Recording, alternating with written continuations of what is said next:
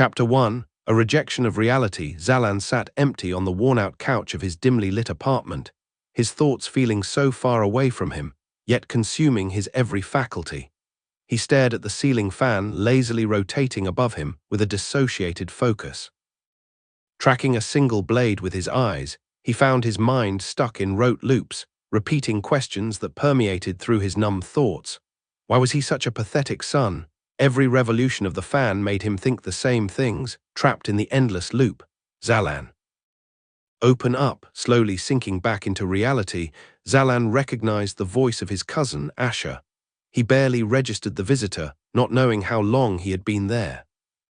The persistent knocking echoed through the apartment, and the distorted silhouette of his cousin pressed against the frosted glass window, with his features obscured by the fading light. The outline of Asher's hands could easily be seen as his face went as close as it could to the window. Zalan hoped the dark home was enough to hide him.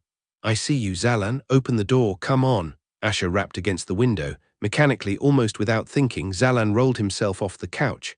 His phone slid off his stomach, thudding against the floor. He had been scrolling for hours before it ran out of battery. Quickly, he stored it in his pocket. Finding his way to the front door, Zalan opened it a crack. The light of the outside world caused him to squint. "Ash," Zalan acknowledged monotonously, looking him up and down. Asher had a Tupperware of food in one hand, a bottle of pills in the other, and a series of worry lines on his face. He quickly evaluated Zalan, his eyes zipping with increasing intensity. Zalan could only assume what his cousin was seeing. He had plenty to assess, from the deep bags under Zalan's red eyes to his wrinkly, grease-stained clothes and matted, dirty hair. Asher sighed, closing his eyes and reopening them quickly. "Zalan, are you okay?" "Calls aren't going through. What's going on?" Asher asked, throwing the door open and allowing himself inside. Zalan shrugged and closed the door behind him, dragging his feet to catch up. Asher looked him over for another few seconds before Zalan realized he'd been asked a question. "Not really in the mood to talk," Zalan said, tapping his pants pocket that held his phone. He deliberately placed it on Do Not Disturb but still kept it close, as the feeling of it in his pocket provided him some comfort. "Doesn't mean you can ignore everyone," Asher said pointedly, looking around the apartment. The residence was shrouded in darkness. The setting sun cast long shadows in the rooms, none of which had any lights on. Asher kicked lightly at the small pile of pizza boxes at the foot of the kitchen counter and made a face before forcing a smile and looking up at Zalan. The floor was littered with crumbs from various chips and their bags haphazardly thrown around the home. Candy wrappers and popcorn kernels gave the white kitchen floor an extra splash of color. Asher began to pick up the smaller trash immediately as Zalan watched impassively. "You drinking any water?" Asher asked. "I guess," Zalan shrugged. "That's not really an answer," Asher replied, frowning. Zalan offered nothing more.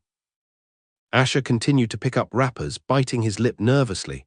"We are worried about you, man," Asher finally said, dumping a small pile of trash in the overflowing trash can. Zalan said, his eyes and mind beginning to drift away from the conversation. "I'm serious. We haven't seen you in days. Can't get you on the phone." "Have you at least gone to visit her?" Asher asked. Zalan's eyes narrowed as he brought himself back, trying to piece together the puzzle of the question. "Visit? You mean Mom?" Zalan asked, his stomach lurching. "Yeah, who else?" Asher asked. "Why would I?" Zalan trailed, deciding not to complete the thought. "It'll be good for you," Asher assured him. Zalan's lip twitched and he turned away from Asher, lumbering back to sit on his indented spot on the couch. Asher pulled out the trash bag in the kitchen's bin and replaced it. He took the trash bag and leaned it against the front door before going to join Zalan in the living room in a seat across from his cousin. He flipped on the light, and Zalan turned away with his eyes closed, pained by the second uninvited guest in his home. He clicked his tongue in irritation. "So you're gonna go visit her?" Asher pressed. Zalan sighed and laid down across the couch, placing a hand over his eyes to block out the light. "Zalan, what?" Zalan snapped, annoyed. "You're gonna visit her," Asher said with finality. He was no longer asking. "Why?" "You'll do it because I'll drag you there. We're gonna get you out of the apartment and help you. Not like you're even pretending you have anything better to do," Asher said, looking around the mess of Zalan's home. Zalan laid silently as Asher leaned forward in his chair, awaiting a response. He then breathed slowly, giving no indication he was still a part of the conversation. "Zalan," Asher ventured. "Yes, fine, I'll go, just please stop talking, Ash, and turn off the light." Asher opened his mouth to say something more but decided to shrug and accept the small victory. He placed the Tupperware on a coffee table next to Zalan and the bottle of pills next to that. "Eat something," Ash said. "It's barbecue chicken and carrots." Zalan shifted the hand away from his eye, peeking at the container of food. His stomach groaned. He sighed and rolled himself up, pulling off the plastic cover and pointedly avoiding the gaze of Asher's satisfied smirk as Zalan took a big bite of chicken. "And take one of these." Asher knocked on the closed bottle of pills. "What is it?" Zalan asked, his mouth full. "Sleeping pill."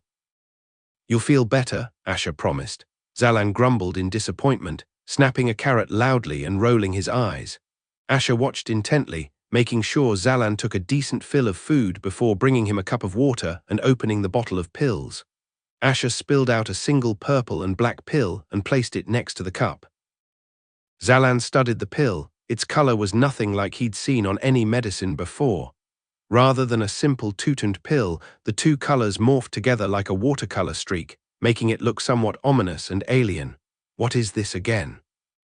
"This doesn't look normal," Zalan attempted. "Drink it," Asher asserted.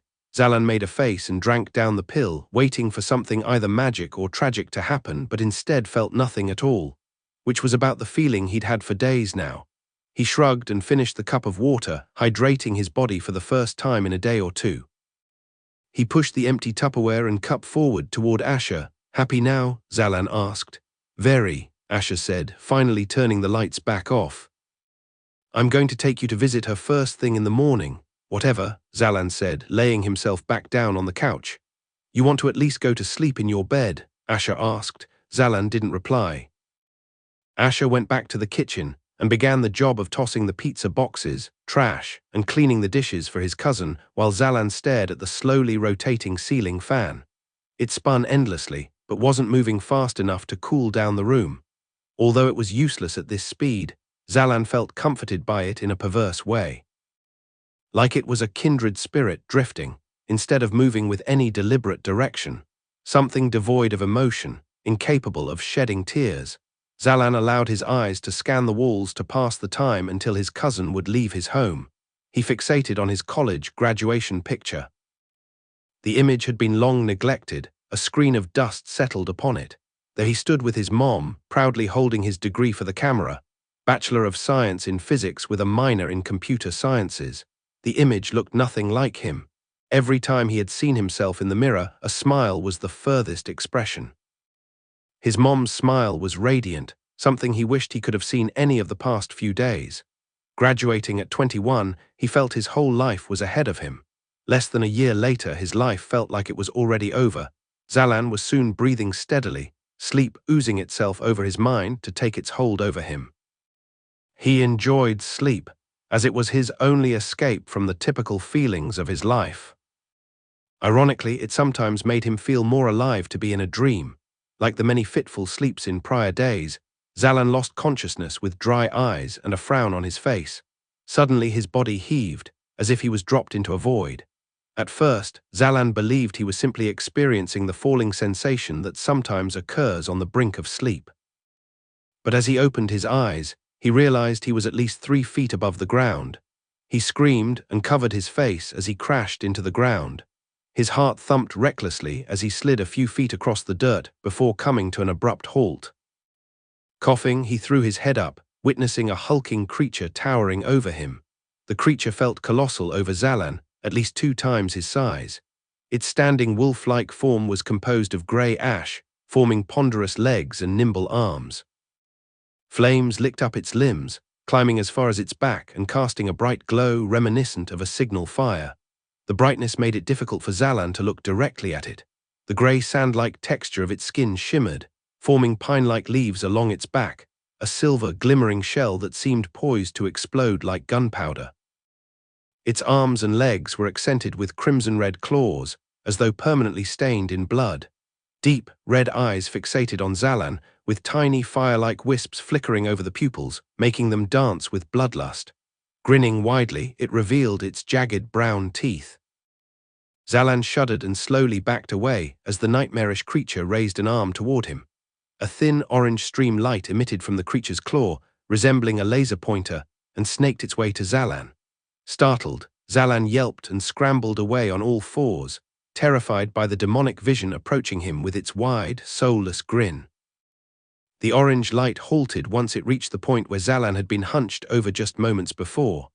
Suddenly, the ground swelled and erupted in fire and dirt, temporarily blinding Zalan with its intense flame. Zalan screamed in fear and continued to scramble as fast as he could in his unseeing state, eventually regaining vision and discerning shapes once more. Zalan's vision was still madly disoriented. He noted the sun's height. It was too high for this time of day. It should have gone down right as he was falling asleep. His eyebrows drew together as he suddenly realized he was nowhere near home, stranded in vast plains with sparse flora. In the distance, an old wooden town stood with an ocean beyond it. The climate was arid and warm, and the horizon appeared empty on all sides. He couldn't see his apartment complex anywhere. Everything seemed dreamlike, yet he felt entirely awake. Something shifted behind him. As his heart sank in his stomach, he remembered a monstrous creature had been next to him just a moment ago. He twisted his neck around rapidly and gasped. The creature had raised its arm again, and the thin orange light traced across the ground, landing immediately in front of Zalan's feet. Zalan looked up at the creature and then back down in horror as the orange light burrowed into the earth. The ground shifted beneath him, and he could sense the impending blast, swelling in anticipation of obliteration. Chapter 2, A fiery friend. Zalan shut his eyes in fear, all but certain his life would end right now, not knowing anything about what was transpiring. Suddenly, he heard something thud in front of him. He opened his eyes and saw a young man with short black hair, dressed in a fading red tunic, his arms planted down on the swelling earth just as it erupted. Rather than exploding, the flame was directed out to the side, like a pot emitting steam from only one end. It arced sideways, blasting Zalan with the heat of the flames, enough to leave his face a hot pink and burn his eyebrows clean off. Zalan was fine with the slight damage he sustained as long as he could still breathe. With wide eyes, he watched the explosion dissipate, then looked toward his savior. "You certainly should not be alone at a time like this," the stranger said nervously. Without looking away from the creature, the stranger grasped Zalan and pulled him to his feet as he stood up.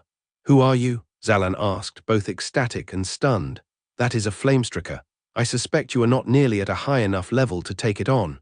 Make sure you do not let its explosive light touch you," the young man explained. He looked to be about Zalan's age, and he twitched and fidgeted as he watched the monster move. "I asked who you were," Zalan mumbled, looking past his new ally and keeping focused on the flamestriker before it raised a claw again. "Right, sorry, my name is Rep," the ally replied with a cringe-induced grimace. "We need to rush around the flamestriker." "Rush around it?" Zalan asked, concerned. The beast slowly began raising its arm, its eyes locked on the two of them. "Its pointing explosion is rather slow. If we wait for it to get close to us, we can split and run at it. I will unsheath my sword to draw its attention toward me and strike." "That should give us time to get to Oriton," Rep gestured to the town on the other side of the creature. "I don't know what's going on, are you sure?" "I am not." "But we have to move," Rep said as the orange light raced toward them, preparing to explode. Zalan waited for Rep's signal while sweat rolled down his neck. "Now!" Rep pulled a sword from a sheath at his hip and dashed to one side, while Zalan stared, frozen in fear. The light continued to slide gradually toward him. Zalan grunted in frustration as he forced himself to rush the other way, making a wide berth around the flamestriker. The area where Zalan and Rep had stood moments earlier shook violently as the explosion erupted raucously. Zalan looked away from the blinding light and glanced up at the flamestriker, which was quickly advancing toward him, seemingly ignoring Rep on the other side.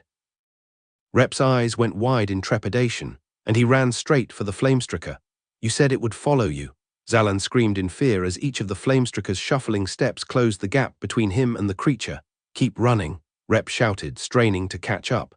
Zalan had no plans to do otherwise and carried himself as fast as his legs would allow. He was stunned to see how swiftly he could move, considering he had felt so awful only moments ago, but didn't have time to dwell on it. He chanced a glance backward and saw the Flamestricker's ghastly, wide smile growing even wider with each earth-shaking step, bringing it closer to Zalan. "Hurry," Zalan shouted, keeping his eyes fixed on the town ahead. He wasn't sure how much of a difference it would make to hide in the town with a monster of this size behind him, but at this point, he was willing to try anything to get away. "Turn around, get away from there," Rep shouted in a panic. Zalan had no idea what he was referring to until he saw the orange light ahead of him, cutting off his path.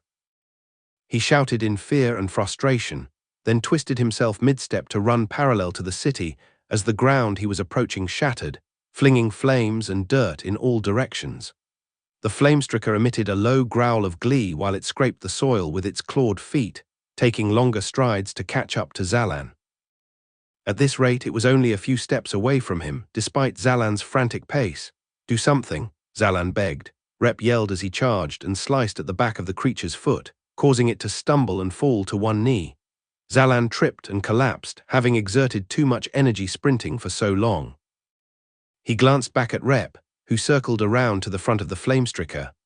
Putting his full body weight behind the swing of the sword, Rep aimed at the creature, but the Flamestricker groaned and threw a flaming arm up, smacking the sword clean out of Rep's hands.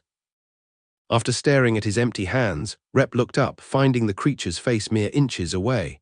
Shouting in a mix of fear and power, Rep struck the creature's face with his bare hands, knocking its chin straight upward. The Flamestricker recoiled, growling in pain. "Run, run, run, run." "Run," Rep screamed repeatedly in panic, waving for Zalan to get up to his feet and run back toward the city. Rep began running at full speed toward Oraton. The Flamestricker roared in anger as it brought itself back to its full, considerable height. Zalan was barely able to start running again when he heard the monumental movement of the Flamestricker. Its wolfish face howled in anticipation as it began bounding on all fours instead of walking. Zalan thought he had seconds, but he only had heartbeats. It ran toward Zalan, ignoring Rep. Rep shouted more instructions. "Head down." "Get down," Zalan allowed his exhaustion to take over and collapsed on the ground, hardly able to keep his face from striking the ground. He felt both the searing heat and the wind of the claws swing above his head. Clenching his body tightly in fear, Zalan watched as the Flamestricker bounded forward, its momentum carrying it farther than the two allies. "Rep, what do I do?" Zalan picked up his head, watching the Flamestricker turn itself around and slowly grinning at him.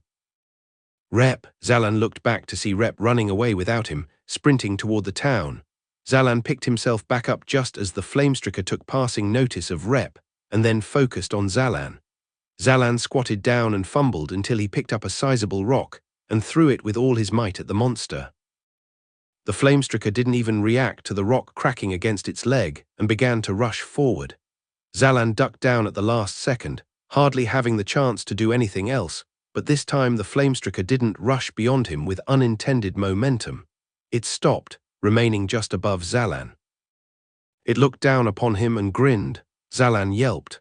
Without thinking, he jumped up with his fist in the air and collided with the beast's face just as Rep did earlier.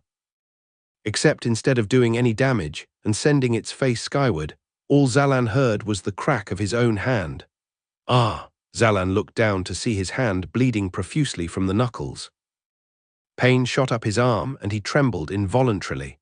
The Flamestricker found the display wildly amusing and laughed a low, fear-inducing chuckle, each chortle causing the flames of its arms and legs to increase ever so slightly in its mirth.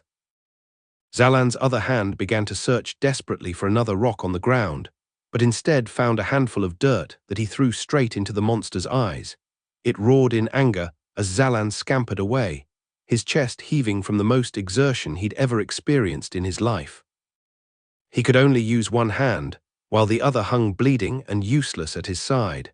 Forcing himself upright proved to be too challenging without the use of both hands. He twisted his ankle, hurting himself in the process, and barely managed to move away from the monster. The Flamestricker wiped the mess of dirt from its face and fixed its red eyes on Zalan before pointing toward the slowly advancing explosive light. The deadly beam was catching up quickly to Zalan, who was barely able to keep himself upright, much less run at full speed. The town felt light years away from him, Just as the orange light neared, a flame erupted beneath the flamestricker, burning its face. Zalan had been so focused on fleeing that he didn't notice Rep's return. Suddenly reappearing under the monster's feet, fire streamed from Rep's fist. In his other hand, he tightly gripped his retrieved sword. "Get out of here. Run," Rep demanded. He dodged away from a claw coming down on him. Zalan nodded numbly and continued to stumble toward the short walls surrounding the town, each breath painful as his fist burned and his ankle throbbed. Keeping his eyes on Rep and the flamestricker behind him, Zalan noticed a small trail of blood drops forming from the wound in his fist as he ran. Rep dodged another strike and swung his blade with full force at the creature, only for it to be seized, then cleaved in two by the flamestricker's other arm. Rep stared in horror. The creature kicked him several feet away with full force before bounding toward Zalan. Snarling, the flamestricker pursued its weakened, bleeding prey. "Keep going," Rep coughed. The flamestricker's mouth went from a grin to a gaping maw as it decided to forgo flame-based attacks and consume directly from Zalan's flesh. "You are almost there," Rep promised. Zalan realized he was nowhere near the city wall, let alone close enough to reach any of the gates before the creature could attack him.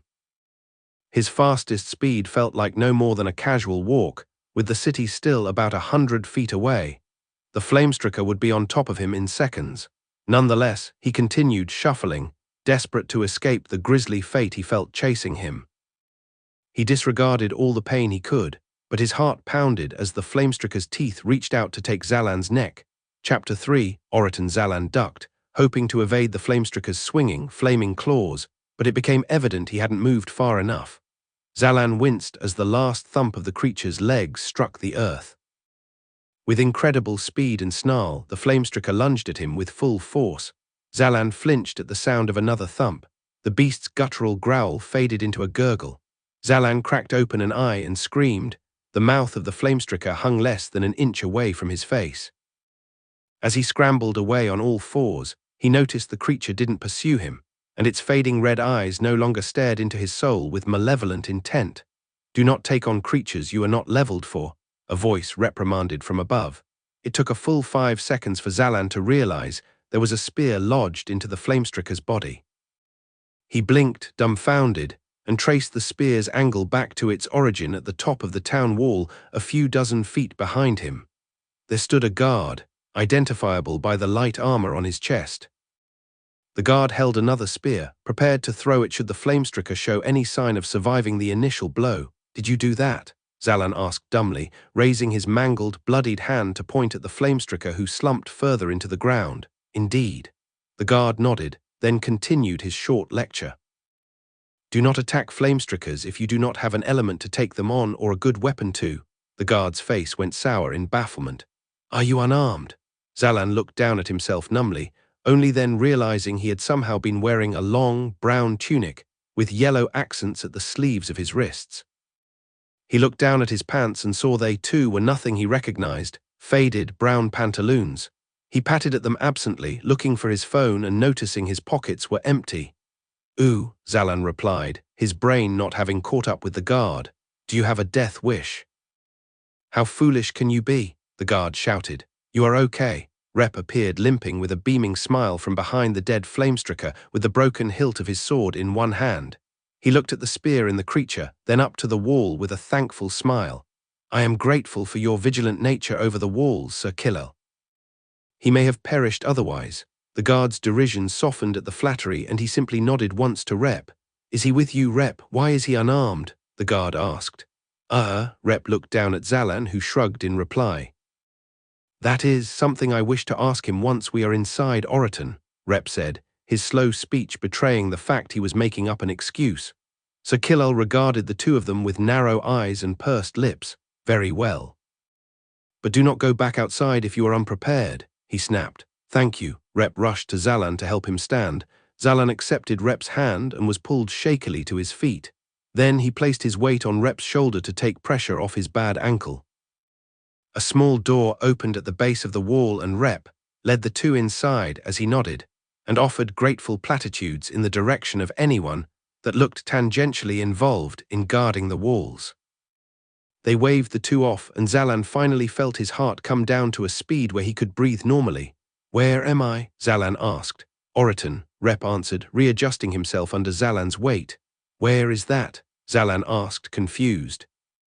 He studied the buildings, all of them wooden and very few with words written in English, instead opting to have symbols to represent what type of business was housed in the building. Well, Oriton is a port town, so it borders the sea on. No, where are we? Is Oriton far from Merced? Zalan asked. Merced, Rep repeated hesitantly. California, Zalan said. California, Rep trailed, quickly feeling out of his element. Where am I? Zalan snapped. Oriton, Rep insisted. We are in Oriton, near the sea. But where is that? What state? Zalan asked. I do not state, you must mean grieve. Well, we call it the land, but I think you understand it as, what, that's not a state. Where am I? Where Ash? Who are you? Zalan suddenly withdrew his weight from Rep and began to limp on his own as though it was a form of punishing him. I am Rep, I am here to assist you. I was, inspired to come to your aid when you arrived in this world. You might be confused, but do not be afraid. It is normal to, this world. Zalan cut in. Please allow me to. What do you mean, this world? Rep cleared his throat self-consciously. You are not in the world you were born in, Rep explained. Yeah, right, this isn't a new world. Zalan spat with confidence.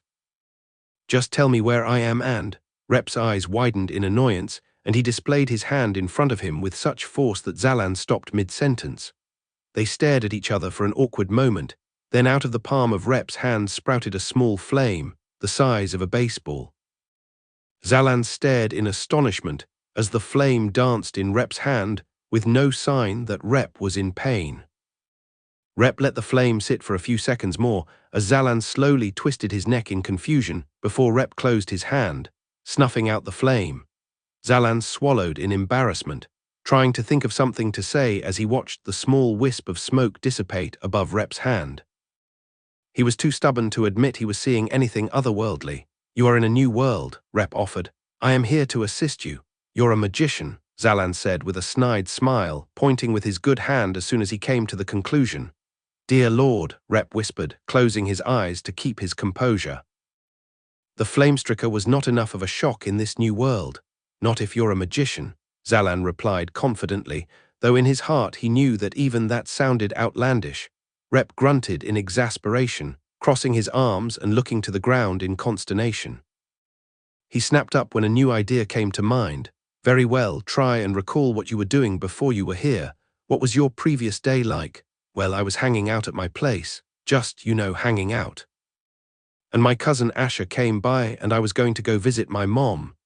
Zalan trailed at the mention of his mother, his thoughts immediately clouding. A hollow sensation ate his stomach, and the memory twisted a knife in his mind. Rep waited for him to continue for a few moments, then continued when Zalan offered nothing more. I do not know what to tell you. Your mother is not around, Zalan, Rep said. Say that. Zalan snapped angrily. Rep put up his hands in a gesture of peace. I apologize. I only want to be clear that you are in a new world. Do me a favor and continue to walk so we may reach the guild faster, Rep said, taking a step forward, but Zalan remained immobile. I don't know why I should listen to you. You won't even tell me where I am, Zalan said, his eyes revealing more confusion than defiance. Rep's face turned from urgent annoyance to soft and comforting. I see you are scared of your new surroundings. This may help you understand. Tap your fingers like this, Rep said, tapping his index finger against his thumb 3 times. What is this? The next part in your magician act where you, A black spot appeared on the lower end of his arm. He flipped his arm up and stared in shock at his wrist, which was now populating itself with text written in ink, as though an invisible calligrapher was writing onto the canvas of his upper arm. Level, 1 strength, 1 wisdom, 1 experience, 9 element. Zalan stared in disbelief at the text for a second, then spent the next moment trying to wipe it away with his free hand. After a few seconds, he was relieved to see it disappear on its own. He continued to look at his now clear wrist, then looked back up to Rep. What just happened? Zalan asked. You checked your abilities, Rep answered matter-of-factly. Zalan tapped his fingers together again and saw the information appear once more. He shook his head. What did you do to me? Zalan asked, curious. Rep paused, seeming to pivot his words mid-thought. I am only trying to get you to understand where you are. Oriton, Rep explained calmly. That's it. I'm not getting anywhere with you. Zalan threw his hands up and looked around. Rep waiting with an increasing feeling of annoyance. I'll ask someone smarter than you. Very well, Rep shrugged. Zalan scoffed and looked for someone, but was quickly distracted by the town that surrounded him. The town itself was of modest size, surrounded by walls on all sides except for the portion on the far end that neighbored the sea. Every building he could see looked to be made of wood, either set together or molded in strange shapes, as if a few beams grew spontaneously into buildings. The streets were made of stone laid together, and everything seemed to be covered in dirt. He looked up and down different roads, teeming with the life of the city. Dozens of people traveled between shops, bargaining, and in general, brought life to the area. Zalan realized that they all wore odd clothes like they were in a medieval fair and had weapons to match. Most walked around with swords at their hips, no one taking note of Zalan, analyzing each one of them as they passed. Some stray animals scrounged for scraps, scampering between stalls that would shoo them away. Zalan discovered that street signs were hand-carved, most having images of things like meat and weapons, with the rare addition of something in English to supplement the symbol. He looked past Rep, who began folding his arms, and pointed to a passing old man with a bag of fruits slung over his back. "Hey, you," Zalan demanded. "What city is this?" The man looked up nonplussed. "You do not know where you are?" the man asked. "Just answer the question," Zalan said. "You are in Oriton," the man replied. "And where is that?" "At the edge of the sea, a few hours' journey from the Cliffs of Shadow, and—" "No, what state is this?" "What country?" "Grieve," the man said, stunned at Zalan's words. He turned to Rep. "Is he related to Captain McKittrick? Perhaps he has had a few too many visits with the mind of madness, or is he with you?" "He is with me." Rep nodded apologetically. Zalan opened his mouth to say something more but couldn't come up with anything. The confused man walked away, chuckling to himself. "Zalan, please," Rep pleaded. "How do you know my name?" Zalan asked. "I understand you are confused right now, but please listen. You are in a new world, currently in the town of Oriton. This realm is nothing like your previous world. The reason I know your name is that I am to be your guide. Just try and humor the idea for a moment. You are in a new world," Rep repeated. Zalan opened his mouth to counter but rolled his eyes and decided to at least try. The sun looked the same as did the people, albeit in strange clothes. But only now did he realize that he felt very different. His eyes weren't dry. His stomach wasn't perpetually upset. The physical exertion of his run and the creature he witnessed certainly wouldn't have existed in his own world. Most importantly, the pain that was in his heart before he went to sleep was somewhere buried deep, not taking over his every thought and movement. Perhaps this new world was a dream of some sort, he pinched himself, but the attempt to wake himself felt so tiny compared to the pain flaring from his twisted ankle and bloody hand. The dream world was potent and he couldn't just will himself awake. "All right, say that I believe that I'm in a new world," hypothetically. "How did I get here?" Zalan asked. "I cannot say," Rep admitted, his voice low. "Great, as soon as I start believing you, you run out of answers," Zalan said, annoyed. "Do you know how I can get back home?" he asked. "Perhaps there is an artifact that may send you back, but which artifact I would not know." Then Rep smiled. "But I do know someone much more knowledgeable than myself who may be able to assist us." He immediately led the way as Zalan followed. Zalan looked down at the wound on his knuckles, the open flesh stinging when in contact with the wind. It hurt in a way that felt like he wasn't in a dream world, but that was absurd. This would go away as soon as he woke up and was back home.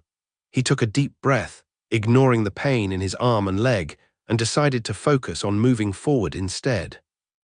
He would do whatever it took to wake up and get out, but to try and distract himself from the injuries, he tapped his index finger to his thumb and brought up the abilities on his forearm once more. Chapter 4, Get in line. "So, why isn't there a stat like health on my abilities list?" Zalan asked, raising his wrist to get a better look at the lost skin scabbing over on the knuckles of his right hand. "An interesting question." "Do you have a health stat in your world?" Rep asked. "No, we don't have any stats where I'm from," Zalan replied. "So why are you expecting to see it here?" Rep asked, pointing to Zalan's wrist as the abilities faded away. "I just guess I've just seen a more robust system in games I've played," Zalan admitted. "Games?" Rep inquired. "What about this elemental ability?" "What is that?" "That I can answer for you," Rep said, tapping his index finger to his thumb and revealing his own stats. He was level 3 and his elemental stat read as fire. He then snapped his fingers and sprouted a tiny flame on his thumb. You can approach an elemental creature and accept their challenge in order to gain their power. Then you can emit whatever power it grants. You mean I can have a fire power? Zalan asked, interested. Not just fire. There are many elemental powers to be found in the world. Fire, wind, water, earth, plant, shadow, and more that are either rare or we are yet to discover. Can I get multiple powers? Zalan asked. Well, you certainly can achieve multiple powers, but the challenges placed forth by the elementals are normally fairly difficult and you might find yourself satisfied after having achieved just one. And as you called yourself my guide, what does that mean in this world? Rep took the next few steps in silence. Rep, Zalan prodded. It is what I have decided to call myself, Rep answered quickly. Why? Because I am willing to guide you back to your home. Well, as my guide, will you take me to get one of these powers if I ask you to? Zalan asked. Rep smiled, happy to see Zalan taking the world more seriously. It is difficult to search for elementals, but I will do my best to find one for you to have your own power, Rep promised. Zalan smiled at the thought, then remembered this might all be some strange dream, as much as he felt he was awake. What would be the point of a power that would disappear when he woke up? If only he could figure out how to wake up. He thought back to his plans to visit his mom, and a wave of cold guilt washed over his heart. He ran a hand lightly through his hair. I'd actually rather just go home, to be honest, Zalan admitted. Very well, the first step requires you to go in there. Rep nodded his head to a building standing before them. Zalan looked up at the sign hanging above the door and saw no words, only an intricate insignia of a tornado emitting flames, a pillar of light and lightning. Just in there, Zalan asked, looking back at Rep. You want me to go alone? Oh, I suppose I could lead you in. I was going to follow after you, but leading is fine. Rep walked in step with Zalan and opened the door for him. Zalan took a hesitant step forward and looked over the bunks set up around the large room, a table seated in the center, and another room leading into a hall on the other side of the room. The wooden walls were bare and the only light was that which bled in through windows and the open door. Zalan looked around for anyone inside the place, then back to Rep. Where's the person who's supposed to get me out of here? Zalan asked. What? Rep looked confused for a moment, then blinked in recognition. Oh no, this is the guild. You need to sleep and rest to heal your arm and leg. Why? Rep looked down at Zalan's bleeding fist with concern, then back up to him with a queasy grin. Why not? Rep asked. None of this will matter once I wake up back in my own world, right? Neither of us know the answer to that, Rep said, shifting uncomfortably as another drop of blood fled Zalan's fingers. Fine, how about we cover it up with some bandages real quick and then head back out, Zalan offered. Just go lie down and rest. Not even tired. This is not about being tired, it is about resting to heal yourself, Rep said. That'll take way too long. This won't even matter when I'm gone, Zalan protested. Lie down or I will not tell you how to get to Madam, to the person of interest. Rep quickly corrected himself. Zalan rolled his eyes, frowning, but ultimately decided to listen to Rep and lie down on a cot. It was a thin bed and rather uncomfortable to lie down on. Despite this, Zalan found himself dozing in the moments after he was laid flat, as though the exhaustion of the earlier battle caught up to him all at once and swept him with their collective fatigue. Zalan started to wonder what the implications were of falling asleep, if he was already slumbering in a dream world, but quickly felt his mind drifting before he had the chance to think the idea to its completion. As was the case for many days now, he fell asleep with a frown on his face. Zalan's eyes shot open what felt like a moment later, and he sat up in the bed, ducking under the bunk above him. Rep was sitting at the table in the center of the room, playing idly with a tiny flame he was struggling to maintain at the tip of what was left of the sword that had been broken by the flamestricker. Zalan noticed that Rep looked fine, like he wasn't kicked by a giant flaming wolf less than an hour ago. Zalan looked down at his own fingers and saw they were completely healed, devoid of any wounds or scabs. He rolled his ankle slowly and determined it was also fully healed. He was fully refreshed. What the? Zalan murmured. Feeling better? Rep asked, looking up from his sword and snuffing out the flame while sheathing the weapon. I told you that all you needed was to rest. I got myself some rest as well. How long have I been asleep? Zalan asked, standing up and appreciating how he could stretch without pain. 3 minutes, perhaps 4, Rep shrugged, moving to the doorway. You're messing with me, right? Zalan said, quickly catching up. 3 minutes? I see you are disturbed. Is it faster in your world? Rep asked. No, it would have taken me, I dunno, like weeks or months before the scabs on my hand would have fully healed. I just sleep here and I'm all healed up, Zalan asked, pointing to the beds as Rep opened the door outside. Correct. You experience something called the healing rest. A short slumber will be enough to heal all external wounds, so long as you rest in a safe place. It is different from regular sleep, dedicated only to healing oneself. You can treat this guild as your residence from now on. It is called the Journey House. Named as such because we are a nomadic guild, many in the guild are often out on a quest of some variety. Cool, Zalan said, looking over his hands in the sunlight that was miraculously still overhead after he had slept. What now? Take me to where I can go home. Indeed, we are not far from finding someone with a solution. Rep nodded his head forward, indicating to the small building with a line heading out the door, people patiently waiting on the far side of the road a few blocks away. A shadow passed over them as a man interrupted their line of sight. Rep. Is this someone looking to learn about artifacts from you, or is this a new member of the guild? The man stopped the two as they were emerging from the guild. Perhaps not officially a member, but he is my guest in the guild. Zalan, this is Instructor Nold, Rep motioned to the man. Instructor Nold was a tall man wearing billowing robes. His deep brown eyes scanned Zalan curiously. He wore gloves over his hands that made it look like his knuckles were all incredibly swollen. Zalan saw that while the man was a bit older, he held himself like he had the full energy of youth within him. He was scrutinizing Zalan like he was a prized cow. It seemed like Nold wanted to poke at his bones and get a good look at him. There was an odd hunger in his eyes and smile that put Zalan off, and he almost wanted to take a step behind Rep to be out of his gaze. Pleasure to meet you, Zalan. Nold held out his hand and grinned widely.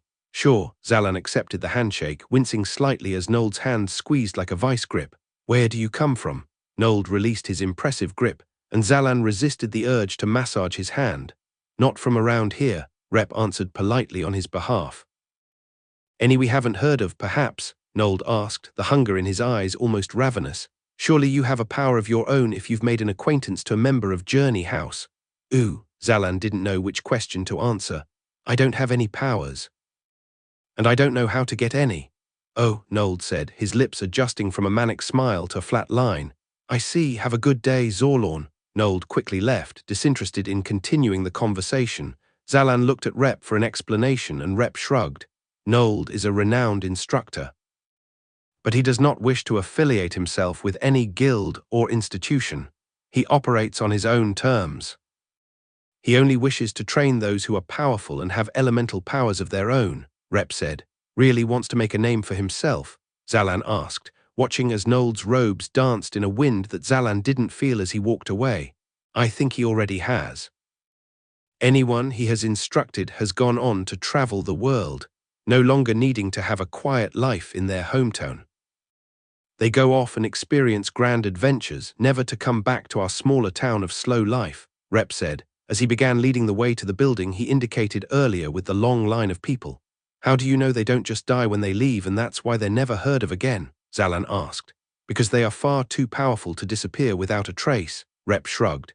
Seems a little eager to find people with elemental power, Zalan noted. It is unsurprising. I suspect he is looking for a protege to train for an upcoming tournament, Rep explained. Sure, whatever, Zalan said, ultimately deciding he didn't actually care that much about this man when he just wanted to get out of the dream world. Rep and Zalan made their way to the modest building, Zalan continuing to marvel at the fact he could put his full weight on both of his legs so soon. Rep and Zalan stood at the back of the line, Zalan craning his neck to count the dozens of people ahead of them. Is it always like this? He asked, annoyed. No, actually, Rep noted, taking in the scene himself. She does not usually have more than 10 or so at a time. She's got a constant stream of people to see her. And all she does is give advice? Zalan asked, surprised. You make it sound like such an insignificant thing. People have come from the edges of the land and beyond just to have an audience with her. Some people travel months only to confirm something they heard that she said second-hand, Rep explained. Yeah, well, I'm not some people, Zalan murmured. Then be grateful that you are already in the same town. Zalan was going to say that it wasn't like he had a choice in the matter, but decided to shrug it off and instead took further note of the types of people in line. Some were farmers, others new parents with infant children, and a few were armed warriors. And the group he saw exiting the building looked greatly satisfied, quickly discussing what advice they received and how to best utilize it. Is this all it takes to get a chance to speak with her? Just stand in line, Zalan asked. Certainly. There is an optional fee, which we will be paying, but one only needs to wait patiently in order to see her, Rep said, pulling out a bronze coin and flipping it in the air. A group of merchants stood in place behind Rep and Zalan, followed by a group of teens behind them, extending the line further. Have you any idea why the line to Madame Hikmah is rather long today? A merchant asked. His mouth was engulfed by his moustache. I do not, Rep replied. She will be off soon is why. The skinny man in front of Rep and Zalan turned back when he heard the conversation begin. She is going to attend the Elemental Rage tournament to judge and offer the prizes. Her travels are to begin in the coming week, and we are not certain how long we will be missing our well of knowledge. The tournament is that soon, is it? Rep said eagerly, nodding his thanks to the man. If you had any elemental power, I would recommend you participate in it yourself, Rep said confidently to Zalan. Zalan smiled weakly. His pleasant smile made it obvious to Zalan that Rep was the one that was enthused about the tournament more than he cared for Zalan to participate. No, thanks. I can't say I care too much about the ongoings of this place, Zalan admitted as politely as he could. Rep closed his eyes in acceptance, trying to keep himself patient. I was only trying to give you the context of the conversation. What would you rather we speak about while waiting in this line? Rep asked as they took a step forward. Ooh, Zalan suddenly felt ashamed but quickly recovered.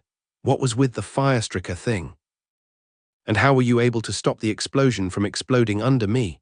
The flame-striker, Rep corrected, was probably prowling the outskirts of Oriton, looking for something to hunt as a plaything. They are often found closer to volcanoes, but occasionally will come out this far when not stimulated enough in their own homes. The explosion redirection was a work of my elemental ability. I have been working on changing the direction of the flame for a while, but I am only level 3, so I was mostly unsuccessful. Seemed pretty successful to me, seeing as you saved my life, Zalan said sheepishly. Except that you lost your eyebrows, Rep smiled.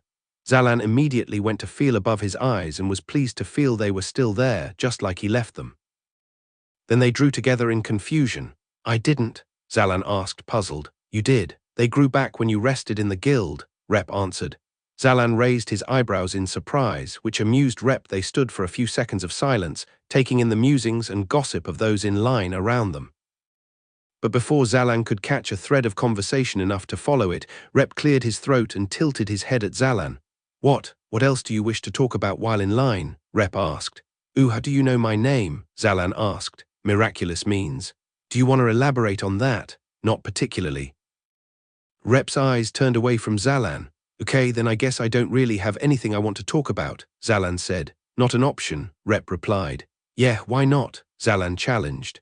I do not react well when left to dwell with nothing but my thoughts. Rep looked perfectly normal to him, standing tall and able to speak to those around him without much anxiety. He wondered whether there was actually any truth to what he was saying. He had an inkling of a feeling that Rep was actually describing Zalan being in a state where being left alone with his thoughts was dangerous. Maybe Rep wanted to be polite and pretend that the issue was his alone. Zalan had no idea why Rep would know something of that nature and decided to drop the thought, knowing it was way too much of a leap in logic. He decided instead to just ask a question so that Rep wouldn't try and keep getting a conversation out of him. All right, fine. So what's this lady's name? Zalan asked, putting his hands in his pockets. He was uncomfortable with the fact they were empty, missing his phone. He then remembered and was made even more unpleasant by the idea that he didn't know how he got into the clothes he was wearing. Her name is Madame Hikmah, and we should address her as such, Rep replied. Because she requires us to. No, she was never one for honorifics, but the people refer to her as such as a token of respect.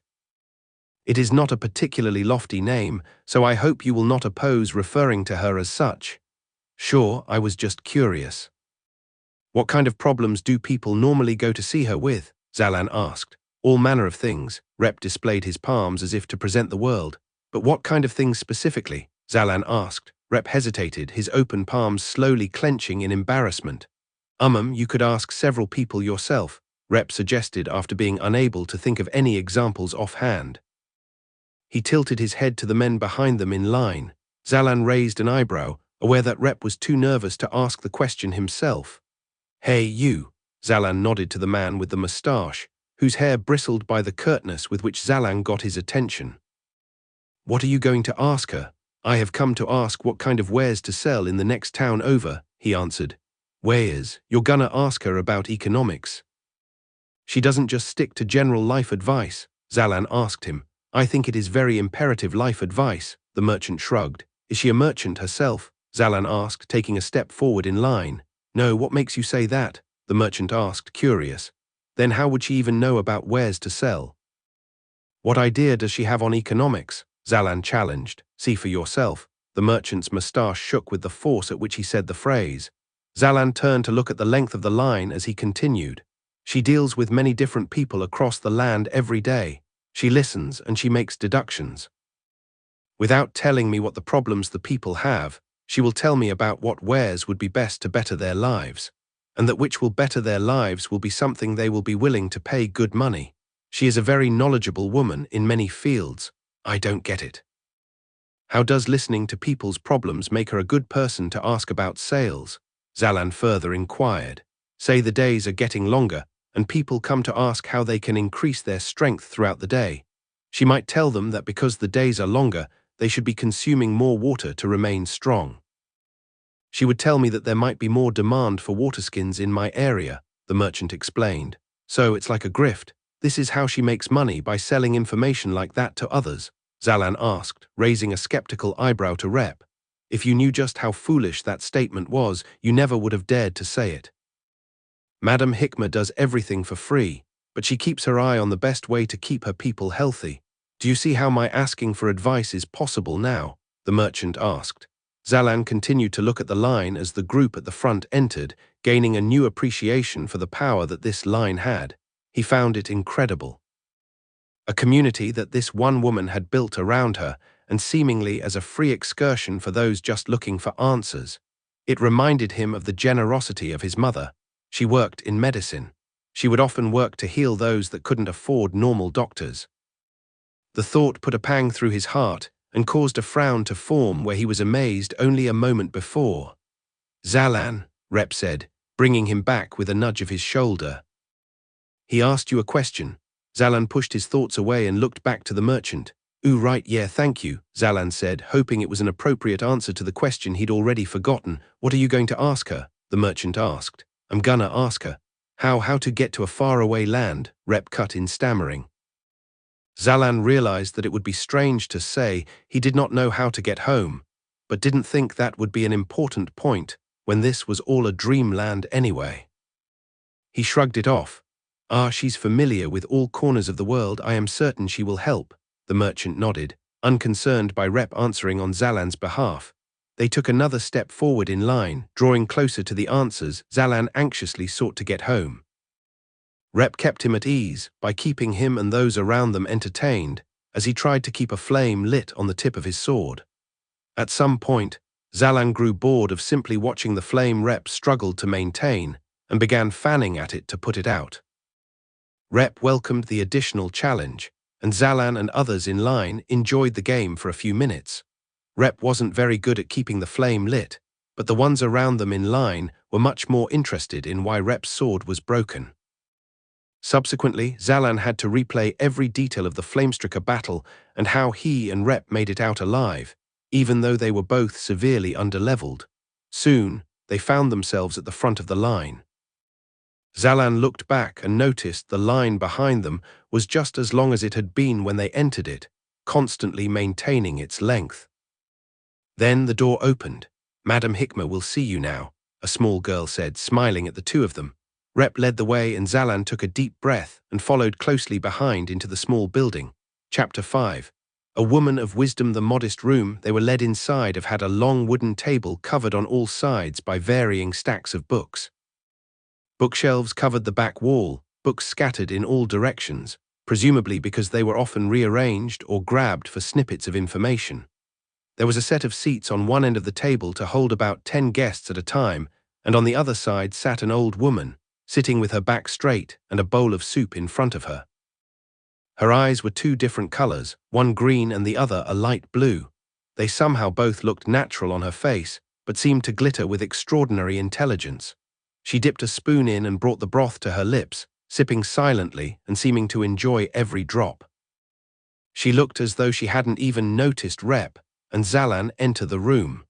Zalan looked over to Rep, who was gazing politely at the woman with an aura of respect. Zalan cleared his throat and decided to be the first to speak. "Madam Hikmah," Zalan asked, both as a way of announcing himself and to confirm they were in the right place. Madam Hikmah looked up from her soup and nodded. She daintily placed the spoon back into the bowl and gently pushed the soup away from her. Zalan noticed it was half full and had a sinking feeling in his stomach that she had been trying to eat this same meal all day. The broth lacked any steam coming off the top and looked like it could be cold. She looked totally at ease, despite his suspicions, and glanced attentively between Rep and Zalan. "I have brought something as a token of gratitude for you seeing us." Rep took a step forward and placed it atop a small pile of growing coins on one end. Zalan blinked as he noticed it. When he walked in, everything just looked like books, including the pile of money. He wondered how much money had accrued in this one day between the gold, silver, and bronze coins in the pile. Zalan imagined it must have been a small fortune. She didn't even look at it. "I am honored." Madam Hikmah smiled at Rep with such sincerity that Zalan secretly wished he had received the kind word instead. "Please sit." "Excuse me one moment, as there is a matter I must attend to momentarily," she said to the two young men, sounding genuinely apologetic. "It's fine," Zalan said immediately, feeling embarrassed to have to impose on this woman. "Thank you." Madam Hikmah looked past them and called out for someone. "Sholu, would you be a dear and come here?" The little girl that led the two associates inside rushed to Madam Hikmah's side as Rep and Zalan sat down across from her. "Take these funds and purchase a few days' worth of meals for the Taldina family. Little Raided was just born, and they will be happy not to be inundated with menial things like preparing a meal when the little one will want to take so much of their time, and give them the rest of the money as a gift from the people of Oraton. Try not to tell them it is from me," Madam Hikmah instructed the girl. "Of course, madam," Sholu nodded, immediately going to dump the pile of coins in a bag she slung over her shoulder. "And keep a gold coin for yourself," Madam Hikmah decided. "Thank you, madam," Sholu said, smiling as she pocketed one coin and moved to the doorway. She stopped just shy of heading out. "Is there anything else I can do for you before I leave?" "No, thank you, dear, you have been wonderful," Madam Hikmah smiled. Sholu smiled wider than she did when she received payment, then ran out the door. "Thank you for your patience." Madam Hikmah looked at Zalan and he instinctively looked away from her maternal affection. "Thank you for seeing us," Rep said. "How are you feeling?" "Much older than I should be." Madam Hikmah tilted her head to one side playfully. "Did you ever discover the nature of the artifact you asked me about, Rep?" Rep's body went tight, his eyes immediately targeting the legs of his chair. He bit the inside of his lip lightly. Zalan looked at Rep with interest, wondering what she was asking about that made him so nervous. "Very well, no need to dwell on the topic. What have you come for?" Madam Hikmah said sweetly. Rep sighed in relief and Zalan's lip twitched in disappointment. "We are hoping you can aid us with some of your wisdom." "I will assist if I am able," she said modestly. Rep looked bashful, suddenly too embarrassed to ask any further questions, and instead looked to Zalan. Zalan shook his head slightly and mouthed at Rep to continue. Rep's eyes widened as he shook his head. They both felt like they were wasting Madam Hikmah's time despite her graciousness. "Rep, if I may ask your friend's name, perhaps?" Madam Hikmah said with patience, breaking the tension and easing the conversation forward. Rep coughed, his voice caught in his throat. "I'm Zalan." Zalan followed. "Zalan, you are not from around here." Madam Hikmah was looking deep into his eyes. "I'm not," Zalan agreed, shrinking into his seat. "That's actually why I'm here. I'm trying to find a way home." "Your home is not of this world." Madam Hikmah nodded to herself, turning to pull a seemingly random book from a shelf behind her. She flipped it open and read quickly, then looked back up at Zalan, who sat stunned. "You can tell," Zalan said, wondering what made it so obvious. Madam Hikmah simply shrugged, as if to suggest that she had stumbled on the answer as a guess more than anything. Zalan felt more encouraged by Madame Hikmah and scooted further ahead in his seat. "Do you know how I got here?" Zalan asked. Madame Hikmah scrutinized his face to the point that Zalan felt she was reading something in his soul. She closed her eyes and breathed in deeply. "You seem to be in a very difficult situation," she said.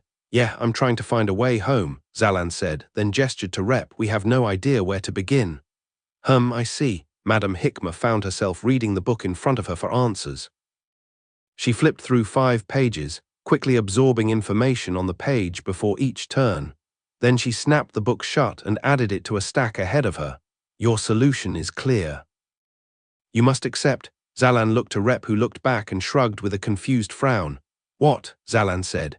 "I told you this would be very difficult," Madame Hikmah said sagely. "What are you saying? Like I should accept this new world? I'm not going to live here. I'm not even sure this world is real." "I have something I need to do back home," Zalan said. "That is the solution," Madame Hikmah assured him. "Well, it doesn't mean anything. It's not a good solution. Give me another one," Zalan snapped. "Zalan," Rep warned, "there is another way. You may decide to overcome the 5 monsters of the mindscape," Madame Hikmah said. "That sounds rather difficult," Rep said, unsure. "Who are they?" Zalan asked. "The 5 are not for me to say. It is best for you to discover yourself and overcome them in your own way," Madame Hikmah replied. Zalan's earlier abashedness had fled, rushed away by his mounting frustration. He groaned, rocking his chair back and forth. How could she have the answers but not want to give them to him? "People line up to get non-answers from you," Zalan cracked flippantly. "Do not speak to her like that," Rep said, standing from his chair suddenly. "I apologize, I could not be of more assistance," Madame Hikmah said sorrowfully, lowering her head. Zalan's frustration was overwhelmed by his shame. He slouched back in his chair, the fire having left his speech. Madame Hikmah looked genuinely upset that she couldn't be of service. "Sorry, I didn't mean that," Zalan sighed. Rep watched him and sat back down, then turned to Madame Hikmah. "Is there anything that we can search for, perhaps? Maybe we are asking the wrong questions. Is there an artifact that would assist in getting someone home?" Rep ventured. Madame Hikmah looked back up. "An artifact to get you home?" she asked, a wonder creeping into her voice. "Yes, indeed, I know of such an artifact, the Homeseeker, a golden cube artifact with black corners. All who touch it while it is active are sent to their homes. Though the one that activated the Homeseeker will be the one to retain it after use." "Okay, perfect, something practical. Where is the Homeseeker?" Zalan asked, sitting straight with excitement. "It lies at the top of the castle of Dokrun that was once brimming with life. It is now prowling with creatures of all forms, some monsters, some mind manipulators, and there are rumors of a full-grown dragon having taken residence within," Madame Hikmah said with caution. "Great," Zalan said excitedly. Rep raised a hand to try and pull back Zalan's enthusiasm. "Perhaps there is something easier for us to pursue. Zalan is only at level 1, and I am not much higher myself." Zalan scoffed, not thinking much of the levels of this world, especially if it was all some dreamlike state. He considered that with enough willpower he might be able to overcome anything here. Maybe activate some lucid dreaming and just get past whatever blocked their way until he made his way out. "I'm satisfied with the Homeseeker thing. I don't need other ideas if that's my way out," Zalan said. "Be forewarned that dragons cannot be easily defeated by any physical means unless also attacked by elemental powers." "If you want the Homeseeker, then you must gain an elemental power," Madame Hikmah said. "Or I could just have Rep do all the fighting for me," Zalan said wryly. "I am not fighting a dragon alone," Rep answered immediately.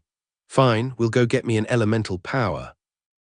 "How do I do that?" Zalan said, turning back to Madame Hikmah. "You must find an elemental and accept its challenge. Succeed and it will grant you its power," Madame Hikmah explained. "Can we just go to the one you got your power from?" Zalan asked Rep. "Indeed," Rep nodded. It was only a 6-month journey each way.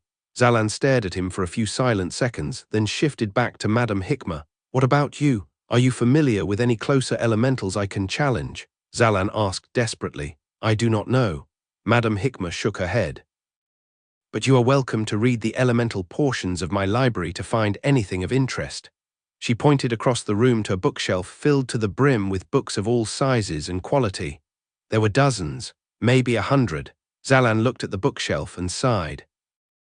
He figured even if he had to read every single book, it would be faster than a year-long journey if he could find a much closer elemental creature. Do we have to stay here to finish reading? Zalan asked. You are welcome to borrow them all. I just ask that you bring them back, Madam Hikmah said.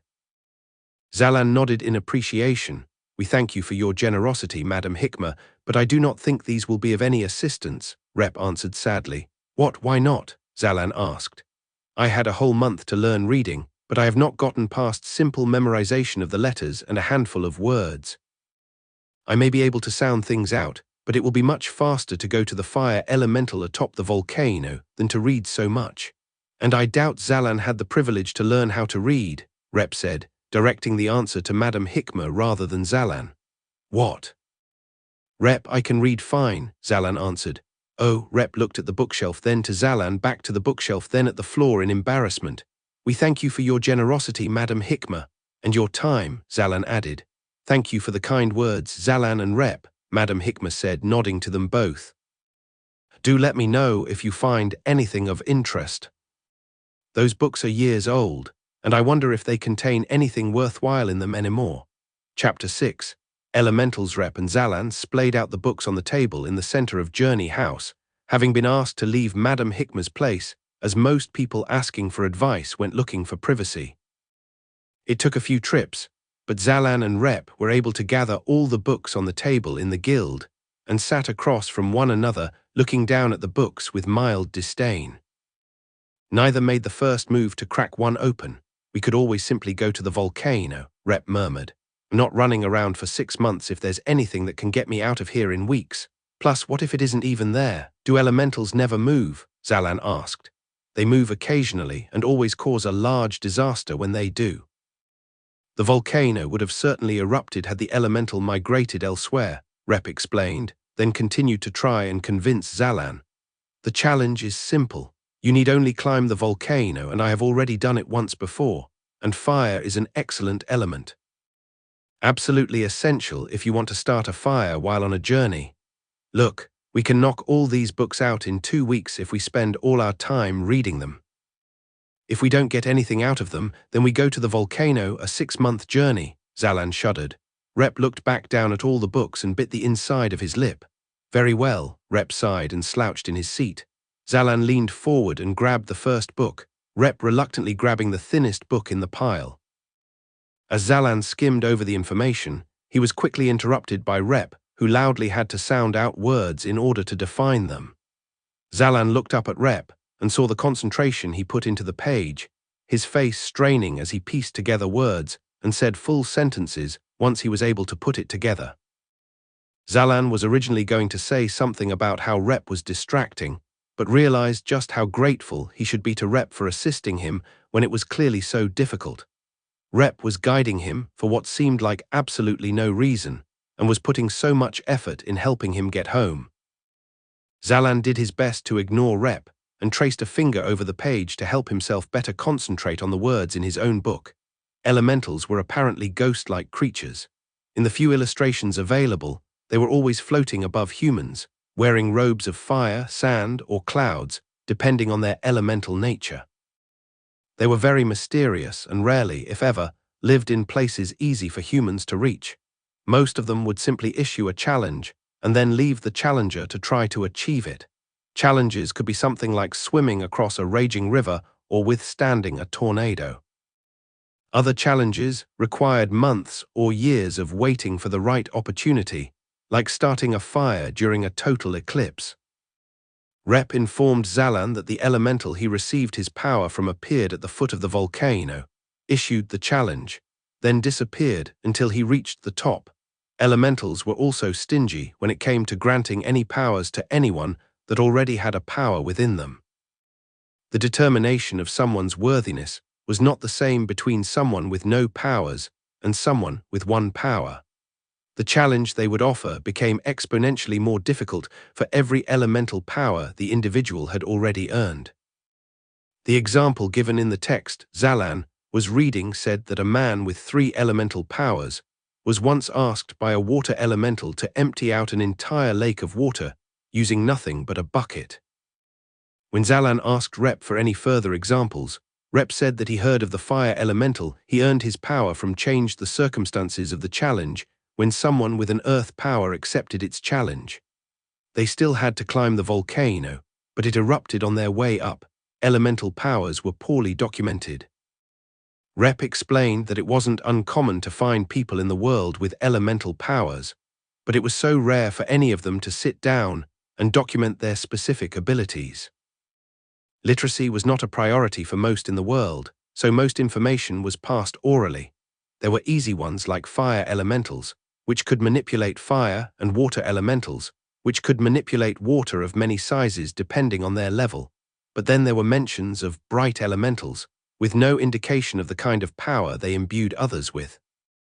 Fire was the most common by far, all books mentioning the elemental that Rep said resided at the volcano. It seemed to have not moved from its place for years, and anyone in search of their first elemental power often went to get fire for the simplicity of its whereabouts and challenge.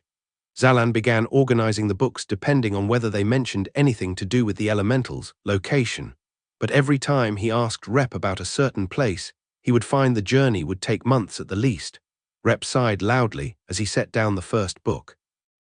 It was only about 50 pages long, but it had taken him hours.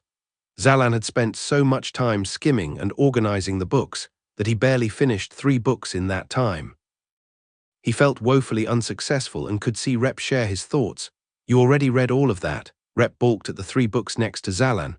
"Yeah, they weren't very long," Zalan shrugged. "What have you found?" Rep tapped his fingers on the table, dreading the idea of opening another book to read at his slow pace. "Not much," Zalan admitted, rubbing his eyes. "Fire elementals are the most common out there, but there are some that have been seen that have yet to give powers like the bright elemental. That one sounds amazing. It's lodged in my brain as something I really want to see.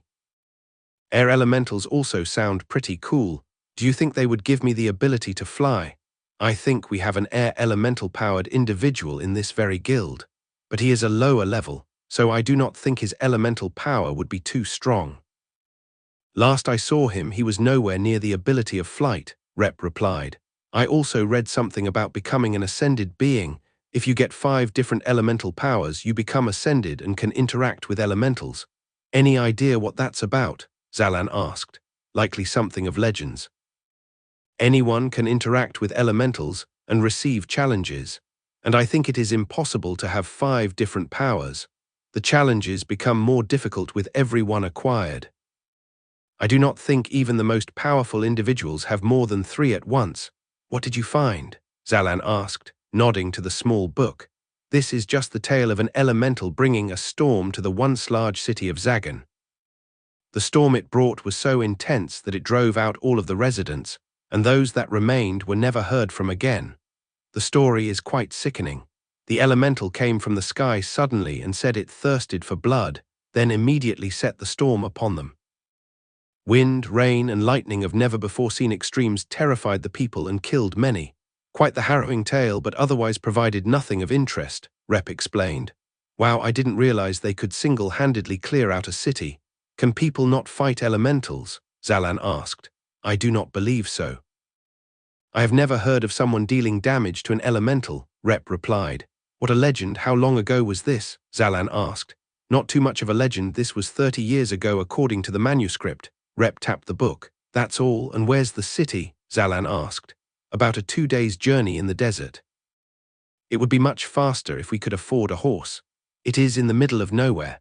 There are no paths leading to or away from the city, as they were left to fade away after the elemental incident. Travelers know well to avoid Zagan, venturing around it rather than through it," Rep answered. "Oh, awesome. Can you take me there?" Zalan asked. Rep sat up sharply, confusion on his face. "Why, the elemental still be there?" Zalan asked. "The bloodthirsty one, the one that destroyed an entire civilization on a whim," Rep reminded. "Yeah, it drove people away. But you said it yourself that elementals don't tend to drift from place to place. It probably settled into its new home by driving out the old residents," Zalan offered. "Not just driving out," Rep said urgently. "It killed many. The storm was deadly. Is there always a storm going on in Zagan?" "What if the storm settled down and it's safe now?" Zalan asked. "That does not matter when you are trying to confront the one that can conjure another storm," Rep countered. "You said it's a 2-day trip. What if we just go check out the outskirts for a storm? If it's bad, then we'll come right back." Otherwise, we can go inside the city and investigate and maybe take on a challenge, Zalan said. Rep regarded Zalan, biting the inside of his lip nervously. What if the challenge is too difficult? You are only at the first level, Rep said. Then we come back home. You said yourself that the elementals normally don't have a time limit to their challenges, Zalan said. I suppose you are confident you can withstand whatever cruel challenge the elemental can come up with. What if it is beyond your abilities? Rep asked. I think we'll be able to work it out. Besides, do you want to just go check out the city to investigate, or would you rather spend the next week reading more things about elementals? Zalan said with a coy smile. Rep looked at the pile of books in disgust and sighed. He continued to nibble on his lip, then breathed loudly and stood up. Fine, Rep intoned. But you must listen to me closely once we are outside of the walls. Of course, Zalan said, beaming as he stood. There can be any manner of monster out there, and I do not wish to repeat the disastrous fight that we had with the Flamestricker, Rep said. Yeah, I already agreed with you, Rep, Zalan said. And we must be smart about how we travel, Rep added. Yeah, okay, I got it, Zalan snapped. Can we get out there already? What? Rep asked, walking to the door and opening it wide.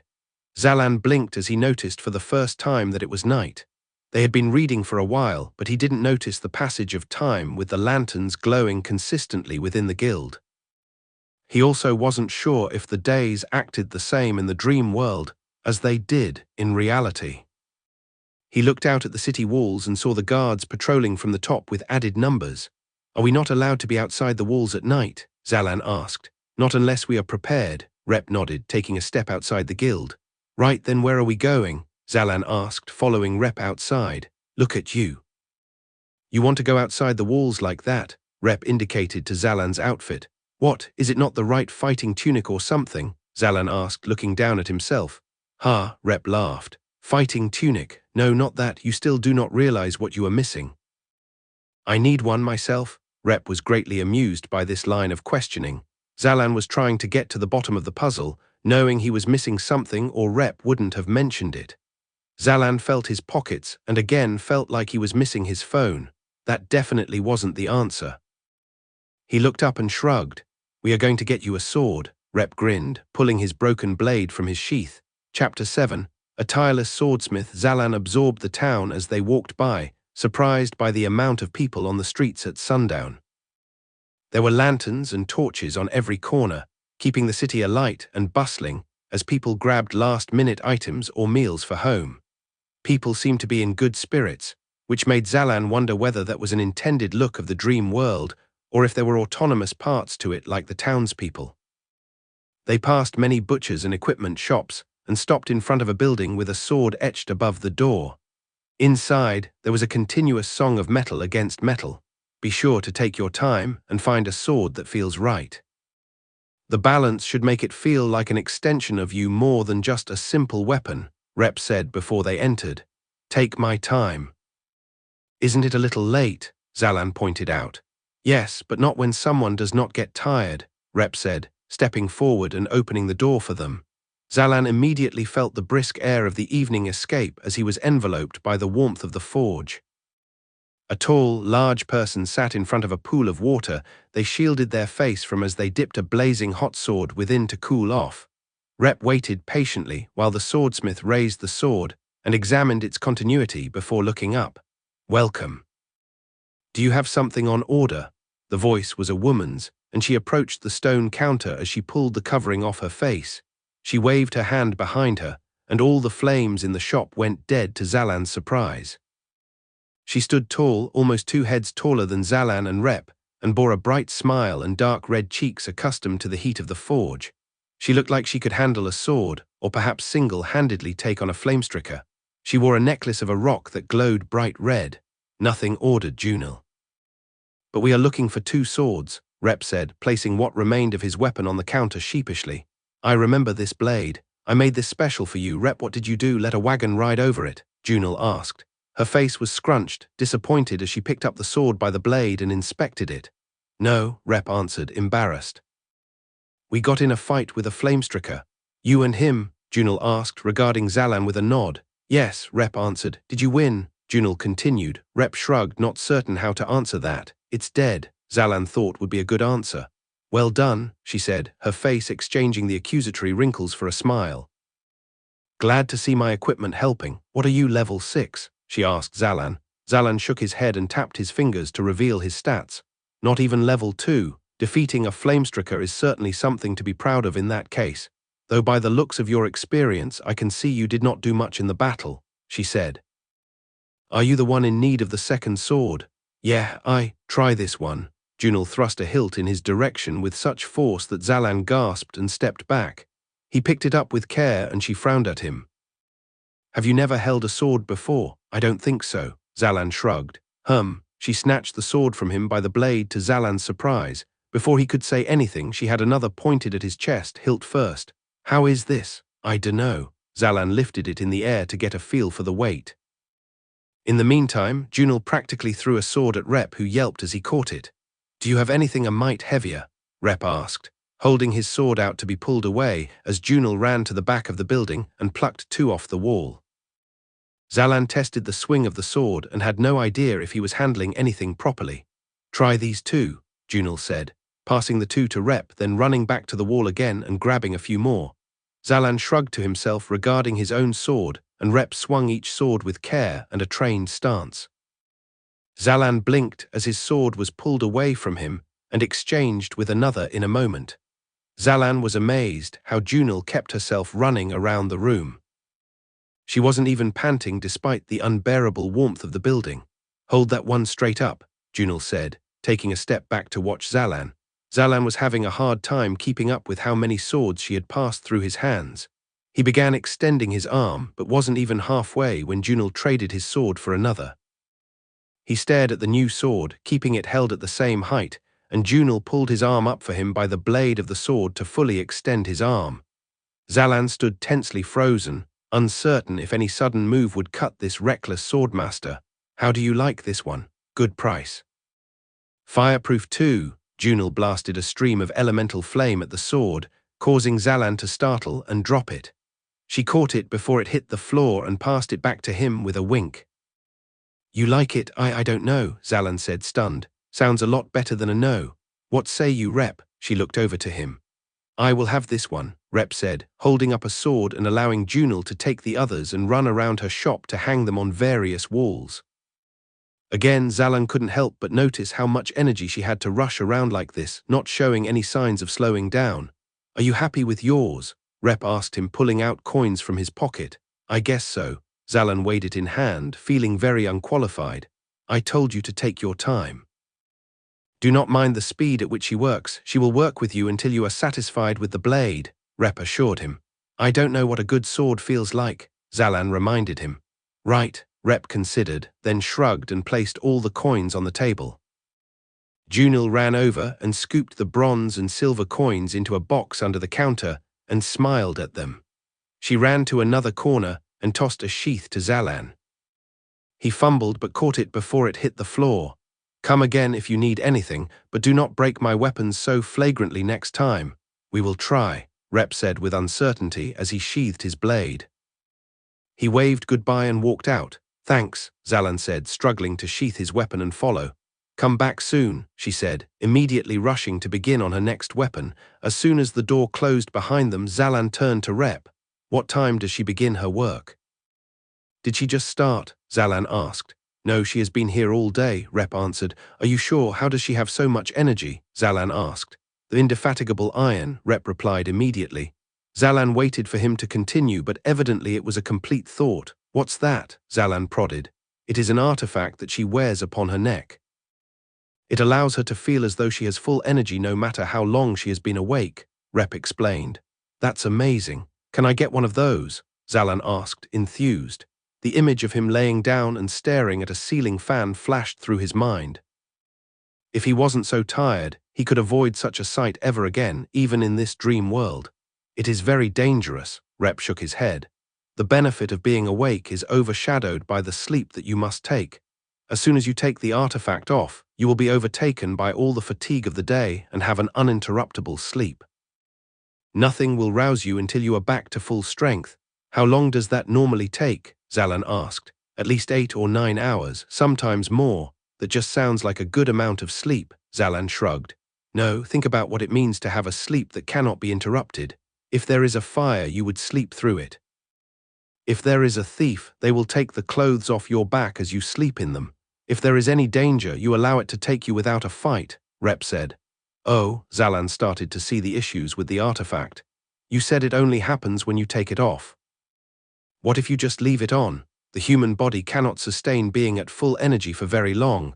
Wear it too long and you will simply collapse dead, Rep replied. Oh, Zalan said again. Then why does she use it? Junal claims she enjoys being able to work at full capacity, but my suspicion is that she feels the need to overcompensate to compete with her father. Another swordsmith who gets most patrons in this city, Rep guessed. Seems to have worked if she was the first smith you took me to see. Rep smiled to himself, then turned away from Zalan quickly. He turned back to him, any hint of a smile wiped away. Perhaps. I believe she is a master at her craft, but I fear she overworks herself and may injure herself in the long term. An odd tone in his voice indicated to Zalan that Rep had more thoughts he didn't want to share. As Zalan considered this, they turned sharply toward a shop. Rep rushed in, collecting foods that he wanted and making his way to the counter. Zalan caught up as Rep swiftly placed a small pile of meat and fruits in front of the owner. Going outside the walls, the shop owner asked, first thing in the morning. Need enough for 4 days, Rep nodded, placing coins on the counter. You got enough coin for half of the items, the shop owner said. That is all I have, Rep answered, embarrassed. Then this is all you get, the owner said. Placing his arm in the middle of the items and dragging about half of them away, Rep sighed and looked at Zalan with a wincing shrug. This is all the money you have, Zalan asked, and it suddenly occurred to him that Rep might not have something like a bank to store more money. I can get easy jobs when we get back and gather more funds. Rep replied, sure, but you're okay spending all the money you have on me? Zalan asked, feeling very self-conscious. It is hardly enough. Zalan couldn't tell if he was deliberately ignoring the main point of the question. Will you be fine rationing food in a desert? Rep asked. Yeah, whatever gets me the elemental, Zalan said, deciding that taking money from Rep wouldn't matter in the long run. It was just a dream world. You know of an elemental whose challenge involves food. Where is it? I can offer plenty of food. The shop owner leaned over the counter excitedly. Zalan and Rep replied with blank stares. No elemental is requesting food, the shop owner asked, somehow full of hope. No, Zalan replied uncomfortably. Challenges change all the time, the owner said. Perhaps one in the future would like a supply of rations. Again, the man was met with blank stares. Thank you for the food, Rep said awkwardly, gathering it all and leaving Zalan close behind. Let me know if you find a hungry elemental. I want a power of my own, the shop owner called a little too desperately as the door closed behind the two companions. All right, Rep passed a piece of dry meat to Zalan. All that remains is to sleep, and we can go beyond the walls at the crack of dawn. What's this for? Zalan asked, looking down at the food, wondering how it involved elemental powers. Are you not hungry? Rep asked, taking a bite of another piece of dry meat. We have not eaten all day. Oh, right, Zalan said, his stomach painfully making its emptiness known. Zalan tore off a huge bite. Somehow he was disappointed that he still got hungry in his dream world. They returned back to Journey House and placed all the gear on the table in the center of the room to leave as soon as they awoke. Zalan made his way into bed and, despite its lack of comfort, felt sleepy immediately. He tried to retrace the day he had just blurred through. It all somehow started with a flamestricker. No, even before then it started with Ash visiting his apartment. It felt so long ago, so far away. Like Mom, he wished he could see her smile once more. She used to hug him tightly whenever he went to visit. But now he was so far away from visiting. Before he could dwell on that fact for too long, he quickly found himself overwhelmed by sleep, a frown on his face. Zalan woke up from a dreamless night. He wondered if he only slept for a few minutes like the first time he slept in the guild. The light that was bleeding through a crack in the front door to the guild made it clear that the sun was just rising, and he had taken a full night's sleep. So there was a definite difference between sleep and what Rep called a healing rest. Rep was up seconds later and nodded to Zalan in acknowledgement, ready to leave.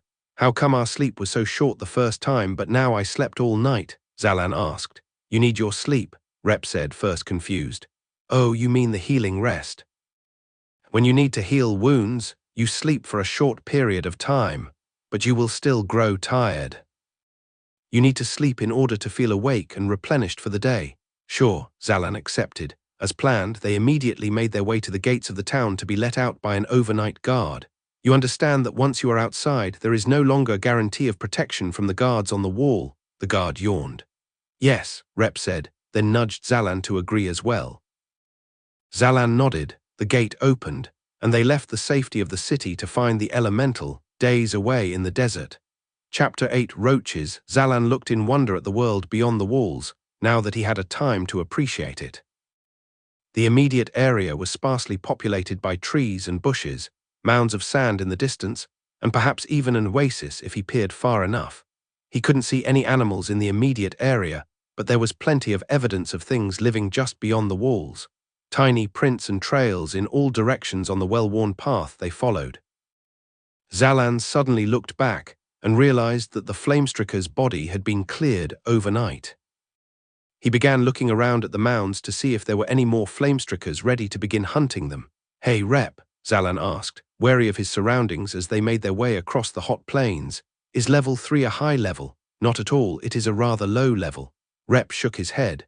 Then was it easy to get an elemental? You said it was a 6-month journey. You were able to survive outside the walls for a while, Zalan pointed out. Well, I did it much like you are, Rep explained. What do you mean? I went with someone more experienced. Sir Killel, back when he was still a part of the guild. He guided me and another and taught me much of what I know today. I learned much of what I do about artifacts by asking him many questions about them.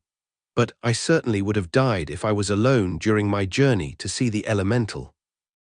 I was only level 2 at the time, Rep said. Oh, that makes a lot of sense, Zalan said. What do you mean? Rep said, curious by Zalan's tone. Well, Zalan tried to measure his words. I don't exactly remember you having an easy time with the Flamesticker. That is hardly fair, Rep said a little too quickly. As if you had a much easier time. Hey, I've never been in a fight before, Zalan noted, gesturing to himself innocently. I'm just saying you haven't exactly made the strongest impression. Yes, indeed, well, Flamestrickers are not exactly simple creatures to face. We were both out of our element. Sure, this definitely wasn't a case of you being weak, Zalan said sarcastically. I am serious, Rep insisted. I totally understand. Zalan jumped backward. He frantically slapped his arm at his side to pull out his sword erratically. What? What? Rep pulled his own sword out and ignited a flame in his other hand. What is it, Zalan? Those things. Zalan pointed further with his sword, taking a step back. Rep turned and took a closer look. Not far from them, less than 50 feet away, a small swarm of large insectoid creatures were gathered above a small hole in the ground. They looked like giant cockroaches, the size of large dogs. Zalan shuddered at them as they crawled over one another, their tall antennae twitching wildly. They had small hairy legs and a lightly armored hide, as well as orange eyes and mandibles that were snapping frantically. The sickly, orange eyes seemed mindless, searching in all directions. To Zalan's relief, none of them seemed to take notice of Rep or Zalan. Excellent catch, Rep said excitedly. Those are roaches. Oh God, Zalan swallowed nauseously.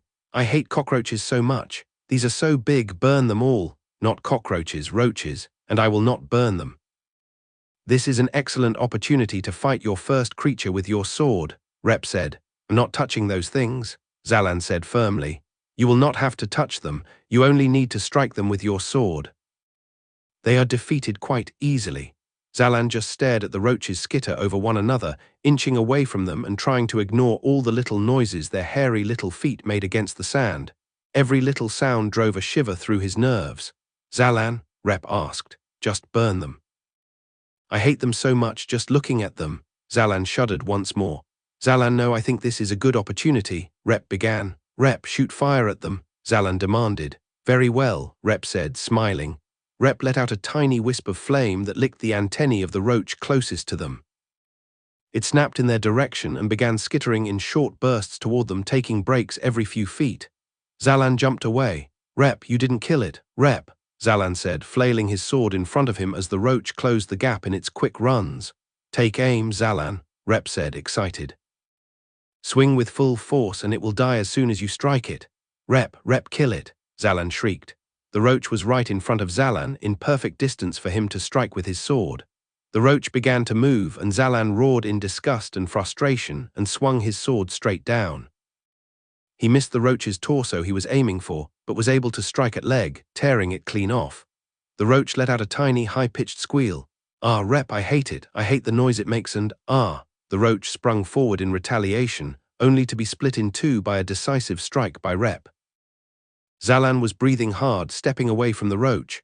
"Rep," Zalan snapped. "This was good. Imagine if it had been a more dangerous beast. Now we know you are completely devoid of any talent with the sword," Rep said energetically, an encouraging smile on his face. "That was awful," Zalan countered. "Hardly." Rep waved away Zalan's complaint. "You must learn to concentrate even when you are in a panicked state." Zalan understood the rationality, despite his heart running rampant against his chest. He breathed deeply and grit his teeth. "Are there any other creatures we could practice on?" Zalan asked uneasily. "None," Rep assured him. "These are the simplest. You must have full control when fighting others. Imagine we have to face down another wandering flamestricker. We are too far from the walls to be able to get help this time." Zalan looked back at the nest of roaches. He shivered. "I hate this." "Fine, I hate it so much," Zalan murmured quickly. "Don't let them touch me, but send them over. I'll learn how to destroy these things, obliterate them. I don't think I'll ever be able to keep my composure around these things." "That is fine by me," Rep said, sending out another small stream of flame to attract 2 roaches this time. "That's too many," Zalan said immediately. "Rep, try and kill one on your own this time," Rep coached. The 2 roaches began to flank Zalan. He screamed and swung his sword wildly, splitting one of the creatures clean with a bilious crunch. Zalan recoiled at the sound, feeling sick. "I got one, no." Zalan yelped as the other one bit into his leg. The mandibles burned against his body, the roach aggressively gnawing at him. He screamed in disgust and kicked it away, then ran forward in anger and slashed shallowly at its torso. The cut wasn't deep enough to kill it, and Rep finished it off with a flame while it squealed at Zalan in protest. "It got me," Zalan moaned, rolling up his pant leg. "It's over, Rep, it got me good." Rep looked over with amusement. There wasn't even blood drawn by the bite, hardly a mark was left by the roach. Zalan rubbed sand on the wound as if to disinfect the bite, rubbing until his skin went pink. "Zalan, you are fine," Rep said, smiling. "I hate them," Zalan grumbled. "But you can kill one now," Rep encouraged. Yeah, I guess I can." Zalan stood straight with a hint of pride. He looked up and flinched when he saw the remaining roaches all turn toward him. What are they doing?" You screamed considerably loudly when the roach bit you. "I believe they have taken notice of us now," Rep said. "Roll your pants back down. They will draw blood if they are able to strike skin directly." The remaining 10 roaches all began to move as one, each one skittering toward Rep and Zalan. Zalan quickly rolled his pants out and took a step away, fully disgusted. "Can you burn them now?" "This is way too many," Zalan pleaded, struggling not to look away from the scene of the skittering feet racing toward them. "We will be fine." "Kick them away if they get too close," Rep said. "I don't want to touch them." "Then kill them with your sword first." Zalan glared at Rep, but only for a moment before he brought his full attention back to the roaches. They were upon the 2 of them now, and Rep kicked one toward Zalan, trying to get his companion to take on the entire nest of roaches. Zalan stabbed downward and was able to kill one immediately. He swung again and was able to slice another clean through, slashing the creature in 2. Breathing hard with raging glee as it became immobile, Zalan began moving faster. Every swing of his sword began to feel like an extension of his arm. He missed a few swings, but Rep continued to encourage him no matter how badly he missed. But just as he was feeling confident in his abilities, he was bitten on both shins and fell backward, his sword dropping away from his grasp. "Zalan," Rep called, concerned. "Rep, burn them all, burn me." "Get them off," Zalan was flailing, each swing of his arms or legs bashing another creature that brought him such visceral disgust. "I cannot burn them, they are too close to you," Rep said urgently. "Then do something." Zalan saw the hair of a roach's leg stomp down right in front of his head. He turned with wide eyes to see mandibles snap once in anticipation. Then the roach lurched forward. Zalan screamed as the creature bit into his forehead. Chapter 9, Desert Travels. Zalan flailed and managed to strike the roach's leg as it came down, throwing it off balance. The creature still managed to make glancing contact, and Zalan felt the appendages drag away skin, burning his face with unbearable pain. His eyes could only see the sickly orange eyes of the roach, as well as the antennae twitching with glee. Zalan punched powerfully into the abdomen of the creature, and it took a step back as it bore the pain, then stepped forward in order to get another bite. Rep smashed down with a flaming fist, destroying the roach with a frustrated grunt. "Sorry, I did not mean for you to," Rep started apologizing. "Just help me up." Zalan threw his hand up and was pulled to full height by Rep. Rep threw out a small wall of flame, sending the 7 remaining roaches skittering backward enough for Zalan to locate and retrieve his sword. Zalan looked at the small monsters with a vengeful bloodlust and ran toward them, sword held high. He stomped hard on the first one, a satisfying crunch under his feet, as he swept the legs of the other 2 closest with his blade, removing their legs and watching them recoil in pain. Zalan continued his rampage until he had killed every remaining roach without any additional assistance from Rep. He breathed hard, kneeling down and trying to regain some energy after the battle.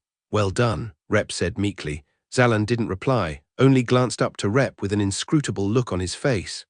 "I apologize, Zalan. They are normally not much of a threat." "I did not believe they would do you any injury," Rep said. "How bad is it?" Zalan asked, gesturing to his forehead where the roach gnawed on his face. "It has drawn a small line of blood, but otherwise nothing that will be lasting," Rep assured him. Zalan lightly touched his forehead in skepticism. It felt a lot worse than it was. "It was a very thin line, something like a thick paper cut. Like if I sleep, this'll go away?" Zalan asked, hopeful. "When you sleep in the guild," Rep nodded. "In the guild, what about just sleeping out here?" Zalan looked around at the desert, the sun still high overhead. "You cannot. Physically, I mean, healing rest does not work in wildlands.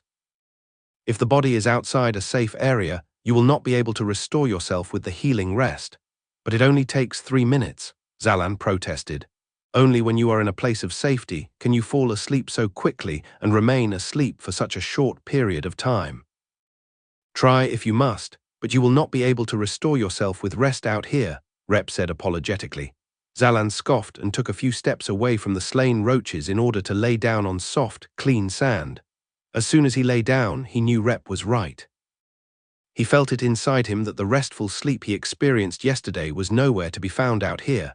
He sat up and looked at Rep, who nodded solemnly. "This might have been good to know before we came outside the walls," Zalan groaned, standing and wiping his forehead. He looked at his arm and assessed the small red streak of blood as not a serious concern. "I thought it would be obvious," Rep shrugged. "What part of any of this would have been obvious?" Zalan balked. "You forget, I do not know the inner workings of your world. Safe sleeping is taught to us as children, long before I studied artifacts and combat in the guild." "I thought everyone would know this," Rep suggested. "And how again did you learn that I was from another world?" Zalan followed up. "I was inspired. That really doesn't answer the question. Perhaps not to you, but it is the truth." Zalan sputtered, disappointed, and gestured forward for Rep to continue to lead the way to the lost city of Zagan. Rep instead began searching the dead roaches for something, kicking over their bodies and peering into open wounds.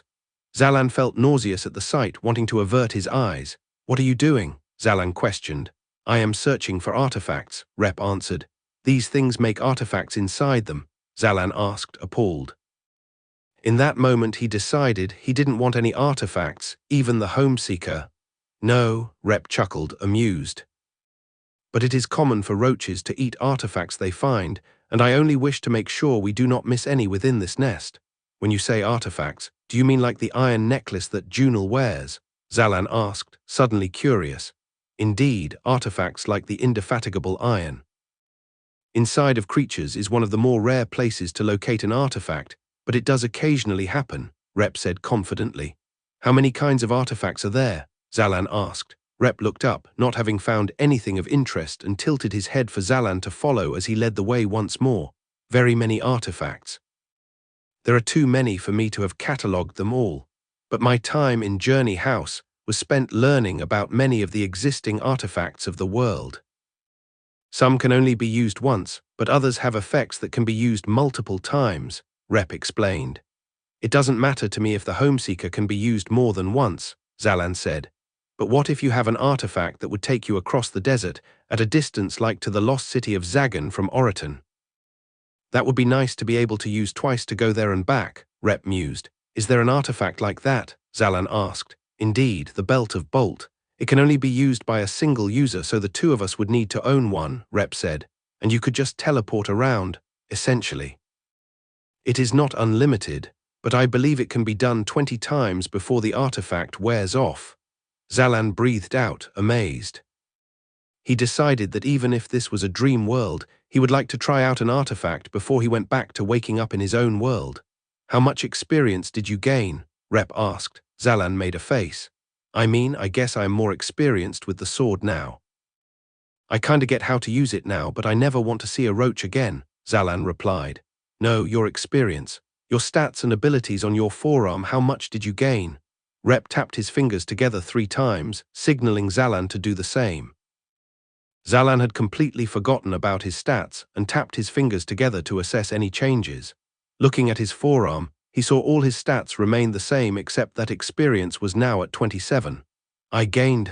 Zalan took a second to do some math and recall, 18 experience. Where did the first 9 experience come from? I imagine you gained the experience after facing the Flamestricker. You attacked it, correct? Rep asked. I guess you could call it that. The punch hurt me more than it hurt it, but this doesn't make sense. A punch that barely did anything was worth 9 experience, but killing a bunch of roaches is worth 18, indeed. Flamestickers are worth significantly more experience than roaches, especially to low-level fighters, Rep explained. Okay, I guess. Is 27 a good amount of experience? Very good, Rep smiled. You are well on your way to level 2, which you will achieve once you gain 100 experience. Then your experience will reset to 0, and your strength will increase. But you will find that experience becomes much more difficult to acquire when you are at higher levels. My strength will increase in what way? Zalan asked.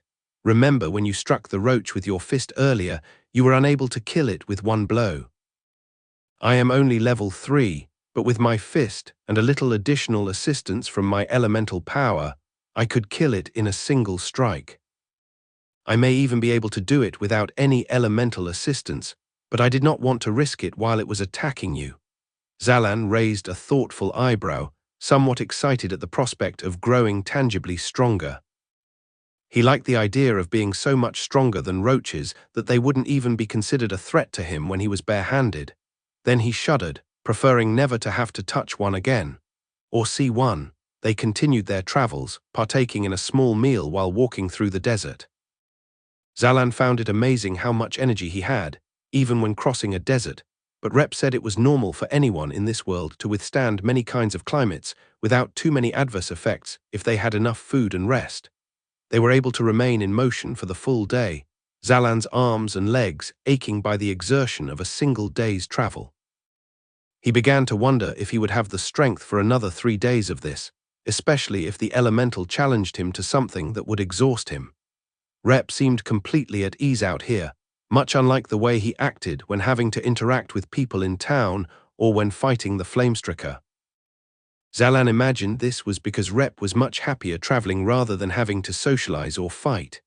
He wondered if that was an odd personality or one common with a lot of people in this world. After hours of travel, they made camp, Rep able to immediately start a fire with dry desert plants they cut and dragged into a pile between them. As they ate their evening meal, Zalan began to mull over a question. Hey Rep, why did you come save me from the Flamestricker? Zalan asked. Rep frowned and clearly thought through the answer before speaking. I saw someone in danger and thought you needed help, Rep said. You saw me? Zalan asked skeptically. I could barely see the town when I first got here. I thought you said that you were told to come help me as soon as I came into this world. Rep sighed ambivalently. I was not told to help you. I was inspired to assist you, Rep answered. Zalan's eyebrow lowered, making sure this wasn't a joke before continuing. Rep didn't look amused at all. Can you elaborate on what you mean? Zalan asked. I was sitting in the guild and I simply had an image in my head. Not an image, an idea, an inspiration, that someone outside the walls needed my help. They were alone and in desperate need of someone else there with them, Rep said in a small voice. It just popped into your head? Zalan asked. Rep began biting the inside of his lip and shrugged affirmatively. Why you? I mean no offense, but you didn't exactly make the problem go away, Zalan said. Rep continued to bite his lip, shrinking into himself. Well, thanks for saving my life. Don't know if I said that before. And thanks for helping me so much. Zalan leaned back. He felt that Rep was still holding some information back, but didn't want to press him further when he had done so much to help him. Rep looked up and smiled, happy to be out of the crosshairs of interrogation. What will you do when you return to your home? You said you would go and see your mother, Rep asked. Visit her, Zalan corrected firmly. Are you excited to visit her? Rep asked. I really don't want to talk about it, Zalan murmured. Rep looked concerned but simply nodded. I will take the first watch, Rep said, stretching himself out. We're going to take turns sleeping so we can watch. For what? Zalan asked. Any manner of thing. Roaming monsters, roaming bandits, bad weather, anything that I would need to wake you up for.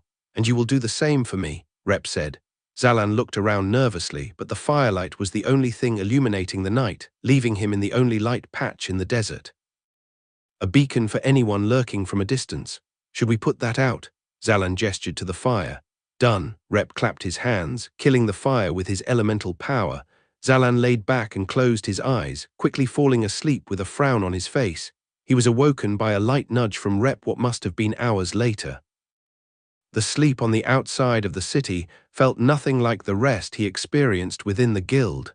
He longed for the uncomfortable cot. He poked at his forehead and felt the light bite from the roach had scabbed over, but had not healed like his hand did after fighting the flamestricker. Keep watch until the sun lights the way, Rep suggested, stifling a yawn. Sure, Zalan stood up to try and shake the grogginess of sleep away. Once Rep was asleep, Zalan pulled out his sword and practiced swinging it, trying to judge exactly how far a cactus was and accurately cut it on the first swing. He kept a close eye on their surroundings, making sure no one would sneak up on them, and the swordplay was more to calm his nerves in case anyone actually showed up.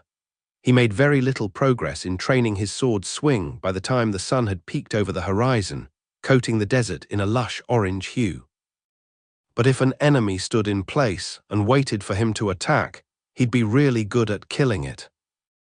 Once the sun began to rise, he sheathed his sword and nudged Rep, who roused himself immediately and led the way once more.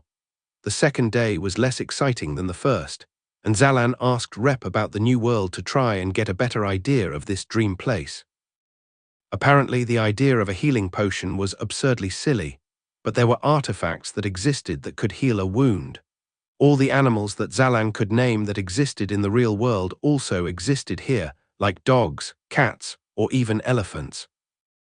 Zalan tried to ask how the ecology would work being shared between animals and monsters, but Rep couldn't understand the question even when Zalan tried simplifying it. They continued chatting until a small dot appeared on the horizon. Zalan stepped ahead of Rep excitedly. Is that it? Zalan asked. The lost city of Zagan, Rep affirmed. Let's hurry. Zalan began to run, but Rep pulled him by his collar. You do not want to be tired before you challenge an elemental.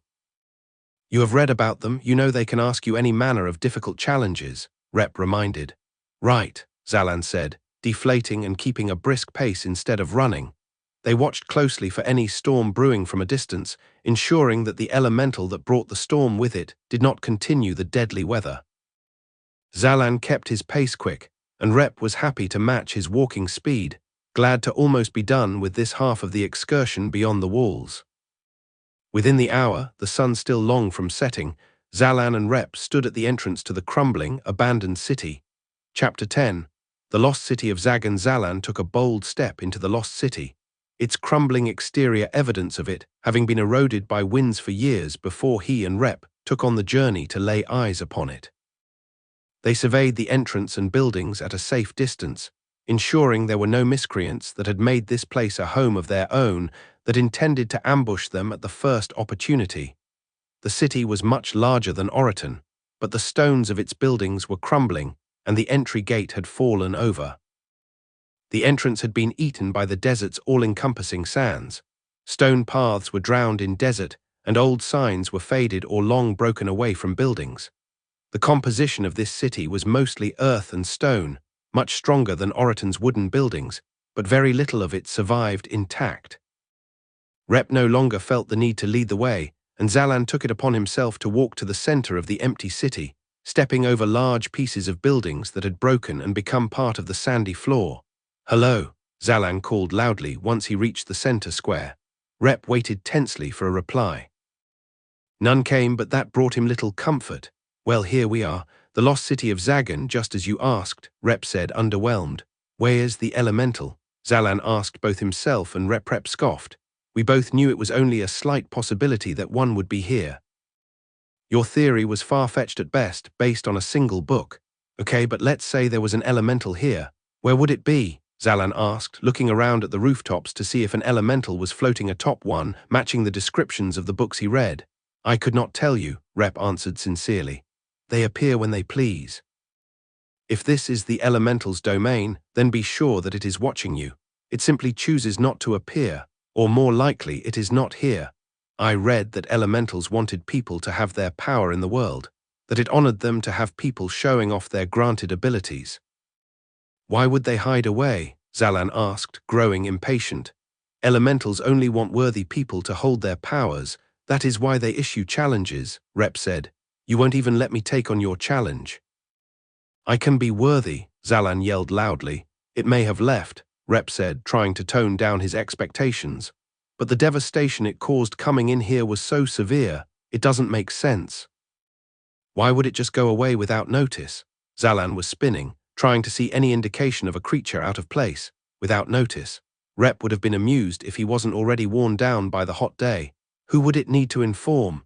You basically said a natural disaster takes place whenever an elemental migrates from one place to the next.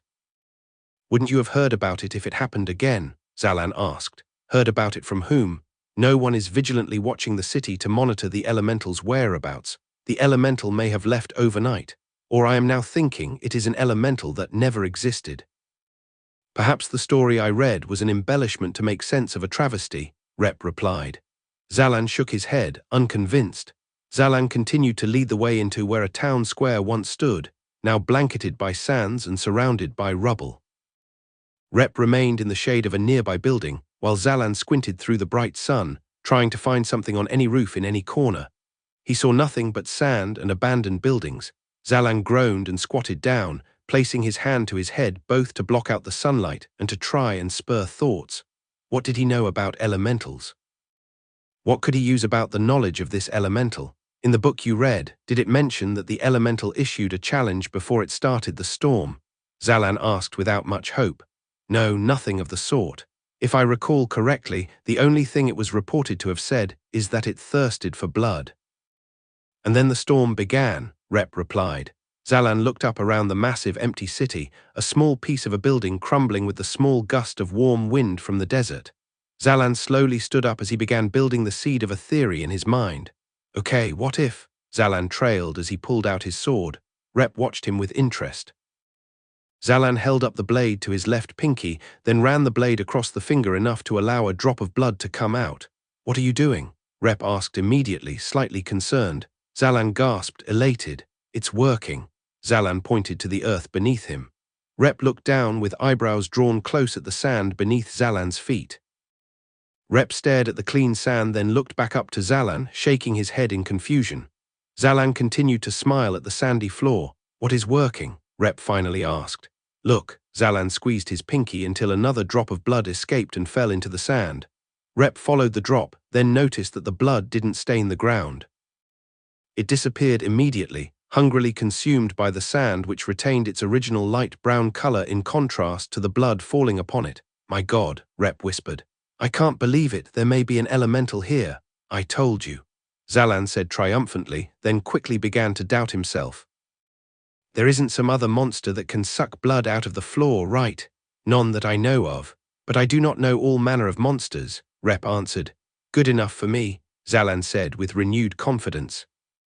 He continued to let the blood flow freely into the earth, each drop dissipating as soon as it touched the floor, not leaving so much as wet darkness in the sand. Rep and Zalan continued to stare into the point in the sand where the drops fell for a few minutes.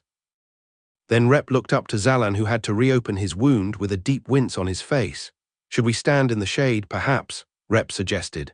"Let's see if it still works," Zalan said, The blood continued to be eaten away on contact, and Zalan was glad to take respite from the sun. They waited for a few minutes longer. Rep was on his haunches and Zalan kept looking up at the sky, expecting an elemental to descend upon them. "How long do you suppose this will take?" Rep ventured. There was nothing describing this kind of process in any of the books I read, but the elemental has to know we're here if it keeps taking the blood. "It'll be here any second now," Zalan replied confidently. That confidence was short-lived. They waited until the shade of Zagan began drifting away from them, and they had to walk to keep up with it, following the movement of the giant sundial to remain shielded from the harsh rays of the sun. This process of waiting, bleeding, and walking continued for over an hour, during which time Zalan had to reopen the wound 5 times to ensure a continuous supply of blood would be absorbed by the sand. Rep and Zalan winced as Zalan squeezed at his little finger, his teeth grit together tightly. "How much blood does this require?" Rep finally asked, any of his earlier enthusiasm having waned drastically. "How should I know?" Zalan asked, then considered something else. "Maybe it needs a lot more. What do you wait?" Rep threw his hands up as Zalan ran his sword across his palm and opened it to allow the blood to run freely. The earth continued to swallow the increased blood flow. Rep stared with wide eyes as Zalan looked up to the city. What was taking so long? Had he misunderstood something about the bloodthirst? "Elemental, I am here for you," Zalan called, feeling silly. He was trying to make it clear that this blood was not spilled by accident. "We seek your magic," Rep called much louder. His voice was thrown back in an echo from the empty city, but the two were otherwise not met with any otherworldly response. The bloodletting continued into the sand until Zalan found himself blinking harder to keep himself focused and standing upright. The world began to feel cold, even though he struggled to keep up with the shade and was often in the warm sunlight. Zalan felt the slight pain in his forehead from his battle with the roaches. Feeling the scab, he wished he had those extra drops of blood to give rather than having been wasted on putrid creatures. Rep looked at Zalan with deep concern. "That is a lot of lost blood," Rep pointed out. "Perhaps you should stop to regain some strength. I don't want to lose any progress made. What if I have to restart?" "I'm sure we're close," Zalan insisted, his vision going blurry at the edges. At last, after the whole of 2 hours, Zalan could no longer remain upright. He collapsed backward and breathed heavily, his lungs and hands stinging in pain. "All right, I can't stand," Zalan accepted, his eyes closed as he tried to power through the pain. "I gotta stop for the day," Rep didn't reply. Zalan opened his eyes and looked at him, witnessing that his face had gone totally pale as he stared upward. Zalan followed his gaze and gasped at the robed creature floating above the two of them, its face shrouded in a dark hood, an elemental. It was suspended a few feet above them, human-esque, but was as large as a bear. Its robes floated nebulously around it, and they looked as though they were made of dark storm clouds, with an occasional tiny bolt of lightning slithering its way up and down the clothing. Its face was hidden, but its eyes shone like bright yellow jewels, watching them carefully. It looked humanoid in form, but there were no arms or legs coming out from the appropriate places in the cloudy robe. "Elemental," Zalan addressed it, his voice pained. The creature shifted toward him, answering the call. "We should not ask it for the challenge," Rep said, quickly searching for bandages to cover Zalan's open wound. "You will perish. I can always just complete it some other time," Zalan said, struggling to sit up as he addressed the elemental. Rep looked concerned but nodded slightly. "What is your challenge?" Zalan asked, feeling ready for anything despite the lack of energy. Rep held out the bandage in front of Zalan. Even without being able to see anything beyond the hood of the elemental, Zalan felt its sneer. He shivered. "If you do not accomplish my challenge at this moment, you will not be given a second chance. That is the way of the elemental of Zagan.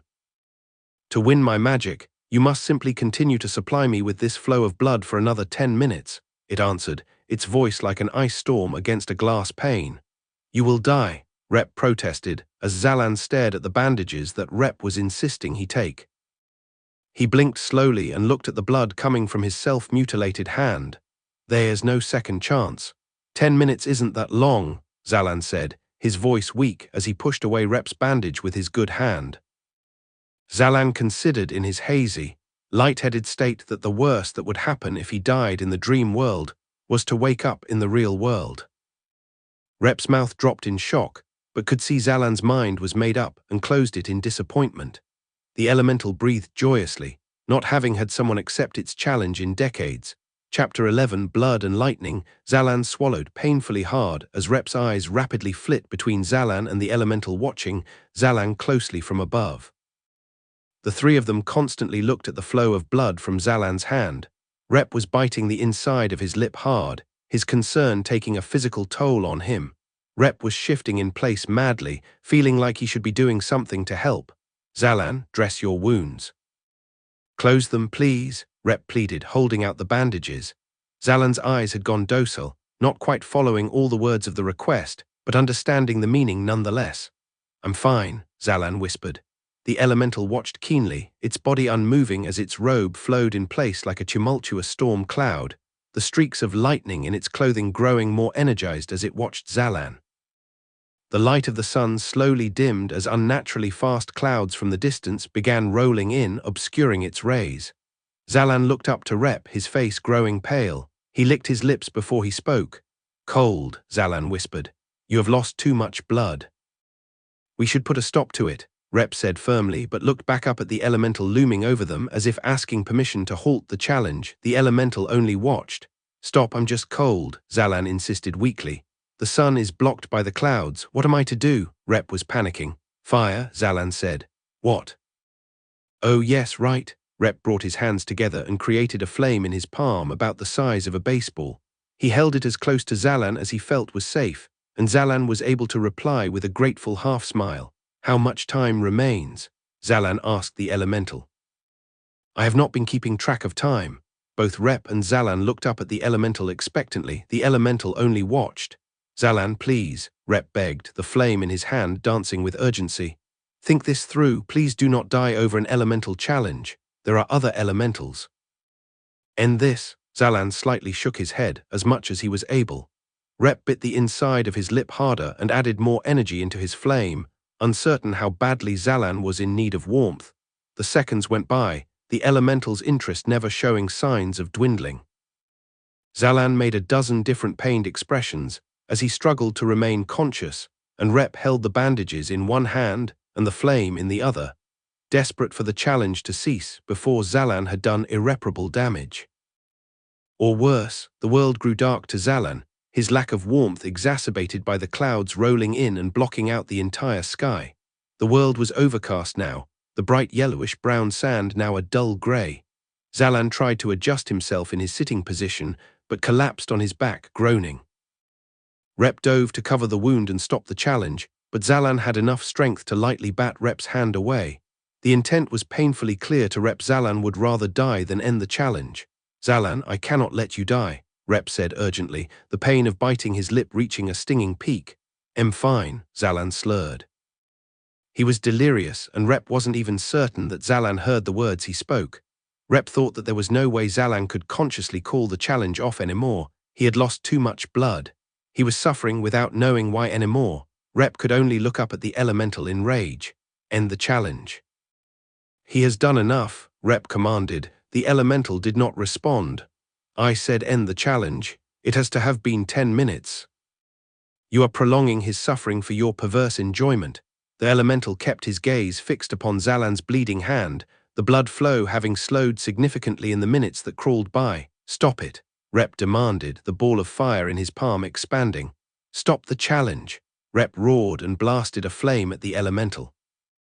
The ball of fire flew right through the elemental, its robe shifting slightly like fog having been disturbed. The elemental did not react. Rep stood staring and enraged, then remembered Zalan's state and knelt down to offer him more warmth from a newly created fire in his palm. Zalan was breathing and his eyes open, but he didn't even respond to Rep's outburst. Rep was worried he was completely unresponsive at this point. The challenge is complete, the elemental breathed its icy cold speech. My power is yours. Use it across the world and show them the power of the storm elemental. Do not waste it. Do not lose the gift I grant. The arm of the cloudy robe rose, though no hand emerged from within the dark garment. The elemental's sleeve shined yellow, Then a strike of lightning arced from the elemental into Zalan's chest. Zalan winced in fear but didn't experience any pain. In fact, he felt as though he was given a jolt of energy, wiping away the delusional drift that was creeping over his mind. He was still weak but had retreated far from death's door. The elemental lowered its arm and continued to float silently for a few seconds as Zalan finally accepted the bandages from Rep, closing off the wound that drove him to near death. Zalan flexed his good hand a few times, feeling a new power, almost a new sense, flowing through him. It was odd, exhilarating, and inspiring, making him feel new. "Cool," he said, his voice hoarse. Rep helped him sit up and force-fed him some water, followed by what little food remained of their rations. Zalan took it all gratefully, suddenly having a thought, wondering why he never donated blood in the past. He just dumped way more than was necessary for a blood donation for some random creature that told him to. The food and drink made him feel more alert, and the warm fire of Rep's palm was a welcome way to end the challenge. "You're bleeding," Zalan pointed to Rep's mouth. "I bit my lip too hard." "It is a habit of mine when I am nervous." Rep smiled a small, red-stained grin. "Sorry," Zalan said, uncertain how else to respond. "Do not be. You have overcome the challenge of an elemental I was almost certain did not exist," Rep said. "What elemental power is it?" Zalan asked. "You can check your stats," Rep suggested, shrugging. Zalan tapped his index finger to his thumb 3 times and turned his wrist over to check. Rep leaned in close to read as well. "Element, lightning, lightning." "I don't remember reading about that one," Zalan said. "I have never heard of it before," Rep said, stunned. "How does it work?" Zalan asked eagerly. "I know nothing of this power," Rep answered. "What about elemental power in general? How do you use your fire?" Zalan asked. "It is like discovering a new muscle. We sometimes refer to it as a mind muscle," Rep explained. "Once you know the right piece of your mind you need to access, you will use it easily." Zalan frowned, then looked back up at the elemental that continued to watch them silently, the dark clouds brooding over it. The creature judged him quietly. They watched one another closely, the streaks of lightning continuing to run through the elemental's clothing. "How do I use it?" Zalan tried, asking the elemental. The elemental watched silently. Zalan sighed and reached out his hand toward the nearest abandoned building, trying to emulate the hand motions that Rep would use when emitting a flame. He attempted a few different variations and hand gestures before sputtering and lowering his hand. "Maybe you just require more rest," Rep suggested. "Yeah," Zalan agreed, his cut hand still stinging under the wrappings. "I'll give it a try later." "Use the power," the elemental ordered. It sounded like a threat. The lightning in its robe grew more frantic. Zalan and Rep looked at one another, stunned. They hadn't expected for the elemental to speak anymore. And the lack of its normally neutral tone made them uneasy. "I don't know how," Zalan protested. "Use the power," it insisted, its voice a menacing, deep tone. Zalan looked at Rep, whose face had gone white though his chin was marked with the red from his bleeding lips. Zalan pointed his arm toward a building again, trying to reach for something within himself that he didn't know existed. The lightning in the elemental's cloak was now audible, rushing violently through the clothes with thunderous rage. Zalan strained his hand. "I grant you a gift and you reject it?" the elemental asked, its voice crescendoing in its offense. "Trying," Zalan insisted, his hand cramping in effort. "He just needs time," Rep shouted at the elemental as the wind began to pick up around them. Rolling thunder echoed from beyond the city, and although Zalan couldn't be sure it was caused by the elemental, he felt it was a consequence of its growing anger.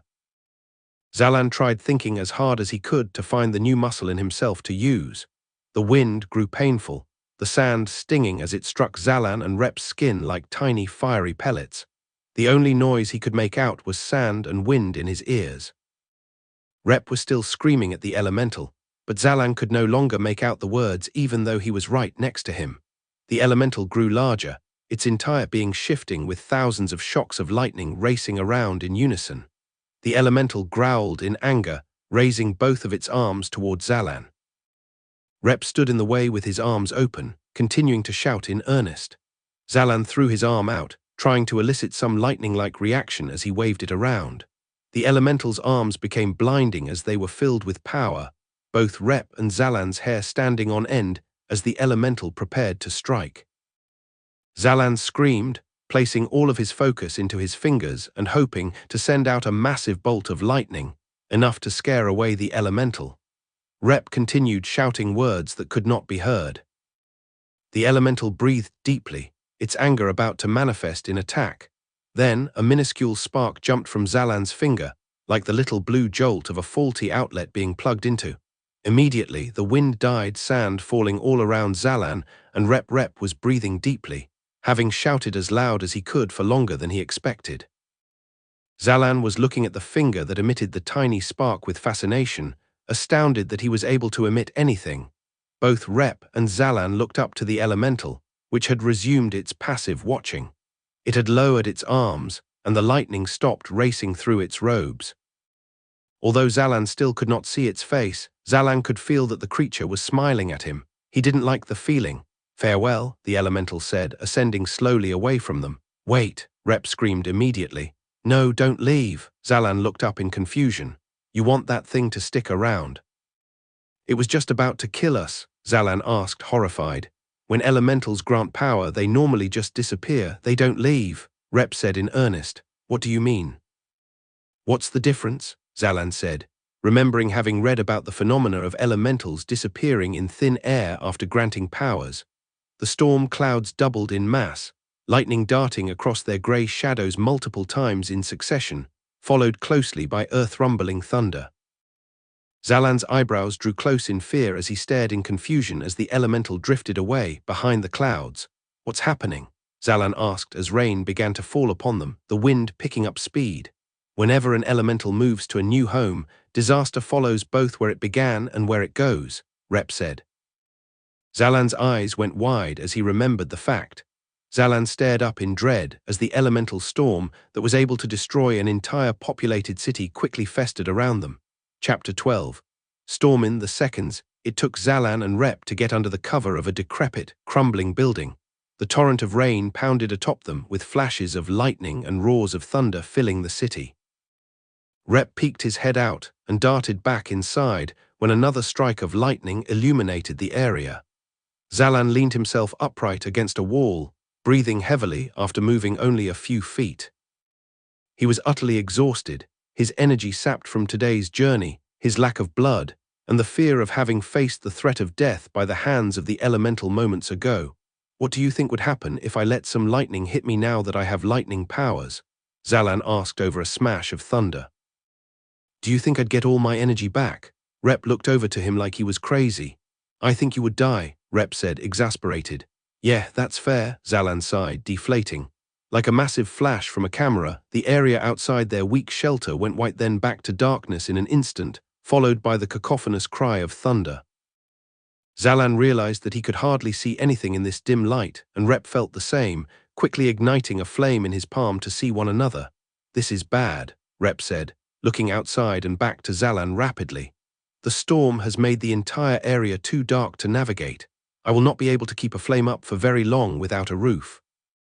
And the storm is massive. Its reach extends much farther than the edges of the city. We can wait it out, can't we?" Zalan asked. He felt somewhat nonchalant about the experience. Something about the dream world made him feel like nothing mattered. None of this was real. His death had to result in going back home, right? He refused any other explanation in his head, and the drowsiness of fatigue made him too lazy to want to pursue any other line of thought. "Wait this out?" Rep asked, appalled as another crack of thunder shook the earth. "Zalan, we need to get out of here. Even if I thought we could last under the immense rain and lightning, we do not have the food to wait around. We will starve." "Right, sure," Zalan nodded to himself. He had gone back to staring at the finger that emitted a tiny shock of lightning, wondering if he could manifest a storm himself at some point. Would he be able to throw a storm this big at someone? Could he topple a civilization single-handedly? What were the limits of these powers? "Are you listening?" Rep asked loudly. "Listening, but what do you want me to do?" Zalan looked up. "I'm exhausted and I can't use any elemental power to change the course of the storm." "I want you to try and think of something," Rep said, panicked. Lightning crashed into the building closest to them, causing the roof to explode and the rest of it to crumble into a pile of worn rocks. Zalan and Rep both stared in fear. The thunder echoed menacingly. Zalan suddenly didn't care if his death would lead him back home. He didn't want to die in an explosion caused by a direct strike from lightning. "What do we do?" Zalan shouted, urgency finally reaching his voice. "I do not know," Rep shouted back. Water began pooling at their feet, the dry sands unable to absorb such a constant deluge of water from the skies. Rep and Zalan looked up at one another as another bang of thunder sounded outside. "We can't be in a puddle," Zalan said, trying to lift himself. "Why not?" Rep asked, confused. "Water conducts lightning." "I think we'll get fried," Zalan said uncertainly. "If the lightning hits the water, we will be shocked even if we are not hit," Rep asked. "I don't know," Zalan said. "I think it will, but I don't know how this works." Rep splashed through the water to Zalan, pulling him to his feet and letting Zalan put his weight on Rep's shoulder. Together, Zalan and Rep tripped and kicked water as they made their way through the city with what little light Rep could provide them. Any fire he started in his palm was doused in seconds. Whenever they seemed to be lost, a jolt of lightning would give them enough view of their surroundings to allow them to continue toward the entrance of the city of Zagan. The sand was in heavy clumps and clinging to their feet, causing Zalan to strain with every step to pull his feet out of what felt like a bog. He was freezing, the cold water feeling as though it was seeping into his bones. Rep's fire had to be reignited every few seconds, which took its toll on him. He was breathing hard, loud enough to be heard through the maelstrom around the two travelers. Zalan looked around the storm, trying to find a way out. "Throw fire in the air," Zalan suggested. "What?" Rep asked, unable to hear clearly. "Throw a bright flame in the air, as big as you can," Zalan shouted. "Why?" Rep said, open to any idea that sounded good enough. "It will be a signal in the middle of the storm." "Maybe someone can see us from a distance," Zalan shouted. "A signal. It will just look like a flame to them." "What if they think we are a monster and decide not to come?" Rep questioned. "I don't have any other ideas," Zalan admitted, his face awash with rain water. "Me neither," Rep agreed, immediately dropping his earlier point, throwing his fist in the air and sending a small stream of bright fire that was snuffed out in seconds. "Keep doing that every few minutes," Zalan informed. Zalan tried to take some of the weight off, but found himself unable to walk if he did. Not only had he lost a lot of blood, but now he couldn't feel his fingers or toes. The rain was too cold, and he would have been dead had Rep left him behind. He quickly realized that Rep may be able to get away safely if he just left Zalan behind. Zalan could convince him to go find help to come back for him. Then he would know Rep wouldn't die at his expense. He breathed in deeply. "Hey, Rep," he yelled. "Yes," thunder boomed deafeningly above them, rumbling the earth ominously over the sounds of the loud raindrops. Zalan's heart dropped at the noise. In that instant, he knew he couldn't stand to be abandoned out here alone. Even if Rep could get away, he wasn't going to be the one to suggest the option. He made the sickening decision to want to keep Rep at his side, even if it meant their joint death. "Thanks for helping me," Zalan finally replied. It was manipulative gratitude, knowing that he was trying to get Rep to stick with him without considering the option to save himself. "Save your energy," Rep said, not even acknowledging the thanks. He was in a survival mode that Zalan's words couldn't alter. He threw up another flare above them and stumbled to the ground, kneeling down for a second to catch his breath. Zalan helped him up and they kept moving, only just crossing the entrance of the city into the desert beyond. Zalan had no idea how far the storm could go and was certain they wouldn't make it if they had to walk all the way back to Oriton in these conditions. He couldn't see anything beyond them but rain and flashes of lightning. The storm looked endless. "Are we just going to keep walking?" Zalan asked. "Do you have any better ideas?" Rep countered. And so they continued into the abyss of desert darkness, Rep's flame hardly bright enough to illuminate the next step in front of them. They heard another building buckle and fall apart in the city they escaped. The sky's rain was so powerful, Zalan felt as though he could drown standing up in this weather. He was worried that if he lost his footing and found himself falling into the sand, he would simply sink down, suffocating in wet dirt. He shivered both from the cold and the thought. Rep knelt down again, unable to go more than a few steps without needing to catch his breath. Lightning flashed around them, and Zalan could see the strain in Rep's breathing, just barely keeping himself from collapsing in exhaustion. Zalan looked up at the horizon, trying desperately to see some sign of civilization or travelers they could ask for help. He knew that they were in the middle of nowhere, but hope was all he had at this point, Either that or he was in denial about everything. Zalan, Rep panted. I never should have brought you here, I am sorry. What? You tried to stop me, remember? I asked you to bring me out here, Zalan said. I do not believe you did, Rep said, his voice odd. Another flash of lightning revealed that Rep was terrified, unable to think of a way to escape the raging storm.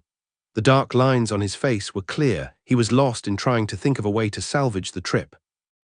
Rep ran a dozen different ideas in his head in a few seconds and shook them all away as futile, the storm drumming his head powerfully. Another flash of lightning made it clear Rep was in anguish, the rain likely masking tears running down his face. Zalan tried to come up with something before Rep gave up entirely. Maybe we should go back to shelter, try and shield ourselves from this, Zalan suggested. Rep looked up uncertainly, looking broken. Very well. We will try to wait for it to settle down, but we must think of something. We will perish, Rep said, standing up. We'll make it out of this, Zalan said with unfounded confidence. You got me here, you'll get me out of here. Alive, I hope, Rep said. The look on his face made it clear he wasn't joking. We should hurry. The lightning is growing more frequent. Zalan couldn't hurry if he tried, going at the same limping pace as earlier while they trudged their way back through the city entrance. Zalan could hardly believe this was the same entrance that they witnessed in broad daylight only hours ago.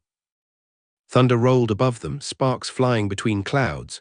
That building looks good enough, Rep said, holding up his hand and shooting another signal flame into the sky. This time, the sky responded by sending lightning down, directly into Rep's raised arm. Chapter 13, Lightning Strikes. Zalan felt the moment that Rep was struck by the lightning. Zalan was using Rep as a crutch, and the electricity flowed through Rep like a missile tearing into Zalan's soul. The energy was overwhelming, a burning, straining sensation, easily enough to kill both Rep and Zalan, except that Zalan felt the muscle of elemental power now. It was so clear in that tiny moment. Like putting one's hand on a hot stovetop and having to draw it away, Zalan felt the instinct of the power of lightning. And just like he would react without thinking to the hot stove, he acted without conscious thought. The fluke of him drawing sparks earlier with the elemental was nothing compared to this real experience. He knew exactly what muscle this was. He drew all the immense energies of the lightning into himself, ensuring that it passed harmlessly through Rep. Then he thrust a hand into the air to throw all the lightning away at once. The lightning that had come down exploded from his fingertips, going back to the clouds that dealt it. The force of throwing lightning skyward was immense, driving Zalan down into the sand all the way up to his waist. The sky flashed a brilliant blue as the clouds were forced to accept the offering of lightning and throw it away elsewhere. Rep looked up at the sky, then felt himself up and down, amazed that he didn't feel any pain after being certain he had just been struck by lightning. Zalan had saved his life. That was incredible. Rep laughed, looking down with an astounded smile before becoming horrified. Zalan! Zalan had lost consciousness, sinking slowly into the sand. Rep dove forward to keep Zalan's head above the sandy water pooling up in the desert floor and fired a dozen small flares into the sky, unable to carry Zalan into a shelter himself. Worse yet, it seemed every building around them was falling apart in the rain or being hit directly by lightning and exploding. There was nowhere to hide, and he knew he was unable to run. He strained himself, trying with all his might to drag Zalan out of the sand, but his companion was too deep within. It was all Rep could do to keep Zalan's head above the elements, trying to cut off his air flow. Help, someone, dear God, save us, please, Rep cried into the night. He was crying freely now, unable to mask his fear of Zalan perishing in his arms. He held a flame close to Zalan's face, trying what little he could to keep him warm and alive. Rep felt Zalan breathing, but it was frail and felt as though it could stop at any moment. Rep was out of ideas, slowly sinking into the sand himself. He tried desperately to keep himself and Zalan above, but struggling only brought them both lower into the earth. Rep was almost glad that Zalan wasn't awake to witness his grisly fate. The sand consumed them, now up to Zalan's chest and Rep's stomach. I apologize, Zalan, Rep said to him. I never should have brought you here. Just then, faintly, he heard something that did not sound like the storm. A voice, elemental. Rep raised his head to look around. Have you returned? Stop the storm, the voice called back, and the way it didn't send a shiver down Rep's spine made him certain it wasn't the elemental. Hello, Rep screamed, squinting through the winds and rains, igniting a fire in his palm to try and see far enough. Coming to help, keep your flame active. The voice reached him. A man's voice, sounding impressively loud and cutting through the storm. We are here, Rep yelled, elated to hear another person's voice. He pulled Zalan as hard as he could from the grip of the sand. This way, I hear you, we will be there soon. Rep couldn't tell from which direction the voice originated from. He looked all around, then gasped as he saw a figure, a human approaching with points jutting out of his shoulder like wings, a light behind him making it impossible to make out the features in the front. The Angel of Death, Rep asked, his earlier elation dissipating. Not yet, this is all my fault. He does not deserve it. Is that you, Rep? The man spoke, the points on his shoulders revealing themselves to be two swords. Gorb, Rep asked, dumbstruck. What are you doing here? Lightning flashed around them, revealing that behind Gorb were two young women. One was Gorb's sister, Fran, who was emitting the firelight for the three of them by way of her elemental power. The other companion Rep didn't recognize. We should get out of here first, Gorb said. Do you not want to experience the awesome power of this storm? Fran exclaimed, looking up in awe. What if there is an elemental here? The other girl asked. These men are dying, Gorb said, chastising them both. Fine, Fran said in disappointment. Granting a large firelight able to withstand the rain to Zalan, and Rep noticed that the rainfall had decreased drastically immediately around them. Gorb held a fist above his head, his elemental power creating an umbrella of air to push raindrops away from them. It also had an incredible drying effect.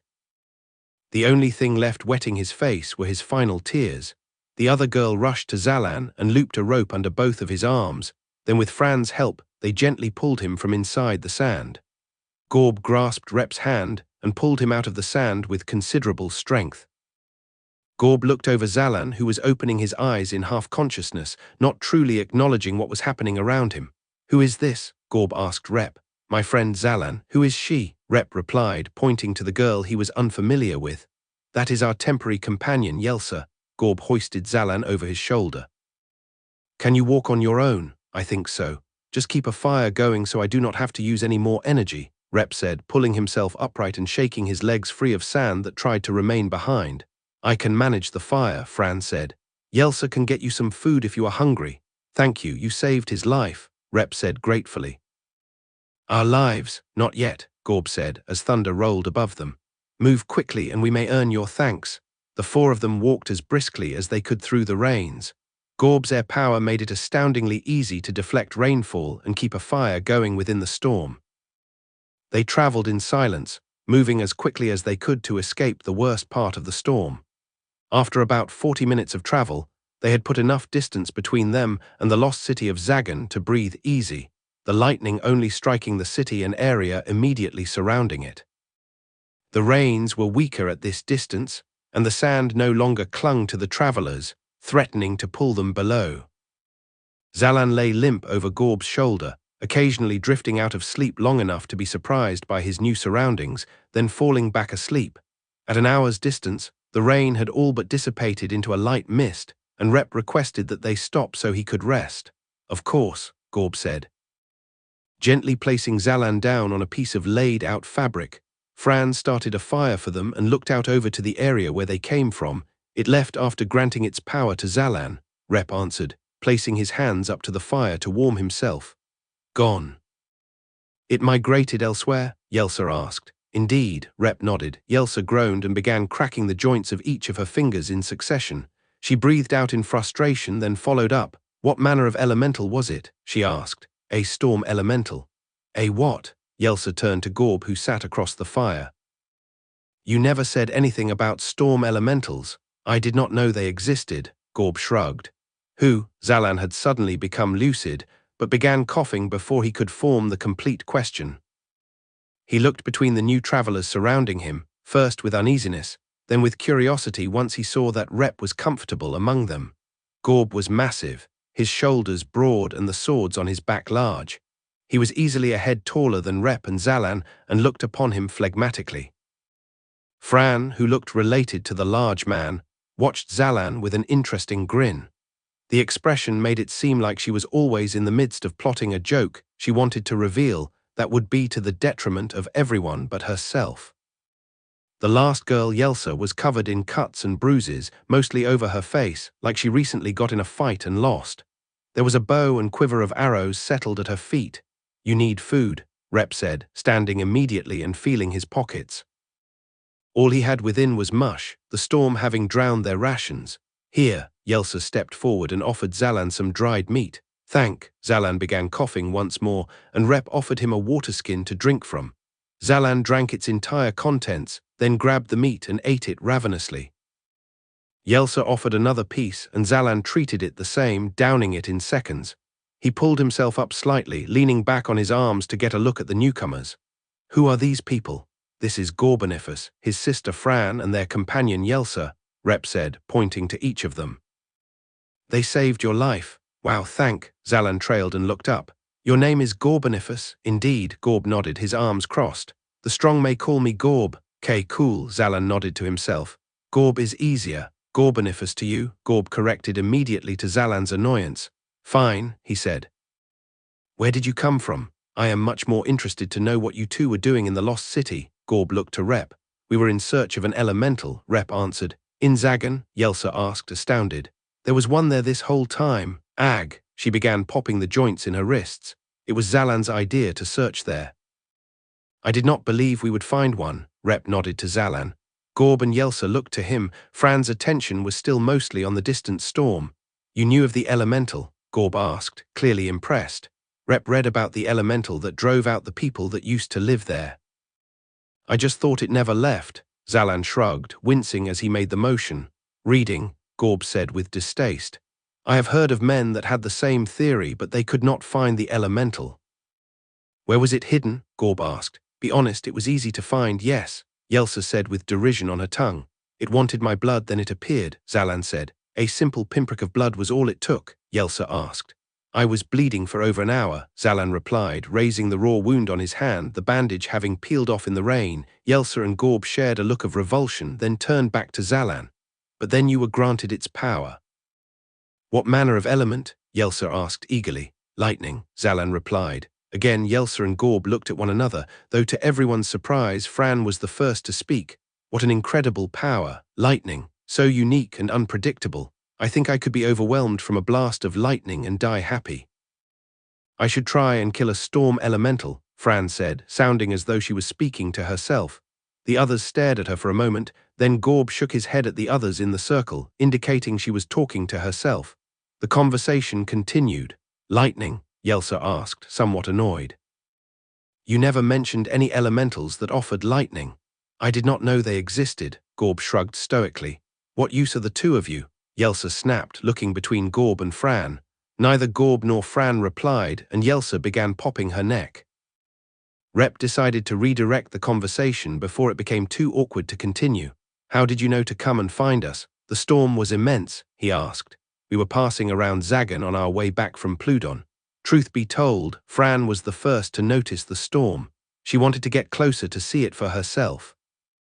"But we saw flames being emitted from within the storm. We presumed they were from a flamestricker, but then we witnessed something absolutely incredible. A bolt of lightning flashed downward, then went back up. We were astounded. Fran insisted that we see the source, and I was reluctant to disagree. Of course, now it makes sense. Only an elemental could do such a thing," Gorb explained. Rep looked at Zalan and raised his eyebrows. Zalan began to explain. "Actually, Gorbanifus," Gorb said patiently. "Gorbanifus, I was the one that redirected the lightning," Zalan said. Gorb's stoic face went wide-eyed, and he looked up at Rep. Rep nodded in confirmation. Yelsa's face went from sour to astounded. Gorb sat up straighter and cleared his throat. "I see," he told Zalan. "What level have you reached?" "I'm just at level 1, Zalan replied. Gorb's shoulders slumped. "I see," he grumbled, disappointed. "Why does Zalan's manner of speech sound strange?" Fran said, turning herself around and finally breaking her attention from the distant storm. "Where does he hail from? He is not from around this land," Rep answered nervously. "I just implied that," Fran said, annoyed. "But where is he from?" Rep looked at Zalan, who made a face, unsure how to proceed. Rep shrugged. "I'm from another world," Zalan said. Fran blinked and looked back to Rep. Rep nodded. Fran smirked and turned to her brother. "Good to know we are not the only ones traveling with someone insane," she said, to which Yelsa protested loudly. Chapter 14. Newcomers. After a few barbs were thrown between Yelsa and Fran, Rep decided to simply ignore them and continue the conversation between Gorb and Zalan. "What were you doing in Pludon?" Rep asked Gorb. "That is many weeks' journey. Yelsa is in search of an elemental. We heard rumors of an air elemental living at the top of the mountain. The rumors were true, but—" Gorb shrugged his shoulders. Rep nodded, understanding the implication. "But what?" Zalan asked. "She failed the challenge." Fran teased, pointing a finger. "I paid you to assist me in getting the power. You left me on my own. If anything, it is the two of you that failed the challenge," Yelsa protested. "We have been over this," Gorb sighed. "No. Just because the two of you agree does not mean that these two men would agree. You were unreasonable." Yelsa looked between Fran and Gorb with distaste, then turned her attention to Rep and Zalan to explain. "I paid them to help me gain an elemental power, but upon reaching the elemental, they stepped back and left me to fend for myself, which is how it must be," Fran cut in. "You do not know that. I paid for a service that you refused to provide," Yelsa snapped. "We did not agree to assist you in gaining the power, only in finding the elemental," Fran said confidently. "You certainly made that up only after the elemental appeared," Yelsa said. Zalan stared in confusion, not really following who was in the right, but having a question nonetheless. "She just try the challenge again." "Did yours have a time limit?" Zalan asked. "Elementals do not give time limits," Gorb answered confidently. "Well," Zalan began before Fran jumped in. "When an elemental's challenge is issued, you may only attempt it once, only once. When you choose to attempt it is up to you, as elementals always grant challenges that do not expire," she said. "But Zalan tried again, but Fran cut him off. "But if you fail the challenge, then the elemental does not grant you their power under any circumstances. You were deemed unworthy of the power and must find another elemental to woo by completing its challenge," Fran concluded. Yelsa was frowning, her eyes fixed away from the people in the conversation in annoyance. "You seem to have a lot of questions about elementals for someone who just gained the power of one," Fran pointed out. "Rep didn't tell me. Failing their challenge didn't come up in any of the books I read about them either. I just assumed," Zalan said. "He can read." Gorb looked at Rep. "Fastest reader I have ever seen." Rep nodded. "He read 3 books in a single sitting." The 4 looked at Zalan, clearly amazed at the feat. His eyebrows furled, not having considered his reading speed to be even above average before. He felt warm under their attention and quickly tried to move on. "Should we be heading back to Oriton?" Zalan asked Rep. "Can you stand?" Rep asked. Zalan looked down at himself and shook his head to his own chagrin. "Then we will camp here tonight," Rep answered. "We will join you," Gorb said, already moving to unload supplies from his pack. "We will?" Fran asked, surprised. "Certainly. I believe Zalan has much to teach us," Gorb said. "I do," Zalan asked, equally surprised. "Tell me about the guild of your homeland." "Or homeworld, as you put it," Gorb said, piling more firewood into the dying fire. I didn't have a guild," Zalan answered. "Then where did you learn to fight?" Gorb asked. "I didn't." Gorb looked confused and glanced at Rep, who nodded in corroboration with what Zalan was saying. Gorb's face turned from confusion to curiosity. "You traveled the desert without having undergone formal training?" Fran asked, relighting the fire once more with her elemental power. "Well, yeah, I just got here a few days ago. I didn't really have time to train. It doesn't really make sense to train." "I'm trying to get home," Zalan said. "How do you intend to do that if it is in another world?" Yelsa began offering food to everyone who had begun taking seats around the fire. "An artifact called the Homeseeker. Madam Hikmah told me about it. Rep and I will go and get it after we heal up from this trip," Zalan explained. "How does the Homeseeker work?" Yelsa asked, burning with interest. Zalan turned to Rep when he realized he'd forgotten the specifics. "Anyone touching the artifact after it is activated is sent to their home," Rep relayed. "Oh," Yelsa began smiling. "An artifact that takes you home. I have a new job for the two of you to make up for your failure. Let us go with them to get the Homeseeker." "I did not fail, but I recall the elemental saying that you did," Fran said, looking at her nails haughtily. "I am not paying you for failing to hold your end of the agreement. However, I will double payment, only in the case we get the Homeseeker," Yelsa said firmly. Gorb and Fran perked up at the offer, looking to one another with an eyebrow raised. Gorb nodded slowly and Fran smiled at him in return. "Very well, double the payment." Fran reached out a hand which Yelsa eagerly shook. Looks like we will be travel companions once more, Rep said to Gorb and Fran, seemingly pleased. Do you know them from somewhere else? Zalan asked. Fran, Rep and I are in the same guild, Gorb said, but even so we do not often cross paths. Fran is in the same guild, Zalan asked, mildly surprised. In fact, it is encouraged. Part of why we joined, Gorb answered. Oh, that's cool, Zalan said, more surprised that a woman was in the guild than any other explanation, but quickly decided not to follow the line of questioning. Can you show me your lightning? Fran asked, looking as though she were waiting for the right moment to ask the entire time. He has not yet located the muscle feel, Rep tempered expectations. Fran crossed her arms in disappointment. Actually, I think I figured it out. When the lightning hit us, it kind of flared up in my head. I think I just... Zalan directed his hand at the fire and the four others leaned in. After a few seconds, concentration, a tiny blue spark jumped from Zalan's finger to the firewood. Very fun, Fran said, delighted. That looks like it can be an immensely powerful tool at a higher level. Imagine that same attack at level 5. She nudged Gorb, who looked much less excited about the show of power. I suppose, Gorb said noncommittally, casting a tiny amount of air to keep the fire's smoke away from his face. Zalan stared in fascination at the use of power in such a simple way. The air power must have been like always having a fan with you wherever you went. He wondered what he could do to be useful like that with his own power. The way these elemental power users handled themselves seemed so impressive and compelling to him. It changed something in his outlook, like he finally gained some power over his life that he didn't know he was missing.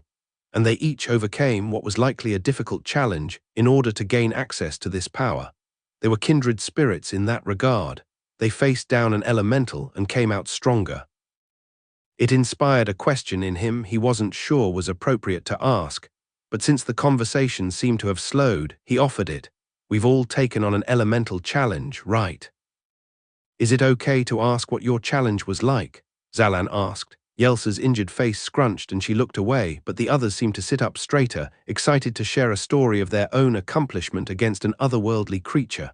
You first, Fran nodded to Zalan eagerly. What was the storm elemental like? It was cloudy. Like it wore a robe made of storm clouds that had a bunch of electricity running through it. Electricity, Gorb cut him off. Oh, lightning. Little bits of lightning ran through its clothes, Zalan corrected himself. Your strange speech makes me believe that maybe you are of another world, Fran smirked. Zalan couldn't tell if she had made a compliment or insult. She nodded at him to continue his story. Well, its challenge was to let it have my blood, a lot of it. I mean, it didn't give me the challenge until I had given so much blood that I couldn't even stand. Then it asked for even more, Zalan said. Hold on, Gorb said, confused. The elemental watched you give blood for several minutes and did not give you its challenge. It just floated there and stared. No, it wasn't even visible. It just ate away the blood that touched the floor, Zalan said. You had no evidence of it actually being an elemental and you continued the bloodletting regardless, Gorb asked, stunned. Did you believe you would die? Fran asked excitedly. I didn't really think about it. Zalan shrugged, to which she smiled, impressed. I thought he would die, Rep admitted in a small voice. He was so determined to gain the power, I thought he would lose himself for nothing. A good challenge, then, and a successful outcome, Gorb said to Zalan. You should be proud. What about yours? Zalan asked, appreciating the praise. I wanted to achieve the ability of flight, Gorb began. As did I, Yelsa interrupted. Yes, well, we can tell your story after mine, Gorb continued, unperturbed. I asked Madame Hikma for her advice. Madame Hikma tried to offer me a mountain of books on elementals. It would have cost the rest of my life just to read those tomes, without even the guarantee that they would have information I needed, Gorb said, chuckling to himself. Rep and Zalan threw each other a knowing glance as Gorb continued. Rather than waste my time reading, I went to ask the merchants in town if they knew of air elementals, no matter the distance. It took weeks of interrogation and traveling to invalidate rumors, but I finally was told some worthwhile information. I asked Sir Rolkoth of the Journey House to guide me, more like begged, his sister smiled. I politely asked Sir Rolkoth to take me, Gorb said firmly. It was a 3-month journey to Windy Plains. When we arrived, I called upon the elemental, but it did not appear. Sir Rolkoth suggested that we wait, letting the elemental know we were patient enough to gain its strength. 3 days we were on those windy plains with only one another for company. It was too loud to sleep and too powerful a wind to keep a good shelter up. I learned to overcome my instinct to shiver while up there. And by day 4, Sir Rolkoth decided that we should go home. I refused. So Sir Rolkoth told me that he would be waiting in the nearby town where it was warm and lacked the constant wind. He also informed me that if I did not come down by the end of the week, he would presume I was dead. It was a decent assumption, as I had forgotten the feeling of warmth and thought I would freeze in place in the cool winds. Only hours after Sir Rolkoth left the plains did the elemental appear. It challenged me to a foot race across the massive plains. It told me it would go easy on me, but my limbs were tight. My arms were clasped so tightly that I believed they would never leave one another in fear of the cold winds, finding new places to freeze my nerves. I simply decided not to race the elemental at the time. I returned to the tavern, rested and warmed my bones, then returned at full strength. "And you beat an elemental in a foot race?" Rep asked, amazed. "Hardly," Gorb cracked a smile. "The creature outstripped me the moment the race began. The wind was against me, keeping me far behind it the entire time as it drifted toward the finish line without any adverse effects from the winds it very likely brought on the plains. And the plains were so large. I had to run for hours to reach the large tree it set for us as a finish point. And what did I find when I finally reached the end? The elemental was waiting for me inches away from having crossed the tree. It wanted to see if I would persevere in impossible-looking odds." Zalan smiled at how Gorb beamed at the end of the story.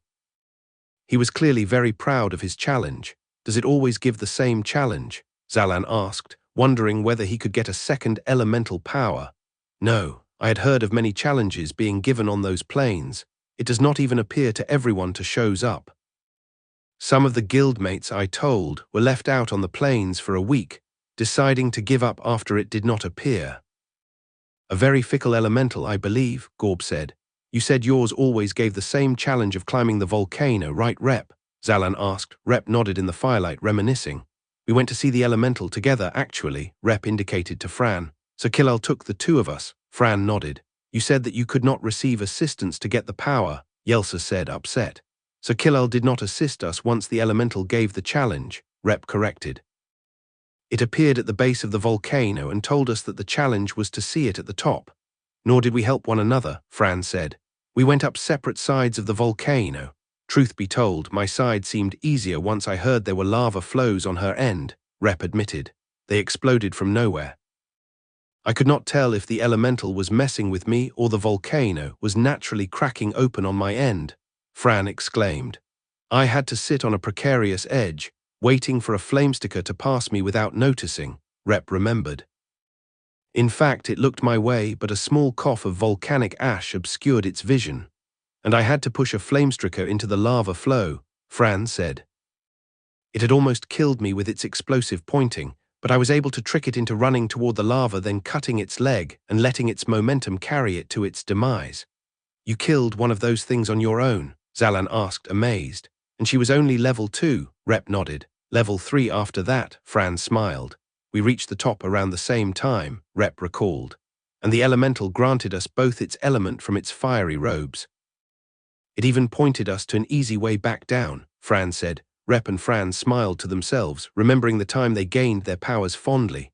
"So no one else's elemental tried to kill them right after giving power," Zalan determined. The others shrugged or smiled sympathetically in agreement. "What about after it gave you power?" "I was a bit out of it, but I know my elemental said not to lose the power it granted me." "How do I make sure I don't lose mine?" Zalan asked them. The elemental-powered individuals looked between one another and shrugged. "I believe they say that as a formality, perhaps asking you not to waste your life. As far as I know, you cannot lose an elemental power after it has been granted," Rep offered. "'Kay, just kind of weird it would bring it up like that, I guess," Zalan shrugged. Then they looked at Yelsa. She had her bruised eyes glued to the floor, actively ignoring the looks. "Yelsa," Gorb asked. "I will tell your tale if you do not," Fran warned mischievously. "No, you would just fill it with lies," Yelsa said, sighing and looking up, the cuts on her face more prominent in the flamelight. "We saw an air elemental atop the mountain behind Pludon. It told me to withstand the blizzard of air it would send my way. I looked to my hired help for assistance, especially the one that already had control of the wind, but they had stepped away from the area. In my confusion, I was distracted and thrown off balance enough to be dragged on the floor by the wind, head first. The elemental quickly returned and deemed me unworthy. The story didn't sound like it was over, but Yelsa was definitely done with her quick tale, her face having returned to pouting toward the ground. "I am sorry to hear that your challenge went poorly," Rep said. Sounding sincere. "Amazing that this man I did not pay has already given me kinder words than either of you two," Yelsa said. "You did not pay me to be nice," Fran replied. "I did not pay you to abandon me," Yelsa snapped. "We should rest," Gorb said firmly. "We will continue travel and learn more about the Homeseeker tomorrow." "I will take first watch." With a snap of her fingers, Fran put out the fire so they could rest. Chapter 15, Training. Zalan woke the next morning before the sun had even risen above the horizon. He felt alive, lucid, and powerful, especially compared to his state the afternoon before.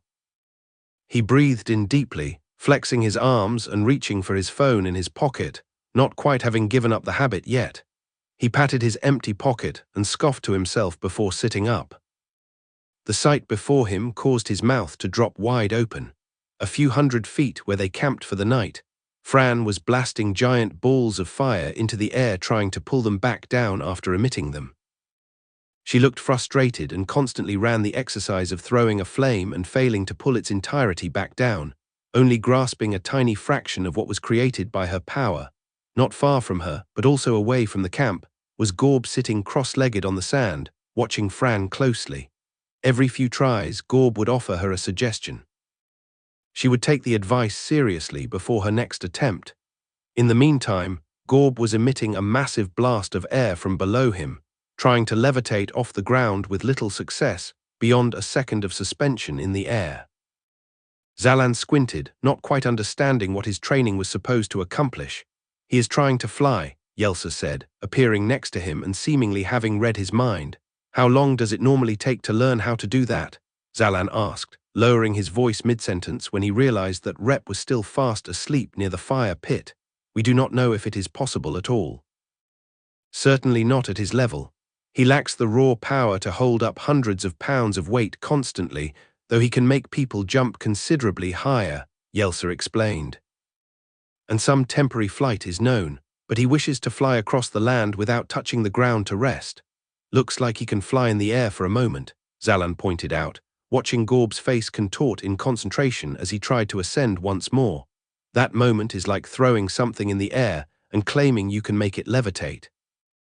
"It is not enough, especially for him," Yelsa intoned.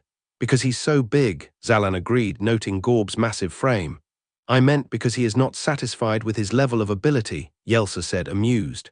"Right," Zalan pulled at his collar, embarrassed, then quickly tried to recover. "What level are you? Have you not been told it is rude to ask someone's level?" Yelsa asked sharply. "No, it's rude," Zalan said, further embarrassed. "It can be. Especially for those you do not know well," Yelsa answered, a small knowing smile growing on her face. "Oh, sorry," Zalan said. "Fran is level 6 and Gorbanifus level 4, she offered, making it clear she would not go on to reveal her own. "Oh, thanks," Zalan said. The two of them watched Fran throw a fireball larger than a truck in front of her, the effort making her topple backward in exhaustion and roar loudly at the sky in frustration. I am awake, Rep murmured drowsily, clearly still asleep. "Why did you want an air elemental power? Or is that rude to ask too?" She eyed him warily. "Are you really not of this world?" she asked. "I don't know how to prove it to you, but I'm not," Zalan said, presenting himself with his hands. "Then keep this between us. I'm also from what they might consider another world. I am from," she leaned in to whisper. "Etheria?" Zalan stared, not sure how he was supposed to react to the name. "The city in the sky," Yelsa added. Zalan continued to stare, his eyebrow twitching as he tried to form the appropriate response. Yelsa was watching him expectantly. "That's amazing," Zalan attempted. "So you believe me," she said, elated, her features going soft. "I knew I could trust you. The siblings laughed at me, calling me absurd names for even believing in such tales, but I assure you I hail from there. It must be really awesome in the sky," Zalan nodded, immediately forgetting the name of the city. "Similar to Gorbanifus, I wanted an elemental air power to learn to fly." I wish to fly above the clouds in order to go back home, Yelsa explained. Zalan had to suppress a smirk as he realized they were both required to call Gorb by his full name. Is there no other way back? Zalan asked. Well, it is complicated. Zalan, Franz snapped from beyond the campsite. Get over here. Train with us? Zalan looked at Yelsa, who shrugged and nodded for him to go. He stood to full height slowly, not wanting to push himself after being so exhausted the day before. He took slow steps, making sure he could stay upright.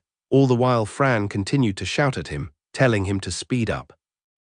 Zalan's newly bandaged left hand still had a painful throb run through it, but otherwise he felt significantly more rested than he did the day before. If they planned to return to Oriton, he would not be a hindrance to the group. He stood a few feet in front of Fran, who eyed him with intensity. Was it scorn? Zalan couldn't tell by her expression. Are you not going to say good morning? Fran asked. Oh, good morning, Fran, Zalan said, feeling silly, then turned around. Good morning, Gorboniferous. Gorb nodded in response, his focus on his own training, sand whipping up as air blasted around him. All right, I want to see the extent of your ability after a good night's rest, Fran said. Are you not going to say good morning? Zalan asked her, feeling brave. No, Fran replied immediately, a small grin appearing. Zalan felt even more silly now. Now hit me with some lightning, Fran said as she stood in a defensive stance at the ready. Zalan frowned with uncertainty, then turned to look at Gorb for support. Hey, no, Fran snapped her fingers at him, regaining his attention. I am speaking to you, do not try to bring someone else into this. And do not distract Gorb when he trains, simply hit me with lightning. Not going to attack you, Zalan said nervously. Why not? I don't want to hurt you, Zalan said as if it were obvious. Hurt me? Fran laughed. No, that will not be possible. Go ahead and shock me now. No, Zalan said uncomfortably. No, Fran almost looked impressed that Zalan stood up to her. Her eyes pointed skyward for a moment as she thought of a solution. Okay, look. If I can prove to you that you will not hurt me, will you strike me with lightning? Zalan didn't like the bargain, his face scrunching as he became further unsettled. Was she insane? Was it a good idea to travel with her? He instinctively turned to look at Rep for his advice, but Franz snapped again, this time emitting a small flame to get his attention. He whipped back to look at her, keeping a close eye on her movements to make sure she wouldn't throw a fireball at him. He couldn't read her at all. Here, she was holding a parchment in one hand. Zap this piece of parchment. She placed it down on the sand. Zalan leaned in to look at it, seeing there was information written on it. It's not important. It is the map for us to go to Pludon. But we know the way home from here, so it is no longer necessary. Now zap it, Fran said. Zalan looked down at it and shrugged, deciding this was much better than hurting someone real. He raised his hand at the paper and pulled at the muscle in his mind, using some of his energy to emit power. A small arc of lightning, like a piece of silly string, quickly jumped from his finger to a spot in the sand next to the paper. He missed. Zalan looked up, embarrassed, but Fran simply nodded in encouragement for him to try again. He focused and sent out another spark, this time striking the paper. Great. Fran knelt down and picked up the parchment. Look how much damage you did to something this frail. She held it close in front of Zalan. He saw a tiny black mark on the paper. It looked like it had been held too close to a candle, much less struck by anything powerful. He suddenly felt very underwhelmed by his elemental power. Wasn't the purpose of getting this power to go up against a dragon? All right, now that you see how harmless you are, strike me with the lightning, Fran said. Why are you so insistent on this? Zalan said. I wish to know the damage that the lightning does to a living thing. We must know how well it will interact with an enemy for when we are in combat, Fran answered. Zalan thought about it for a moment and then reluctantly sighed and held a hand up to Fran. She grinned. He concentrated for 2 seconds, then let out a shock. Fran dipped out of the way, her smile unwavering as the lightning passed her harmlessly. Zalan frowned, irritated. Why did you move? Hit me with lightning. You thought training would be on unmoving targets. There are no monsters that will wait for you to strike, Fran said confidently. I'm really slow at getting the lightning out though, Zalan complained. I know. That is why we are training, Fran nodded. Zalan let out a dry sigh and held up his hand again. He was able to let out the lightning much faster this time, but Fran ducked under it and drove the hilt of her sword into Zalan's stomach. He coughed and doubled over in pain, clenching his stomach. Fran, Gorb warned. Oh, come on, Fran complained. I did not strike him hard, or has he never seen battle before? Fran, Gorb repeated, his threat more serious in this intonation.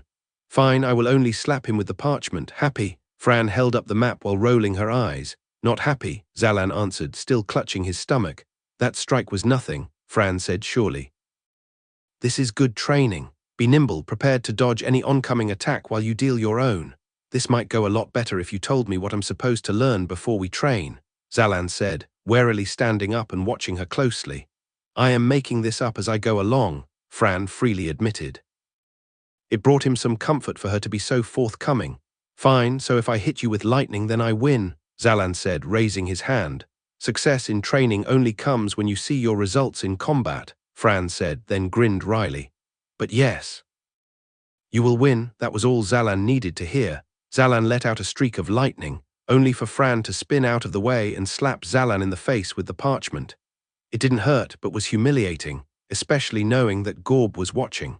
It was almost worse than the hilt to the stomach. Almost, even at level 1, you can master the ability to emit your elemental power immediately. Get to know the feeling, she said, snapping a finger to let out a tiny flame for effect. She made a bit of distance for him to try again. Zalan nodded and raised his hand again, trying to read where Fran was going to be while letting out lightning. She remained in place for a moment long enough that Zalan thought he would get her for sure this time, but then she threw her foot upward, kicking sand in the air and making Zalan recoil. She took 2 steps forward and tapped him on the head with the map. Zalan breathed in frustration and thrust his hand out at her, an arc of lightning coming out immediately, but she was able to just bend out of the way. Her smile grew even wider, pride in her eyes. Well done. That was much faster, Fran said to inspire him. Zalan didn't take any time to reply, shooting out his next small blast of lightning, then another after a second. Fran easily maneuvered out of the way and rolled back, a small distance from him. He pointed with both hands, trying to send out 2 streams at once. Fran spun one way, ready to be out of the way of both lightning strikes, but Zalan tried to anticipate this by kicking sand in the air, then letting out a shock from one hand. The strike barely missed, the sand falling away and Fran coming in for a hit with the parchment. Zalan let her come, finally able to successfully zap her with a tiny arc of lightning just as she slapped his face once more with the parchment. The slap of parchment didn't go all the way across his face. Instead, she dropped the paper midway through and gasped. Zalan beamed at his success, despite technically getting killed by the map at the same time. He felt like it was probably a tie, but they agreed it was a win if he hit her with lightning. He felt great. Whoa, she laughed, feeling her abdomen where the little lightning hit her. Sorry, did I hurt you? He asked, his satisfaction spilling out of him in the thought he injured her. Hurt me? I told you that was not possible, Fran said, as if it were obvious. But it made me twitch. It is an interesting power. It could cause enemies enough pause to hit them with your sword. Well done, Rep called from camp, clapping excitedly and running over. Knowing Rep was awake to witness him being slapped by the map made Zalan even more self-conscious about it. When Rep approached, he had one hand on his lip, likely nursing the wound of having bit it open the day before. That little bout at the end with 2 bolts of lightning was incredible. Thanks, Zalan said, excited about his power despite its lack of strength. He felt a little better about its uses now, and he hoped he could continue to train to get it stronger. I appreciate you not having hurt him in your training, Rep said, clearly asleep when Fran first made him double over in pain. Of course, Fran said, giving Zalan a look as he opened his mouth to answer. He thought better of it. Can we train some more? I feel like I'm getting the hang of this, Zalan said to Rep, hoping to train with a less unpredictable teacher. If you would rather train than head back, certainly. But you can also train once we are home, Rep answered for her. The word home hit Zalan like a ton of bricks, remembering that this was some strange dream world. None of this was real, and none of it would matter by the time he was back home. Any experience he gained or any power he achieved wouldn't matter after the homeseeker. He just wanted to go home and visit Mom. You're right, Zalan said firmly. Let's head back. Chapter 16, back to Oriton. How much time do you think has passed in my homeworld? Zalan asked Rep once they were underway. Zalan didn't like the idea of being in a coma so long as he was in this world. He wondered what Asher was thinking, seeing him sleep for so long after he visited. Not much time at all, I would venture. Seconds maybe, Rep said, juggling the idea in his mind. You sound pretty sure, Zalan said. I was inspired with the information, Rep answered. Zalan raised an eyebrow. The same inspiration that brought you to help me? Zalan asked, slightly skeptical. Rep's eyes got a faraway look as he turned away from Zalan abruptly. Indeed. Rep said, how much do you know about this source of inspiration? What did you see? I would rather not say, he said, wincing as he bit the inside of his lip lightly. I really wish you would. Let us focus on the journey ahead, Rep answered. Zalan sighed through his nose, incredibly frustrated that Rep seemed to not want to answer one of his most pertinent inquiries. He tried to get the question out of his mind with another question. What's the plan from here? How long will it take for us to get to the castle from Oriton? Zalan asked. The castle of Dokran is a few days' journey from Oriton. We will rest at the guild to heal ourselves, then I will need to make some money for us to purchase supplies needed for the way. Food, mostly, as there are 5 of us now. In the meantime, I hope you will take the time to train, Rep said. Zalan threw a nervous look at Fran, who was walking ahead of them, occasionally throwing a small fireball from her palm and manipulating its trajectory midair before it dissipated into nothing. I guess I could do with some more training, Zalan admitted anxiously. Splendid. Then that is our plan, Rep said, not having read Zalan's hesitations. Later on the journey back to Oriton, as the travelers shifted in their order, Rep and Zalan found themselves next to Gorb and behind Fran and Yelsa, who were arguing about something inconsequential. Zalan tried to listen in, and it sounded something like they were talking about Yelsa's home and whether it existed. Rep leaned toward Gorb with a hint of apprehension to ask a question. Gorb, why is it that you are working for this Yelsa? Zalan still hadn't figured out why Rep had earned the right to call Gorboniferous by his nickname. Level 3 couldn't have been that strong. She pays, Gorb replied, his face inscrutable to Zalan. But I feel this work is strange for you to take part in. Why are hired guild members under level 10 guiding her to elementals? This sounds like something for her own guild to take part in, Rep said. She has no guild, Gorb replied. But is she paying you enough to do this job? It is normally a high price to take someone to an elemental, Rep asked. She pays very well, Gorb nodded. Then, and I do not mean any offense, but why did she hire the 2 of you rather than someone more experienced? Rep continued. No one believed her when she discussed the reason as to why she had to find an air elemental specifically, Gorb said, then lowered his voice. She claims to be from Etheria. She wishes to fly back home in the clouds. Is she insane? Rep asked, sounding genuinely curious, not an ounce of malice in the question. Not that I can tell, except that she pays us much better than she ought to. 10 gold coins for the first trip, now 20 for the homeseeker. But I take it that she is simply well-off and eccentric rather than insane, Gorb said. What do you intend to do with all that coin? Rep asked. Judging by the size his eyes went, Zalan determined they were talking about a small fortune. We must pay the dues on Mother and Father's home. The rates went up this year and Mother refuses to pay. We need to put a stop to that, Gorb said. Good on you to keep your parents in their home, Rep said. Gorb scoffed loudly, a smile almost breaking on his face. He shook his head. That was not our concern. We want to prevent a massacre, Gorb said. Your parents would be killed for not paying, Zalan asked, stunned. No, nothing like that, Gorb waved a hand dismissively. However, they would try to evict my parents for not paying. Mother would not go out without a fight. And Father, in his love for Mother, would die rather than see her be disappointed. So the 2 of them would kill dozens before they would be removed from their home, though at that point they might be considered for execution. We wish to prevent that. Zalan tried to assess whether Gorb was making a joke, or whether he really believed that his parents would have the strength and ability to kill dozens of people. Zalan didn't see any indication that Gorb was messing around, but he also had a hard time reading Gorb's facial expressions. We are close, Rep said, excited as he pointed at the city of Oriton in the distance. How are you going to make money once we're home? Zalan asked him. I shall do small jobs that earn me about a bronze coin each. I will go home to home, asking whether they would like to save time in starting their fires tonight, and use my elemental power to start it for them, Rep explained. That's amazing, Zalan said, again being impressed by the small feats that these powers were able to achieve.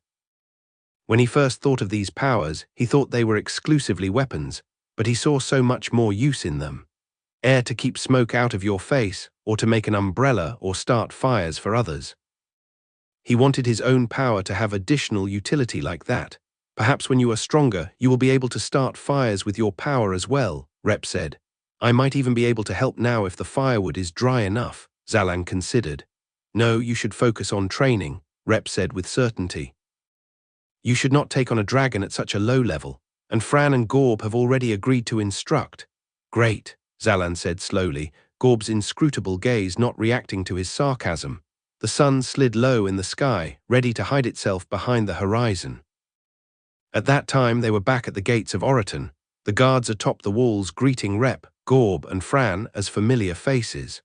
Once inside, they went straight to Journey House, and each slept until their wounds were fully healed.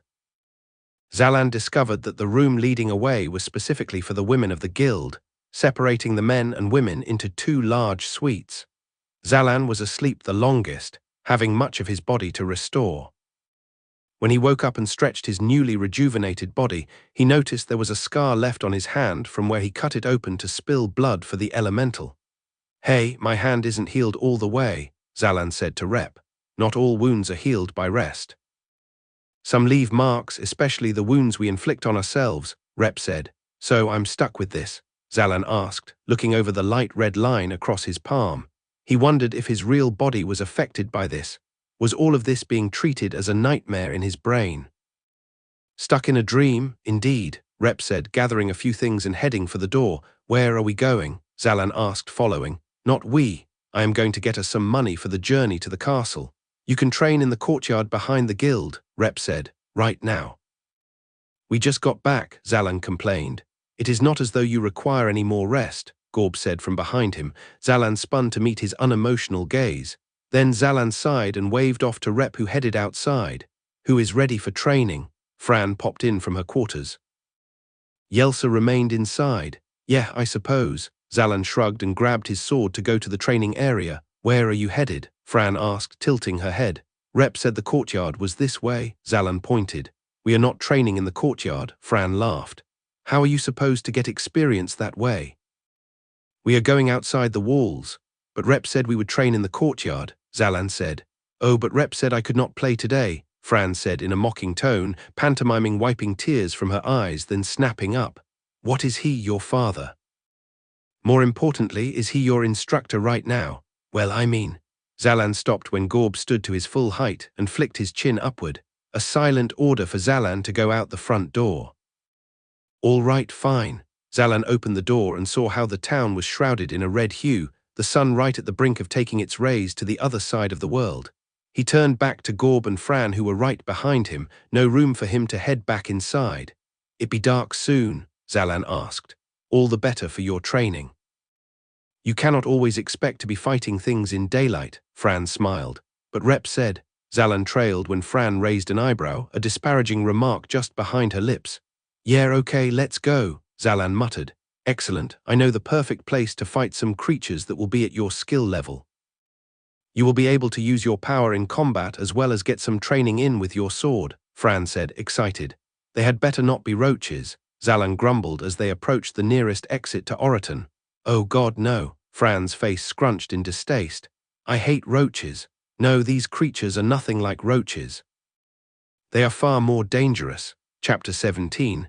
It's not just a boulder. Fran led the way outside the gate, waving off the warnings received by the guards on the walls. She walked with a skip in her step, so much energy that Zalan wondered if she had one of those indefatigable iron artifacts on her person, but quickly dismissed the idea as being very foolish for an adventurer, especially one outside the safety of their city. Gorb walked at the same pace as Zalan, keeping himself close once they exited the city, ensuring that any sneak attacks would not hit Zalan alone. Zalan looked up to the tall man, wondering what kind of thoughts he had behind his placid face. Hey, Gorboniferous, how come Rep can call you Gorb? Zalan asked, curious. Because he has proven himself to be strong, Gorb replied simply as though it were obvious. He's not even that high of a level, Zalan pointed out. One's level is a small part of what makes them strong, Gorb said sagely. Okay, then what makes Rep powerful? Zalan asked. Zalan stared back, determined not to look away until Gorb chuckled dryly and decided to respond. Rep has the strength of selflessness, a seemingly endless amount. I have never seen someone more willing to help another than Rep. I do not believe he pursues his own passions, except that he believes it will be useful in assisting someone later. I have never seen him ask for something in return. He told me that his reward is between him and God, Gorb said. Zalan blinked, stunned at the idea. He had heard his mom say that sentiment once before. Rep had been so willing to help him from the beginning. He couldn't remember a single time that Rep denied him something that he wanted to pursue here. Was the mention of being inspired all a lie to make Zalan feel better about Rep helping him? Or was there actually something he saw? There had to be something more to Rep than just helping people. What does Rep like? What does he do? Zalan asked, continuing down his thread of curiosity. He likes to help others, Gorb replied. But I mean, what does he do outside of helping others? If I weren't here right now, what kind of things would he be up to? Zalan asked. Very likely asking someone else if they needed assistance, Gorb said. Zalan scoffed to himself. The idea was absurd. Gorb read Zalan's expression and continued. If Rep spent some of his time training, he would certainly be at my level, perhaps even Fran's level. Or higher, but he does not seem interested in pursuing strength despite being in a guild. He spends his time at the service of others, without complaint. That makes him one of the strongest people I know, Gorb said. Zalan was amazed and suddenly felt slightly off about Rep. He thought they were becoming friends, led together by this idea of inspiration that came to Rep, but Rep clearly never wanted to talk about it. He was dodging the idea to not make it awkward that he just wanted to help. So perhaps they weren't really becoming friends. Rep was just working on his next project. Zalan sighed to himself at the idea, reminding himself this world wasn't consequential to his reality. He looked back up to Gorb. So if I become a better person, then you'll let me call you Gorb? Zalan asked. No, Rep is at least competent at fighting. I saw you try to shock my sister. It was pathetic, Gorb said matter-of-factly. Okay, sure, Zalan said, feeling warm under his collar. We have arrived, Fran said in a sing-song voice, presenting a massive pile of stones each about the size of a beach ball ahead of them. Each of the stones were resting on or around a giant boulder. Where are we? Zalan asked, squinting in the darkness of early evening. This is where you will train, Fran said, Gorb stepping off respectfully to the side. Zalan looked at the stack of rocks, then away to the large, empty earth that they had spanned between Oriton and their current location. Zalan didn't understand why this was any better than training in the journey home courtyard at night. Big rocks seemed pretty underwhelming. There aren't any monsters. Are you still making up training as you go along? Zalan asked Fran. Not this time. Pull out your sword and zap that small rock. The one closest to us, Fran indicated to one of the jagged stones on the ground a few feet away. With my sword out? Zalan asked. It'd be easier to concentrate without it. But then you would not be training for a real battle. In a fight, you should use your sword and your elemental power simultaneously. Otherwise, you will always be at a disadvantage against those that can control both their power and weapon, Fran said, smiling and pulling out her own sword. She swung her sword with one hand and let out a tiny pebble-sized fireball from the other. Zalan took her point and drew his sword. He raised his hand, flexing the muscle in his mind to access his elemental power. It still came sluggishly, but eventually a tiny spark leapt from his hand onto the rock, illuminating the space slightly. The rock shifted. Whoa, did my lightning just move a rock? Zalan looked up at Gorb, excited. Gorb didn't react. Fran snapped to get his attention. Hit the rock again, faster this time. You need to be able to emit power in an instant, understood? Fran ordered. All right, Zalan breathed and pointed his hand, another jolt hopping out of his hand a second later. It struck the rock again, and before Zalan could be proud of his improved aim, the rock rolled in a circle. Zalan peered at it, concerned. The rock was spinning in place, then a head sprouted from the top, followed by a hand. Whoa, whoa. What is that? Zalan said in shock, pointing his sword at the creature as it created limbs for itself. That is a sickly gargle, Fran said. The sickly gargle was small, similar in size to a roach, but had arms and legs like a small human. Its skin was rigid and grey, with a series of spiky zits popping out of its face. Its eyes were a ghostly green, and there was a slight bright green spittle oozing out of its sharp-toothed mouth. It did a somersault on the floor and then looked up at Zalan angrily. "Here it comes, do not let it bite you," Fran said, smiling. "Hey, no, no." Zalan took a step back. The sickly gargle got down on all fours and began scampering toward him, a small growl emitted every few steps. Zalan swung his sword wildly at it, but it shifted out of the way and bared its green-slicked teeth to bite him. He screamed in disgust and kicked it. The small creature flew a few feet away, and Zalan pointed and quickly zapped it with a spark. The sickly gargle twitched uncomfortably, letting out some sound of discomfort. Zalan took advantage of this and took a step forward, zapping it with another bolt of lightning. The sickly gargle remained in place long enough for Zalan to stab and kill it. He breathed hard, then looked up angrily at Fran. "Can you please tell me about things before they try to hurt me?" he said, frustrated. "You do yourself a disservice." "You were wonderful at thinking on your feet," Fran said, clapping her hands together. "Good job using your elemental power to make it drop its guard before striking." "Your swordplay needs work," Gorb offered. "Is this how all of you train? Put yourselves in danger and hope you learn enough while panicking to kill the thing?" Zalan asked. "Is there any other way?" Fran asked, smirking. "Now go ahead and hit that one with some lightning." "I really don't want to," Zalan said, his heart pumping powerfully. "Not a problem," Fran said sprightly, picking up 2 rocks and tossing them at Zalan's feet. "No, I didn't mean like that." Zalan ran a few steps from the rocks that began spinning in place.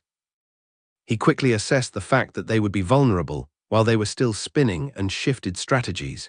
He stepped forward and swung his sword hard at one of them before it could come out of its rock ball, only to have his sword be deflected harmlessly. Their outer shells are too strong to only be hit with a weapon. "You must use an elemental power to create an opening, or put your lightning into the blade," Fran said, as both sickly gargles sprung open and targeted Zalan as their enemy. Zalan raised his hand to zap them, but one of the creatures jumped and chomped at his hand, making him flinch back. "Do not let them bite you," Fran said. "I don't need to be reminded." Zalan saw the second sickly gargle jump toward his leg, and he swiped it away with the flat of his sword. He didn't do any damage to it, but he put some distance between them. He ran a few steps away as the 2 creatures chased after him, and after 30 seconds of running in circles and concentrating, he was finally able to hit one with lightning and get it to stop running. He rushed in, missed with his first sword swing, then killed it on the second.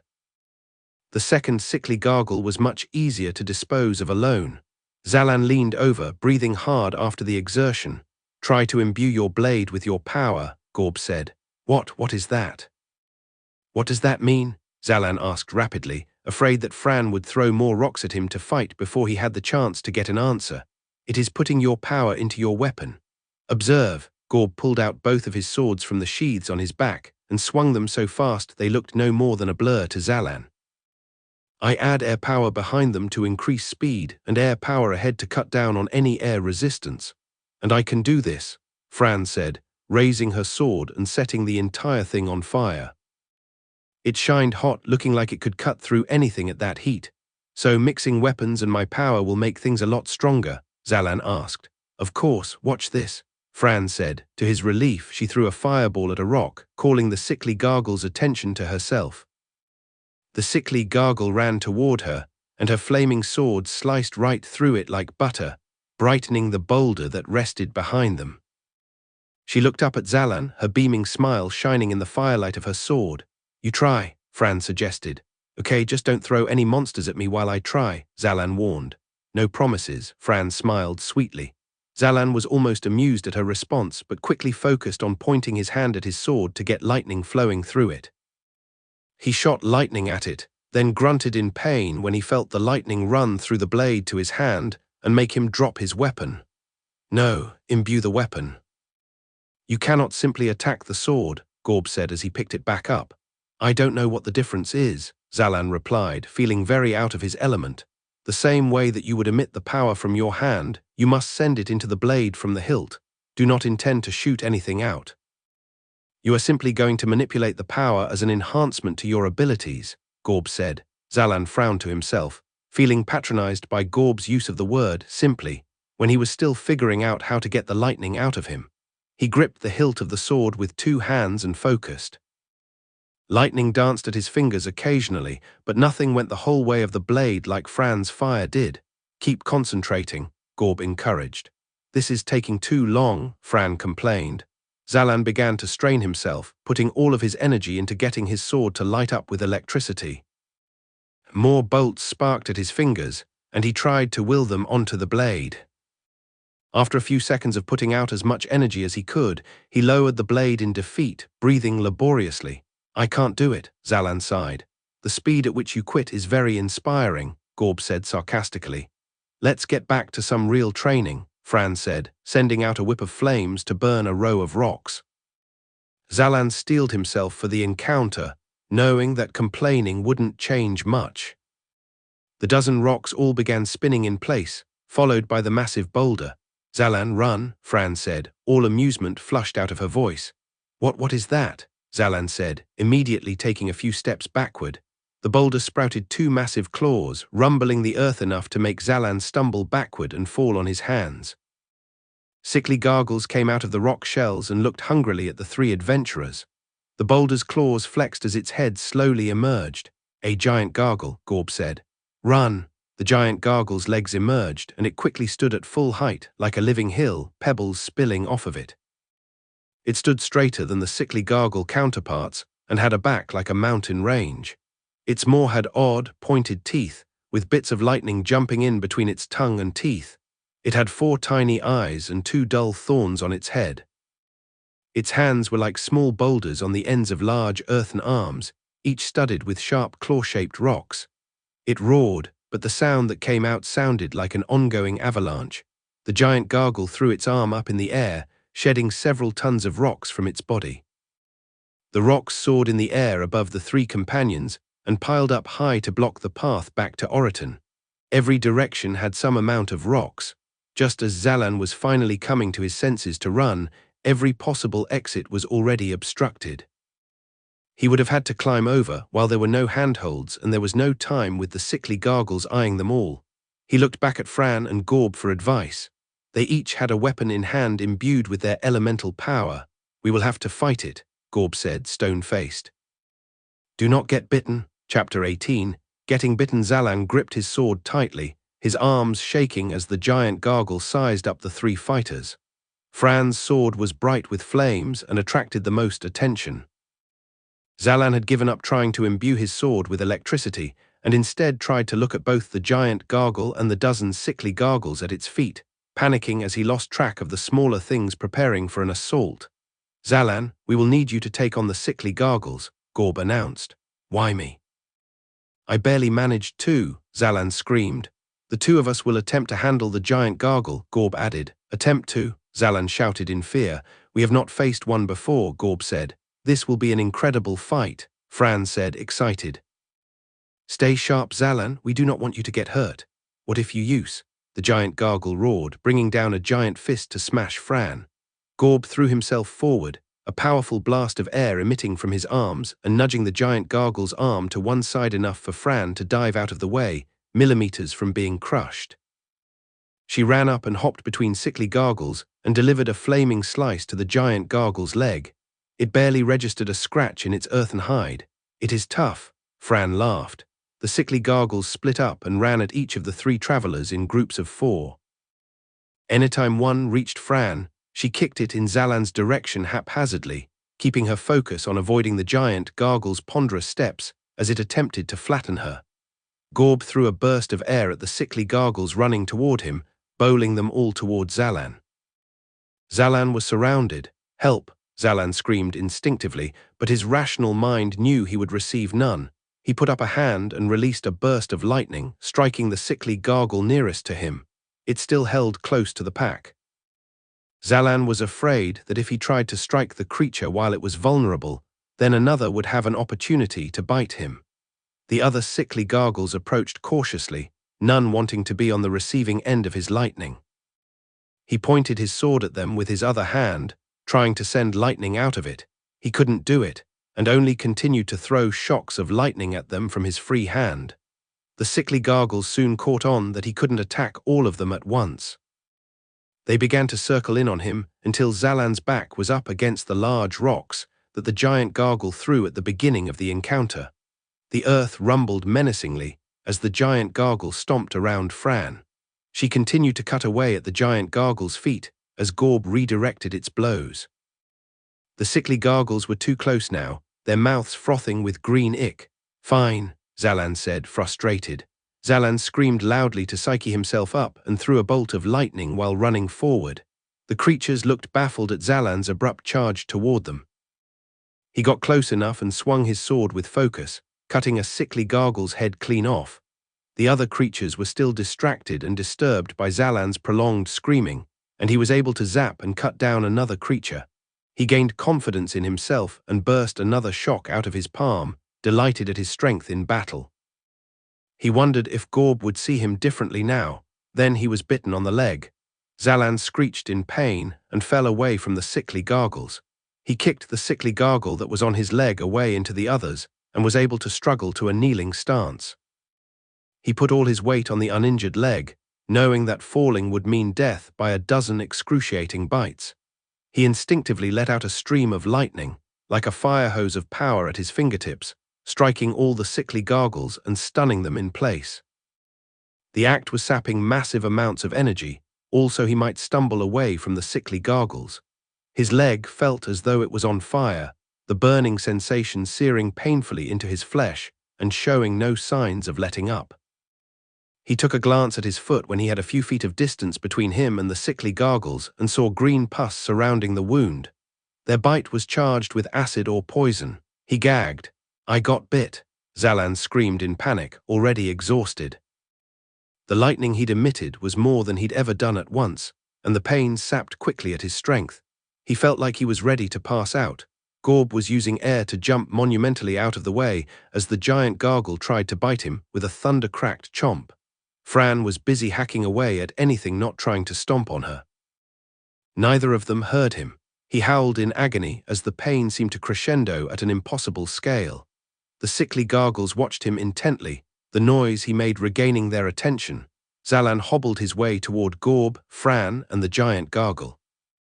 The sickly gargles were still out of sorts after the earlier blast of lightning shook them to their core, and Zalan was able to kill another two on his way to his companions. Lightning was coming significantly faster to his fingertips now, taking less than half a second to come out. He had a good idea of how to use it in combat, but he didn't even care enough to be proud. His leg tormented his every thought. It was unbearable. He considered cutting it off. Gorb. "Gorb, I got bit." Zalan was sweating profusely when he was in closer distance to Gorb. "Gorboniferous," Gorb corrected, his voice strained as he sent a small tornado to the giant gargle's eyes. "Gorb, please, I'm dying." Zalan screamed, the fire of his leg running up to his thigh. He was afraid the pain would spread further. "Call me by my name and maybe I can help," Gorb snapped. "Gorboniferous, I got bit," Zalan shouted angrily, sweat rolling freely off his face. Gorb gave him a short glance and winced when he saw the damage to the leg. He turned away, and Zalan couldn't tell whether it was because of the sight of the bite or because he wanted to focus on combat. "I am sorry, Zalan.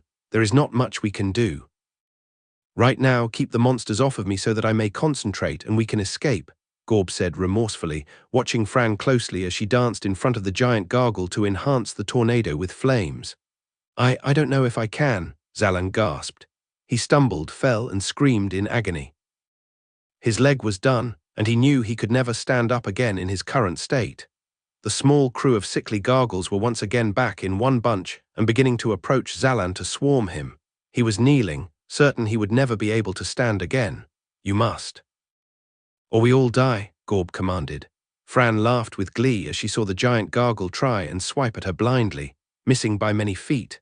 Zalan used both hands to hold his sword as the small throng of sickly gargles bared their poisoned teeth and raced toward him, tripping over one another in their eagerness to overwhelm him.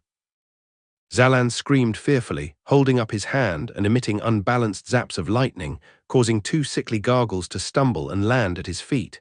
He brought his sword down on one of them, killing it. Then the sword stuck before he could bring it back for another swing.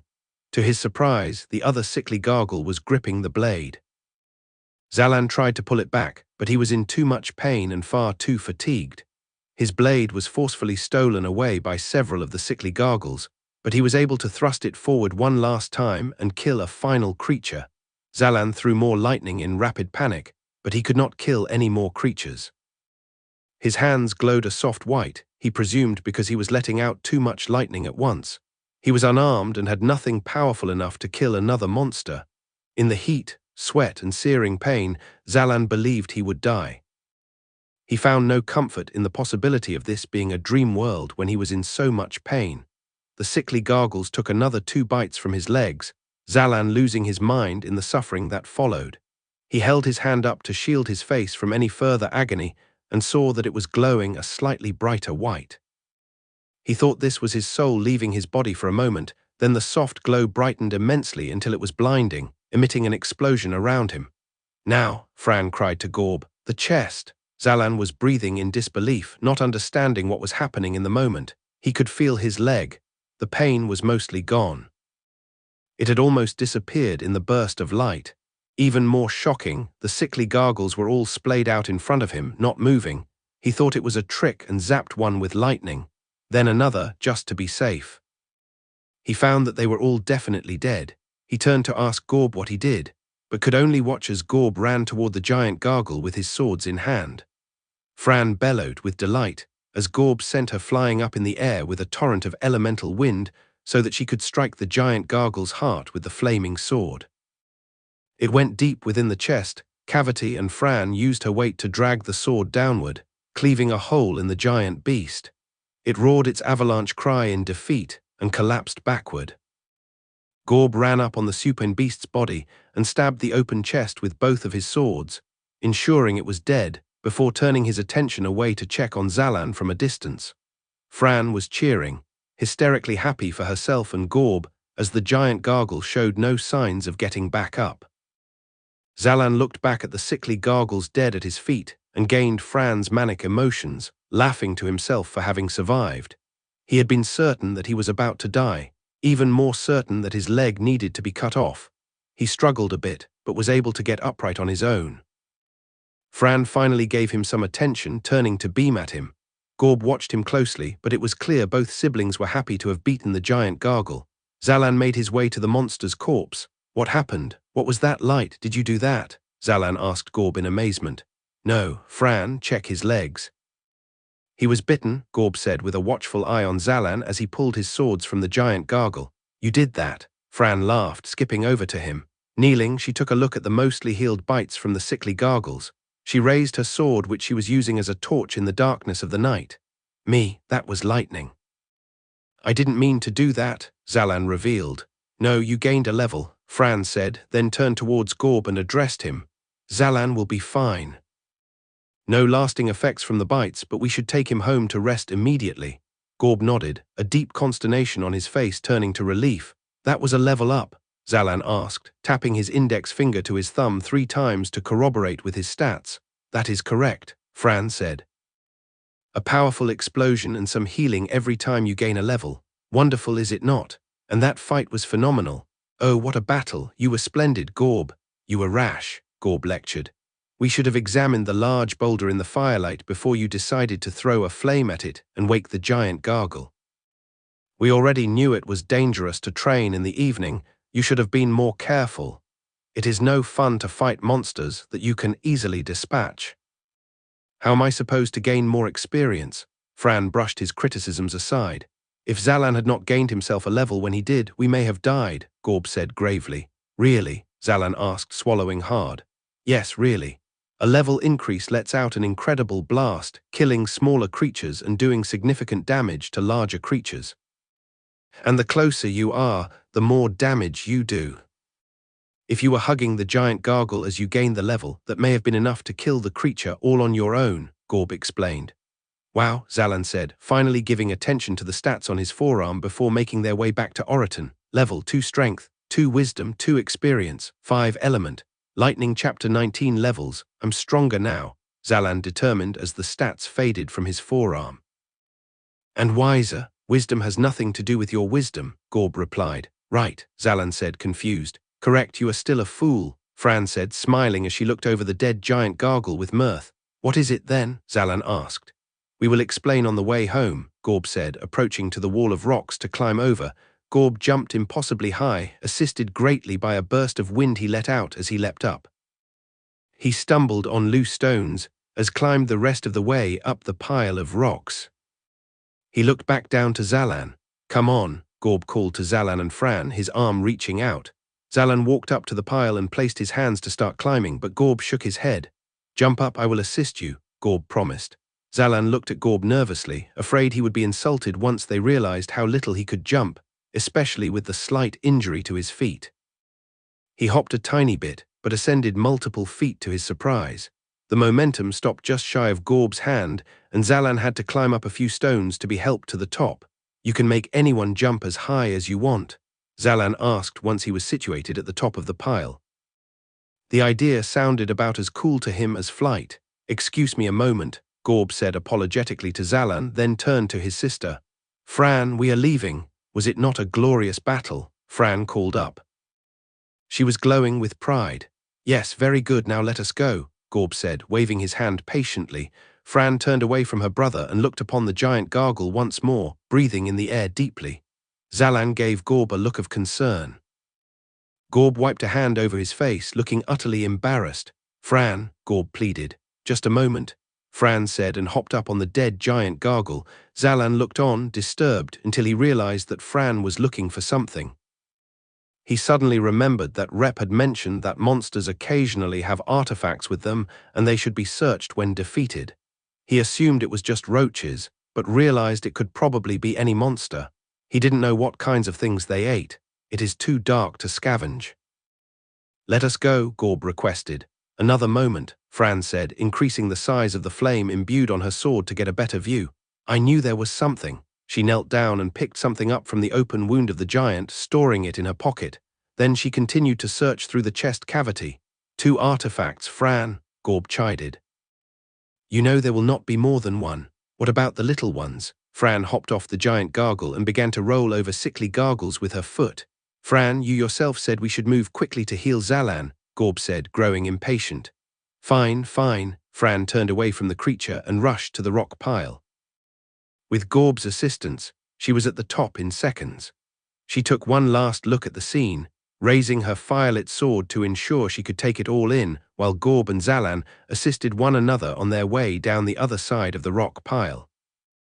Once they reached the ground, it became difficult to see in the night, and they looked up at Fran, who had yet to move. "Fran," Gorb said sharply. "Yes, fine," Fran grunted and jumped off the top. Zalan gasped, thinking she was insane, until Gorb caught her with a pocket of air to cushion the fall. She put out her sword and held a flame in front of her and led the way. "A good fight," Fran said, the energy of the battle still within her, slow to dissipate. Zalan even gained a level. "Yeah, what does that mean for me?" Zalan asked. "See for yourself." Fran pointed to a rock on the side of the road. Zalan quickly interpreted that to mean she wanted him to summon another sickly gargle from its rock shell. "I am not fighting anything right now," Zalan immediately refused. "No, this is just a rock, I assure you." "Release your elemental power and see the difference of one level," Fran pointed. Zalan looked at her skeptically until Gorb nodded in corroboration. Zalan raised a hand and quickly let out a burst of lightning and struck the rock. Zalan gasped in fascination. The lightning was twice the size it was before. Where it seemed like a silly string before, it now seemed like a rope. It even left a dark mark at the edge of the rock, indicating it wasn't just bigger but more powerful as well. "Very nice," Fran said. "Whoa, is every level increase like this?" Zalan asked, looking at his hand in disbelief. "They say that the change from level 1 to level 2 is the one that you feel the most. I agree from my own experience. The other increases are still worthwhile, but it may seem underwhelming in comparison," Gorb said as they once again made their way to Oriton. "And what about my wisdom? What is that, exactly?" Zalan asked. "It is the amount of control you have over your elemental power. It does not necessarily mean power. For example, when you have 3 wisdom, then you will have the ability to manipulate your power after letting it out, twisting it in the air rather than always firing straight," Fran said, raising and lowering her flame for effect. Zalan didn't even realize he had always been shooting straight forward until then. Dream world or not, the idea of twisting lightning at his enemies was immediately very cool to him, And my aim will get better with that, Zalan asked. Ha, Fran chuckled in amusement. No, you cannot rely solely on gaining levels in order to have better abilities. Some things still require skill, like imbuing a weapon or aiming. It may assist you to be able to change the direction of an attack, but your elemental power is emitted much faster than I have seen any other power emitted before. Fire has time to be turned. Lightning is almost immediate. You may not have much time to twist the lightning in midair. Oh, I get it. Zalan nodded to himself, then twisted his head in thought. So, how come we don't just fight roaches all day until we gain a level? Or a lot of levels? I mean, I hate seeing them, but they were way easier to kill. I was getting around 3 experience per kill. That rate of experience gain drops rapidly as soon as you gain a level, Gorb said. What gave you 3 experience per kill before might only give you 1 experience per 3 killed at level 2? At my level, I think it would take about 1,000 roaches to gain a single point of experience. 1,000 just for 1 point at level 4, Zalan balked. It could be that he has to kill even more than 1,000. Or perhaps it would be a worthless endeavor for him to continue killing them, Fran said. If you continue to kill the same creature too long, you do not gain experience. None at all, Zalan asked. None, but you have to kill an absurd amount. Think about it. When you are a child, a first step is important in learning how to take your next step. You need to take a lot of steps and gain the experience of what it means to walk normally. But once you are an adult, there is no experience to be gained. You simply know how to walk, Fran explained. I guess that makes sense. Will they always be able to do damage to you even if you are a higher level? Zalan asked. Always. Just like no matter how good you are at walking, you are still prone to tripping, Fran said, continuing the analogy. And how come my experience is just at 5 right now? Shouldn't it have gone higher after killing something like a giant gargle? Zalan asked as the question came to mind. Normally, yes. But when you gain a level, the experience you gain from those you kill in the blast are reduced drastically. If you had killed the giant gargle without assistance, you could have easily gained another level. Hang on, Gorb said suddenly. Who told you I am level 4, Zalan? Zalan's eyes went wide, retracing the conversation he just had with them and realizing his mistake. I almost did not notice, Fran smirked. Who was it, Zalan? Zalan wished he could disappear, constantly finding himself in an embarrassing corner whenever talking to the siblings. It certainly was not Rep. Gorb shook his head to himself. He would never. I did not take Yelsa for the sharing type. Fran giggled to herself. What a gossip. Did she tell you my level as well, Zalan? Ooh, she did. Fran pointed instantly. It is written all over your face. Sorry, Zalan said. I asked her for her level without knowing it was rude to ask. Fran and Gorb exchanged a glance. They both seemed bemused. You asked what level Yelsa was? Gorb asked, interested. Yeah, Zalan nodded shamefully. And she told you it was rude? Gorb asked. Yeah, Zalan said, slowly realizing that they weren't shaming him. It is not rude to ask someone's current level, Gorb said. It's not. Zalan felt like he would never keep up with the etiquette of this dream world. Not at all. It is important information to know about someone, especially when you are traveling together. Can you trust them in a fight? Will their elemental power be able to sustain you if you are low on supplies? Questions like that are answered very efficiently by knowing someone's level. It is not rude to ask to be prepared, Fran said. What is rude is to tell someone else's level without their consent, Gorb said. Oh, I get it. Zalan nodded to himself. Oh, he said louder. He came to the quick conclusion that Yelsa shared Gorb and Fran's level without their consent. Gorb looked mildly annoyed, but Fran was fuming with a sinister smile on her face. We have much to discuss when we get home, Fran said severely. Zalan almost recoiled at the look on her face. What about that thing you found on the giant gargle? What was it? An artifact? Zalan asked quickly, trying to prevent her from riling herself up further and extending her ire to him. She lost her train of thought and reached into her pocket. Oh, this. It certainly looks like an artifact. She tossed it in the air and caught it, causing Gorb to flinch enough to make Zalan nervous. It was a small artifact and looked like a golden onion that could be opened from the top with enough force. What does it do? Zalan asked. Not a clue. That is more Rep's expertise, she smiled. Which is why we should be careful with it, Gorb said pointedly. I am, Fran said in annoyance, tossing it in the air again as if to prove her point. Both Zalan and Gorb flinched this time as she caught it. Maybe I can hold on to it, Zalan asked innocently. Sure, Fran shrugged, tossing it ahead of him. Zalan yelped and dove forward to catch it. His finger grazed it, still too far, and Gorb made a sound as he summoned wind to direct it into Zalan's open hand before he fell to the floor. The young men looked at one another, a relieved smile on each of their faces.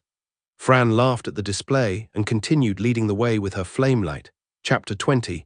Satiated, the next few minutes of travel went by in silence, Zalan spending much of his time trying to understand the artifact simply by staring at it. Fran occasionally sighed in reminiscence, remembering particular attacks during the recent battle and how close to death they all came. She was perfectly happy carrying the conversation with herself, but the way she talked about their near-death experience set something off within Zalan. He was annoyed by their lackadaisical attitude toward the amount of pain they can endure when outside a town. Do you just not care about the pain because you know you can go home and sleep it off? Zalan asked Gorb. Gorb raised an eyebrow, catching up quickly to what Zalan meant. They went to train, but never once shied away from getting hurt. He looked over Zalan a second too long, and Zalan threw a raised eyebrow of his own into the stare-down. What is it you want? Gorb asked. What? Zalan asked, confused. You sound as though you are complaining. What would you prefer to have done? Gorb asked. I mean, I don't know. I'm trying to go back home to my world. Zalan was too thrown off to put any conviction in his words. You seem lackluster in your pursuit. You offer no ideas and are happy to follow anyone's path they set out for you, Gorb said in a straightforward manner. Zalan was at a loss for words. What am I supposed to do in a different world? None of this is real, he challenged. Stop your delusions in pretending none of this is real. You treat it like it is real. You have made efforts to avoid death when attacked, and you listen to others who are more knowledgeable. Those actions do not sound like someone who believes this world holds no consequence, Gorb said. I don't know how else to act. Zalan threw an arm up in exasperation, making sure not to move the onion-like artifact too much. Exactly my point. Those who do not know what they want will be carried along by others that have conviction. You will continue to be in the company of those that do not care about the pain until you discover that you either want to train as hard as we do, or find your own path, Gorb replied. The most aggravating part to Zalan was that Gorb sounded reasonable, not a hint of ill will in his lesson. Gorb was trying to help in his blunt way. Zalan sighed loudly. Yeah, fine, I get it, Zalan acquiesced. He didn't actually believe much of what Gorb was saying. The last thing he did in the real world was go to sleep after all. How could this not be a dream world? But he appreciated the tone Gorb took with him and could see a kernel of truth in his words. He said he wanted to go home. But then what? Was that world much better than the dream? Maybe he could do the opposite of what Gorb was suggesting and embrace the delusion of this world. It was a thought that didn't hold much weight in his head. His mind wasn't clear here. He felt off, like he was missing something crucial, and it hurt his heart to think about it. He felt that he definitely should be trying to get home. They crossed the walls into Oriton and headed straight back to Journey House, where Fran bid the two farewells and headed to the woman's quarters. Rep was not yet home.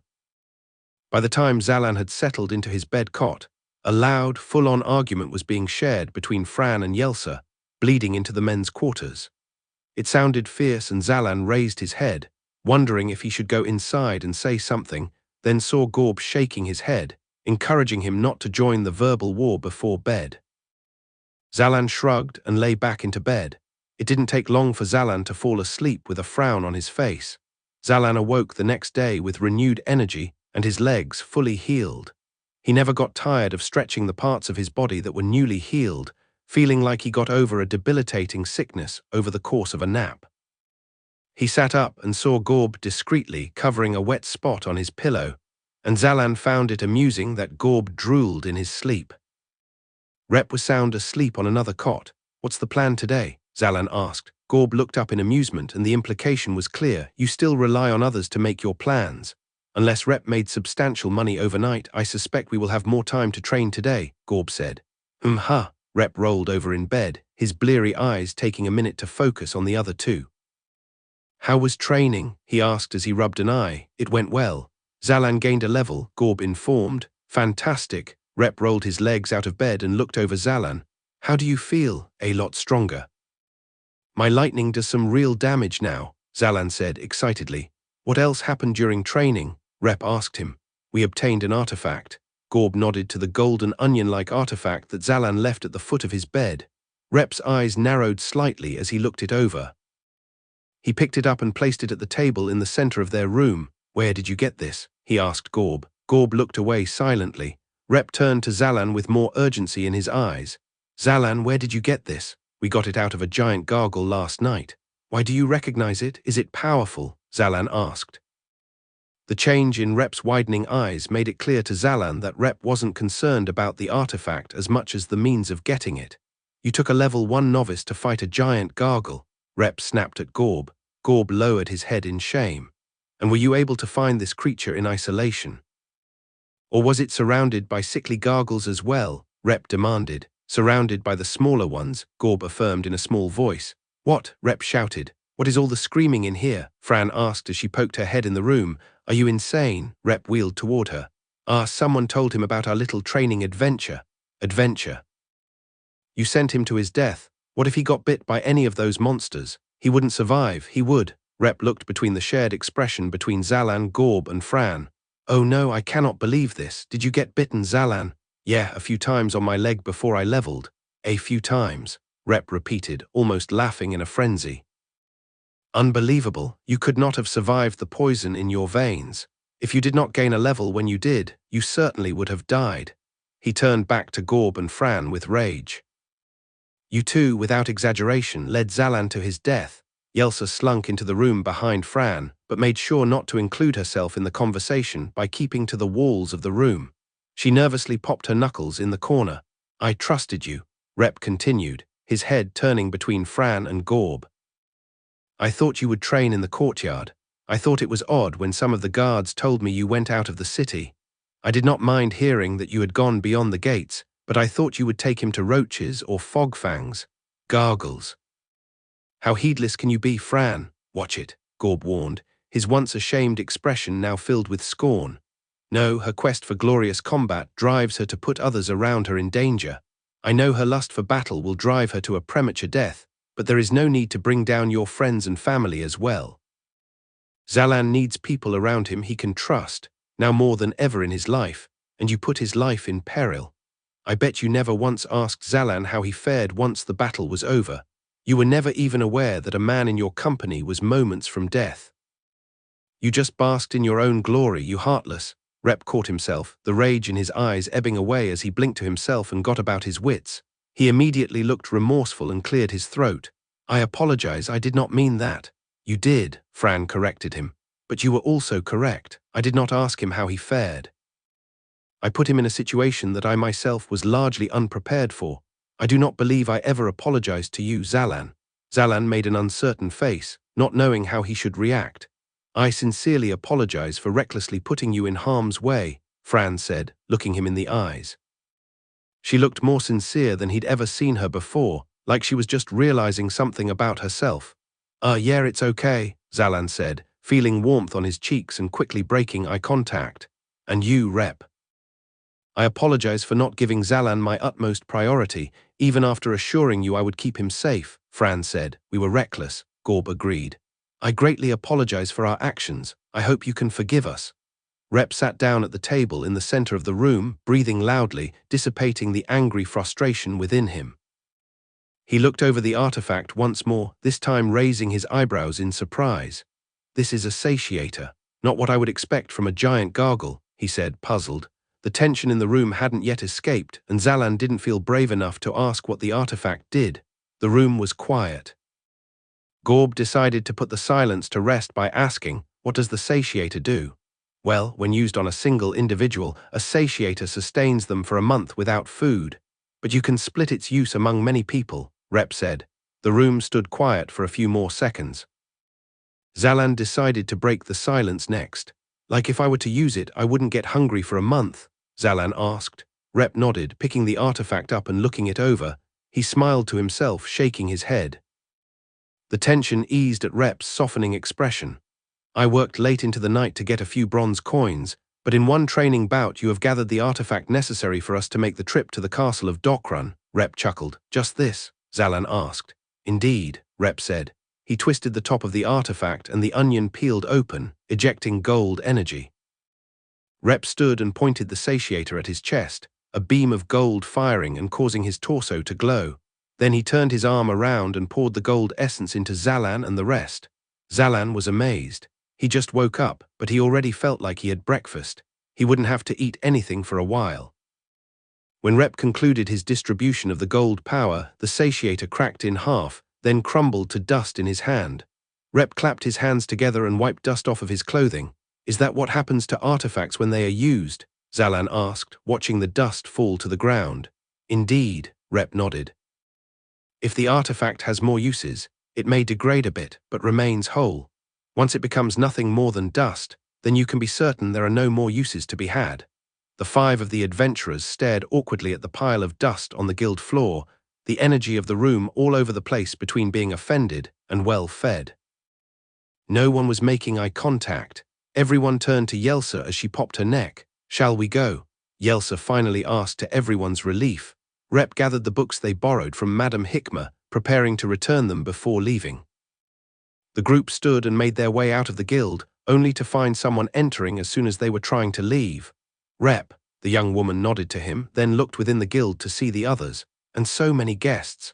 "Hello, Liv, we are just about to leave," Rep said politely, trying to slide past her. "Have any of you seen Heron?" "He was supposed to take Epan and I to challenge an elemental today," Liv said. "I have not seen him," Rep shook his head. "Who is that? He does not look to be from around here," Liv pointed at Zalan. "Oh yes," Fran said.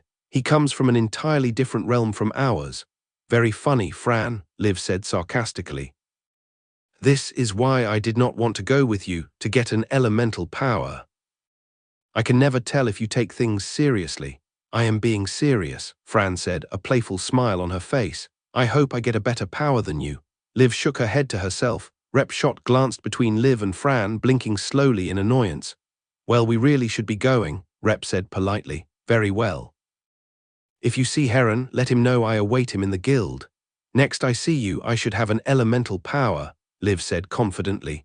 Chapter 21. Off to see the dragon. The light packs felt strange to the weathered travelers. When the food was low, it usually meant they were nearing the end of the journey they had packed for, but now they were just exiting Oriton. They felt a mix of unease and liberation, except for Zalan, who was blissfully unaware of the absence of weight in his pack.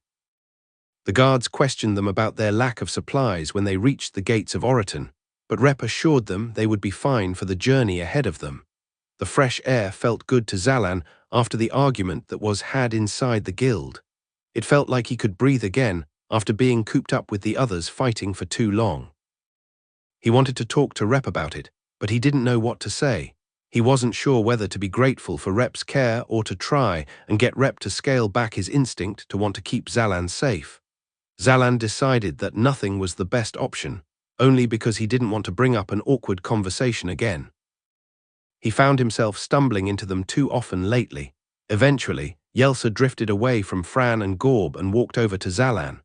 For a few seconds, she simply followed his gait, and Zalan wasn't sure if he was supposed to say something first or not. It looked like she had something to say, but was waiting to be told to say it. Zalan continued to walk, pretending not to notice Yelsa and trying to avoid saying something foolish. "I am level 3, Yelsa declared to him suddenly. Zalan waited for her to continue, but evidently that was all she had to share. "Oh, okay, thanks for sharing." "Why did you feel the need to tell me now, but not before?" Zalan asked. Fran said the best way to make up for my speaking of their levels out of turn was to share my own. "So I have told you," Yelsa said. Fran threw them a knowing glance before going back to a conversation she was having with Gorb. The way Yelsa concluded her last sentence made Zalan feel like there was nothing more that she wanted to say, but she still maintained speed with him. For a few seconds, he decided to remain silent, but he couldn't tell if the conversation had concluded or if he was stretching an awkward silence. He found the people of this dream world way too hard to read. So, Zalan desperately grasped for a topic from his mind. "How come all of you are at such a low level?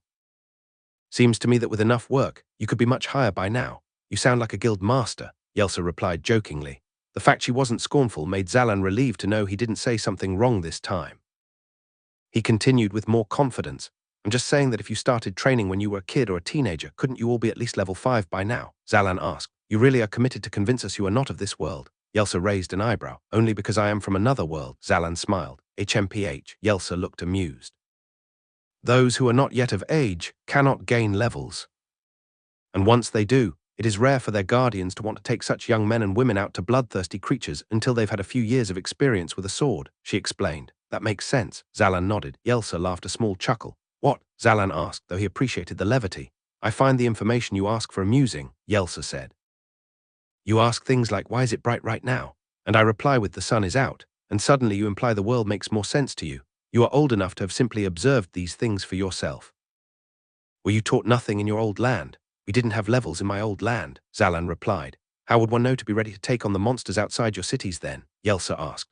Ooh. Zalan ran through a number of explanations in his mind. He was originally going to say that there were no monsters, but felt that lacked nuance when it could be dangerous to go out in the wilderness alone.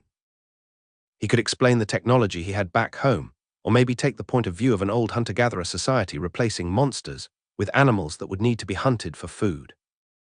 He decided the technology explanation would be easiest if he pulled out his phone, but as he felt his pocket, he realized there was nothing there but spare food in case of emergency. He finally decided that a non-answer might work best. We just kind of figure it out. Fascinating. Yelsa rolled her eyes, not appreciating him dodging the question. Zalan only then noticed that they were walking on grassy terrain, hills and flowers all over the surrounding area. The flora smelled fresh, and he saw trees dotting the path ahead of them, waving to him invitingly as a light breeze passed through their leaves. Zalan was pleasantly surprised to see creatures he recognized, like a butterfly fluttering between flowers and a bee buzzing by his head. Zalan smiled a bit, then felt Rep's hand on his shoulder as he leaned in to speak with him. How are you feeling? Did you sleep all right? Have any nightmares? Rep asked. Zalan's eyebrows furled together. No, why? Was I a restless sleeper or something? Zalan asked. Not at all, Rep said, looking pleased. Zalan's inquisitive face made him feel like he needed to share more. I just want to check in and see that you were doing fine after the harrowing events of last night. You look very eager to travel, so I did not want to slow you down if you felt fine. Yeah, it was pretty scary at the time, but Zalan shrieked, and Rep immediately ignited a flame in his palm in reaction. Prepared for battle, Fran, Gorb and Yelsa turned to him, stunned. Then Fran looked around them and put pieces together quickly. Does he always squeal among roaches? Fran asked. I thought they would only be in the deserts. I hate them so much, Zalan hissed, pointing his hand towards the nest at the base of a tree a few feet away from them. Another way of saying yes, Fran said, leaning over to Yelsa. Yelsa smiled, but their mockery rolled right off Zalan's back when the roaches were so close by. The little hairs, the twitching antennae, and the gross, orange eyes all came together to make him feel sickened upon seeing them. They crawled over one another in an attempt to chew at the bark at the base of the tree. Can we just move on? I hate them, Zalan repeated. Why not use your newfound power against them? Rep suggested.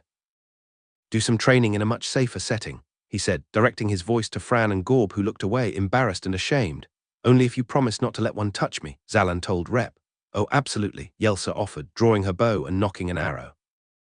I hate the look of those things. I will personally destroy any that come too close, but you may find that you will not need assistance this time, Rep said with encouragement. Sure, Zalan said sarcastically, already shuddering at the view of the roaches. He raised one hand and held his sword in the other, preparing for any that would rush at him. He counted about 8 of them and steeled himself in concentration. A jolt of lightning jumped from his hand and shocked the tree, missing all of the roaches.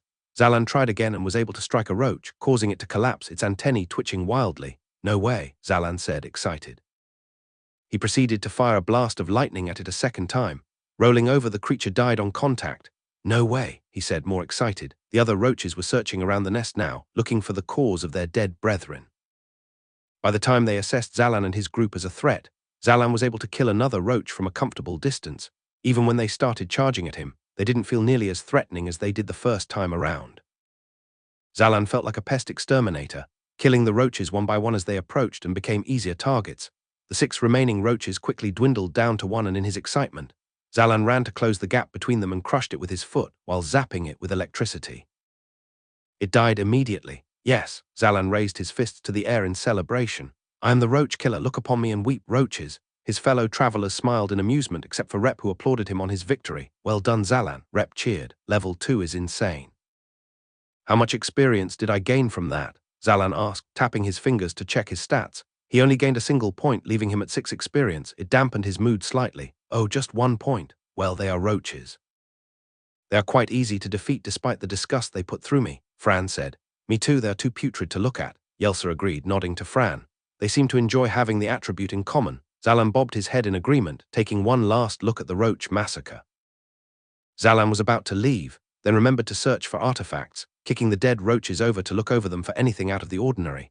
The victory put him in a great mood, and he looked forward on the path to see if he could spot the castle from here. He felt ready to fight anything right now. He peered at the horizon, but couldn't see any castles from where he stood. "Shall we go slay a dragon, then?" Zalan asked valiantly. "Gladly," Fran smirked as they continued their way to the castle. Chapter 22, The Mind of Madness. The travelers continued their way on the path, the lush grass opening to some sparse trees in a lightly wooded forest. At first, Zalan found this shaded area a welcome improvement, until he noticed the way that his companions began watching the trees for ambushes, drawing their weapons even though there was no immediate threat. Zalan drew his own sword just to be safe. When a few minutes went by and a trap wasn't sprung, they mostly relaxed except for Gorb. Zalan kept his sword out and tried to imbue it with his elemental power again, focusing as hard as he could to keep lightning running up and down the blade while also making sure he didn't trip anywhere, trying to imbue your weapon. "Did the siblings teach you about imbuing?" Rep asked him, curious.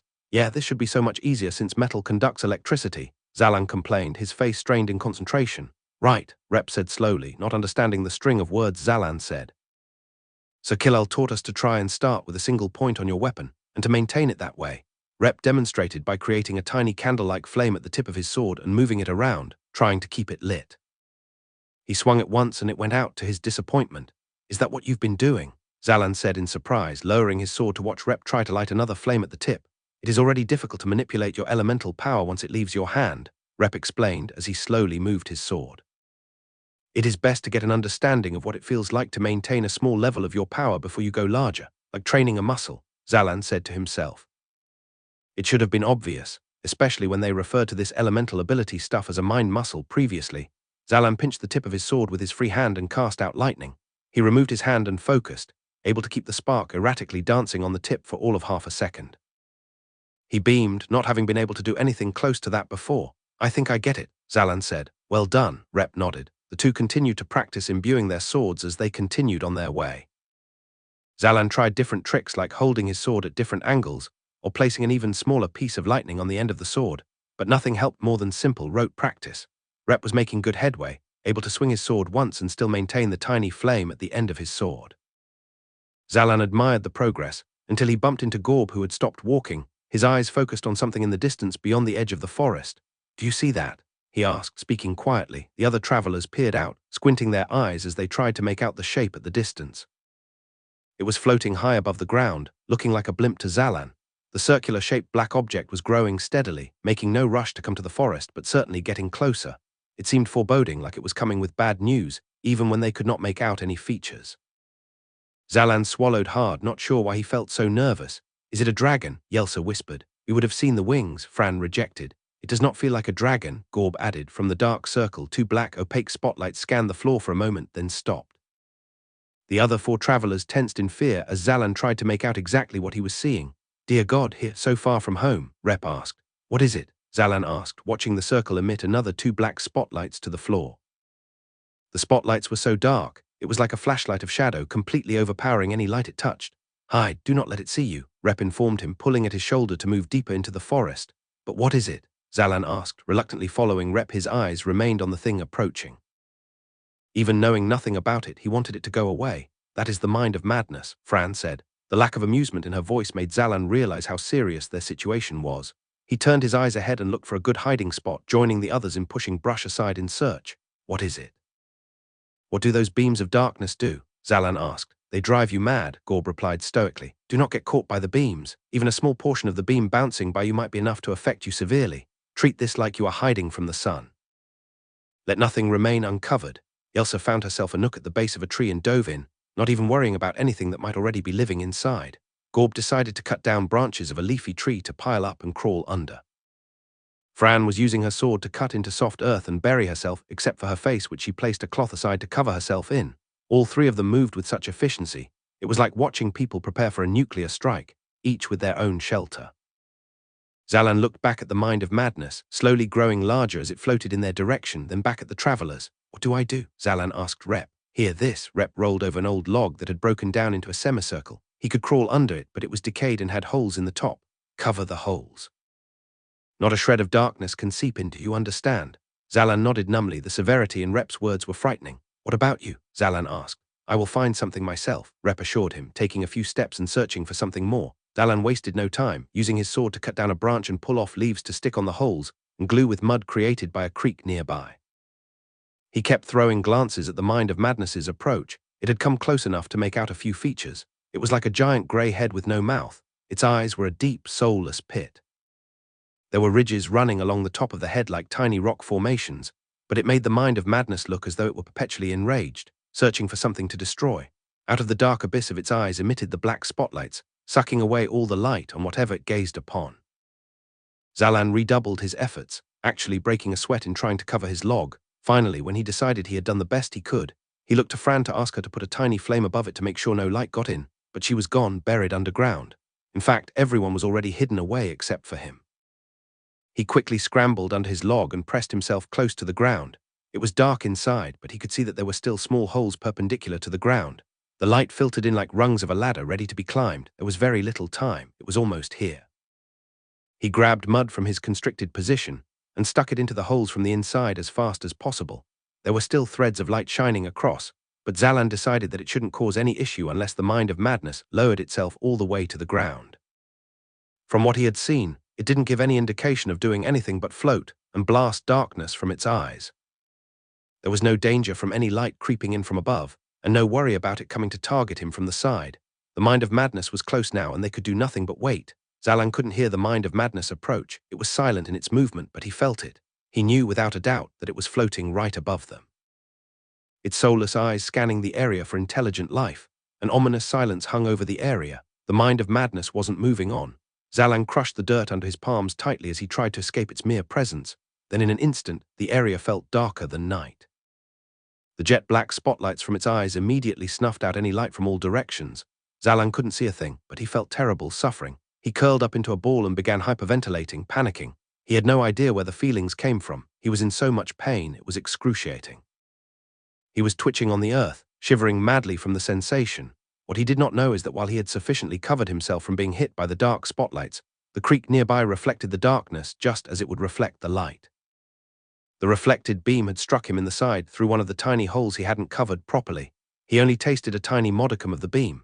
It was a speck of the spotlight's power, but it was enough to affect him seriously. Then mercifully, the Mind of Madness stopped its beam and moved on. Immediately, Zalan stopped his panicked breathing, but his heart did not slow at all. He continued to curl tighter into a ball under the log and thought of nothing except desperately wanting to be home. He thought of his mom. It made him feel worse. It was a few minutes before Gorb emerged from his hiding spot first, looking around to ensure they were safe.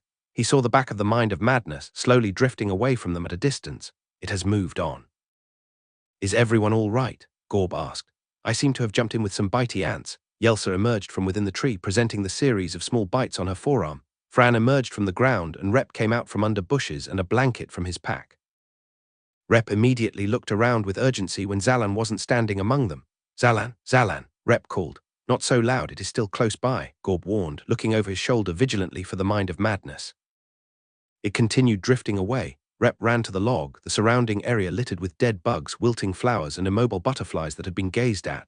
Rep tossed the log over, gasped, and held Zalan up as his friend experienced immense pains. Zalan groaned in agony. It hurts. I don't know where it got me, but it hurts. Zalan yelled, his eyes red-shot. It is a mental pain, Rep said solemnly. It is not a wound on your body, but it hurts all the same. It hurts, Zalan repeated, clutching his chest like he was trying to remove his heart. The other travelers stared awkwardly, not knowing how to handle this. They kept shifting uncomfortably in place, uncertain if there was anything that they could do to help. They let Rep handle it just by being close to Zalan. Rep looked up at them compassionately. Imagine he was hit with the full blast of the Mind of Madness. From what little we know of the creature, we should consider him to be experiencing great grief. Perhaps he is grieving the loss of someone close, and we should treat him as such, Rep suggested. That made it much easier. Zalan's companions no longer had to temper themselves by remaining a respectable distance away. They had not experienced the darkness of the Mind of Madness themselves, but they had heard tales of what was happening to Zalan. The attack had exacerbated whatever had been toiling away inside of him, creating a terrible ball of anguish to fester until the power passed. If it did not pass, he would certainly be driven mad. Fran lit a small flame in her palm to hold near Zalan, hoping to warm his body and his soul. Gorb kept a warm breeze going through him to soothe him. Yelsa knelt down and put a water skin to his lips to help him drink something. Rep continued to embrace him as Zalan grit his teeth. experiencing the agony that the tiny shred of the mind of madness's darkness sent through him. Chapter 23. Heart and mind. Zalan wasn't sure how long he had remained in the brooding, catatonic parts of his mind, but he knew for certain when he was lucid once more. Fran, Rep, Gorb, and Yelsa were looking him over with concern and compassion. He was sitting upright against a tree, cold sweat drying from the top of his head to the base of his neck. His eyes were dry. He took a water skin offered to him by Yelsa and hydrated himself. He wasn't hungry, thanks to the satiator, but he felt cold all the way down to his innermost core. The water was warm after being heated by Rep, and it revitalized him to the point of being able to speak again. "Thank you," he said, offering the water back, then looking at his companions. "Thank you," he repeated, this time intending to thank them all for their help. "I don't know what happened to me. The amount of people that can withstand the mind of madness are few. Those who have survived a full-on blast are legendary. Even a tiny part of its power is unbearable." "I'm pleased you are beyond the worst of it," Gorb said seriously. He held out an arm to see if Zalan wanted help standing. Zalan took it and stretched his legs, only then realizing how sore they had become holding themselves in a tight ball for so long. He looked around apprehensively in the direction the mind of madness was drifting. It was out of sight at this time. "What is that thing? A mind of madness is all over the place," Zalan asked as he continued to look around in various directions. He was shivering slightly despite the temperate air of the forest. "As far as we know, there is only one in the world," Yelsa replied. "It roams the land when it pleases, but always returns home to a lightless mine known as the Depths of Despair near the City of Nightfall. It is one of the lesser beasts of slumber," Rep added, a serious inflection in his voice. "What's a beast of slumber?" Zalan asked, already disturbed by the name alone. "The worst creatures in the realm. The most powerful, destructive monsters that we know of. Pray you do not find yourself ever facing one," Rep said gravely. "Fortunately, unlike the mind of madness, the beasts of slumber do not move unless provoked. They have not even been seen in the realm in years, and the mind of madness just drifts around any time it isn't home." "So it could be anywhere?" Zalan asked. The four travelers nodded gravely. "Very few have tried to attack it, as all it takes is a single gaze to render you unable to fight, perhaps unable to live," Fran said. "Can you walk?" "I think some movement would help you feel better," Rep suggested. "Sure, let's make some more distance." Zalan nodded, wanting to get as far away from this spot as possible. They continued their journey to the castle, and only after a few steps did Zalan realize how slow they were moving. He was setting the pace, and it was a gradual one. His steps were more methodical, as if every movement counted. He felt more grateful to be alive than he could ever remember, but his heart throbbed as though it was bruised, still bearing the pains of the mind of madness. His thoughts kept trying to drift to his mother, a flash of her radiant smile, the revitalizing feeling of a warm hug. Eating a meal made with love, and he would cast the thought away before he became forlorn. It wasn't long after they reached a clearing not far from where they started, and Rep suggested they make camp, right now. But theirs, Zalan trailed when he saw the sun was no longer overhead, but much further along its trajectory in the sky, ready to sink into the horizon in an hour or so. He blinked, not understanding. "How long was I out of it?" he asked, confused and concerned. "A decent amount of time," Fran offered. She didn't smirk or offer an additional point of mockery, and it made Zalan consider that a decent amount of time may have been hours. They began setting up camp, though it only took them mere minutes to be ready for rest. There was no food that needed to be cooked. They sat around the large fire that Fran started, each person looking furtively at Zalan, then looking away. Eyes connected with him but didn't linger for more than an instant. He felt like he was being watched, but no one wanted to converse with him. "What is it?" Zalan asked. "You all seem to be staring for some reason." "Okay, I will just ask," Fran began, inching herself forward on the log she sat on. "Fran, allow him to recover first," Rep attempted, but Fran waved her hand at him unenthusiastically. "If he does not want to answer, that is fine, but I know we all have the same question," Fran said. Fran waited for any more protests from her fellow travelers, then pursued her curiosity. "What was it like to be struck by the floating creature?" "What do you mean? It was awful," Zalan replied, shivering. "Certainly, there is no question that it was awful, but what was it like? What did you experience?" "What did you see?" Fran asked. Zalan looked between the other travelers and saw the burning hunger in their eyes for answers. It wasn't just that surviving a direct beam from the mind of madness was legendary, but they had never even met someone that had survived being struck with a sliver of its power. They were eager to know a first-hand account, no matter how awful it looked. "Have you ever had someone close to you pass away? Someone very close, like a best friend, a parent, or maybe even a beloved pet?" Zalan asked. Each of the travelers nodded, so he continued. "You know that first feeling you get? The little retching inside your heart when you are first told that your best friend is dead. It's just like that, but worse. And it keeps going. Instead of a rational part of your brain that allows you to know that it's going to get better with time, it's just the pain of loss. Over and over, like waves of an ocean that want desperately to drown you. There was no part of my brain that got to acknowledge good times because the reaction wasn't as a result of someone's passing. It was just the dreaded sensation and nothing to connect it to. The feeling of my worst fear being realized over and over, it hurt. A lot, the travelers nodded gravely, having a better understanding and a higher respect for Zalan having been through that. They reflected on the description for a few moments, not wishing that feeling on their worst enemy. Does it still pain you? Gorb asked. Yeah, a little. It's almost gone now. Right now it's like a little bubble of anxiety in my heart, but I feel like it'll go away. I don't know how I know, but it's like it just keeps feeling better now that I'm out of the worst part, Zalan replied. That is good to hear, Rep said. Thank you for sharing. Gorb nodded gratefully. I could withstand the creature, Fran said abruptly. You absolutely could not. Gorb turned to her in disbelief. I really think I could. It sounds as though you could surpass it if you had enough conviction, Fran said bravely. That is so easy for you to pretend to know when you have not experienced it like Zalan, Yelsa scoffed. Yes, but I know I could do it. I could withstand it all at full force, Fran said. Zalan picked up that Fran was talking about taking on a direct beam from the mind of madness. He was going to protest, but realized that it made him feel better to belittle the mind of madness in some way. He never wanted to see it again, and would like his memory of it to be less harrowing. Plus, he was partly sure that Fran just wanted to take it on because it was so strong and she thought it would make a great battle. I think you would cry like a baby and ask for Nibbles to forgive you.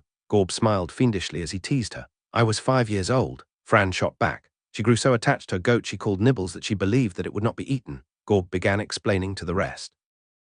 Keep in mind that from the beginning, Father told her we would eat that goat in a few weeks' time. He never implied it would be spared. Still, Fran believed Nibbles was too precious to consume. Then one day we had goat for dinner. When she discovered that our most recent meal was her favorite goat, she kept calling to her stomach, pleading for Nibbles to forgive her. Gorb laughed loudly and the others were greatly amused by the story, save for Fran, who was growing more embarrassed the more that was shared. You were screaming at your stomach. Rep chuckled, amused at the image. Excuse me for being an empathetic child, Fran snapped. Empathetic. What changed that made you become what you are today? Yelsa asked, causing the group to laugh, Fran included. Zalan felt the remaining blemishes on his heart ebb away. He felt a lot better now in the company of these people. His friends, it was hard to categorize them. He used to mark his friends as favorite contact on his phone. He wasn't sure what he was supposed to do with dream companions. Not long after, they settled down to go to sleep and Rep took the first watch. Zalan asked nervously whether they would have to look out for the mind of madness overnight, but Rep assured him that it normally went back home overnight. Normally didn't make Zalan feel much safer when he didn't know what was normal in this world, but after a few minutes, he was able to find sleep and woke up what felt like moments later in the early hours of the morning. Zalan sat up and looked around. The lack of his phone made him feel much more inclined to get up as soon as he woke up. Gorb was the only one awake, the last one on watch for the evening. He was observing Zalan curiously. Are you sleeping okay? Are you having nightmares? Gorb asked. Zalan made a face, feeling a strong sense of déjà vu to a conversation he had with Rep the day before. In a mortified moment, he wondered if he soiled himself in his sleep, riddled by nightmares of the mind of madness. He breathed easy when he confirmed his fear wasn't true. He looked back up to Gorb. I slept fine, why do you ask? Zalan asked. Then why do you sleep like that? Like what? Zalan asked, immediately feeling self-conscious first thing in the morning. You frown in your sleep. I noticed it back in the guild, Gorb said. Zalan's eyebrows twitched in a mix of offense and apprehension. How am I supposed to know what I do while I sleep? Zalan asked. I thought you would know. I have yet to see you sleep with anything but a frown, Gorb said. Well, I don't know why it happens, Zalan said, grumpy. When was the last time you cried? Gorb asked. What? Zalan balked, already hating the direction the conversation was taking. When did tears last leave your eyes, for any reason? Fear, grief, doubt, uncertainty. When did you last cry? Gorb asked. What kind of question is that? I don't know. When did you last cry? Zalan countered. 2 nights ago, Gorb answered immediately. I heard why. Zalan was entirely off balance now. I began recounting events of the day. I counted the amount of things I was grateful to God for. I felt very grateful for my sister. And the fact Fran lived through a giant gargle unscathed. I was grateful to be able to come home with you largely unharmed. Grateful for my parents, for my eyes, my senses, and much more. I was overwhelmed. It brought me to tears, Gorb said in a heartfelt tone. Zalan remained quiet for a moment, examining Gorb. Zalan never thought about his lack of tears before. Gorb was a grand man, eclipsing Zalan in both height and strength, but he was talking about tears he shed. It seemed oxymoronic when Gorb insisted on being called Gorboniferous, since Zalan wasn't a strong man, but he wasn't even shy about crying. Perhaps Gorb's definition of a strong man was a lot different than Zalan's. What does this have to do with my sleeping? Zalan asked, trying to bring the conversation back around. I fear that the reason you cannot recall the most recent time you cried is because you cannot recall any time you cried as an adult. The lack of tears will make your heart dry. A dry heart makes for a more difficult life and more tumultuous sleep, Gorb explained. Or maybe the mind of madness will do that to a person, Zalan said, trying to sidestep the conversation. He suddenly felt incomplete. He didn't know how to cry. There is something more happening within you, Zalan. We can all see it, the missing piece of you. Your emotions leave you easily embarrassed or often not ready for simple questions. You are unstable, not in a way that lends any danger to us, but perhaps danger to your future self, Gorb said sincerely. You ever think I'm telling the truth about being from a different world? That would explain a lot of the differences between the way we think, Zalan deflected, but he knew Gorb was right in some way. He had felt off since before he came to this world. Perhaps, Gorb allowed, but even so I would try to find tears of comfort in your life before you are buried in tears of pain, like from a dragon. Try to recount the things you are grateful for in the dead of night. It will benefit you, I assure you. Yeah, sure, Zalan accepted, desperate to escape the therapy session with Gorb. Excellent, Gorb smiled. Then he cupped his hands over his mouth and shouted with intensity powered by his elemental air power. Wake up, he boomed, causing all the sleeping travelers to jump from bed with swords in their groggy hands. They looked around confused until Gorb clarified. There is no danger. We are leaving. Chapter 24. Bosnox. The travelers emerged from the forest quickly. The lack of need for breakfast had them on their way immediately after waking up. Zalan was only now coming to terms with just how incredible an artifact the satiator was. There was so much time normally put into cooking and eating that they could now skip. He took a moment to consider himself grateful for it, very grateful. He waited, but not even a hint of tears came to his eyes. Perhaps there was a trick to this crying thing that he wasn't aware of. Gorb made certain to scan the horizon for any evidence of the mind of madness before continuing their way to the castle of Dokran. When he indicated to everyone that the skies were clear, the rest of the travelers breathed in relief. The slight anxiety of the possibility of meeting the creature once more was reduced for now. The forest cleared to a meadow of flowers with the path cutting through the center. The smells were fragrant and light, like a mix of honey and perfume. The meadows were almost a spectrum of colors and light as far as their eyes could see. That was, except for a small circle patch that had met the gaze of the mind of madness the day before. Why does it do that? Zalan asked. He didn't have to indicate to the dead zone in the flower beds. Everyone immediately knew what he was referring to. When we saw the creature pass by on our journey, I was told by Sir Rolkoth that the mind of madness desires madness. In its perverse way, it enjoys it. The monster wishes to see madness wherever it flies, Gorb said. You saw it when you were on your way to get the elemental power, Zalan asked. On the way back home, Gorb nodded. What was that like? Did it get Rolkoth? Zalan asked. Sir Rolkoth, Gorb corrected immediately. It was a similarly distressing experience for me. Sir Rolkoth told us to hide without a second thought. He was level 12. He could topple a tree or two with enough power of his wind, but even he did not want to be caught on the same path as the mind of madness. It changed how I saw strength. Is that it? Yelsa pointed forward, and the rest of the travelers tensed in terror, wondering how they were supposed to find a place to hide from the mind of madness in such an open space. But when they looked forward to see what Yelsa extended her arm at, they only saw the shape of a building on the horizon. They all turned to glare at her. What? She shrunk a bit, then realized what was happening. Oh no, not that I meant is that the castle. Next time, clarify sooner, Fran warned, though there was a hint of amusement in her voice. The castle is past a town and across a river, Rep said, trying to make out the building. We should see the river at the same time we see Dokran. On second thought, it looks to be a Bosnox den. Yelsa drew her bow. The others drew their weapons as well, Zalan fumbling for his sword. Bosnox, Zalan asked. Are they dangerous? Indeed, Rep replied. They can be, Fran shrugged. Would the mind of madness have even left them alone? Yelsa asked. The group considered this carefully. The mind of madness had certainly come through this area, and if it had affected the Bosnox, then there was no concern of a battle. Can we go around them? Zalan asked. There is no need, Fran said confidently. With 5 travelers, we will handily be able to ward off any number of Bosnox. They are strong, but not at a distance. So long as they do not ambush us, we will have the advantage. We could be cautious and go around anyway, Rep offered, glancing at Zalan. Let us first see whether they survived the mind of madness before altering our route, Yelsa said. I do not wish to lose all of the satiator's blessing before we arrive at the town between us and the castle. Zalan shrugged as Rep nervously followed the other travelers stalking forward. Yelsa pulled out an arrow and knocked it on her bow. Gorb and Fran led the way, Fran preparing to imbue her sword at the first sign of danger, but not sooner in order to prevent being seen at a distance. Zalan felt exposed. The meadowy, grassy fields felt far too open and empty. Where the meadow was so inviting a moment ago, it felt like a disadvantage now. If the Bosnox could spew a large wad of acid at a distance, they would all be burned before they even got a good view of them. It was maddening not knowing about the creature they were being hunted by. After a few minutes, Zalan was able to make out the shape and size of the Bosnox den. It was a large treehouse built from the base and extending much higher up in the tree, large enough to hold at least a score of people comfortably, if not more. There were pointed sticks accenting the ends of all the rooftops, some of them stained with red, but whether it was red ink or blood, Zalan couldn't tell. The den was held in the only tree in the meadow, and Zalan soon realized that it was surrounded by other tree stumps, likely the source for the wood used to build the rest of the den.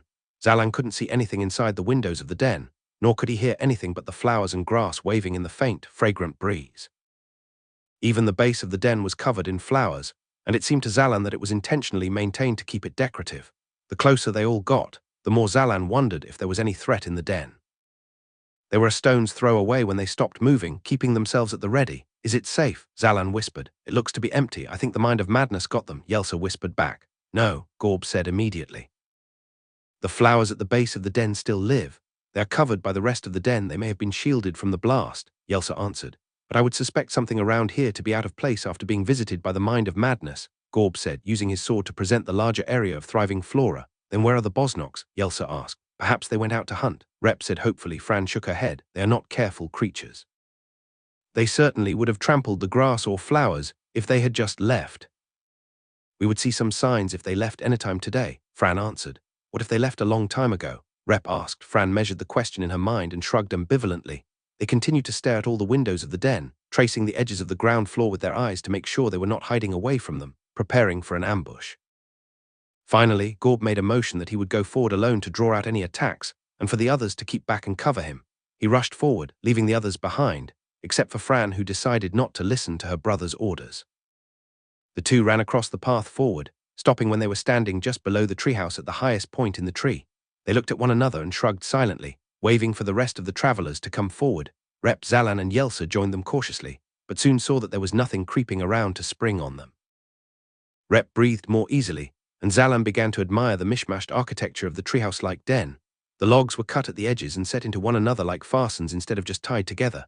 The den looked sound and could probably withstand a bad storm without falling apart. What are Bosnoks? "They made this by themselves?" Zalan asked. "Fascinating creatures, really," Fran said. "Do you want to see the inside of their home? We really should be leaving before they get back," Rep said with some urgency. "It will only take a minute, and Gorb will watch the horizon for us," Fran promised. Gorb rolled his eyes and reluctantly nodded as Fran ran to the front door of the lowest part of the den, which was more a wood slab placed on the entryway than it was a door with hinges. "Now pay attention to the carvings they make into the lower part of the walls." Zalan smiled with anticipation, really curious how this otherworldly creature depicted culture in its home. Fran placed her arm on the slab and threw it open. "Here we are, dear God," Yelsa screamed, immediately taking a few paces away and raising her bow.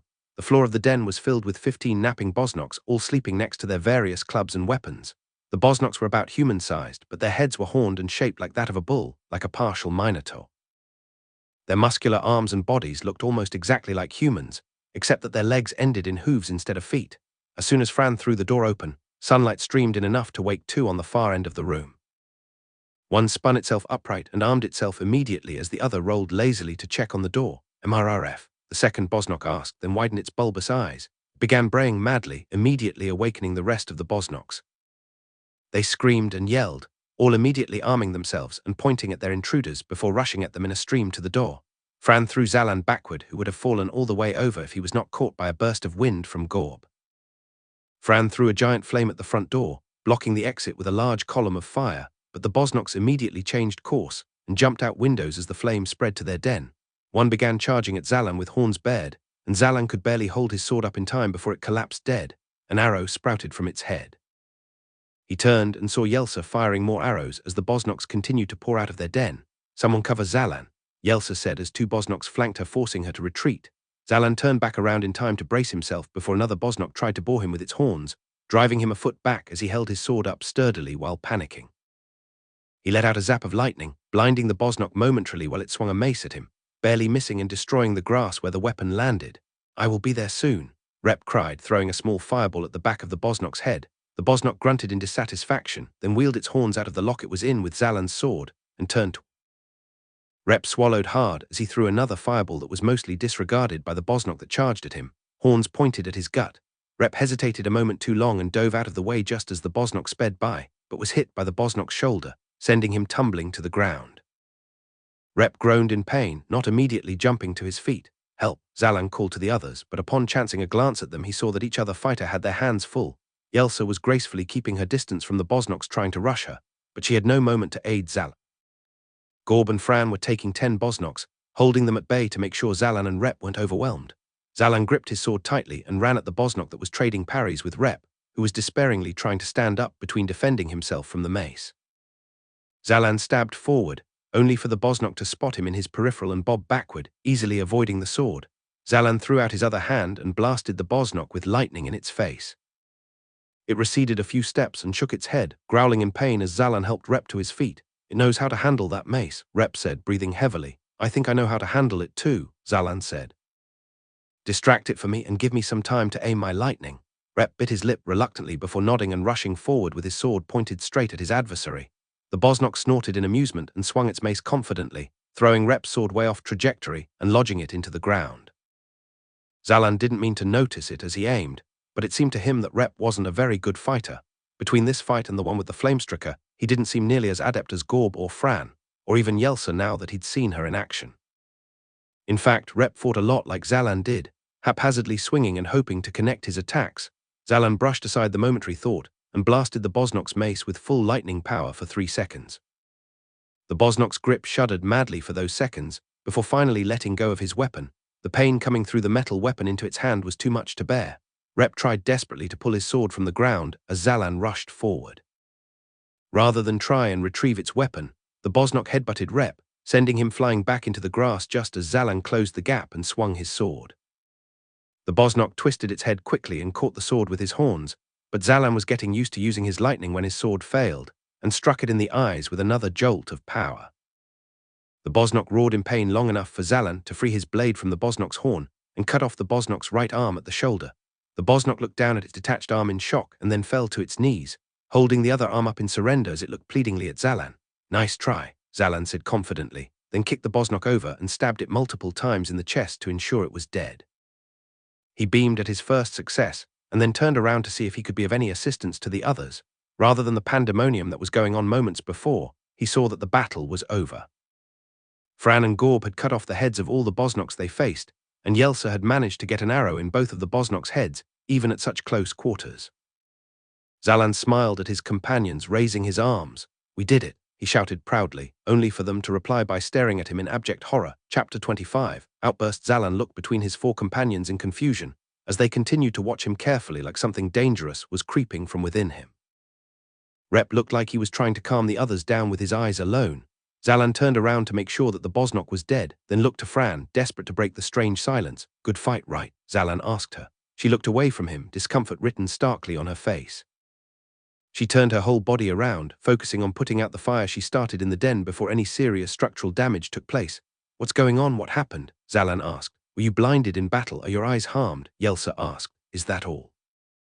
"No, I'm fine. We won without any big injuries." Zalan smiled, only for it not to be reciprocated. Another moment of silence passed between them. "Did you see the Bosnok before you killed it?" Gorb asked. "Yeah, how else would I hit it?" Zalan asked. "You saw the motion it made," Gorb pressed. "Like saw it raise a hand at me, sure."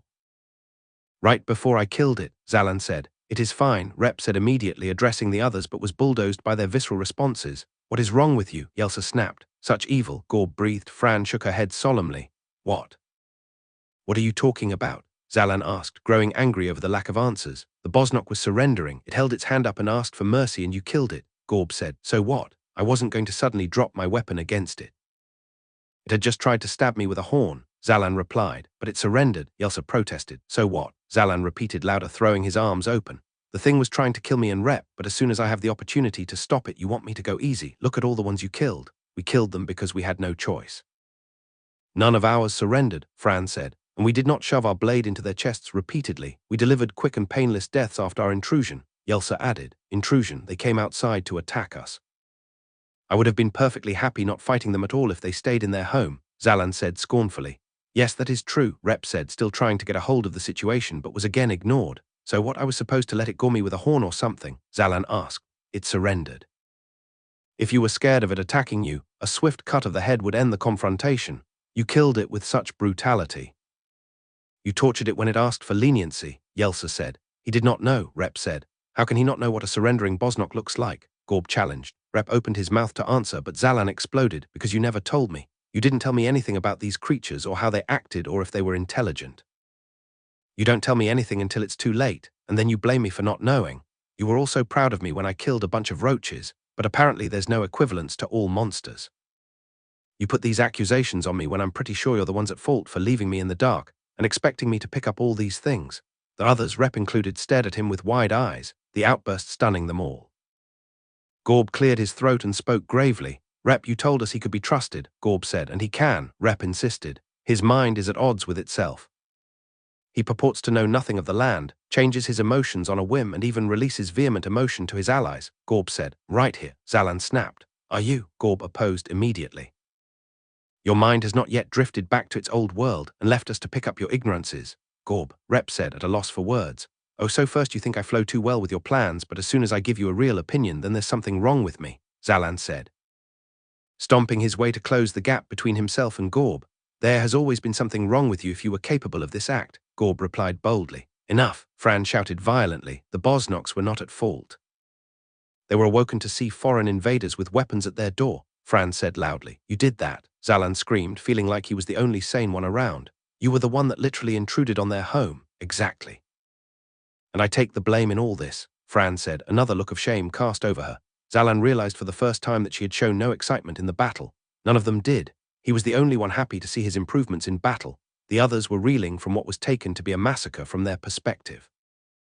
Self-defense, sure, but an unnecessary fight. After the fight, he was trying to celebrate an act that none of them were glad to have committed. When he thought about it like that, there was no wonder they looked at him with so much mortification.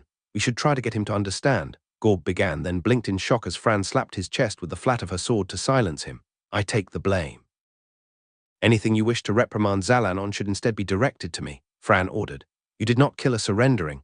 Yelsa tried to get a word in but was cut off by a glare from Fran. I take all the blame. We have been treating Zalan like a lovable fool, but I believe he sincerely is lost to the knowledge of this world.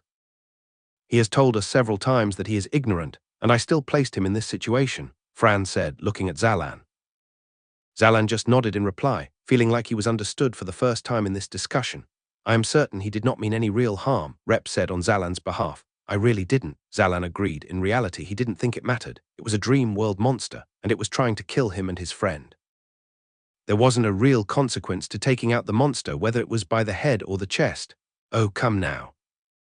Zalan was able to attain an elemental power while knowing nothing of the world, Yelsa asked. He had help. Fran lowered her sword from Gorb's chest and put it back in her sheath. You do not find it suspect that he has had a surprisingly small amount of questions regarding what a dragon is? Gorb asked skeptically. I kinda know about those already, Zalan admitted abashedly. Your answers never make sense, Yelsa sighed. Because we have not made the effort to understand, Fran said. Look at him. He looked like how I remember myself when I was first learning to wield a sword. He does not know the etiquette of battle. He barely knows how to hold his weapon or carry himself. The four others looked down at the sword in Zalan's hand. Zalan realized with some embarrassment that he was the only one with his weapon still out, the others having sheathed it soon after the battle. He clumsily placed it away, needing 2 tries to get it to slide in the sheath. I see your point, Gorb finally said to Fran. So are we to treat him like a toddling child until we teach him everything he should already know? Yelsa asked Fran, cracking her knuckles nervously. I would rather not be treated like a kid, Zalan said. Indeed, Fran said, her wry smile finally making an appearance. A child is far too advanced. Treat him like an infant who has not yet learned that fire is hot. Zalan would have normally felt embarrassed, but he was so relieved that someone was smiling at him that he smiled back. He couldn't help but reciprocate her energy. You doing okay? You sound way smarter than usual, Zalan smirked, trying to keep up the levity. In the back of his mind, he remembered Gorb's accusation that his emotions were out of balance, and his movement from rage to jokes felt in line. He quickly ignored that sinking feeling in his stomach. Fran raised an eyebrow and continued her smile. Oh, so at first you thought I was reckless, but now that I have taken responsibility for my actions, something is wrong with me, Fran teased, matching the cadence in which Zalan asked his similar question earlier. Gorb scoffed, amused by the exchange, then nodded to himself and began making his way to the path. Fran skipped along behind him. Yelsa shrugged and followed as Zalan turned to Rep. Is it bad to ask if we should search for an artifact in their den? Zalan whispered. Bad idea. We had to kill them, but we do not have to steal from them, Rep advised, patting Zalan's back and lightly guiding him back to the path with the rest of the group. Zalan suppressed a smile, happy to have Rep on his side during the whole confrontation. You okay? The Bosnok got you pretty good, Zalan asked him. I am fine. I just wish I could be of real use in battle, Rep sighed, not wanting to further discuss his failure. How did you do that trick with the lightning and the mace? What trick? Zalan thought back to it, not thinking anything special about it. You blasted the mace with lightning at its tip, but the Bosnok decided to let go of the mace. Was it a trick of the eye? Were you actually able to hit his hands, forcing him to release his weapon? Rep asked. What, no, I just hit the mace and the metal conducted the electricity enough to hit his hands, Zalan explained. I do not understand. Rep shook his head, the sentence meaning nothing to him. Zalan thought of a quick explanation. Metal makes lightning go through the whole thing, so even if I hit one point it will feel like I zapped all of it given that it's made of metal. Rep widened his eyes, his eyebrow twitching in wonder as he tried to put the idea together. Where did you learn that? Rep asked. Back in my world. I studied physics at a university, Zalan replied. I see, Rep considered. You have had this knowledge for that long, yet you still cannot imbue the metal of your blade with lightning. Rep was being facetious, but it actually elicited a strong reaction from Zalan. That's what I've been saying. It should be way easier, Zalan agreed. Rep chuckled as the group saw the river and town becoming clear on the horizon, the journey to the castle growing closer to completion. Chapter 26, Popperville. Rep explained to Zalan that the town they were approaching was called Popperville, named after the flowers that were surrounding it. Zalan couldn't tell any one flower from another. He accepted that there were probably a lot of poppy flowers amongst the differently colored flowers surrounding the city. It was a beautiful entrance, lined with multicolored complementary gardens that invited travelers within. Though there was a small wall surrounding the outside of the city, similar to Oriton, there were vines spotted with flowers all across it, like the wall was partly alive. The city had a small moat running around it, not large enough to stop any serious invaders, but Zalan quickly deduced it was used as irrigation for the flowers in and around the city. As they approached the gates of Popperville, Zalan noticed that the guards had roses emblazoned on their tunics. Two men leaned over to look down at them. Business, one of them asked cordially. Passing through, Gorb replied, equally relaxed. Where to? The guard continued. The castle of Dockrun, Gorb said. Artifact hunting, the guard asked. Yes, the other guard looked over the group skeptically. Are you aware there is a dragon up there? Flies over us occasionally. It is rather large, the guard asked. We are indeed aware, Gorb nodded. 4 of us are elementally powered, and all of you are above level 5. I hope to take on your average dragon, the guard said. The comment gave Gorb pause. Fran was the only one in their party over level 5. Why does that matter? Gorb asked. A dragon is far too powerful for any group weaker. Even a few level 7 travelers we spoke to struggled to flee with their lives and limbs, and they did not even make it to the dragon, the guard replied. Come off it, Aldrich, the first guard scoffed. We do not need to interrogate their abilities or plans after the city, only their intent. Bah, fine, you're too serious, Egbert. Aldrich crossed his arms. What is the word out there? Any trouble? We saw smoke some time ago. We had a run-in with Bosnox, Fran said. The den, Fran nodded. And you fought or fled? Fought, Fran said, though there wasn't any pleasure in her response. Aldrich looked them over once more, a new appreciation in their observations. Not so much as a scratch after a fight with a Bosnox den. Maybe your group can take on a dragon, Aldrich mused. What did I just say about evaluating their abilities? Egbert asked. Fine, Aldrich waved him off, rolling his eyes. Anything else worth reporting? Nearby dangers we should be on the lookout for. The mind of madness passed through the forest beyond the meadow when we were on our way through, Gorb said. What way was it headed? Aldrich asked seriously, his companion immediately tensing up. To the east, away from the city, Gorb replied. The 2 guards relaxed greatly. Did it hit any of you? Egbert asked, curious. The 4 looked to Zalan and waited for him to answer. Zalan didn't want to share, but the looks from his companions were very clear to the guards. I am sorry you had to see it, Aldrich said sincerely. Then he snapped his fingers loudly. This group is fine. Open the gate. The gate pulled open for the 5 of them, and Zalan marveled at the energy of the city. The excitement was almost tangible as he observed the residents rushing between marketplaces. There was an air of enthusiasm that met the travelers as soon as they entered inside, like they had joined in some party. Is it always like this? Zalan asked, watching children run by with treats in hand. I have never been here before, Rep shrugged, equally enamored with the buzz of the people. The others had not visited before either, and Yelsa decided to get some answers from the nearest woman selling bouquets of radiant flowers. Is there a festival happening? Yelsa asked. Indeed, she said. We are sending off some of our fighters to the Elemental Rage tournament and trying to rouse them before they leave us. Our annual festival of the tournament. You do this every year? Yelsa asked, impressed. Indeed. If one of our fighters wins, we want them to come back to us with their title and talents rather than running off to some new town that will want to woo them as a new champion, the shopkeeper explained. I appreciate your candid explanation, Yelsa smiled, then slid her a gold coin. The woman's eyes darted between the coin and Yelsa a few times, her eyes wide.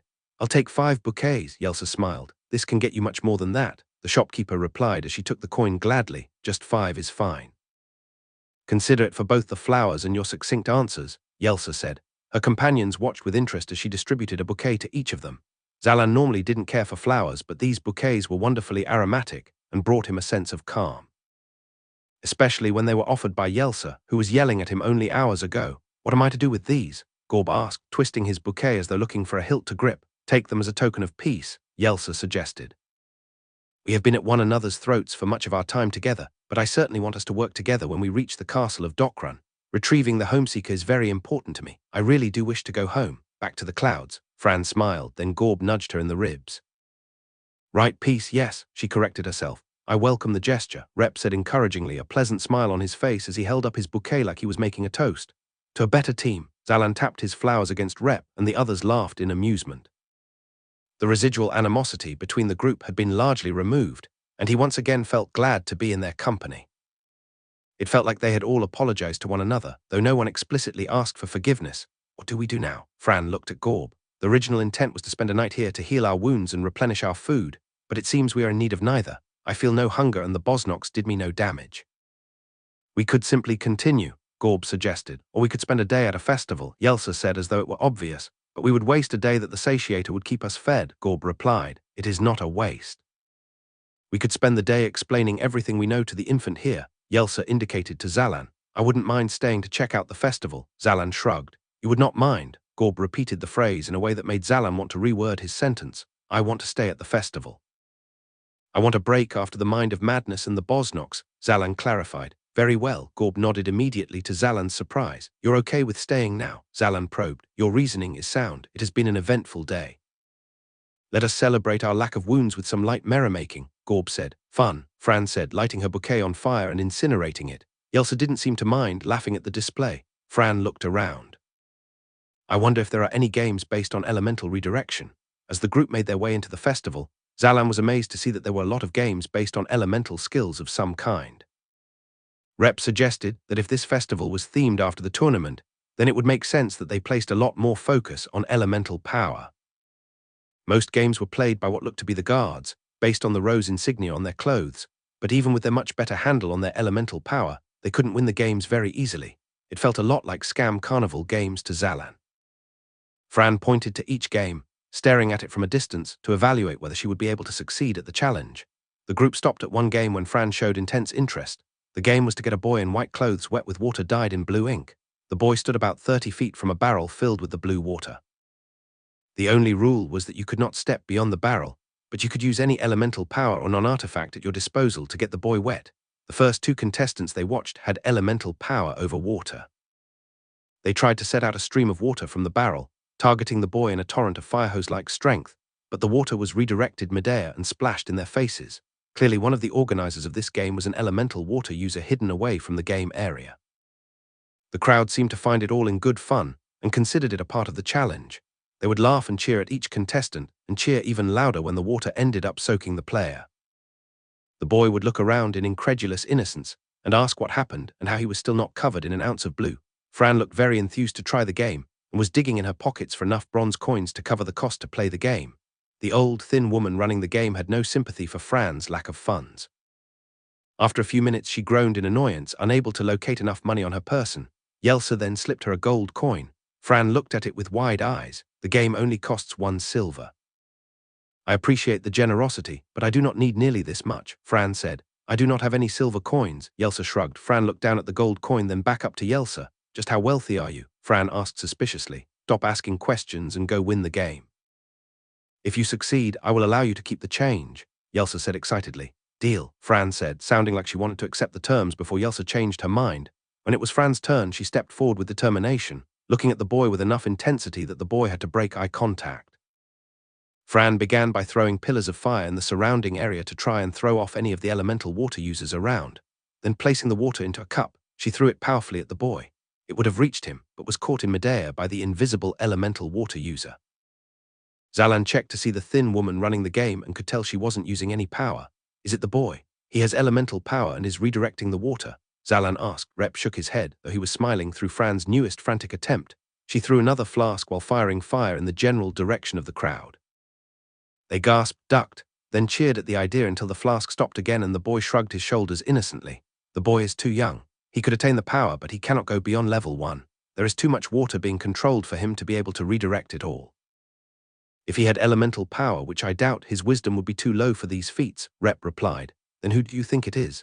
Zalan asked, scanning the cheering and jeering crowd for anyone standing out of place. I suspect they are hidden away far from the play area, Rep ventured, looking out across the city. Can people even use their elemental power that far? Zalan asked. How far can you use yours? Rep asked. I have no idea. He would have to try it out sometime, so if you're a high enough level you could do it from across town. Definitely not that far, Rep assured him. But if one had the artifact called the Ring of Range, then they may be able to do it from one of the food stands behind the crowd, even if they were something like a level 8. Zalan immediately checked the food stands to see if someone was hiding behind them, redirecting water in this game. He couldn't see very well beyond the lines of people getting food. Fran finally gave up when the flask she threw was redirected to dump right on top of her head, much to the crowd's roaring amusement. Fran herself seemed more light-hearted than disappointed at the outcome. She was going to try yet again, but was told she had already run out of attempts. She had only paid for 10. Fran sighed in defeat and allowed the next person in line to give it a try. A massive elemental earth user stepped forward, putting the full length of his arm in the water. Then in the same motion he used to take out his arm, he threw a wave of water in the air and used the distraction to trap the boy by wrapping his feet in rocks. He then hoisted the barrel of water overhead and chucked it at the boy. The boy screamed in real fear for the first time, but the barrel slowed gradually to stop a good few feet away from him. The elemental water user stopped the barrel by controlling the water within it, but the elemental earth user didn't lament. Instead he ran forward at full speed to the shock of the crowd and the terror of the boy. The man stopped himself before reaching the floating barrel and flicked his wet arm forward at the boy. Then he roared a loud cheer in the air to the confusion of everyone. He removed the earthly shackles from the boy's feet, freeing him to move once again. I won, he boomed, turning to look at the crowd who weren't sure whether to cheer or boo yet. The boy looked down at himself and saw that tiny specks of blue were strewn across his clothing from when the man tossed the few residual drops of water on his wet arm. He blinked in shock, then looked up at the thin woman running the booth for what to do next. An onlooker from the crowd called out to contestant, but you went beyond the starting point. You were supposed to get him from here, the onlooker cried.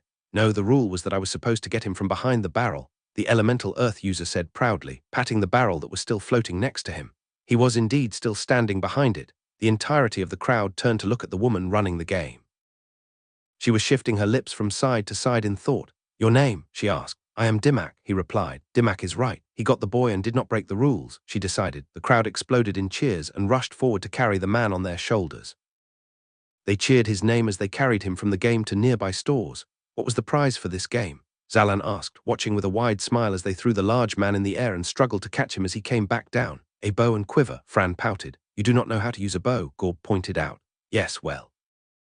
I still wanted to win, she snapped. Gorb laughed and patted his sister on the back, thanking Yelsa for giving her an opportunity to partake in the challenge. The rest of the afternoon was much of the same. Fran never asked, but Yelsa continued to fund each of her games, clapping along with the crowd as her friend failed over and over again. Zalan found studying the way others used their power to be fascinating.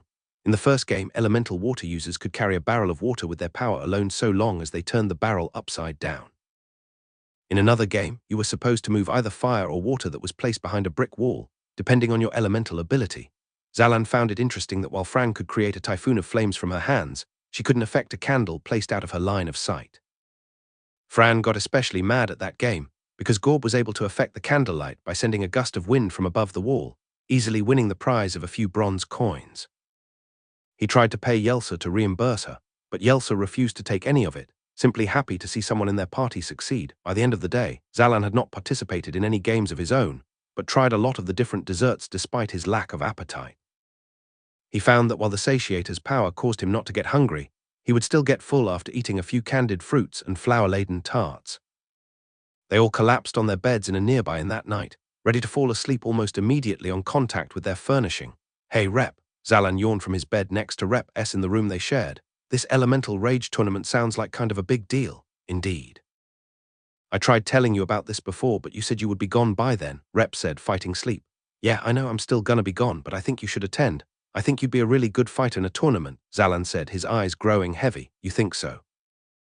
I'm not much of a fighter, Rep admitted. You saved my life a bunch of times, Zalan murmured, his eyes closed. I think you're a great fighter, you think so? Rep asked hopefully, but Zalan was already asleep. Rep studied the frown on Zalan's face for a moment before closing his own eyes. One thing at a time, Rep told himself. Chapter 27, Morlock the Manipulator. The 5 travelers left Popperville in high spirits, carrying an air of excitement from the previous day's festivities, as well as having rested in comfortable beds behind protected walls rather than camping outside. They traveled close to the river, Knowing that it would eventually lead to the castle of Dokran that they could now see at a distance ahead of them, Fran, Gorb, and Rep were discussing the games they participated in the day before.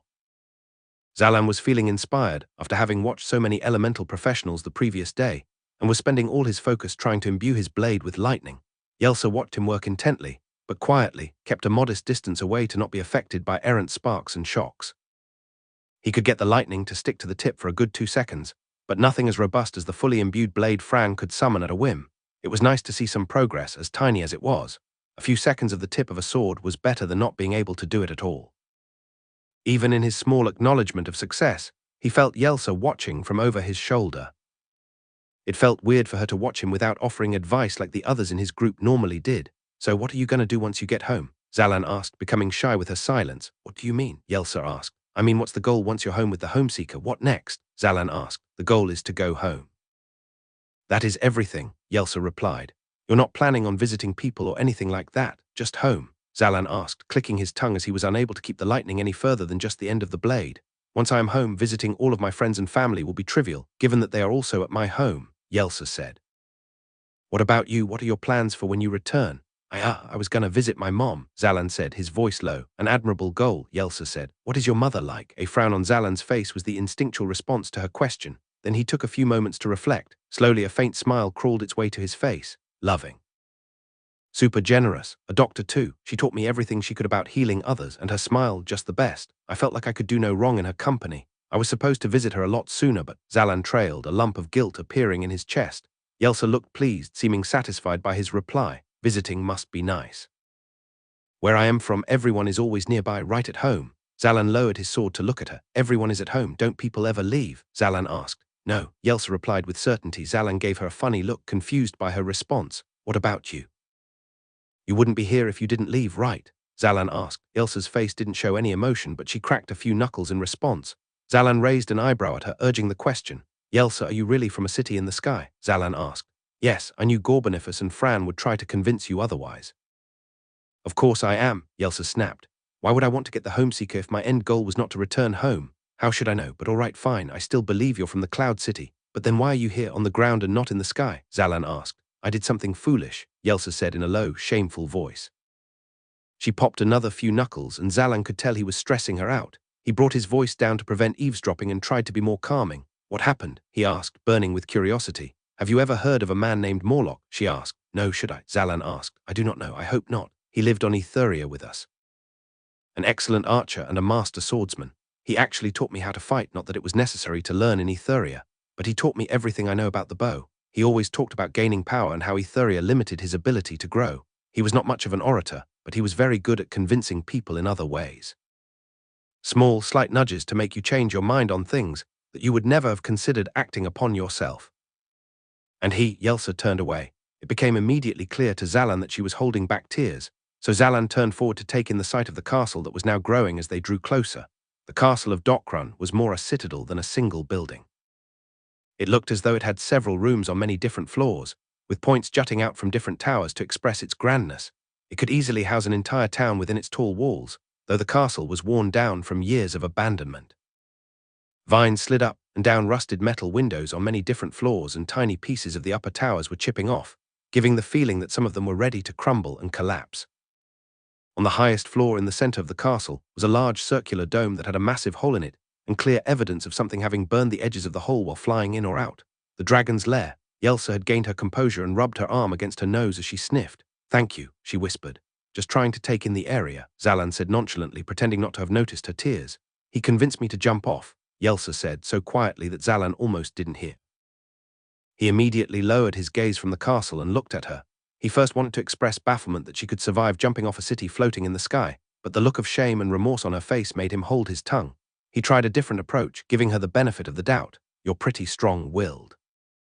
"How did Morlock force you to do that?" Zalan asked, phrasing his question in such a way that he hoped it was a compliment. "I was not forced," Yelsa corrected. "I had to do it of my own free will. You see, he discovered an air elemental in our city, and its challenge was to convince someone to jump off the city of their own volition." Zalan widened his eyes. The elemental asked for its challenger to harm someone else. The challenge sounded like it would be impossible for Zalan to take on. How could he live with himself after sending someone plunging to their death? What kind of person was this Morlock that could both take the challenge and execute it?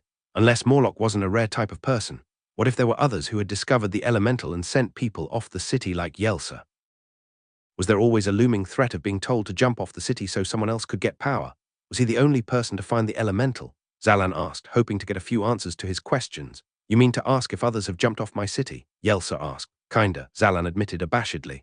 I am the only one I know of, Yelsa said, with further humiliation injected into her words. She popped more knuckles. A thought popped into Zalan's head. Didn't that elemental ask for someone to get help to achieve their goal? I thought you were supposed to take on the challenge alone, Zalan mentioned. That is what I believed as well, but I thought about it further. He never told me about the challenge. Morlock convinced me without ever bringing up the elemental.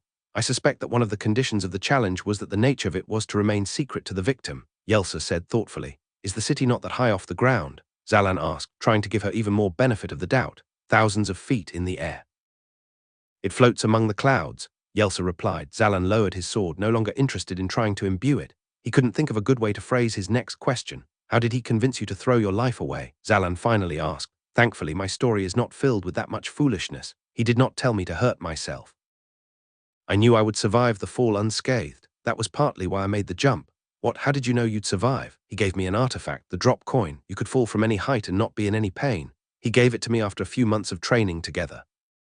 He made a show of how proud he was to have me as a pupil, and then lamented that I would never be able to use my abilities in combat. There are errant monsters that fly around Etheria, but he often would handle those creatures himself. In fact, killing one of those monsters was where he originally found the drop coin. He put the idea in my head that I want to experience a true adventure on the surface. Many of our training days were spent with him, bemoaning how little use I could get out of my excellent form and abilities with the bow. Days later, I told him that I would use the drop coin to jump off of Etheria in search of real adventure. As if it were my own idea. What a foolish girl I am, Yelsa scoffed. Zalan didn't know how to reply to that. But to his relief, Yelsa had more to say. I still clearly remember standing on the edge of Etheria and looking down at the world beneath the clouds with Morlock standing there beside me, goading me. I wanted to turn around, but his words were so frantic then. Listen to me. If you do not, then this will all have been for nothing. I thought he was talking about me, but of course he meant the long-stoking plan of bending my mind to his will. He spent so long talking about my potential.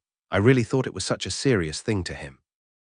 I thought that he cared about me, and then I jumped, and regretted it immediately. I screamed the whole way down. And when I landed softly thanks to the artifact, I laid down and cried, knowing that there was no chance of my going back home. Oh, Zalan said, the story feeling so much more real now. The dream world wasn't just filled with random people. They had serious problems. Oh, Yelsa repeated, a sour look on her face. Is that all you have to offer? No sympathies, not promises to avenge me? Just a dull, dim-witted, oh, you really are an ignorant man. Sorry, I'm not really good with emotion, Zalan expressed. Not many are, Yelsa sighed. But at least you listen to me like you believe me. That brings me some comfort. I do believe you, Zalan said sincerely. Yelsa smiled warmly. Zalan smiled back for a moment. Maybe he could make friends in this world. Then another question came to mind. How did you know that Morlock was after an elemental's challenge? Did the elemental appear to you afterward or something? Zalan asked. If only, Yelsa scoffed. Morlock himself jumped off the city once he received the power. He was already at level 11 from his years of obsessive monster hunting in the skies around Etheria, so he had high wisdom and could easily catch himself before he hit the ground, even without the drop coin. I do not think he originally intended to see me after I jumped off. But when he left Etheria with his new power, he happened to see me curled up as he spun down from the sky with glee. He came to me to gloat. He explained that he found an elemental within the city but would not tell me where. He could now achieve his goal to gather as many powers from all the elementals of the world. Then he ran off at incredible speed, aided by the wind at his back. He left me the drop coin, which still had a few uses. I do not think he remembered that artifact when he came to laugh in my face. It made me a small fortune when I sold it. So Morlock is out of the sky too? Zalan asked. He is, Yelsa nodded gravely. This was years ago, and I doubt he looks like he once did. He would likely disguise himself, but be wary of anyone you see that can use air elemental power. Zalan's eyes involuntarily shifted to Gorb, and Yelsa laughed. Anyone that is a high level and can use air elemental power, she clarified. Right, I knew that, Zalan said quickly, trying to save face. Glad we reached it. Yelsa nodded. Zalan looked at her with a slight frown, trying to understand what she had just said. What? He asked. The castle of Dokran. She indicated ahead to reveal the top of the gates on a hill on the horizon. Zalan looked ahead at the massive. Then he turned back to Yelsa. I might be bad at expressing emotions, but you're terrible at specifying stuff you're pointing at, Zalan pointed out. Noted, Yelsa said, distracted by something else ahead of them. Zalan looked forward and saw the other three companions had stopped progressing and knelt down low.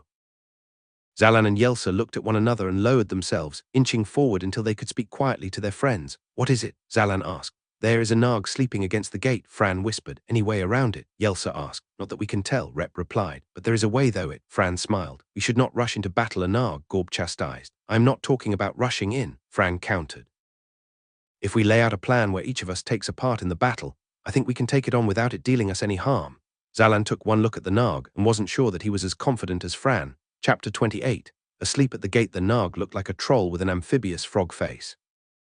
It wore flattened metals as armor on its body and had spikes protruding from the back of its prodigious head. Its eyes were uncanny, small, round, and on opposite sides of its head like a mix between a spider and a toad. The Narg had too many fingers and toes, with wretched long brown nails, giving Zalan an uneasy feeling about knowing what kind of movement the creature was capable of. Sharp teeth poked out both its top and bottom lips as it snored contentedly through large flaring nostrils, while it leaned against the castle gates. The gates weren't very wide, maybe large enough to let in two horse-drawn carts next to one another, with walls extending past the gate on both sides. In one hand, laying flat on the Narg's open palm, was a spiked wooden club. The spikes were made from bones of various creatures. Zalan shuddered, thinking the bones might be a collection of previous victims. "Anything I should know about this thing?" Zalan asked immediately. Gorb was quick to nod to give him some context. "It is powerful. One bad strike and it will kill you instantly. And it can leap very long distances," Gorb said. "Maybe there's another gate we can go in through," Zalan suggested. "And risk giving the Narg time to wake up," Fran asked. "It won't matter if it wakes up when we find another way in," Zalan replied. "If we find another way in," Rep corrected nervously. "Look. We can overwhelm it and kill it before it even has time to stand up," Fran said. "Is that how you beat them before?" Yelsa asked. "Oh, I have never seen a Narg before in person," Fran replied casually. "What?" Zalan said. "And now you just want to pretend you're confident." "I am confident," Fran said sternly. "Let me just think of a plan and you can tell me if you dislike the idea." "I dislike the idea," Zalan replied immediately. "Maybe after I spell out the plan." Fran rolled her eyes. "Just look at it. That thing is easily the size of the giant gargle. You told me to run immediately as soon as you saw that monster. Now you don't even recognize this one and you want to try and take it on," Zalan said. "Yes. This time we will not be ambushed by a creature we do not know is there," Fran said. "The best way to learn about a creature that you have not yet fought is to fight it," Gorb chimed in stoically. "You two are impossible," Zalan hissed. "Look at the size of this castle," Fran said. "It could take the rest of the day to find another way in. A wasted day where the satiator may run out on us and we could begin to go hungry, or we could maintain our strength and go in immediately. In addition, going off the paths between cities and castles is dangerous. More powerful monsters tend to live along the roads less traveled," Gorb added. Zalan looked at the massive castle with its many towers and thought that taking a day to survey the walls was probably a conservative estimate. It could take 2 days to find another way in. He glanced at Rep. Rep was biting his lip, his eyes analyzing the scene. Zalan sighed, unable to think of another way out. He looked upon the menacing Narg in its temporary slumber and reminded himself that all of this was a dream. He had plenty of nightmares before. He could take this thing on. "All right," Zalan said to Fran. "But you better give us a good plan." "Excellent." Fran rubbed her hands together in anticipation and narrowed her eyes in thought. She looked between her companions and the Narg a few times as she processed her ideas. At one point, the Narg shifted in its sleep and Yelsa, Rep, and Zalan flinched in fear, but it remained asleep. "I have an idea," Fran said. "Yelsa takes on firing at one eye and Zalan goes for the other with some lightning. Gorb ensures that the creature cannot reach its club by blasting it away with air and redirecting its fists when it tries to strike empty-handed. Rep works on burning the club to crisp so that Gorb can focus on leading a frontal assault with me. Then he and I go for its head, so none of us are attacking head-on. We get to keep a bit of distance," Zalan asked, gesturing to himself, Yelsa and Rep. "It was my first idea." "I can come up with more if you need," Fran offered. No, I like the plan. It's a good plan," Zalan stammered. "It sounds very achievable," Rep nodded. "What if the creature does not get hurt from our attacks?" Gorb asked. Zalan shuddered at the idea, not having considered it a possibility. "Then we change tactics, get out of range immediately.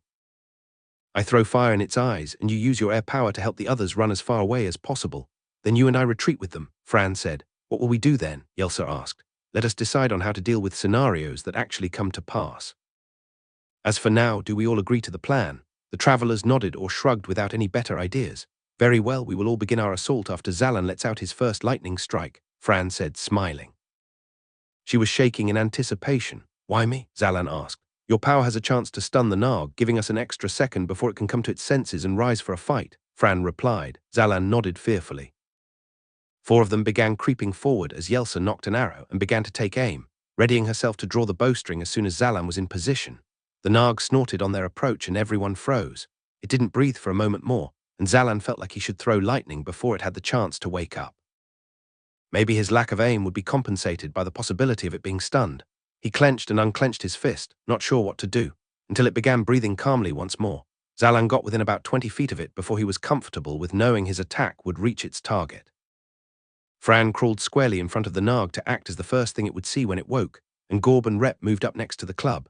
They all watched Zalan for a signal. Zalan raised his hand, focused his energy, and fired at the Narg's left eye with a bolt of lightning. The Narg immediately reacted, its right eye coming open and its hand going for the club. Gorb had already pushed it aside a few feet, and Rep set the base of it on fire, sending more fires up the rest of the club. The Narg croaked in frustration and then shrieked when an arrow was fired into its left eye, blinding it. Fran ignited her sword in flames and waved it to distract from Yelsa. "You were supposed to hit the other eye," Zalan called back to her in panic. "Your lightning came and went in a flash." "I could not tell which eye you hit," Yelsa snapped, putting on another arrow to her bowstring. Zalan turned around and threw another blast of lightning at the Narg's other eye, but it leapt up to its feet too quickly and Zalan missed. Fran was charging at it for a frontal assault, sword raised high. The Narg stomped powerfully with one foot, kicking up a bit of mud into Fran's face and rumbling the earth enough to make her lose balance. As she tried to regain her footing, the Narg's fist came down toward her and she was blasted away by Gorb's air, tumbling to the side as the Narg's fist destroyed the mound of dirt she was standing on the moment before. The Narg twisted its face in time to avoid another arrow from Yelsa. Its one eye scanned the 5 fighters around it, then focused on Rep burning its club. Rep made eye contact with it, then took a few steps back in fear. The Narg croaked angrily and then jumped 5 feet in the air, landing next to its burning club. "It's beginning to jump." Rep shrieked in fear. "Gorbanifus, help him," Zalan cried. Rep fell over from the rumble caused by the Narg landing. Gorb stumbled, but ran up with his 2 swords drawn, and managed to stab the monster in its back leg with 2 deep slashes before he was swatted a dozen feet away by the annoyed creature. It looked back to Rep, who decided that enough of the club was ablaze, and began running away from the Narg. The Narg grabbed the blazing club, then released it when it realized it was too hot. It decided to use its hand as a weapon instead, raising it to smash Rep. Instead, he was zapped in the hand by lightning, and then struck by an arrow in the same area, giving Rep enough time to get out of the way of the downward strike. The Narg turned around and croaked. "Is it time to run?" Zalan asked. "No," Fran said, having cleaned off the mud that was blinding her face. "Gorb did well to cut its leg. It is no longer leaping. I think we can continue our assault until it is dead. It only jumped the one time. How can you be sure it's immobilized?" Zalan asked. "If it is not, then running away would be fruitless. It jumps much further than anticipated." "It would be too fast," Fran said, charging ahead with her newly flame-imbued blade. Zalan took a few steps forward to make sure he was close enough to continue firing, throwing as much lighting as he could to paralyze and distract the creature. He was in front of the castle gates now, close enough that he could run inside if he wanted to. It might even be safer within the gates than outside. He considered telling his companions to cut their losses and rush inside, but didn't want to confuse them in the heat of battle. Gorb assisted Fran as she jumped. She sailed in the air and landed on the Narg's back. It twisted itself to try to get her off as she climbed up the back to stab its throat. She appeared over the Narg's shoulder with a look of glee in her eyes, flitting upward for an instant. Instead of immediately striking, her face went white and she screamed at Zalan. "Another Narg!" She exploded, screaming as the Narg was able to throw her off its back. Zalan felt the new Narg before he saw it, the floor rumbling as it stood to full height. Zalan turned and stared as the Narg came around the wall on the other side of the castle's entry gate and brought down its bone-riddled club, crushing the gate in a single swipe, then stepping over the bent metal to assist its fellow Narg. Chapter 29, Team of 2. What do I do?" Zalan screamed, raising his sword at the creature. The new Narg was taking in the scene. The injured Narg with Fran, Gorb, and Rep on one end of the field outside the gate, and Zalan in front of it. The Narg grunted in a deep croak and began raising its club.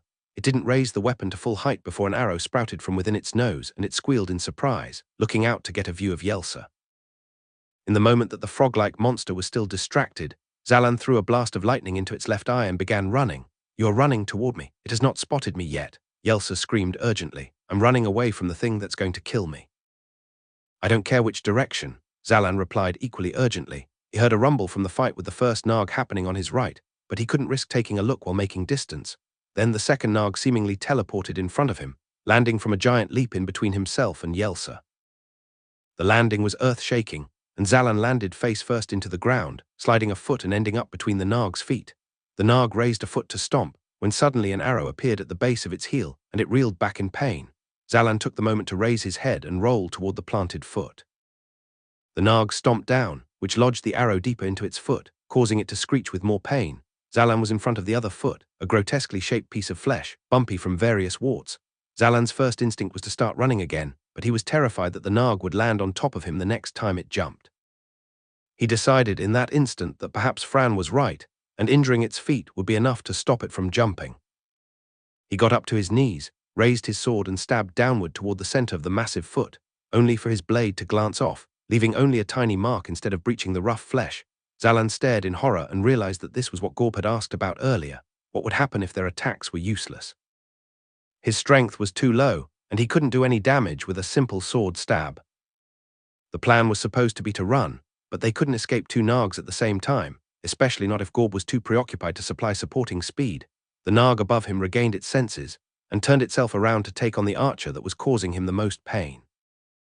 In its about face, the Nag unintentionally kicked Zalan aside with great force.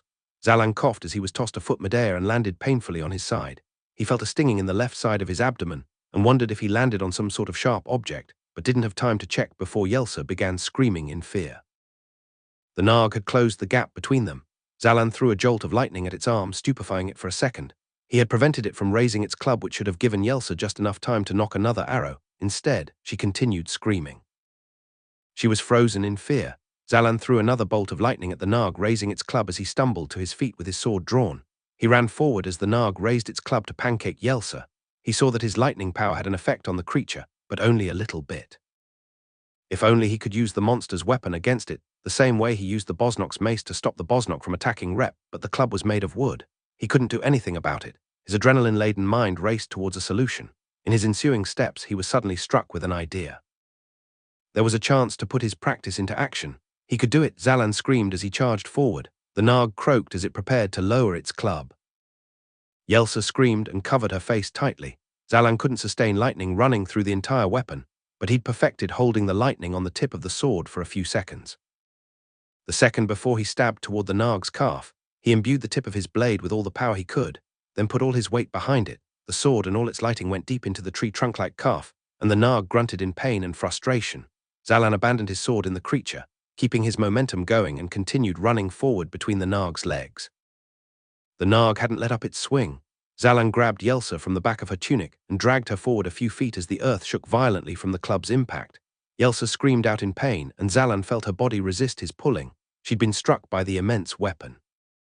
But at least she was alive. Zalan grit his teeth and looked backward to see what had happened. One of the bones protruding from the Nag's club had gone through the side of Yelsa's leg. Thankfully, her leg was largely okay other than the gash. She wouldn't lose her foot. The Nag looked ferociously in pain and stumbled down to one knee, the sword in its leg too much for it to continue standing.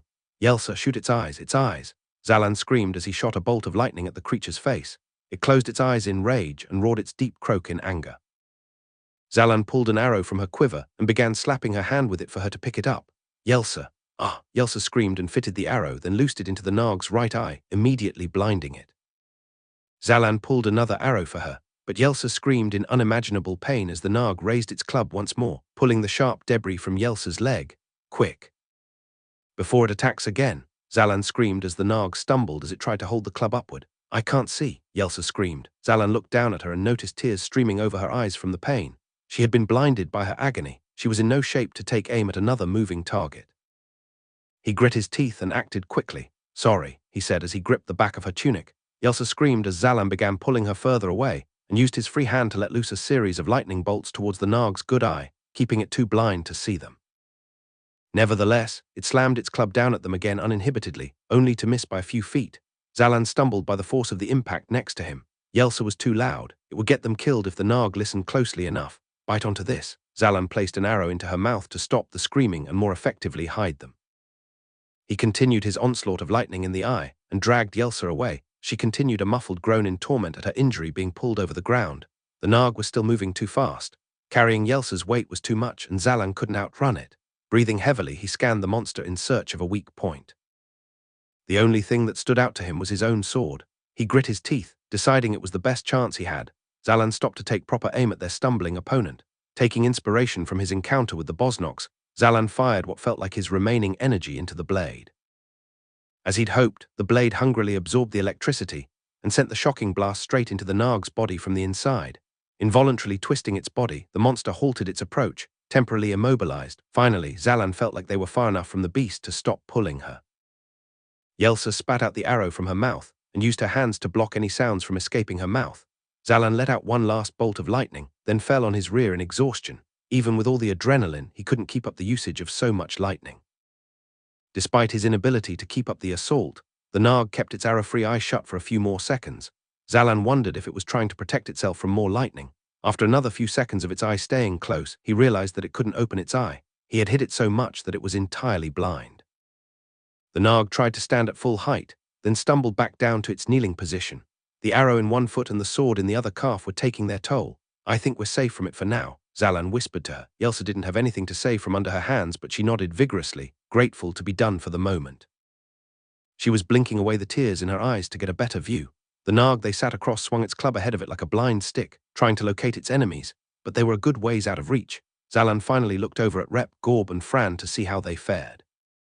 The three of them were running over, the first Nag defeated and lying face first in a pool of mud mixed with blood, a large cut on its throat and a fire on its back. Rep had a cut on his cheek, a line of blood washing over his jaw. Gorb had a fresh welt in his eye and Fran was hobbling over, her foot either injured or broken. "You're coming," Rep screamed. He threw a fireball which dwindled to the size of a quarter by the time it landed against the Nag's neck. Zalan waved for them to be quiet and tried his best to mime that the Nag ahead of them had been blinded. "What?" Rep called, but Gorb and Fran understood the message and signaled for Rep to be silent. Fran imbued her sword with flames and jumped high in the air, assisted by wind from Gorb, and landed with her feet on the Nag's shoulders. She buckled, hesitating because of her bad leg, but quickly regained her balance. Before the Nag could raise its hands to pull her off, Fran stabbed her flaming sword into its head, grinning from ear to ear as the Nag bellowed in pain for a moment before its soul escaped its body. Its large body began stumbling forward in dead silence. Fran, Rep, and Yelsa both began glowing a dim white color.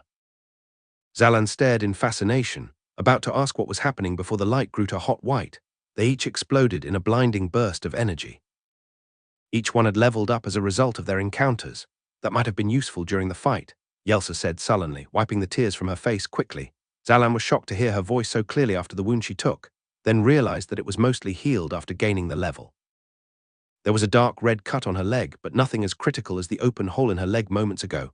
There was no longer anything to be seriously concerned over. "Are you two okay?" Fran asked, looking them over. "I'm now that I have healed," Yelsa said, slowly trying to stand. "I'm okay, I think," Zalan said. He lifted his tunic to see the damage done by being kicked aside by the Nag. It was a red bruise across his ribs. It strung to touch as well as to raise his hands too far above his head. He decided he would simply not raise his arms. What a fight. Fran laughed as soon as it was confirmed her friends were safe. 2 Nags, and we killed them both. "I thought we were finished when the second one appeared. Imagine if there were more." The question sent a pit of dread through the travelers, and the 5 of them took a glance at the castle gates for another Nag.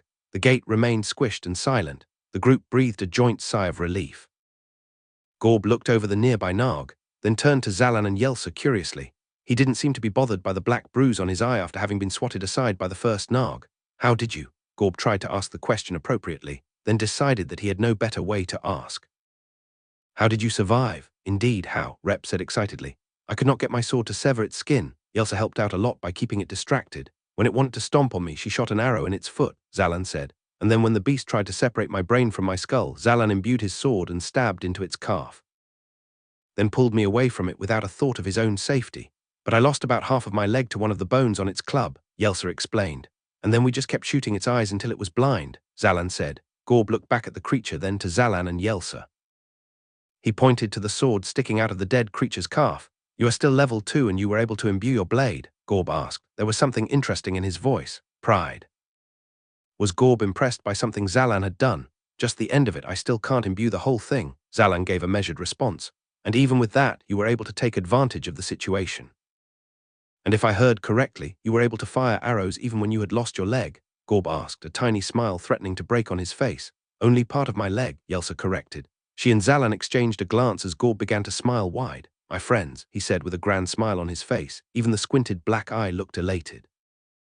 "Please call me Gorb." Chapter 30. Within the gates the group assessed themselves before continuing into the castle. Yelsa's foot was still slightly wounded, which caused her to lean heavily on her good leg. but she insisted that she was fine to continue, eager to go home as soon as possible. Rep and Fran had no signs of injuries, leaving only Zalan and Gorb with bruises. "I'll be fine," Zalan insisted as Rep was inspecting the wound on his ribs. "Once I'm home, I think it'll disappear. We do not know what happens between our worlds," Rep said. "I'm pretty sure I'll just wake up." "Gorb, are you fine with only one good eye?" Zalan asked. He knew Gorb would be fine. He was just really excited to use the name Gorb to address him. "I will not hinder our progress," Gorb promised. "And I am close to increasing my level. I am confident I will heal within the castle once we finish off the dragon." Zalan didn't even realize it had been a while since he checked his own values.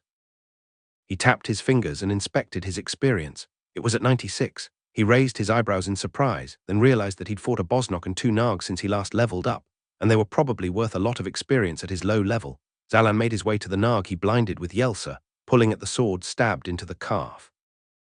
His weapon refused to budge as he pulled against it. He put both hands on it and pulled harder, only for it to remain in place. Fran watched him with amusement. "Need assistance?" she asked. "Let me just." Zalan put one foot against the Nag and pulled with all his might. The sword didn't move. Fran smirked as she stepped forward and pulled the sword out with 2 fingers, placing it in Zalan's sheath for him, then making her way to the gates. Zalan went flush with embarrassment and followed. The chasm between their respective strength was very apparent. With that, the 5 friends made their way toward the crushed gates of the castle of Dokran, ready to finally step inside. "So how bad was it to take down your own Nag?" Zalan asked Rep as they walked. "Awful. I feel so useless in battle, only serving to hold back the rest of you," Rep replied immediately. "I tried to strike it with my sword, only for it to bounce off harmlessly. From there, the Nag wished only to target myself." Fran tried her best to bring its ire upon her by waving her flaming sword and slashing at its feet, but it only had eyes to do damage to me. It threw all manner of debris, including its burning club. "It dealt me quite the blow right here on my face." Rep pointed to where the bleeding cut had been on his cheek before he gained a level. "How did you end up taking it down?" Zalan asked. "I used myself as bait to turn the Nag away from Gorb and Fran. They took the distraction to get above the Nag and slice its throat," Rep replied. "A good team," Zalan mused, looking at the siblings as they led the way to the castle. "Indeed. They seem to instinctively know when to work together to send Fran skyward for her to deliver powerful attacks to weak points." Rep nodded. The 5 had arrived at the gates now, staring as far as they could beyond the crushed entrance to see if there were any other monsters awaiting them. Fran and Gorb checked on either side of the walls behind the gates and nodded back to their friends to confirm it was safe. Beyond the gates was a large set of double doors to enter, at least the size of the Nags.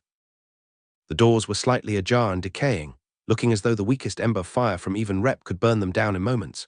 Before they stepped inside, Yelsa nocked her bow and fired an arrow into the opening of the door, listening to it clatter inside. They waited silently for any creatures to react to the projectile.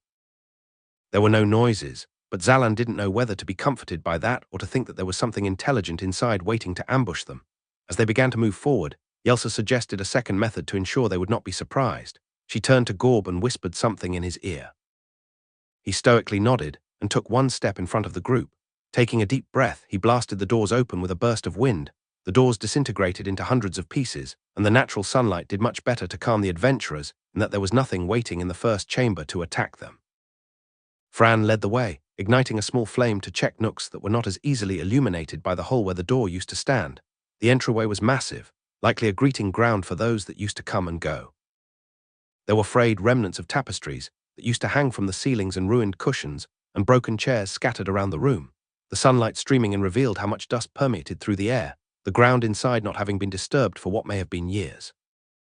Other than the ransacking of what used to be set up inside, it didn't look like there was any evidence of a fight having taken place. Zalan wondered what happened to the previous residents, this castle not looking not nearly as sinister as the remains of the lost city of Zagan. When Zalan stepped inside, he heard a faint squeaking coming from somewhere in a corner. He looked over to it, which drew the attention of the other travelers. Fran lit up the wall with a larger flame and Yelsa gasped quietly, going tight. The wall was crawling with tiny spider-like creatures, some of which hopped away at the first sign of the bright light. "Cave crickets," Zalan said, relaxing. "You know of these things?" Yelsa asked, still taut with disgust. "Sure, my mom used to get them in her basement all the time," Zalan said, turning his back to them to continue surveying the room. He began to notice just how many crickets were living in and on the walls. It was a colony, so these are simply non-monsters, Rep assessed. "What's the difference?" Zalan asked. "You cannot gain experience from killing non-monsters," Rep answered. "So if I killed something like a horse, I couldn't even gain a single experience point?" Zalan asked. They stared at him like he was an imbecile. "Why would you kill a horse?" Yelsa asked. I meant hypothetically, Zalan clarified. Why would you ever want to kill a horse, Zalan? Gorb asked. Stunned, I just meant it to know if there was a way to gain experience from non-monsters. Zalan quickly replied. Do not kill horses, Fran told him. I wasn't going to, Zalan said. A horse is a majestic creature. You would kill one if you got one, Yelsa asked. No. I just never mind. I don't want to kill a horse, Zalan sighed. I am glad we could convince you otherwise, Gorb said, nodding to himself. Yeah, fine. Zalan resigned himself to the misunderstanding and went back to looking at cave crickets. I find it amusing that you can withstand the sight of these creatures, but not a single roach, Fran smiled. Rep made a face agreeing with her, equally amused. These are nothing like roaches, Zalan said immediately. If I learned that the dragon was weak to crickets, I would carry these in my hands to present to it. Roaches can all die in a fire. Please do not bring any of these with you, Yelsa pleaded, disgusted by the suggestion. Just happy this is the only thing we found here, Zalan said. Do not speak so soon, Gorb said, pointing to the rest of the castle. There is much more to discover within. Zalan looked ahead at the dark, ominous halls ahead of them. They seemed so empty yet foreboding. Could anything really survive that deep in the castle? They'd have to come out to the front to get food, right? Zalan asked. Not all creatures have the same needs we do. They may be perfectly content feasting on the crickets they find on the walls, Gorb pointed out. Zalan's mouth twitched in distaste at the thought, but it made him bring up his guard once more. He shouldn't expect to be safe in the castle of Dokran. The wind blew, howling the open chambers within like a massive wolf that was one with the walls. When no one else stepped forward, Fran decided to lead the way with her flamelight, the others remaining close behind and Gorb watching the rear for any surprises. Do you think the dragon will be easier to take on than the Nargs? Rep asked suddenly. I think we'll be fine, Zalan said immediately. He was only half certain, but he didn't want to delay going back home. The other travelers seemed not to dismiss his false confidence, Fran especially, who was excited to take on the new creature. Zalan didn't really believe much in the consequences of this world, the dragon included. He would simply grab the Homeseeker and go home. He didn't need to defeat a single dragon. He would defeat the entirety of this realm by leaving it behind. Surely that would be an easy affair. Chapter 31. Dokran the group prowled forward, remaining as quiet and cautious as they could whenever they crossed into a new room. They had traversed 3 chambers so far, each one growing darker as sunlight dim and sparse. They were searching for an area with stairs, as that would lead them to the peak of the castle, where the dragon presumably resided. Rep had ignited a flame of his own. Not satisfied with Fran being the single source of light in the darkened corridors, Yelsa had made her way to Fran and was clinging onto her tunic, wanting to remain close to the light that repelled the cave crickets that they still occasionally witnessed.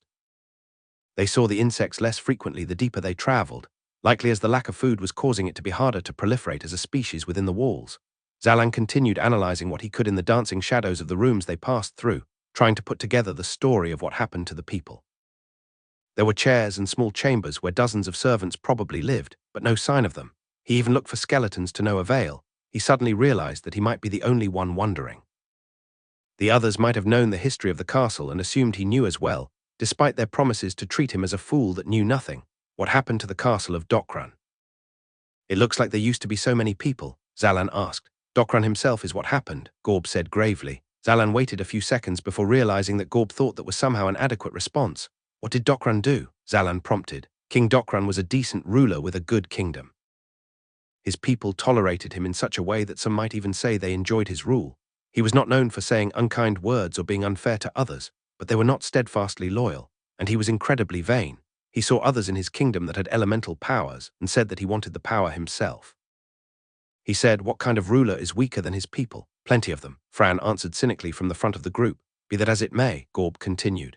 He sent his people out in search of an elemental that would give him unrivaled strength. One finally returned with word of an elemental that he may be interested in, a dark elemental. They and the bright elementals are notorious for immensely difficult challenges. His people begged him not to accept the challenge, but he was arrogant, he could not be powerless. The challenge was severe. The elemental sent a dragon to this castle for him to defeat. Alone, Yelsa asked, stunned. Indeed. An elemental's challenge must always be taken on alone. Worse yet, when Dokran failed, the dragon remained behind. It decided that the hoard room would be its home, Gorb said. So people lived in the same castle as a dragon, Zalan asked. Far from it. The people left after having attempted to gain access to the king's treasures. But no one could touch the treasures of Dokran, even after he died in combat with the monster. The wealth of the castle was locked up, protected by a monster that no one had access to. In addition, Dokran was very protective of his wealth, known for setting traps to stop intruders. Even his closest advisors had no advantages in obtaining his riches. As a result, no one knew exactly how much he had. There was much speculation that he wanted an elemental power because he was running out of wealth and needed another way to keep order. They said that perhaps he died poor, but never wanted his kingdom to be made aware. No one thought it was worth the trouble to defeat the dragon. Instead, the castle's people took what they could of the castle's furnishings and left, Gorb said. Zalan took another look at the threadbare surroundings and was finally able to understand the circumstances of this setting. How long ago was that? Zalan asked. I do not know. Gorb replied, how long do dragons live? Zalan followed up, I do not know. Is it possible this is the same dragon as in the story? Zalan asked, I do not know. All right, good talk, thanks Gorb, Zalan sighed. Things that were high on the walls were left behind, but things like cushions on the chairs had been removed, and even some chairs were broken apart to be taken in pieces and sold for scrap. It didn't look like there was a tragic event that emptied the castle, because it was much simpler than a major tragedy. People just left their home when it was clear that it wasn't safe to stay any longer. The empty halls felt lifeless and lonely. Everything was shrouded in such prevalent darkness. He felt a sour pit in his stomach when he realized that was the same state he felt in his own apartment back in the real world. He threw the idea out of his mind. Things were fine back home, especially with him so close to being able to get back. He wasn't going to waste his time building regrets towards something he knew he wanted. Home was great. He would visit Mom. A tiny frown formed on his face at the last thought. Fran stopped abruptly in front and the others looked ahead tensely to see what had halted their progress. Fran was looking up at the ceiling intently. The others followed her gaze, preparing themselves for a fight. There was nothing above them. What is it? Gorb asked her. The ceiling is curving upward. I believe there are stairs there. We should go into the room on the left rather than the one at the end of the hall, Fran replied. Very well, Gorb replied as the others released the edginess in them. Loosening their stances and breathing easier, they opened the doorway to the new room and were pleasantly surprised to see it lit modestly by windows at the top of the high ceilings. There were stairs carved along the round walls, leading to the next floor. Zalan looked up to appreciate the size of the room, then stared in shock at something floating at the top of the stairs. What? Zalan's mouth was clamped over by Gorb's hand, who was also watching the monster. The creature was a massive torso and 2 arms, floating in place at the top of the stairs. There was no head on the creature, nor were there legs to be seen. It looked like a grotesque mass of body that was desperately missing essential parts of its wrinkly form, only a meshy skin-like torso and arms hanging off the side. It had adjusted its body when Zalan made noise, but it wasn't clear if it was looking at them due to its lack of eyes. From just beyond the upper end of the stairs, 2 more of the creatures appeared, creeping aimlessly over the upper floor in their ominous, silent floating. Gorb hesitantly took his hand off of Zalan's mouth and looked to Fran. Fran shrugged uncertainly and looked to the others for direction on what to do. Yelsa drew her bow and knocked an arrow just in case, but shrugged her shoulders. Zalan waved for them all to lean in. What are they? Zalan whispered, so quietly he could barely hear himself speak. Everyone looked upward to make sure the creatures didn't move, then went back to their huddle. Each of the travelers looked to one another, waiting for some clarity on what the headless, legless creatures were. No one had any information. Should we face them? Fran asked quietly. No, Rep hissed immediately. What if they are dangerous? What if they are harmless? We can kill them and quickly be on our way up, Fran asked. Or they could kill us the moment they come into contact with us, Rep rebutted. How about Yelsa fires an arrow at one of them? If we see it has no effect, then we get out of here. If it looks like we can take them on, we move forward, Zalan whispered. Rep shook his head, but the others nodded in unison. Rep wanted to get another word in edgewise, but Yelsa was already pulling her bowstring. Rep ducked his head down as the arrow sailed through the air and struck one of the monster's torsos toward the top of its body. Immediately, as though strings were cut when the arrow inserted itself, the body fell straight down and crashed into the castle floor, not moving. Yelsa fired another arrow into the inert body to make sure it was dead. It remained still. Then they looked back up at the other 2 bulbous monsters to see how they reacted. There was no change in their behavior. They floated over the edge of the stairs silently. That was easy enough, Yelsa said aloud, not whispering in the face of what seemed like weak creatures. The 2 creatures flinched at the sound of Yelsa's voice. They both zoomed toward the party of travelers, floating with their arms extended. Behind them, 4 more creatures floated over the edge, their arms reaching forward as well. Yelsa yelped and went to draw another arrow, but couldn't get a grip on her quiver. Her fingers kept stumbling over her ammunition until she gave up and sat down, looking up at the 6 incoming monsters. What are you doing? Fran asked, concerned as she drew her blade and imbued it with flame. Fran raised her free hand as if to blast them away with flame, then lowered her hands a second later, a listless look in her eyes. What's going on? Zalan asked, looking over toward both Fran and Yelsa, but they were gone. He was alone, sitting on a chair, his weapon gone. He was in a hospital, sitting across a room that he didn't recognize but immediately knew. He wasn't supposed to be here. There was no reality where he should be sitting where he was sitting. His heart had gone wild and he knew nothing but dread as he looked at the room he feared.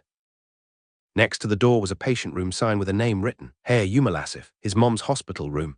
Chapter 32 Thoughts and Scares. Zalan gripped the armrest of the chair tightly as he stared at the door in front of him. The rational part of his mind knew that something was wrong. He shouldn't be at the hospital. But his heart was running on all cylinders, crashing against his chest and desperately seeking an explanation.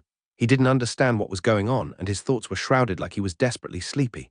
Hello, Zalan screamed to the empty corridors of the hospital. There were no doctors, nurses, or patients milling about. Just him and the door. He was reaching for names of people in his mind, maybe friends, but they wouldn't come to mind. There was only one thing that mattered right now. It was across from him, waiting. He had to open the door and visit his mom. He stood up shakily, his body feeling like it was an enormous task simply to stand up.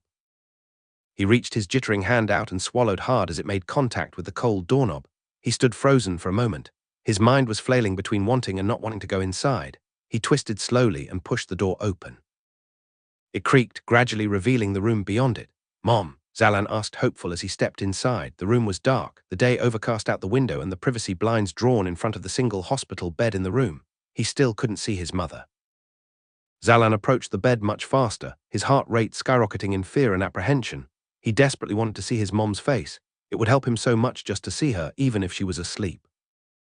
He threw the curtains open and gasped in rage and fear. The bed was empty. "Mom?" Zalan asked, turning himself around and looking around the room for her. "Mom," he escalated. The room was brightening itself up, the dull ambience of the hospital transitioning to blinding. "Mom, I visited." "Where are you?" Zalan begged as he had to shield his eyes from the searing hot white color enveloping his vision. When his vision cleared, Zalan saw Gorb kneeling over, panting heavily in front of the monsters that were now dead at his feet. Zalan looked around himself and saw that his companions, similar to himself, were sprawled out on the floor as though they had been struck down. Zalan looked vacantly at Gorb, his heart still pounding away unceasingly in his chest. His thoughts were messy. He had a massive headache and his body felt like it had just run miles on end. "Where's Mom?" "She was supposed to be. What happened?" Zalan asked, sitting himself up and blinking past the lightheadedness that immediately came over him. "Where am I? Where's the hospital?" Gorb looked over at him, trying to get a hold of his breathing. The bruise on his eye was gone and the expression on his face was distraught. "Fran." "Are you okay?" Gorb asked, his voice caught in his throat. "I am alive," Fran asked. Zalan saw wet streaks on her cheeks. She had been crying. Looking around at the others around him, they had all been crying, except for him. Yelsa laid on the ground, wiping her eyes furiously as she sat herself up. What just happened? "Why would I jump again?" she demanded, looking around the room for answers. "They were Melders," Fran replied as the thought came to mind. "I had heard of them before, but had never seen them in person. I had no idea that they looked so grotesque. My God, that was terrible." "What do you mean?" Zalan asked sternly, not following anyone's comments. "Where's my mom?" This time I went to visit, but she wasn't. It had taken a while, but Zalan was finally piecing together the fact he was still in what he called the dream world. The stone floor was a part of the castle of Dokran and those surrounding him were his friends, but he was just in the hospital. "Zalan, are you all right?" "I saw you dying," Rep asked, sitting himself up and rubbing his puffy eyes. "I think I'm fine," Zalan said, feeling his body for wounds. His ribs were still sore to the touch. "I was at a hospital trying to visit Mom." "Vision?" Yelsa asked Fran. "They could not have been visions, it was too real." "I know, it was far too real," Yelsa said. "Melders feed off of regrets. They bring out some of your worst lamentations and consume your life energy as you are enveloped in the nightmare," Fran said. Zalan felt the pang of truth in his chest at the mention of regrets. As soon as she made it clear, it was so obvious. He had never been to the hospital. He deeply regretted never having gone to visit his mother, and the exhaustion he felt down to his bones was likely the result of the Melders feeding on their energies. "Did you defeat them?" Fran asked Gorb. Gorb nodded sullenly, helping Fran to her feet and placing his arms around her in a brotherly embrace. "A bad vision, I take it." "Did you see yourself disgraced too?" Fran asked, returning the hug. "I saw you," Gorb said. "With all your power and might, you wanted to take on the strongest monsters, recklessly so, and you died trying." "Oh, Gorb," Fran leaned back and looked at him, a small, comforting smile at her lips. "That is your fear. That would be such a blessing. To fight to the end, trying, that sounds like a fitting end for me. What part of that would you regret? I encouraged Mother and Father to send you to the guild with me. Had I never talked them into it, you would be safe at home," Gorb said. "I would be driven insane, smiling cordially to every suitor with half a level to his name trying to give me a life I did not want. This is the life I want.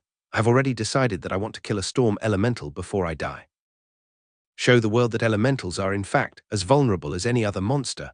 I would not mind if I died to its lightning." "So long as I died trying," Fran replied confidently. Gorb's lip was trembling, not wanting to accept Fran's goals being so antithetical to his own. "What did you see?" Gorb asked, finally releasing her from the tight hug.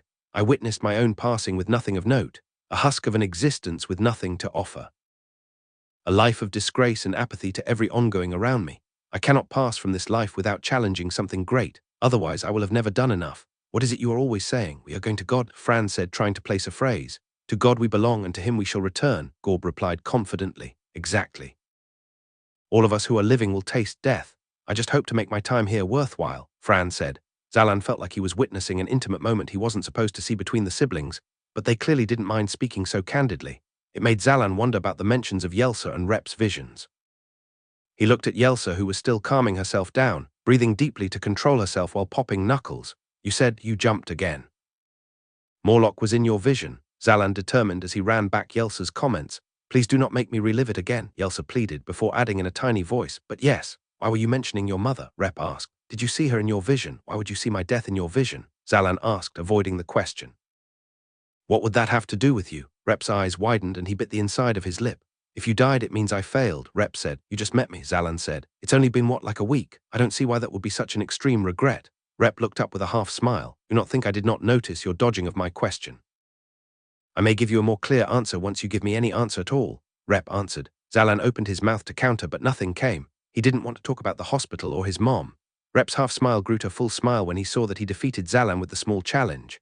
Gorb, if you had a vision, how did you defeat the Melders? How did you avoid falling under their trance? Yelsa asked as she looked over the 6 newly dead Melders in their uncanny forms.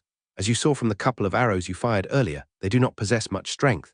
However, I watched as you all collapsed one by one after yelling in the presence of the Melders. Something about the sounds we create activates their powers. I attacked with a gale of elemental air. I remained silent, but even the sound of the wind I produced was enough to put me under their spell. Fortunately, my attack was enough to kill a single Melder, causing me to gain a level and kill the rest, Gorb replied. Zalan wondered if Gorb's stoic nature was the reason they survived at all. He once again registered the fact that the bruise on Gorb's eye was gone and understood. The bright white energy that took over his vision was likely the result of the explosion of light from Gorb gaining a level. Even knowing it was a vision, he still had a hard time pushing it out of his mind. It was too real. And how would Melders know to create a vision of a hospital? They must have rooted in his mind enough to find something terrible to dangle in front of his psyche. Are there any more up there? Yelsa asked, picking up her bow from the floor and placing an arrow in place. Can we rest first before continuing to charge forward? I cannot be the only one at the brink of exhaustion, Rep said. The others agreed, sitting down and resting themselves against the stone walls of the castle. Zalan noted that there were no crickets on this end of the hall, and he wondered whether they couldn't make it this far or if the Melders also fed off of the bugs. Did crickets have regrets? Gorb took watch, keeping a close eye at the top of the stairs for any more Melders, since he had been recently rejuvenated by gaining a level. As they rested, Yelsa threw a few furtive glances Zalan's way. He didn't think much of it, especially when his own vision made him feel like he needed to constantly look at things to affirm he was not in another nightmare. Zalan, Yelsa said in a measured tone. Yeah, Zalan replied. I apologize for earlier, Yelsa said, sounding as though it was difficult to express her remorse. I as well. Fran said in quick agreement. Zalan looked between them for a few moments. It must have been awful. We should not have tried to make you relive those emotions, Yelsa said, Fran nodding in agreement. Zalan shrugged in embarrassment. It's fine. I get why you would be curious. Now you have a better idea of what it was like. Fran and Yelsa nodded, appreciating his quickness to forgive. Zalan saw a lingering question in Yelsa's eyes and felt compelled to share just a bit more. The mind of madness was worse. A lot worse, Zalan assured them. This time Fran, Yelsa, Rep and Gorb all nodded in appreciation. He answered their untold question without them having to feel guilty in asking. After about an hour of rest, the travelers stood and prepared themselves to continue forward. I have not seen any evidence of additional Melders, Gorb reported. That does not mean that they are not in hiding, Rep reminded. Zap the ceiling, Zalan, Fran suggested. It will bring out any stragglers. What if there are an overwhelming number of stragglers? Rep asked. Just a few were almost enough to kill us all. Yelsa will act fast and take them down, and we will prevent them from drawing too close, Fran gestured to herself and Gorb self-assuredly. We can be quiet and shake awake those that fall under the trance. I would prefer we came up with a more thoughtful approach, Rep said. I will leave it up to Zalan, Fran offered. His quest brought us here after all. Rep nodded reluctantly. Zalan's eyebrows drew close in confusion, not sure whether he would prefer another way. It might take a while to find an alternate set of stairs in another, safer room.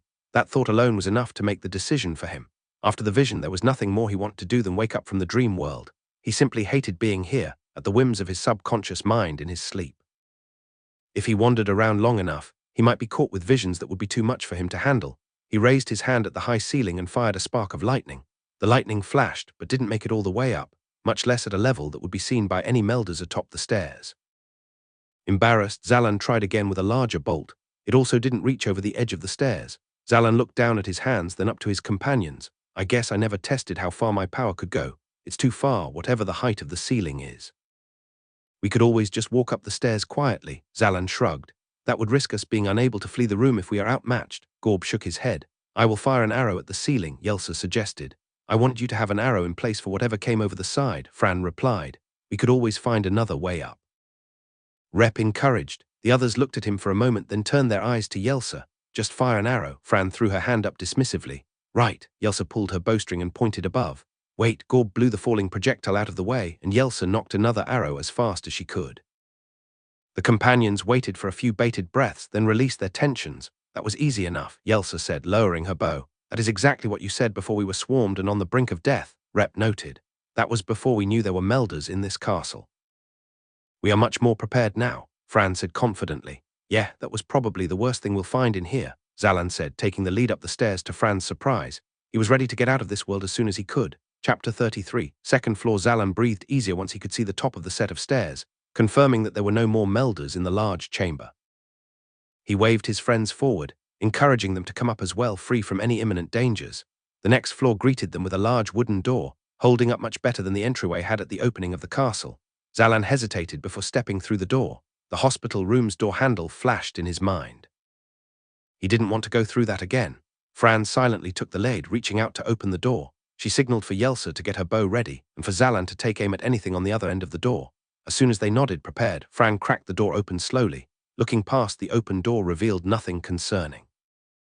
It was another ransacked room with a few windows to let in light. The group traveled inside, watching the corners for any creatures that may be prowling, but they saw none. They continued moving together as one unit until a low rumbling caught their attention. They frantically got tense and spun around to assess the source for danger, only to all end up looking at Zalan. He half smiled, embarrassed, and placed a hand lightly on his abdomen. I think that was my stomach, he said. Ilsa lowered the bow she had pointed at him in reflex and smiled. Then we are all going to be hungry soon, she sighed. The artifact was nice while it lasted.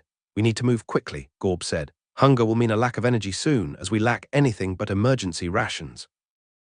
We will need to find where the Homeseeker is located before we end up becoming too hungry to progress further. They picked up their pace moving through the room, Fran making her way to the next wooden door. Both Zalan and Yelsa indicated that they were ready, and she threw the door open. Immediately they were met with high-pitched squeals in protest and anger from creatures on the ceiling. Zalan threw his arms up in defense as the ceiling looked to be boiling in anger, constantly in motion. How many things live in this place? Zalan asked, frustrated. He blasted lightning toward the ceiling, but couldn't get the bolt high enough. One of the creatures swooped down and Zalan got a good look at it before diving out of the way. It was like a giant human-sized bat with spindly arms below its wings. The arms, though small, were tipped with claws. The one that flew past Zalan looked more scared than aggressive as it flew past. Bats, Zalan asked. Razor tongues, Rep corrected. As if to prove Rep's point, a razor tongue flew by with its mouth open, its tongue hanging out and bladed like a chainsaw at the edges. Zalan tried to fire some lightning at it, but missed again due to its speed. Do not try to fight them at a distance, Gorb said loudly as the shrieks from above them began to crescendo. And let them swarm us, Zalan asked. If they wanted to swarm us, they would have done that already. They are scared, flying haphazardly after being shocked awake. Keep your sword in hand in case any get close, but do not draw any more attention to us, Gorb replied. Zalan looked back up to the razor tongues and saw that most of them were flying into each other or screaming in random directions. Very few of them even looked in the traveler's direction, and even fewer glanced at them for more than a moment before continuing to flail and screech. They attacked one another in their fight to make it to the open windows, but once they reached their destination, the sunlight was too bright, and they would hiss and turn right back around inside. Fran cut a razor tongue in half as it tried to bite her in its aimless flight, then signaled for the rest of her companions to follow along so they could slink across the room and continue their way forward. Zalan and Rep had a very hard time taking steps forward. Each time they intended to move, it felt to them that a razor tooth was coming right at them, and they braced themselves for what ended up being a false alarm. This went on for about a minute before Fran grew restless with their lack of progress. Razor tongues were beginning to look in their general direction more often. I will try to create a bubble, Gorb informed them. He moved his hands over them in a large arc several times until sounds began to grow distant. Zalan blinked in shock, as Gorb's power created enough air rushing over them that the cacophony of hundreds of razor-tongue screeches sounded like they were coming from across a hall rather than right above them. Zalan finally made a few steps forward, Rep close behind, and the entire group began to make slow and steady progress. When they were about halfway across the room, the razor tongues began to take much more notice of the intruders making their way through the room. A few flew in closer to check, but were blown aside by Gorb's wind. The more curious they became, the more agitated the nest was growing. One darted into the air bubble at top speed from Zalan's left. He didn't have a good angle to swing his sword in that direction, so he threw a punch that way, trying to at least redirect the razor tongue before it had a chance to open its mouth. Crack! Zalan winced as the razor tongue fell to one side, bashed in the face by his fist. Zalan looked down at his hand to see how badly he'd hurt himself, only to blink in surprise when he saw was unharmed. He looked up at the razor tongue that was trying to get back on all fours, its jaw slack. Did I just break its jaw? Zalan asked no one in particular. Indeed, Rep said, his voice tense as he kept an eye on the razor tongues above. You have a higher strength than before. With enough training you may even be able to kill one if you hit it right. With my bare hands? Zalan asked, stunned. Indeed. Then why are we being so careful? Zalan asked the group. There are hundreds. Just like you could take on sickly gargles at an earlier level, you could also take these creatures on. But this many will easily consume us all, Fran replied, though she didn't look nearly as concerned as the other travelers. She looked more fascinated, studying the razor tongues as they passed above the air bubble. They had almost reached the end of the room now, and more razor tongues were swooping down to attempt to bite them. Yelsa was good at taking out the incoming enemies, even with the air bubble jittering her arrows on their way out. Any that could get through the arrows and the bubble were now easily dispatched by Fran. I might be able to gain a level and kill them all if I get a few of them, Zalan offered. Or you may lose your arm if you are so much as licked, Rep replied. I do not think this is worth the potential dangers. I agree, Fran said. It was a mistake to put you up against sickly gargles when we did. This is not the time to test your mettle against a horde of razor tongues. Zalan nodded in disappointment, hoping to be the solution to getting out. When they finally reached to the other side of the room, it became clear that they could not simply walk out. There were razor tongues latched sideways on the door frame, hissing at the incoming travelers and sharing their teeth and tongues menacingly. Just blast the door down like you did the first one, Yelsa told Gorb. No, Gorb said, breathing heavily. The effort it took to keep up the pocket of air around them was taking its toll on him. We need there to be a barrier between us and them, otherwise they will simply follow us. Then we need to kill them. Fran began making her way to the door. No, Gorb said once more. We have been on the defensive this entire time. That is why they do not swarm us. They find us an interesting visitor, even if we are killing a handful of them. If we go on the offensive, I fear they will retaliate. Then what do we do? Yelsa asked fearfully. I do not know, Gorb admitted. Zalan looked at the door and observed about 7 razor tongues defending their exit. Then he looked back at the black cloud that was dozens of razor tongues flying past one another above them. He looked at his hands, then back to his friends. I have an idea, Zalan said. Rep takes on the razor tongues on the door and the rest of us keep the horde from attacking. What? Rep and Yelsa asked simultaneously. Think about it. Zalan ducked as Fran swatted aside a razor tongue that came to attack them. We don't need to kill them, we just need to keep them away while Rep clears the way. Fran can create much bigger flames than Rep. Yelsa and I are good at firing at a distance. Gorb can redirect them. Rep can just focus on the ones at the door and let us know when it's safe to go in. I am not ready for that. Think of something else, Rep pleaded. We do not have time, Gorb said. Be careful not to burn down the door. Wait, I do not think this is a good idea. What if I make a mistake and we get hurt? Rep asked. Then at least you will have tried, Fran said to him encouragingly. Rep bit down hard on the inside of his lip and huffed. Fine. Keep them off me, Rep charged, roaring at the door covered in razor tongues. Gorb stopped supplying his pocket of air and began to redirect specific razor tongues. As soon as he dropped the bubble, the faraway screeching overwhelmed them in its sheer volume. The razor gonus were clearly angry, no longer confused. Fran took the lead, sending out flamethrower-like columns of flames at no creature in particular, scaring them with as much heat and light as she could output. Zalan joined in, zapping away bolts of lightning without considering his aim, hoping to be a beacon of fear for the razor tongues. Yelsa and Gorb took a much more measured approach, Yelsa firing at incoming enemies, while Gorb would redirect them into the mass of flame to kill them immediately. The few that could get past the onslaught of arrows and power were quickly dealt a death blow by Gorb striking them in the head or chest. The serious output of energies went on for about 30 seconds before Zalan screamed, straining himself to remain emitting his lightning. His limbs jerked involuntarily and his head felt like it would explode. Rep, how much longer? Zalan called. Rep didn't reply from behind him, but Zalan could hear the cries and strikes of a battle ensuing to his rear. He threw him the fastest glance he could. Rep was slashing one razor tongue's wings off while fending off another with a show of flame. He was sweating heavily and looked like he was struggling. Slow progress came in the form of a razor tongue having its head cut off, and Zalan returned his focus to the larger swarm. A few more seconds ticked by agonizingly. Zalan's forearms were burning like he was weightlifting a car. Gorb fell to one knee, heaving as he tried to blast another razor tongue into Fran's considerably smaller column of flame. "Rep," Gorb coughed, nearing his breaking point. Now, come on," Rep screamed. The travelers didn't hesitate, immediately turning around and racing past the open door, jumping over the dead razor tongues at their feet. Rep was waving with one arm, beckoning them as they ran over, then strained to slam the door behind them when the last of them fell through. Rep managed to close it just as a razor tongue flew through the opening, charging directly for Zalan. Zalan blasted it with lightning, but he was far too weak and only dazed it. He shielded himself with his arms over his face, just as Yelsa was able to fire an arrow through its throat, putting an end to the attack.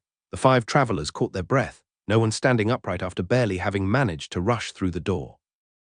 As much as she tried not to, Fran was smiling to herself. "What a fight," she sighed to herself, looking at the dead razor tongue that decorated the floor. "Are we all okay?" No one said a word, continuing to catch their breath. Fran breathed deeply and went down the line of them. "Zalan, any injuries?" she asked. "I'm good," Zalan wheezed. "Gorb." "Yelsa, I am unharmed but exhausted," Gorb admitted. "I am mostly fine," Yelsa said, though it was clear that her injured leg was causing her new pain after having strained herself. "Rep?" Fran asked. Everyone looked over to him when he didn't promptly reply. "I am fine," Rep said half-heartedly, looking at the deep cut running across his arm, bleeding openly onto the floor. Chapter 34, Burden, Rep. "Stop the bleeding, that's a bad cut." Yelsa hopped up and poured water over the wound as Rep bit his lip and winced in pain. Zalan took his sword and cut off the lower end of his tunic to cover Rep's wound, while Yelsa went through Rep's things to pull out proper bandages. "I am fine." "We should continue," Rep said as Yelsa began dressing the wound. "We're not fine," Zalan said immediately. "But we should keep moving," Rep said, then heard the sound of the razor tongue scratching against the door behind him. "We want to make distance between us and them," he added. "Fine, but only after we stop the bleeding," Zalan said quickly. "They may be able to smell the blood through the door," Rep mentioned. "Whatever, Rep, you're bleeding. We don't have a place to heal nearby. Why are you being so weird about just closing your wound?" Zalan asked. Rep continued to bite the inside of his mouth and didn't reply. Once Yelsa had put a tight bandage on the wound, it changed color to a deep red. Then Rep stood up, and they made their way across the room and away from the frenzy of monsters at the door. They didn't go into the next room, instead crossing to the wall next to the door on the other side of the large, empty room. Fran stopped and sat down against the wall, Gorb following suit, and Rep stood looking at both of them in confusion. "Why are we stopping?" Rep asked. "There may be any manner of monsters on the other side of that door." Fran flicked her head up to the next chamber. "I presume it would be safer if we waited for you to heal some before charging forward." I said I am fine. "We should continue moving," Rep said. The others watched Rep uncertainly, not sure how to respond to that. "Rep, you were bleeding pretty bad." "It's worth getting some rest," Zalan said. "I assure you that will not be necessary," Rep said, his face inscrutable. "It is necessary." "What are you saying?" Zalan asked. "We should not stop our progress on my account," Rep replied. "Rep, your injury may make it difficult to hold a sword or perhaps use your fire," Yelsa chimed in. "Not a concern for us," Rep shook his head. "You have some artifact of healing that you have neglected to mention to us?" Gorb asked. "I do not want to be the reason we delay is all," Rep said firmly. The blood pooling in his bandages began to make it to the surface. A slight sheen of red was now visible atop the covering. "What is going on with you?" Zalan asked, looking at him in confusion. "If Fran was hurt like this, would you still want to push forward? Or if I was bleeding out like that, would you insist that we move forward?" "That question is irrelevant," Rep dismissed. "Why?" Zalan demanded. "Because neither of you are so seriously wounded," Rep replied. "But you are." Zalan's voice was rising. "That does not matter," Rep claimed, matching Zalan's increasing volume. "Why not?" "You're hurt," Zalan practically screamed. "Because I do not matter," Rep shouted. The response would have been met with shocked silence had the room not echoed Rep's outburst. Zalan's face went from upset to deeply confused and a little stunned. He'd flipped in and out of the sentiment of believing he didn't matter back when he was in the real world. His thoughts were in a deep turmoil that sent him away from wanting to communicate with anyone. He never expected to hear the words said out loud, especially not from Rep. "What do you mean you don't matter?" Zalan asked, his voice level. "This quest can be completed without me. We need not worry about my condition for this to be a success." Rep said. He was still biting the inside of his lip. Zalan was worried he'd bite it open again. "So what?" "This quest can be done without me too," Zalan said, keeping his voice even and calm. "No, absolutely not," Rep rejected immediately. "You are an integral part of the quest. You and Yelsa are here to get the Homeseeker. Fran and Gorb are here to be paid for their service in assisting Yelsa to her goal. All of that can be achieved without me. I'm only along to assist, but I have now done the opposite. It has become clear that I cannot assist. You are a huge help," Zalan said, amazed he was having this conversation. He looked to his other companions for support and saw each of them nodding their heads in emphatic agreement with Zalan. In every battle I have been a burden. I could not stop a single Bosnok. I could not be more than a distraction for a Narg. I could not even take on a half-dozen razor tongues except that one of them tore my flesh enough to get you to be concerned for my well-being. You took on hundreds, without a scratch on any of you. It sounds much more like I hold you back than help you forward, Rep replied sharply. Rep, I would be dead if it weren't for you, Zalan said, exasperated. That is not true, Rep said, deep lines of guilt on his face. The Flamestricker would have definitely killed me without you, Zalan insisted. That is not true. Rep enunciated each word with such venom that Zalan blinked in shock. Rep almost seemed angry. Certainly ashamed. He felt he was so much of a burden on the group that he wasn't even acknowledging the time he clearly saved Zalan's life. Or was there something more to it? Zalan couldn't tell, and Rep looked almost manic. If you push yourself, then you might die before we get the chance to get you home with the Homeseeker so that you can heal yourself, Zalan said urgently. And the quest could still be considered a success. Everyone would get what they want, including me, who only wants to assist you to get home. The only thing I want is for you to be able to return home, Rep said matter-of-factly. You're being ridiculous, Zalan spat. Am I? We know that the satiator's effects are wearing off, and rather than rush forward to finish our task, you insist we stop for someone that has nothing to offer in the form of support, Rep said. Stop saying that, Zalan said. Then let us continue, Rep commanded. If I am the reason we cannot continue, then I am certainly holding us back. No. You know what? I'm tired. I want to rest. I want to sit here and do nothing for a few hours to make sure I catch my breath after fighting off those razor tongues. How does that sound? Zalan snapped. It sounds like you are making this up so that you may force me to rest, Rep said. Does it matter? I'm not moving. Zalan sat himself down. Rep looked down at him, his eyes narrowing, teeth grinding over the inside skin of his lip. Fine, he muttered. But we really should get moving. Rep moved to the other corner of the wall and sat alone, closing his eyes and laying his head back. Yelsa rolled her eyes. He did not even do me the courtesy of allowing me to redress the wound before sitting down, she sighed, getting up and pulling a new set of bandages from her bag. Zalan put his face in his hands, sighing loudly in frustration.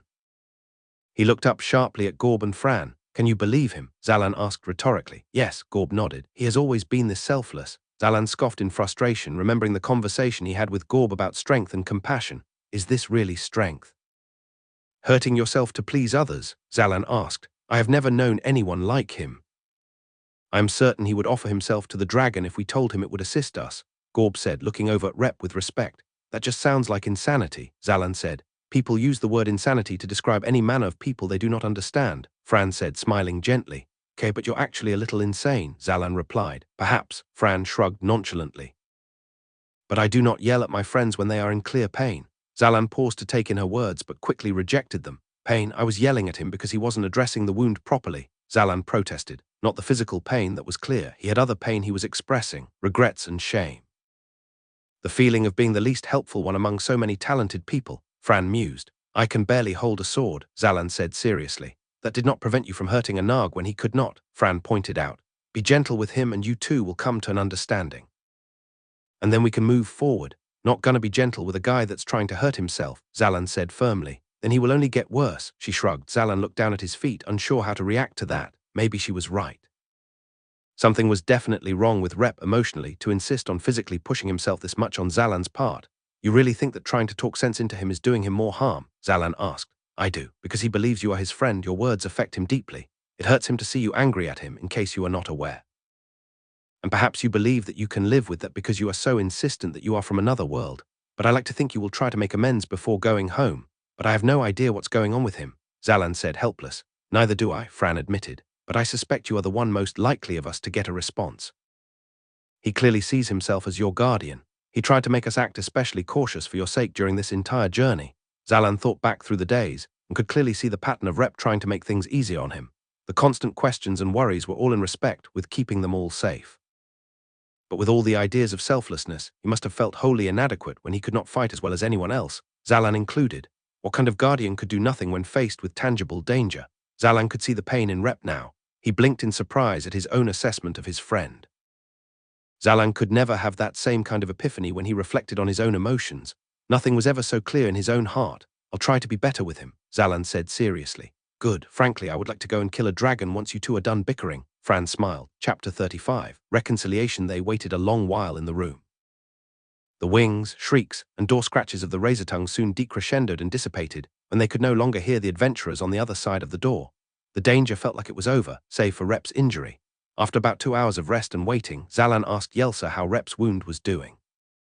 She gave him a look. You could simply ask him yourself, Yelsa replied. You think he'd be honest with me? Zalan replied. Yelsa weighed the question in her head and shrugged, deciding not to be glib. The bleeding has stopped. I would not be concerned about going forward with him, but I do not expect him to be of much help in future rooms. He cannot assist us in any physical capacity, Yelsa replied. You didn't tell him that, did you? Zalan asked seriously, and make him feel worse. Please, Zalan, we are not all lacking a heart, she said snidely. Zalan scoffed, having nothing to say to that. He looked over to Rep, who was staring at his bad arm, sulking. He sat alone in the other corner, Yelsa having tried to encourage him to join the others to no avail whenever she checked how the cut was healing. The three travelers next to Zalan looked to him expectantly at the news that they could continue. Zalan didn't want to be the one to apologize first, but he knew there was no better way to get this over with than to just swallow his pride despite feeling he was in the right. Zalan stood and hesitantly made his way over to Rep looked up and regarded him with a slight nod, then went back to looking over his arm in shame.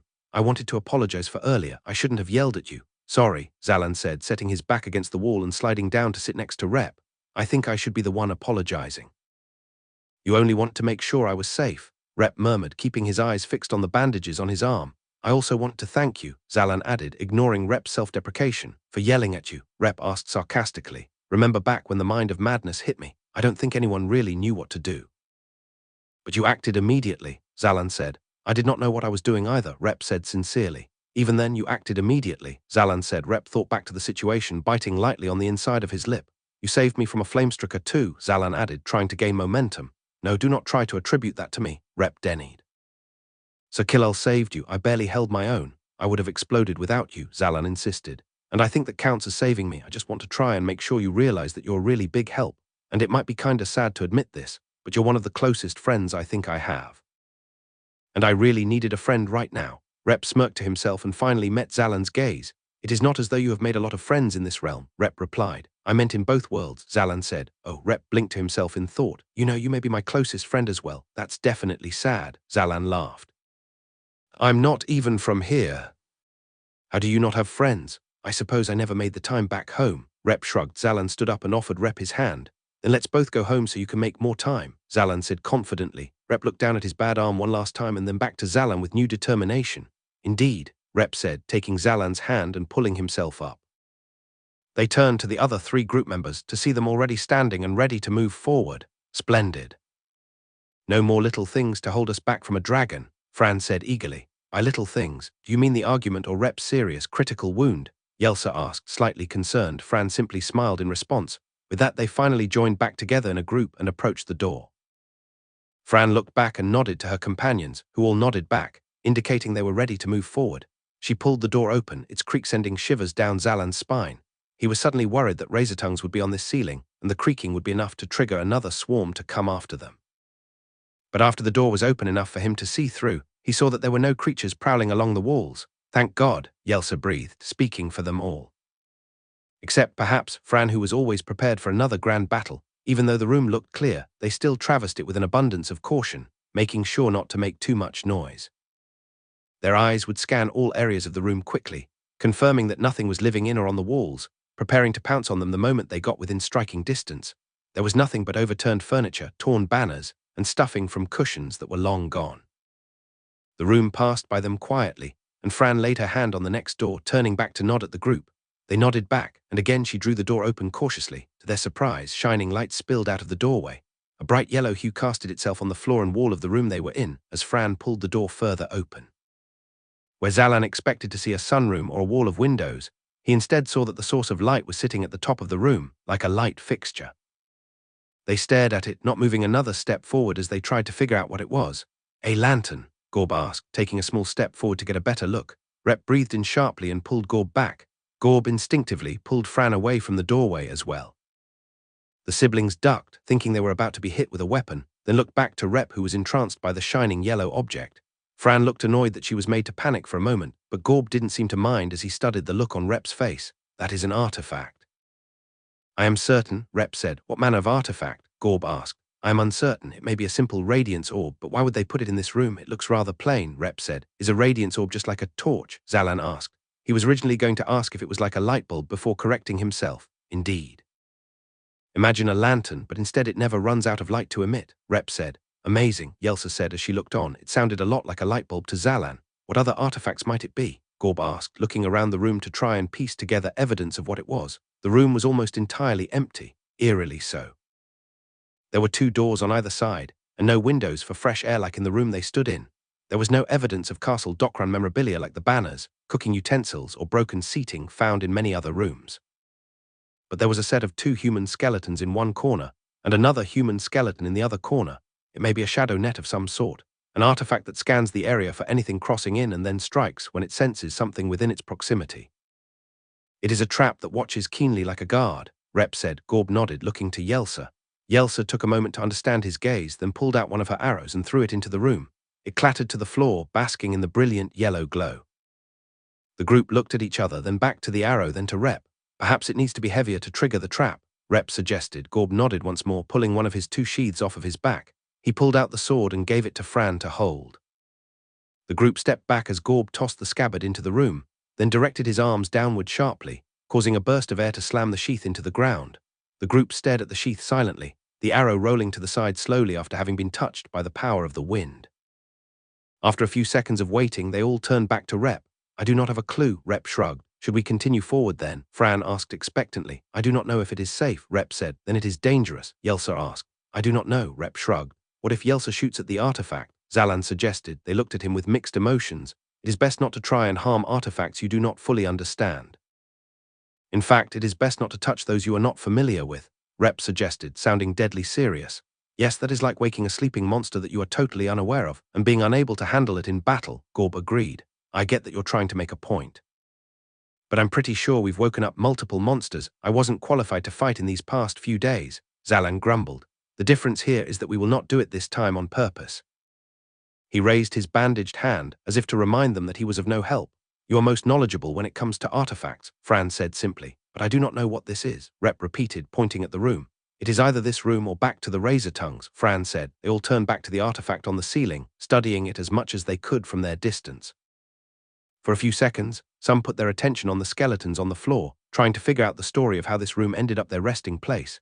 Zalan peered as hard as he could at the yellow, bright light, feeling like a small sun sitting within the castle. It occurred to him how much lower this ceiling was than every other ceiling in the castle. It was a little over twice his height, where most others looked to be at least 5 times his height. After a few seconds of staring at its luminance, he let out a sigh. Can we just go inside? I'm not dealing with that razor-tongue room again, he suggested, impatient. The others nodded, not wanting to have been the one to suggest it, but all agreeing it was better to just get it over with. Fran tried to walk through first, but was pulled back by Gorb's powerful arm. Instead, he took the lead. He signaled for the other 4 to wait behind him for a few moments, waiting for a trap to be sprung. When nothing happened, Gorb shrugged, picking up his sheath and Yelsa's arrow, and the others followed him inside. Again, they traveled across the bare room carefully, keeping a close eye on the artifact as it watched over them, bathing them all in the all-encompassing yellow light. Zalan looked around the room, trying to understand why nothing was inside but skeletons, but not getting anything out of his random glances at different walls and corners. When they reached the center of the room, the artifact stood directly above them. Each of the 5 looked directly up at it as they passed under, trying to glean what they could from its shine. When Zalan looked back down, he realized he must have turned himself around absent-mindedly, as the door to the next room was no longer in front of him. He turned to the next wall and saw another distinct lack of a door. He blinked, checking the next wall, noticing his other companions were turning themselves around as well. The room was now a simple blank yellow covered in the light of the artifact. There were no more doors or windows. Only skeletons and walls. Has anyone else lost the doors? Fran asked, annoyed. Zalan passed back to the other side of the room to see if the artifact played tricks on their eye. Hoping it was an optical illusion, he squinted in search of doors that only appeared at certain angles. No such luck. All the walls were bare no matter where he stood. He pressed his hands to the wall, wondering if it was an illusion. Again, he was met with nothing but walls. Rep was staring up at the artifact, his face going from a slight fear to full horror. This is a chaos chamber, Rep determined distressfully. Chapter 36, Chamber the 5 gathered below the yellow artifact, its monochrome yellow hue overpowering any other colors they brought in with them. A chaos chamber. What is that? Fran asked. Rep was staring intently at the ceiling, then looked around them cautiously, his eyes lingering on the 2 skeletons in one corner. It is a trap, an artifact that alters the room it is placed in and causes unexplainable phenomena. We may be trapped in here, Rep said. For how long? Yelsa asked. Rep shook his head, nibbling at the inside of his cheek. Fantastic. Fran threw her arms in the air, annoyed. Come on, Gorb, we will break down some walls and find our way out. I was thinking the same. Gorb nodded, following her to the wall where the door to the way out used to be. Rep sat himself down on the floor, pulling his knees up to his chin, shuddering. Do you know of any way to deactivate a chaos chamber? Yelsa asked. Rep shook his head. Dejected, I think now would be a good time to try and destroy the artifact in that case, Yelsa said, drawing her bow. It would not be much of a trap room if all it took to escape would be destroying the brightest thing in the room, Rep murmured. Yelsa gave him a glance, rolled her eyes dismissively, the arrow deflected off of it harmlessly. Yelsa armed herself with another arrow and tried again. And again, Zalan sat down next to Rep while Gorb and Fran blasted their combined power against the wall. How bad is it, Rep? Zalan asked. There are many number of dangerous artifacts in the world. Whenever I would learn about them, I would be told how to avoid them. There are too many dangers involved in them to try and utilize them for yourself. A chaos chamber is one such artifact. We never should have entered this room. We may be stuck here for days. The satiator will surely lose its power on us and we will starve, if not something worse, Rep sighed. This is all my fault. Air blasted through the room as Fran and Gorb unleashed a particularly large blast against the wall. The skeleton slumped over. This isn't your fault, Rep. These guys are higher level than you and they didn't know any better, Zalan said. But I should have known better, Rep lamented. I studied chaos chambers. I recall them being set up near treasure rooms to catch thieves. I should have put these pieces together when we were on our way here. Hey, at least we know we're going the right way, Zalan said, shifting his head to one side to avoid an arrow that clattered down next to him. Why are you being so calm about this? Rep asked. Please do not say it is only for my sake. Zalan didn't want to admit he thought this room was the least of his worries in the dream world. He thought that would be too dismissive, but with the Homeseeker feeling so close, this really didn't seem like such a substantial problem to him. They would simply get out eventually, grab the Homeseeker and he'd go home. This was no big deal. Really confident we'll find our way out, especially if we don't panic, Zalan said finally. Rep stopped biting the inside of his lip and looked up at the Chaos Chamber artifact. An arrow bounced off of it harmlessly. Then his hair shifted from warm air as Fran and Gorb tried their best to break the wall down. I see, Rep said, encouraged. We should try and assist them however we can. Right, Zalan nodded, helping his friend up and making their way to Fran and Gorb, shielding their faces from the heat let off from Fran's flames. You're not making much headway, Fran sputtered, looking at the dark scorch mark on the yellow-lit wall. Can we help? Rep offered. Absolutely. On 3, Fran raised her hand and counted off. The 4 of them put as much power as they could behind their abilities, the room shuddering slightly at the combined effort. When they lowered their hands, they were disappointed to see very little change in the wall's shape. It looked slightly altered, Rep offered, inspecting the tiny difference in the part they attacked and the spot next to it. This will take too long.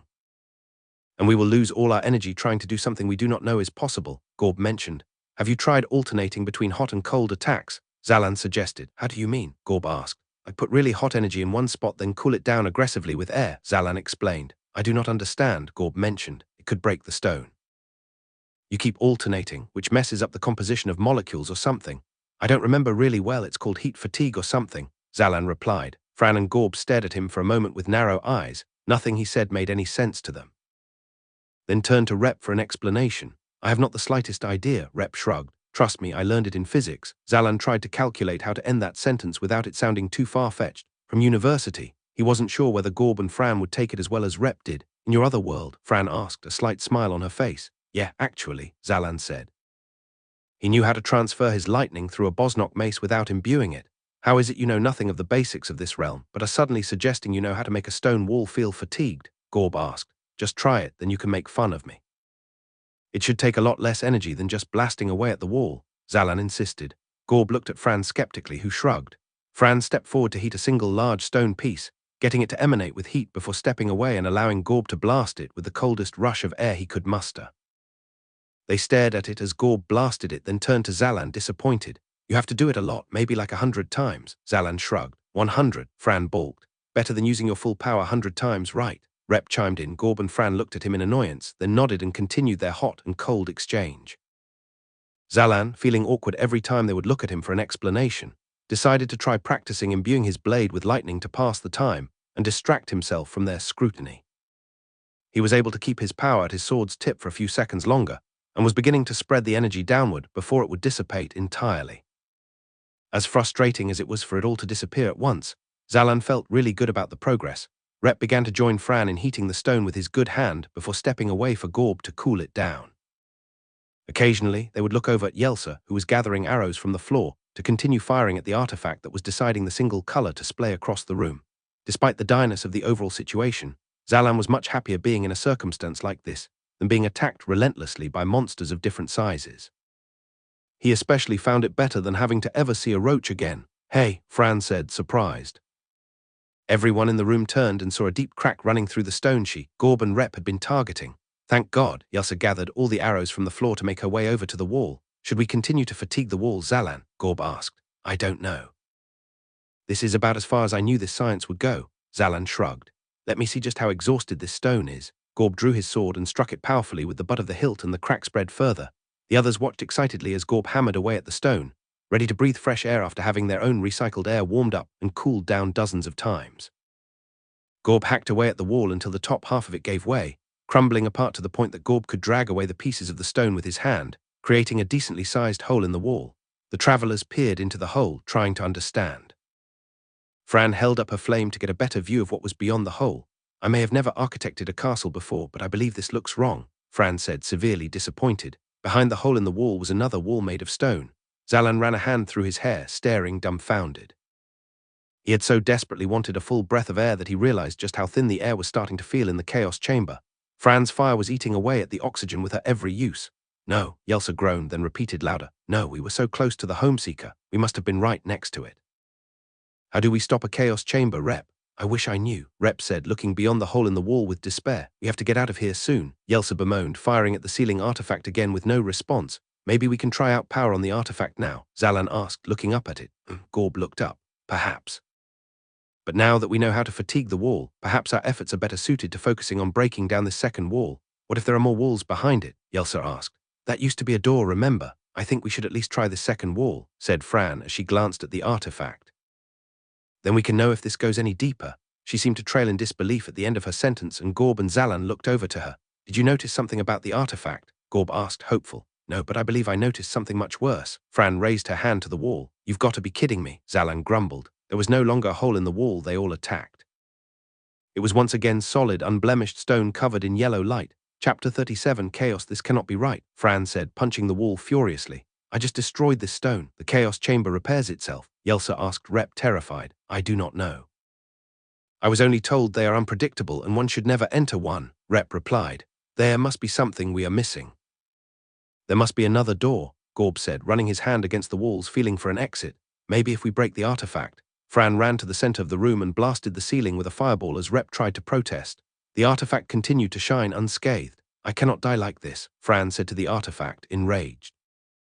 "Not sitting in a room until I starve. What can be done, Rep?" "I have told you all that I know nothing," Rep said, frustrated. "I am not hiding information. I know that," Fran said, running her hand over her face. "I just wish someone had a way out for us. I have found no doors in these walls," Gorb announced as he finished his circle around the room. "But I will press against all the stones. Perhaps one of them is a pressure plate for an exit." "Why would there be an exit in a room that is not intended to be escaped?" Fran asked sharply. "Because," Zalan blinked in surprise when the idea came to mind. He felt his mood swing strangely. He went from confident they could break the wall to dread of being trapped, to almost manic in wanting to find an answer in short minutes. His emotions just kept swirling, no matter where he was. He ignored the unsettling nature of his erratic mind and focused on the room. There had to be a way out. Because some people would forget about this room and accidentally get trapped. They wouldn't want the castle dwellers that were intended to go through here to get stuck. If what I recall of Dokran is true, then there would not be anyone else intended to pass through this room. He prized his treasures. He was known for always walking with his jeweled crown on and his golden scepter, even in his private quarters. He never left them for anyone else to manage, Gorb said, but he stopped pushing against stones. He was curious where Zalan was going with the train of thought. Okay, that might be better. Because then the king would only have this one way in. He wouldn't make multiple ways to get to his treasure room, right? So he would have to pass through here. How would he deactivate the room? Zalan asked, looking around at his friends, perhaps from the outside. Before he entered, Yelsa asked. The travelers turned to Rep instinctively. "I do not know if that is possible," Rep shrugged, frustrated that they still looked to him for answers. "Okay, then what else? How else could he get out?" Zalan asked. "Why are you ruling out the possibility to disable it from the outside?" "That may be the answer," Yelsa said. "Yeah, but if it is, then we're dead. There's really nothing we can do if we were supposed to turn it off outside, so we have to assume it's not the case. Then we can figure something out," Zalan said. "Right." Fran was nodding with new conviction. There were thieves that went to the treasure room after Dokran's death. They must have figured out how to escape. Or the only ones who escaped were the ones that knew how to deactivate it from the outside, Yelsa said, her eyes pointedly on one of the skeletons slumped against a corner. Zalan didn't want to dwell on the idea, quickly moving on. Gorb, stick to tapping every stone. It's the best idea we have so far, he said. Right. Gorb turned around and began pushing against the wall, putting as much weight as he thought was necessary to trigger a button. Rep, you and I can check this skeleton and Fran and Yelsa check the other two. Zalan made his way. Why would the skeletons hold the answer? Yelsa asked, clearly disturbed about having to rummage through a dead body. I don't know. Maybe this is a puzzle or something. Either search the skeleton or think of a better idea, Zalan suggested. He and Rep kneeled over the dead body. His tunic looked like it may have been blue, but it was hard to tell when everything in this room was the same yellow color. Rep made a face, clearly not wanting to touch the body, and Zalan began patting it up and down for items or evidence of a puzzle.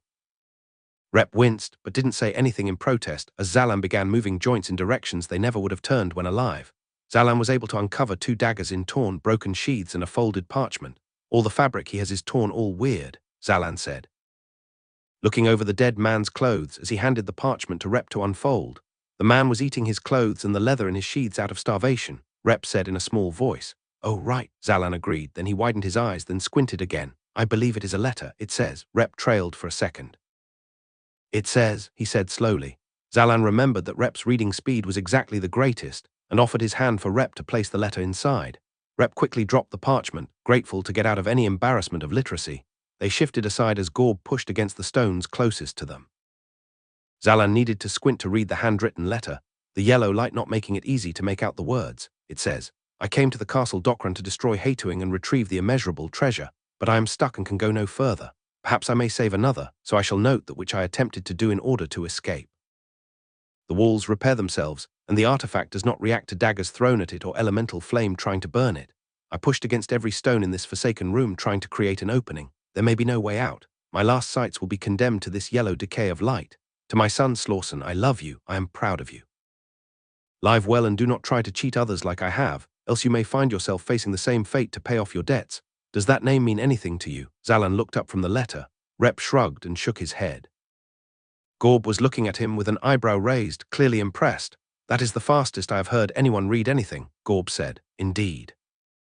Unparalleled. Rep nodded, excited that someone else could witness this amazing feat. Oh thanks, I guess, Zalan said. It seems the dragon's name is Hatuing, Rep noted. And it seems this man already tried to find a way out through stone if he speaks true, Gorb said. These two are from Nightfall, judging by their clothing. Fran called over from the corpses she was analyzing. A husband and wife by the looks of the matching rings engraved with the name Swift. A family name, I presume. And there are no puzzles to be found in the dead, Yelsa said, directed at Zalan. There is only one thing left in that case, Zalan said, standing up and dropping the parchment.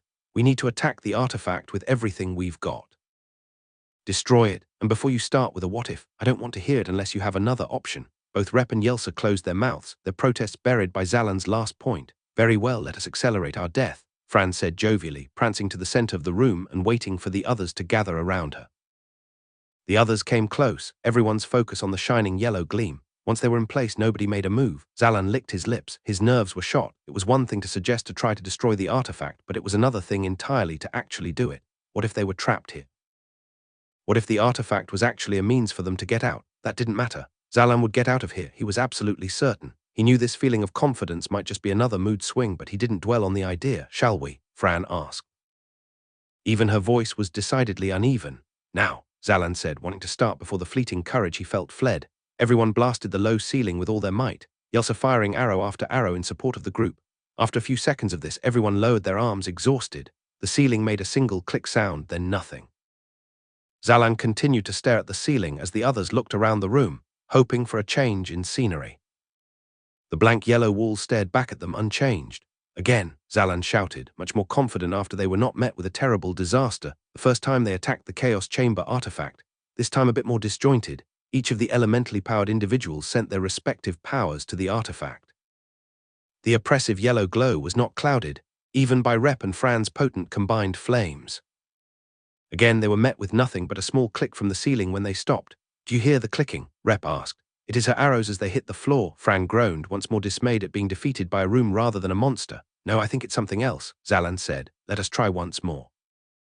This time Yelsa should not fire arrows, Rep said. I am running out of energy, Gorb said. We spent much on the wall before, and now everything I have is going into a ceiling that is unaffected. I do not wish to die by over-exerting my energies, Fran agreed. Please, I believe there is something more to this, Rep said. Reluctantly, they put their powers together once more with enough energy to disintegrate a Bosnock. The ceiling remained unaffected. Click, there it was again, Rep said. You hear it, right? Zalan asked the others. What is it? Gorb asked, trying to control his breathing after outputting so much energy. Zalan could hear how the thinning air was affecting all their breathing. His lungs never felt full. Try our powers one at a time. You do not have to go full power, Rep suggested. Fran shrugged and threw a large fireball. The ceiling didn't reply. Zalan threw a bolt of lightning to no avail. Gorb threw a gust of air. Click, the travelers looked at one another in elated shock. Without prompting, Gorb threw another blast of air. Click, I think it's a mechanism built into it. Someone needs to try and touch it or something, Zalan said.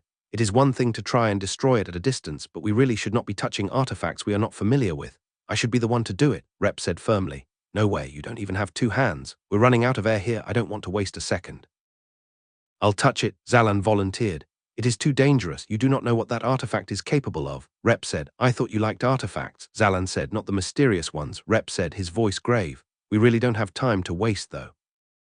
Let me get on your shoulders, Gorb, Zalan said. Anything is better than nothing, Gorb nodded, kneeling down for Zalan to climb up his tall back. I really believe we should think this through. I should be the one to touch the artifact, Rep said nervously. Quick, boost me up, Zalan said, whereat he would lose his will to touch the shining yellow thing the longer Rep would talk. Gorb stood up and Zalan reached his hands up as high as they would go, just barely able to poke the bottom half of the artifact. Nothing happened. He tried to pull it out, but it resisted. When he tried to mess with it, he felt he was able to push it in slightly. His companions watched intently, holding their breaths in silence. Yelsa popped her knuckles. A little higher, Zalan said, his voice strained. Gorb grunted and pushed Zalan as high as he could manage. Zalan was able to push the artifact further inside and continued fidgeting with it.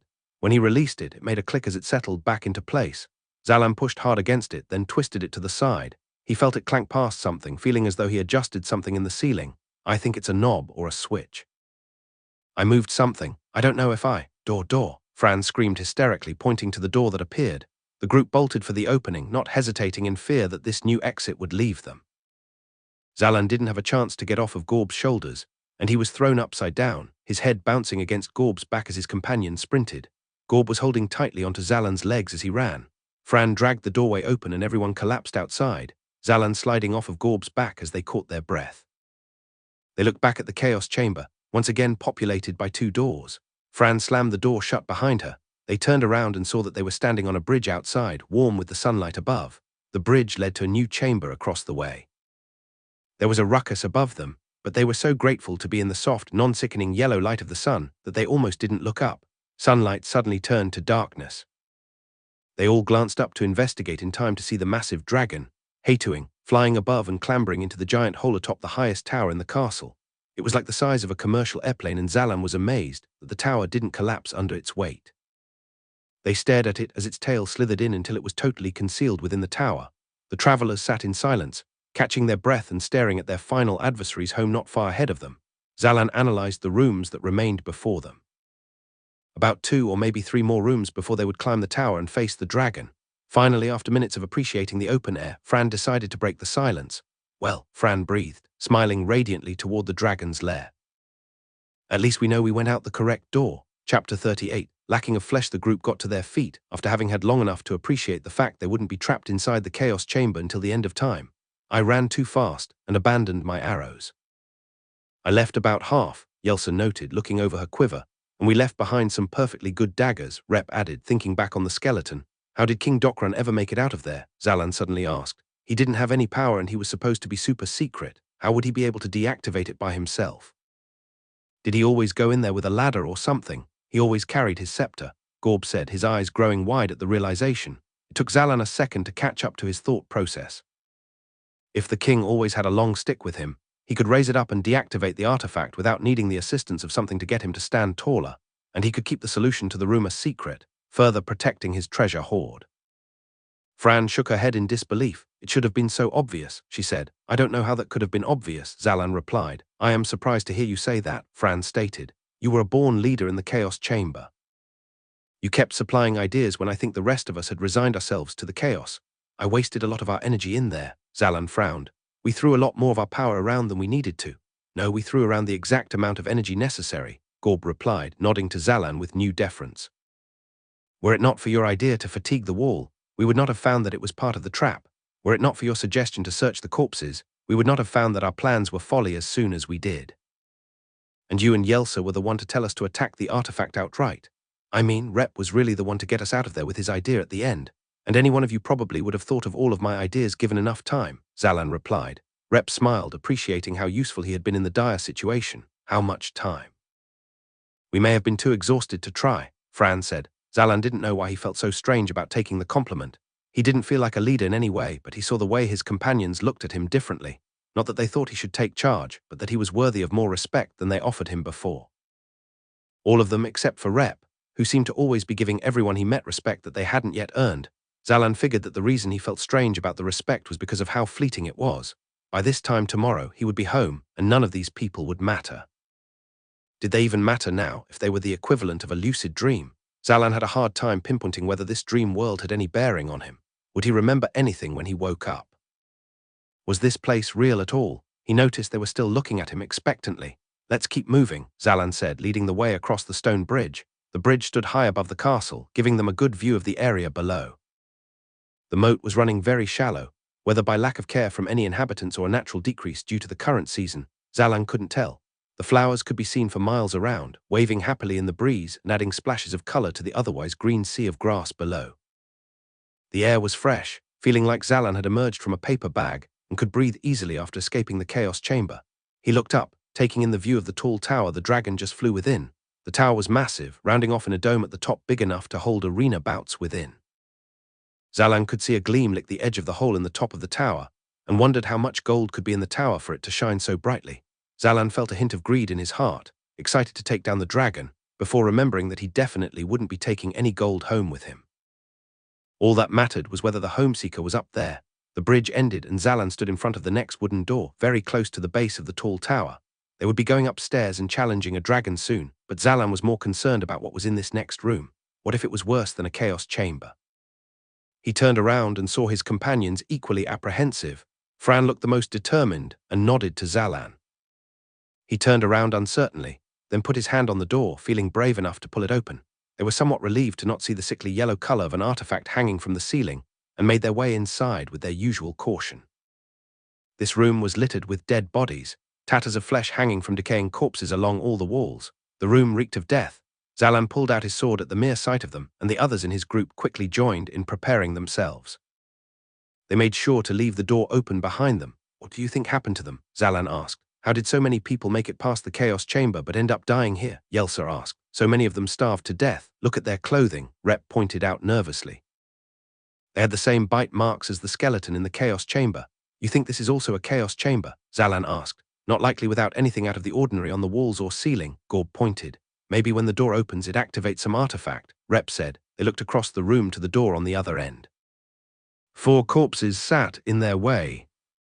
Zalan couldn't tell if there was an artifact to corroborate Rep's guess, but he also wasn't sure he wanted to get close enough to find out. I can handle whatever it is, Fran said confidently. Zalan continued to lead the way slowly, taking small steps and watching for whatever had killed all the adventurers scattered lifeless around the room. Fran and Rep lit a flame in their palms, brightening the room further than the sunlight granted to them by the window above. Zalan tried to imbue his blade with lightning in preparation for a battle he felt was coming, and he was almost satisfied to see he was able to cause lightning to course through the entire blade before fading less than a second later.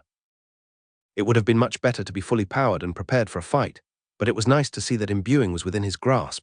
He might even be able to manage it if he stopped thinking so hard about it. Pure focus was what made him able to redirect the lightning that struck him and Rep in the lost city of Zagan when he first got his power. Something creaked behind them, and the entire group swung around with their respective weapons and powers prepared to obliterate the trespasser, only to see the door sliding softly inward, closing itself. The party remained facing the closed door, likely the wind, Yelsa said, sounding as though she was trying to convince herself. Sure, Zalan nodded. Let's just get out of here. He turned around to the darkened room and flinched when he saw a figure standing on the other end.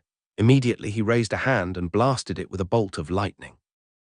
It crumpled to the floor silently as the others whipped their attention back around to see what had happened. What was it? Fran asked. That thing was standing, Zalan said, rushing over to see whether he needed to stab it. When they stood over the figure, Rep's light illuminating the area, they saw it was one of the dead bodies. A small black patch on its decayed cheek showed where Zalan blasted it. It was otherwise unmoving. Are you certain you were not seeing things? Gorb asked gravely. He didn't sound like he doubted Zalan. Instead, it sounded like he wanted Zalan to be telling a bad joke. Yeah, it was just standing and then Another creak caused them to turn their attention to the exit door. The 4 corpses from earlier were now standing guard, their arms up in defensive positions, what remained of their burned skin hanging grimly off their bodies. Fleshless, Gorb said, now certain. Dear God, Dokran did this, Yelsa said, firing an arrow at one of the fleshless. It remained standing, not reacting to the arrow now sprouting from its eye socket. More and more the dead around the room began to rise. Zalan stared in shock at the fleshless with the arrow sticking out of it. He and his companions gathered in the center of the room with their backs to one another, evaluating the creatures standing around them. What are they? Why didn't that one die? Zalan asked, his head racing around the room as it became crowded with the fleshless. It is already dead, Fran said. The fleshless are men who passed, brought back by use of an artifact. A resurrector, Rep explained quickly, holding out his sword to try and intimidate the creatures that were beginning to shamble slowly toward them. That explanation tugged at the idea in Zalan's head about this world having no consequence. There was an artifact that could bring things back from the dead. Death had no meaning in this world. It was a dream, for sure. Nothing here mattered except getting home. There were no consequences if there was an artifact to undo the loss of life, but he pushed that idea aside as quickly as it came. He needed to focus. Then he would be able to get the Homeseeker and get out of here. Are you sure Dokran did this? Zalan asked, zapping 2 of the fleshless and watching them fall. His ability to stun them seemed to do wonders, especially when the remaining muscles holding them together were already so frail. This is what he did with those that died of starvation in the Chaos Chamber, Yelsa said, disgusted. He brought them back and moved them to this chamber. They are cursed to remain here as guardians of the dead king's treasure. Zalan looked around and saw that there wasn't a single fleshless except that they were falling apart, their muscles reduced to almost nothing. It was very possible this was a collection of people who had starved to death. That added to the decay of however long they had been within this room, and they seemed like they would disintegrate with a faint breeze. Gorb seemed to read his mind, blasting 5 of them with air, enough for limbs to be torn from the body, but none of the fleshless showed any sign of having experienced any pain. They didn't care that they were now left without legs. Mindlessly, they continued their way toward Zalan and his friends. Some held weapons and Zalan wondered if they remembered how to use them from their original lives. They look pretty scary, but I think they're really weak. If I kill enough, I could level up and destroy them all, Zalan said, zapping 2 more that were getting close. You cannot gain experience from the fleshless. You cannot kill the dead, Fran said. Great, then what do we do? Zalan asked. A fleshless had closed the gap enough for Zalan to have to block its punch with his sword. The creature was powerful, strong enough to leave a bad bruise or maybe break a bone if he didn't stop it. He cut off its head, but the body remained standing inert. It made him feel deeply disturbed and he kicked it away. We should run for it, Rep said. Exercise caution, Gorb said. The fleshless are more powerful if they were a high level when they were living. Gorb blasted a column of air toward the exit, creating a bit of space for them all to run in a single file line between the dead grabbing at them. Fran and Rep's fire had no effect on the fleshless, instead creating more terrifying creatures. The fleshless would ignite in a wild blaze, but continued to progress unhindered as their acrid stench filled the room. Zalan was able to slow them down enough with lightning to assist, with any getting close enough to attack. They finally made it to the 4 fleshless standing guard at the door, and Zalan zapped 2 while Gorb threw aside the others with a small tornado. Yelsa bolted for the exit door, slamming into it with her weight and throwing it open for the others. She fired a few arrows at the feet of the fleshless, pinning them to the ground for a moment before they tore their own legs off in pursuit of the travelers. When Gorb ran through the door, last of the group, he slammed it shut with a powerful burst of air. That wasn't so bad, right? Zalan asked. The others nodded in agreement, catching their breath. They seemed pleased that they were able to pass a trap without much struggle. It would be a nightmare to try and rush back now that they were all standing and scratching at the door. Fortunately, they would leave by means of an artifact instead of back through the front door. Zalan noticed that Rep's bandages were a dark red, the wound having opened again in the battle, but Rep looked at it and shook his head. Zalan was going to say something in protest, but Rep shook his head again and pointed his finger at something in the newest room. It was another fleshless, this one much larger than the others, similar to Gorb in height. It had most of its skin, save for the left half of its face being charred to a crisp. It still had a good amount of muscle, rather than the decaying remains in the room that they had just escaped. The fleshless stared at them all with unfocused eyes, grey skin, and a royal staff in one hand, as well as a crown on its head. King Dokran, Gorb said, stunned. Chapter 39 outnumbered and outmatched the reanimated, fleshless King Dokran stood numbly waiting silently. Zalan saw that hanging from his hip was a white, dimly shining object. Half of it was an hourglass, and the other was a skeleton head that the sand would pour into, except there was no sand. Zalan heard the faint scratching at the door behind him, the previous room of fleshless trying to make their way in. He is alone, Yelsa asked to confirm. They say the fleshless maintain some echoes of their previous life. It must be that he preferred to be alone when he was living, Rep said. That would explain why the fleshless in the previous room remembered how to use some of their weapons, Fran said. And why Dokran still wears his crown, Gorb mentioned. That there at his hip there is an artifact, Rep said, his eyebrows raised in surprise. That is a resurrector. Yelsa was right, Dokran was the one filling that room with fleshless for any intruders to fight. The one that has access to the resurrector has the power over the fleshless. Then who turned him into a fleshless? Zalan asked. The question hung in the air for a moment. Dokran continued to idly watch them. The only part of him moving was his eyes lazily sliding over each of them. His lack of movement was throwing Zalan off. The other fleshless were always shambling towards them. But he couldn't read Dokran at all when he just stood there. I think he may have turned himself into this creature, Fran said, more a question than an answer. No one gave a rebuttal to the claim. It didn't seem so impossible when he had the artifact at his hip. A vain man too attached to his wealth and need for power to allow himself to die with dignity. They looked at Dokran, as if waiting for his pale grey form to either confirm or deny the suspicion. Dokran continued to watch them silently. So you said if we get the artifact, then we would have the power over the fleshless? Zalan asked. Indeed. You need not activate it. Just the simple act of holding onto it will suffice for you to take control, Rep replied. Then that's our new plan. Let's get the resurrector from him and we can have a small army take on the dragon together, Zalan said, the others nodding confidently. They took a collective step toward Dokran and he shifted marginally. They stopped, warily watching the former king for any other movements, but it seemed he had returned to observing motionlessly. Zalan took another small step forward and Dokran shifted ever so slightly. The travelers waited again, then took another step. Dokran twisted his head. This is disturbing, Yelsa muttered. Better than him coming to attack us, Rep replied. Let me try something. Don't move, Zalan suggested. He walked a few steps away from the group toward a wall perpendicular to Dokran. Dokran walked with him, remaining on an invisible line and preventing himself from being flanked.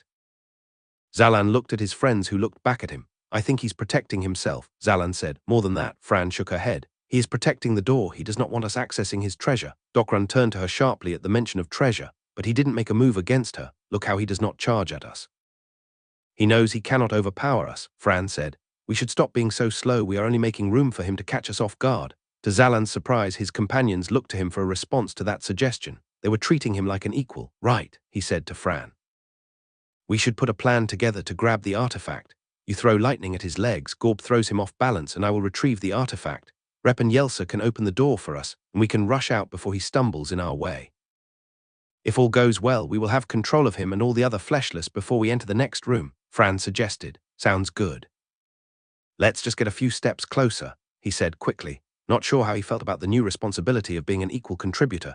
Dokran continued to watch docile, not making any indication that he understood any part of the plan passing between the adventurers. When they were a few dozen paces away, Zalan nodded to Gorb. Then he raised his hands to emit lightning. Zalan blasted the energy, and Dokran twisted his scepter, catching the lightning at the tip of the staff, the only part not made of metal. He remained standing. Gorb blinked in surprise, but let out his burst of air, to which Dokran adjusted his stance to withstand the wind without losing his balance. Fran was already in motion and hesitated, reaching out her hand for the artifact. Dokran swept the royal staff under her feet and tripped her. As she gasped and fell forward, Dokran kicked her away powerfully. She fell back into Gorb's arms, clutching her stomach. Dokran watched them silently, returning his staff to its upright position. Rep, Zalan asked, looking for an explanation. The resurrector brings people back to a similar level. He must have been very powerful before he passed, Rep guessed. They looked up to Dokran with a newfound understanding. I thought he was vain because he was weak, Zalan asked Gorb. Dokran stiffened at the word weak. He was vain because he lacked an elemental power, Gorb corrected. I heard nothing of his level or strength. Zalan began to inch away from Dokran to give himself room. Dokran inched toward him. Yelsa, get his eyes, Zalan commanded. On it. Yelsa pulled the arrow she had already armed and aimed carefully. She fired a quick arrow at Dokran, a perfect shot for his eye. Dokran caught it midair and snapped the arrow like nothing more than a twig. Dear God, Yelsa gasped. Dokran took another step toward Zalan. Or do we keep him away from me? Zalan said, firing another bolt at Dokran, only for it to be blocked by the scepter again. Dokran took another step. Over here, Rep said to Dokran, panicking. He was waving a flame above his head to draw Dokran's attention. Dokran's sunken eyes glanced his way. Do not set him ablaze, Fran warned, finally back to her feet. He does not feel pain as a fleshless, and we do not want to fight a flaming monster. I know that, I just want to. Rep's eyes went wide as Dokran ran at him. Yelsa ran backward to keep distance as Gorb and Fran pounced forward with weapons drawn, placing themselves between Rep and Dokran. Dokran rammed through the brother and sister, easily throwing them aside.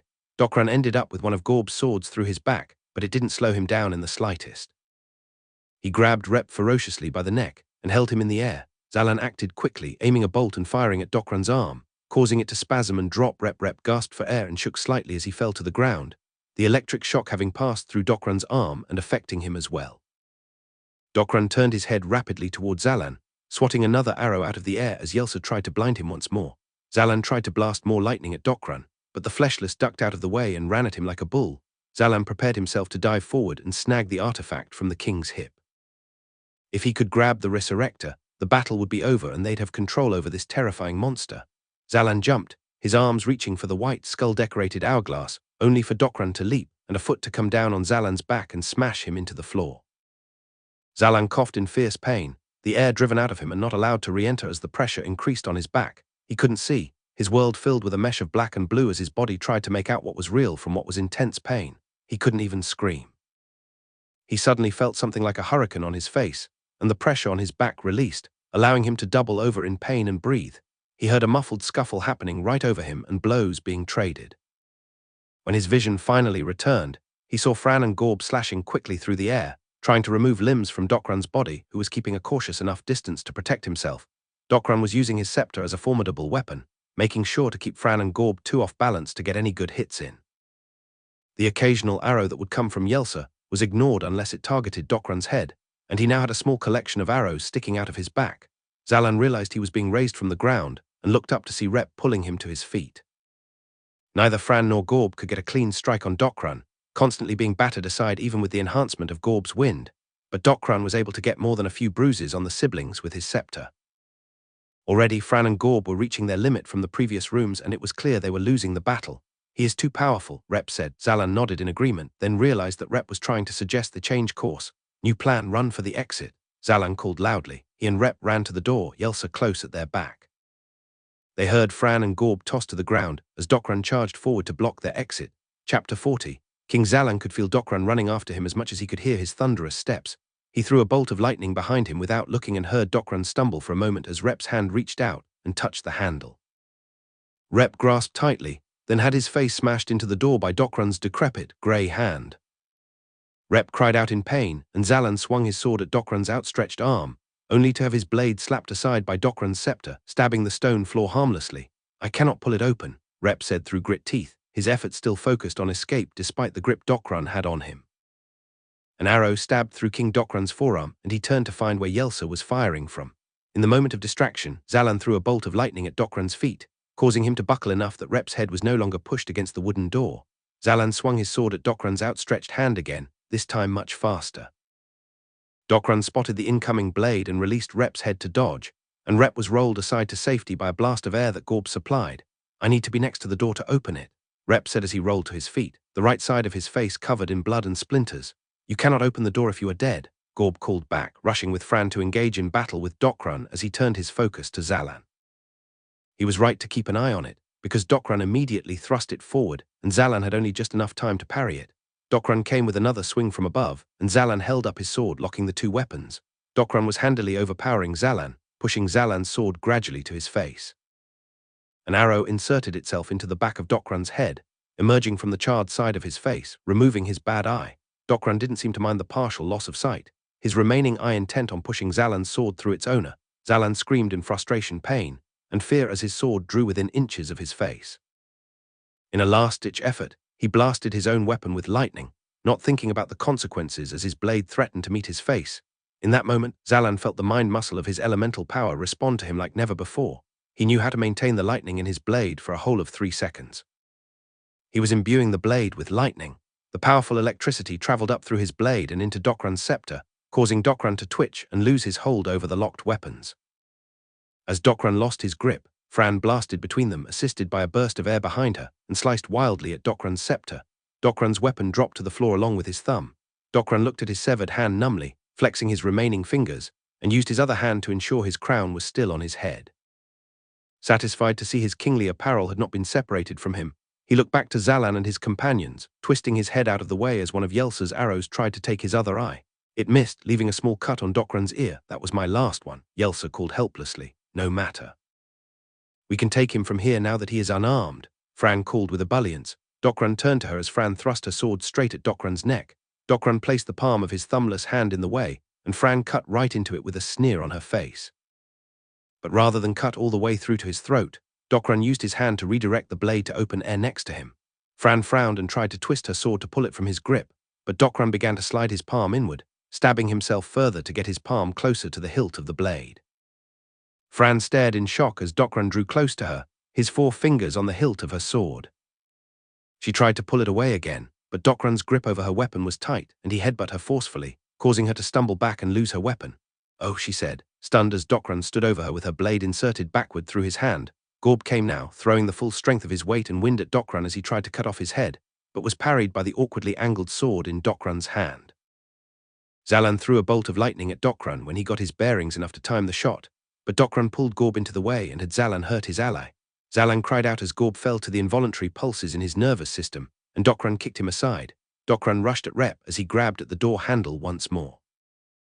This time Rep was baiting Dokran, and he spun around to swing his sword at the fleshless being. Dokran took the attack in stride, swatting Rep's blade aside with his newly acquired sword and tackling Rep into the ground, driving the air out of him. Dokran then whipped around and looked to the last individual standing. Zalan trembled, raising his sword and imbuing it with lightning. The others thought to tell Zalan to run, but no one could think of where he should go. Dokran raced toward him, his powerful stride shaking the stones as he closed the gap. Zalan screamed and blasted lightning with one hand while swinging his power-imbued sword with the other.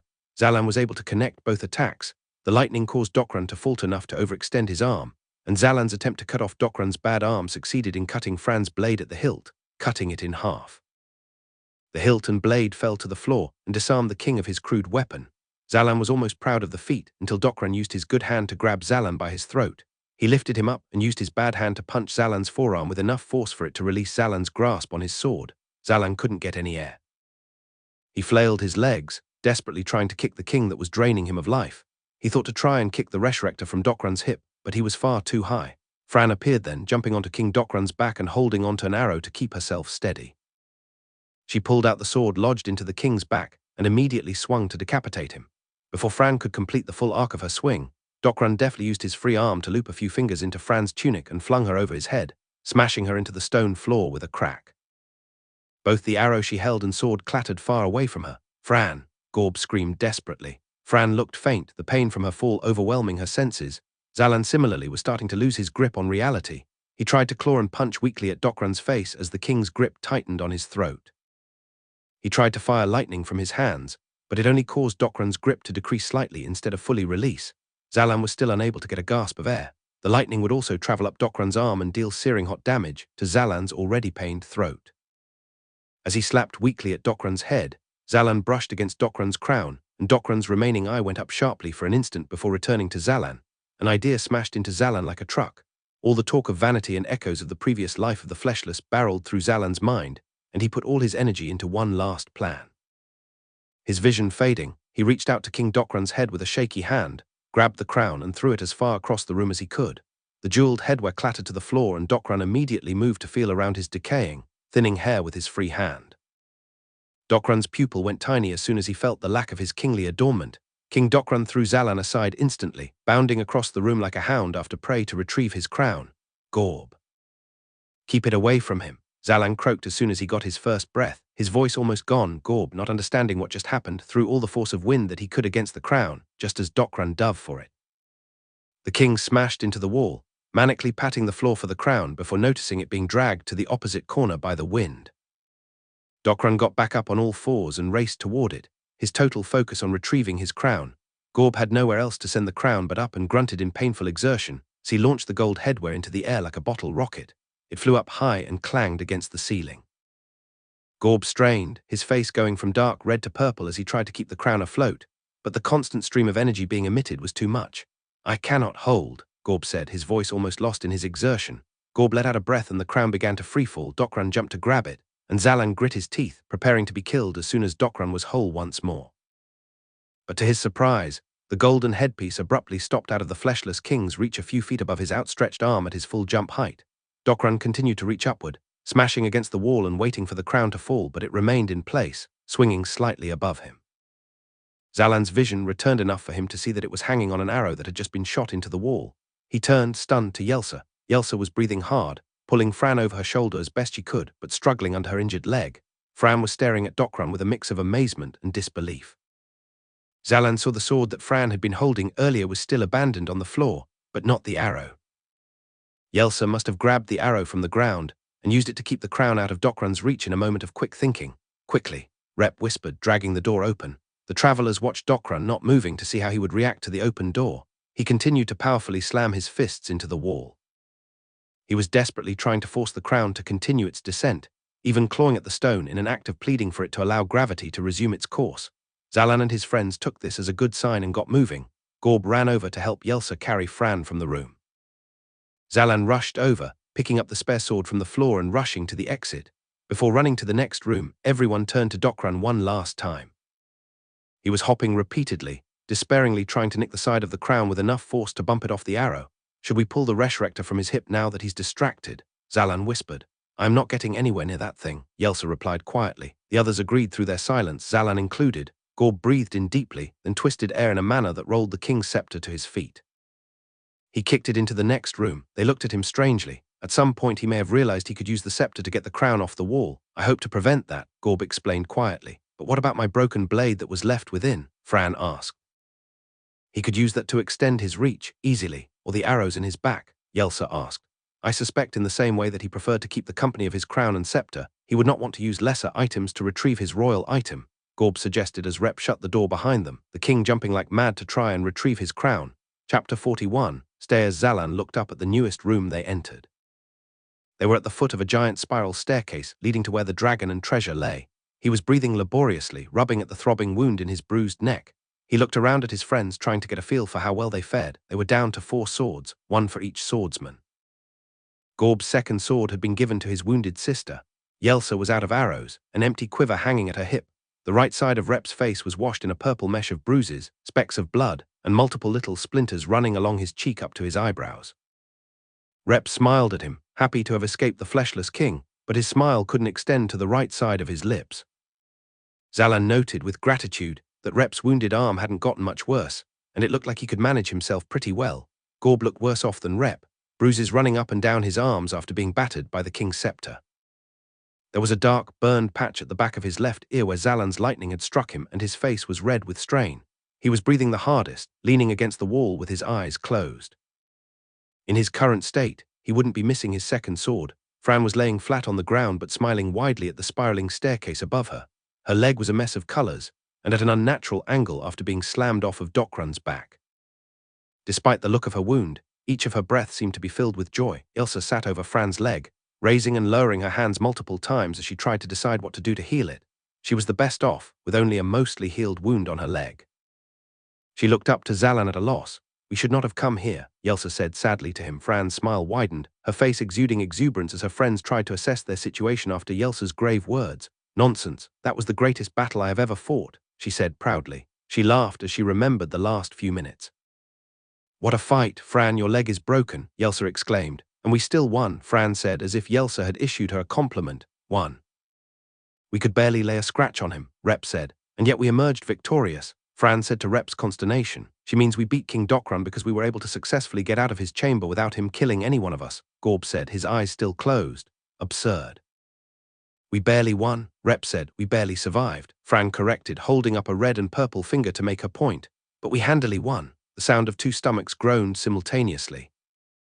It didn't take long to realize that no one had the power of the satiator within them anymore. Time to eat our little rations, Rep said, pulling out what little food he packed for himself from his pocket. The others followed his lead, already missing the sensation of not being hungry for days at a time. Between mouthfuls of date fruits, Yelsa went over to Rep to redress his wound. In the meantime, Fran decided to recount the battle. Remember how you stood up against him when he was charging at you at the door? You tried to pull a feint against impossible odds. Very impressive, Rep. Yes, well, I was just trying to stay alive, Rep said, but he had gone bashful over the praise, focusing on his pained arm in embarrassment. And Zalan, I saw you imbue the entirety of your blade. Amazing, Fran said. Zalan looked at the sword he was still gripping with knuckle-white intensity. He relaxed his hand and admired the fact that he was, in fact, able to hold some electricity through the blade. He was really learning how to control his power. It was almost a shame that he would be leaving this world so soon. The searing pain around his neck made it clear that almost a shame was the most he felt. Fran was still raving over the battle as Zalan reflected on his new capabilities. Did you see how I got his thumb off? No one else could get a good slice in, but I just flew in and disarmed the Mad King. That leap was magnificent, thank you, Gorb, Fran said. Gorb scoffed, but a slight smile mingled with his stoic expression for a moment. And who could forget Gorb and Yelsa's splendid finish, launching the crown midair and pinning it out of reach? What a move, Fran laughed. I do not believe I have ever given you the credit you deserve for being such a marksman, Yelsa. Truly an unparalleled archer. Yelsa cracked a grin for a moment, but then looked back at Fran's grotesque fractured leg and returned to her frown. Lucky that you happened to slap the crown off the king's head, right, Zalan? Fran looked up. Zalan made a face, uncertain how to reply, but Gorb spoke on his behalf. That was no accident. He deliberately threw the crown off when he was at the brink of death. Did you not hear him order me to keep it away from the king immediately? Gorb asked. Right, Fran said, her eyes widening as the point registered. Zalan, perhaps your otherworldly knowledge is more worthwhile than you let on. How did you know to do that? I saw him react when we mentioned his treasure, and there were times he touched his crown during the battle. I thought if those echoes existed, then maybe the vanity of royalty stuck around too. He wouldn't want to be separated from his crown even if he was fleshless, Zalan explained. Amazing. I wish I could have thought of that, Fran said, her smile unwavering. But it was a good battle all the same. Oh, what a fight, right, Gorb? A good fight, but a terrible situation, Gorb replied. How are we to take on a dragon in this condition? We do not need to take it on, Fran exclaimed. The others looked at her in confusion, except for Zalan, who knew where she was going with this. She grinned, looking between them. The purpose of our quest is to retrieve the Homeseeker. We can simply steal it and run out, no battle necessary, Fran said. Because that went so well this time, Yelsa grumbled. Dokran was ready for us, but Haytuing will have an entire horde to keep track of. He will not notice the loss of one measly artifact. We should be able to sneak in, get the object, and sneak out, Fran said. You do not want to fight the dragon anymore, Rep asked cautiously. Oh, I would love to fight the dragon, Fran said immediately. But I seem to have a broken leg. Gorb is completely spent. Zalan is a mite shy of losing his neck, and I think your arm is still in disrepair. So another time, perhaps. Another time indeed, Rep replied graciously. How do we know that there are enough treasures in the room to keep him distracted? I recall Gorb mentioning that there was speculation that Dokran was running out of wealth before his death, Yelsa brought up. No way, Zalan shook his head with certainty. Did you see how Dokran, as a rotting corpse, reacted at the mere mention of the word treasure? He's got something significant up there. The others nodded in agreement, even Yelsa coming around to the idea. We are forgetting one thing, Yelsa said. None of us have ever seen the Homeseeker before. We have no idea what the artifact looks like. Fran's smile fidgeted, then descended. She acknowledged. That does pose a problem. It is a golden artifact, cube-shaped with black-colored corners, Rep said. The others looked at him in shock. Even Gorb opened an eye in surprise. How do you know that? Zalan asked. Rep looked at him in surprise. Madam Hikmah told us, Rep said. She did. Zalan asked, having forgotten every aspect of the conversation between him and the woman of wisdom. It felt like ages ago to him. You do not recall. She told us about it right before she told us that we would have to get it from Castle Dokran, Rep said. Zalan stared at him with a blank face, none of this resonating with him.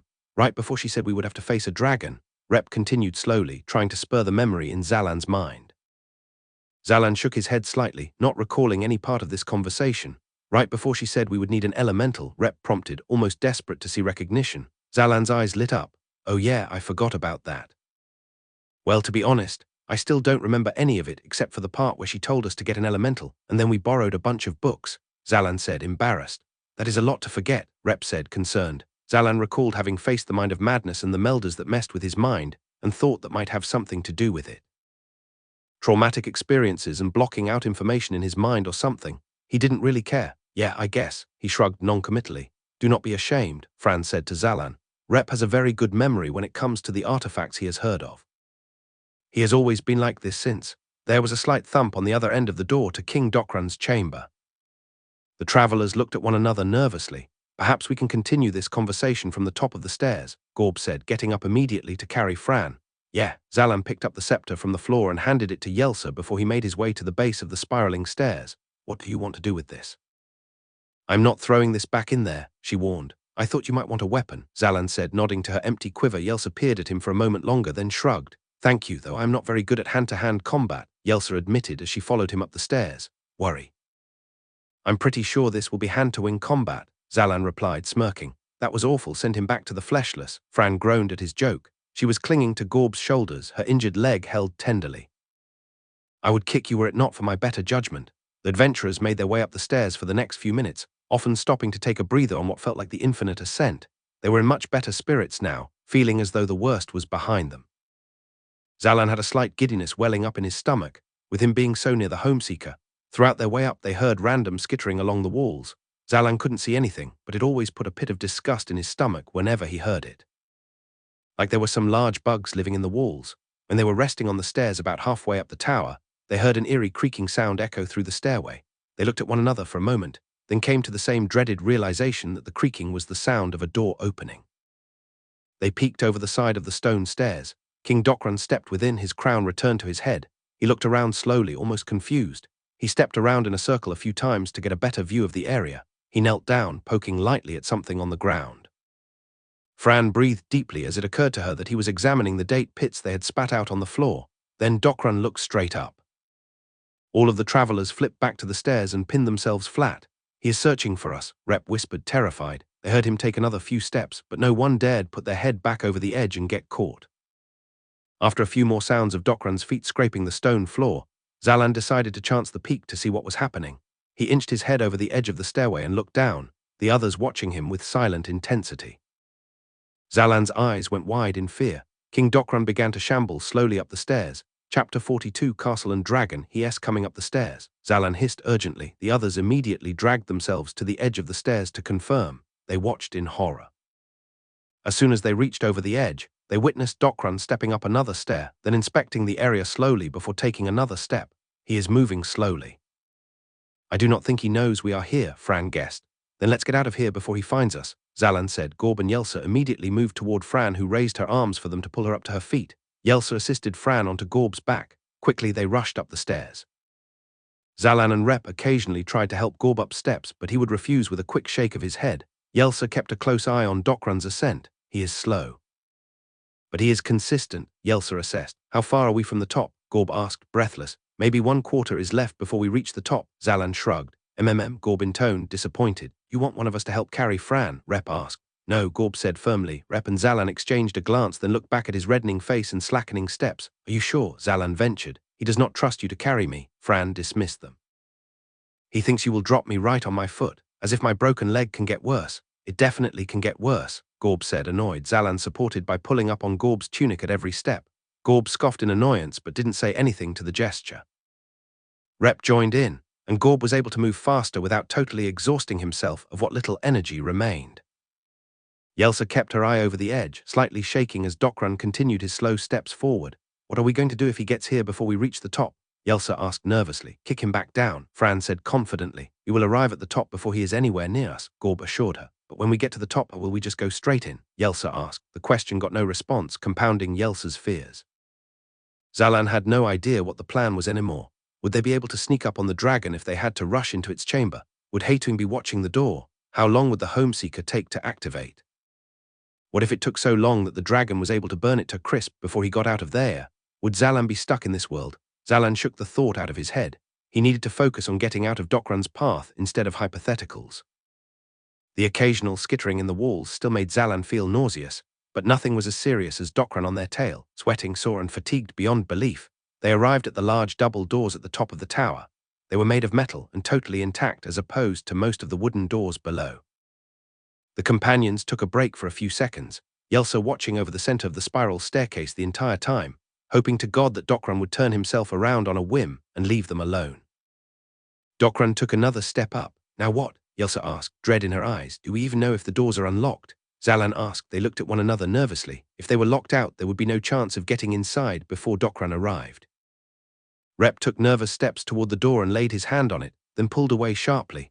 "What, is it primed with a trap?" Yelsa hissed, terrified. "No, it is very cold," Rep said, running his hands together with a small flame, then reaching out once more. He pulled on the handle and it slid open quietly, just enough to know they could pass through, but not enough for a dragon who was watching the door to see. The group looked to one another, elated. "What do we do now?" Rep whispered, stepping to the stairs to look over the side. Dokran continued his ascent. He was about halfway up the stairs now. "We should slow him down so we can think," Fran said. "How?" Zalan asked. "The same way you did the first time. Throw off his crown and send it all the way back to the bottom of the stairs." "Gorb, do you think you can manage it from here?" Fran asked. Gorb was still catching his breath, but he crawled his way to the edge of the stairs. "Perhaps. It was a little out of my range before, but I have not tested my distance after gaining a level from facing the Melders," Gorb said. "Blast the crown off his head and send it down the center of the stairway. That should give us a lot more time." And if he tries to come back up before we have a plan we are confident in, just send him down again, Fran said. Right, Gorb acknowledged, raising a trembling, tired hand as he targeted Docrun. Gorb breathed in deeply. The slight quiver in his hand ceased entirely as he put his whole focus into his next attack. He breathed out smoothly and flexed his hand. The royal garb on the fleshless Docrun shook impressively in the wind. The crown flew up and off his head, then was quickly blasted down the center of the stairs by another gust of air. Docrun caught it before it was out of reach. Quickly returning his crown to his head, Docrun looked up sharply. His normally unfocused gaze had a manic rage in the one remaining eye. He was able to catch the travelers by surprise, making eye contact before they could pin themselves back against the floor. He made no noise, only staring for a moment, then began bounding up the rest of the stairs, 2 at a time. Oh no, Yelsa stammered. What now? Inside. Now let's go, Zalan said, no longer keeping his voice low in the heat of pursuit.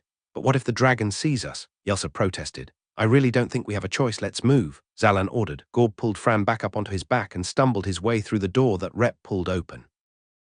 Yelsa was ahead, but she hesitated and Zalan ran through first. Yelsa immediately followed, then Gorb and Fran and finally Rep, who slid the door shut behind him. He pulled his weight against the door, trying to keep it totally shut in case Docrun tried to pull it open. Yelsa caught onto this and immediately looked down at the scepter in her hand, then pushed it through the pull handles, locking it tightly. Rep nodded to her and they took a step away from the door, hoping it would be enough to stop the powerful king. Up! Zalan made a tiny noise but covered his mouth before shouting anything. The chamber was massive, like a circular arena perfect for holding fighters and an audience.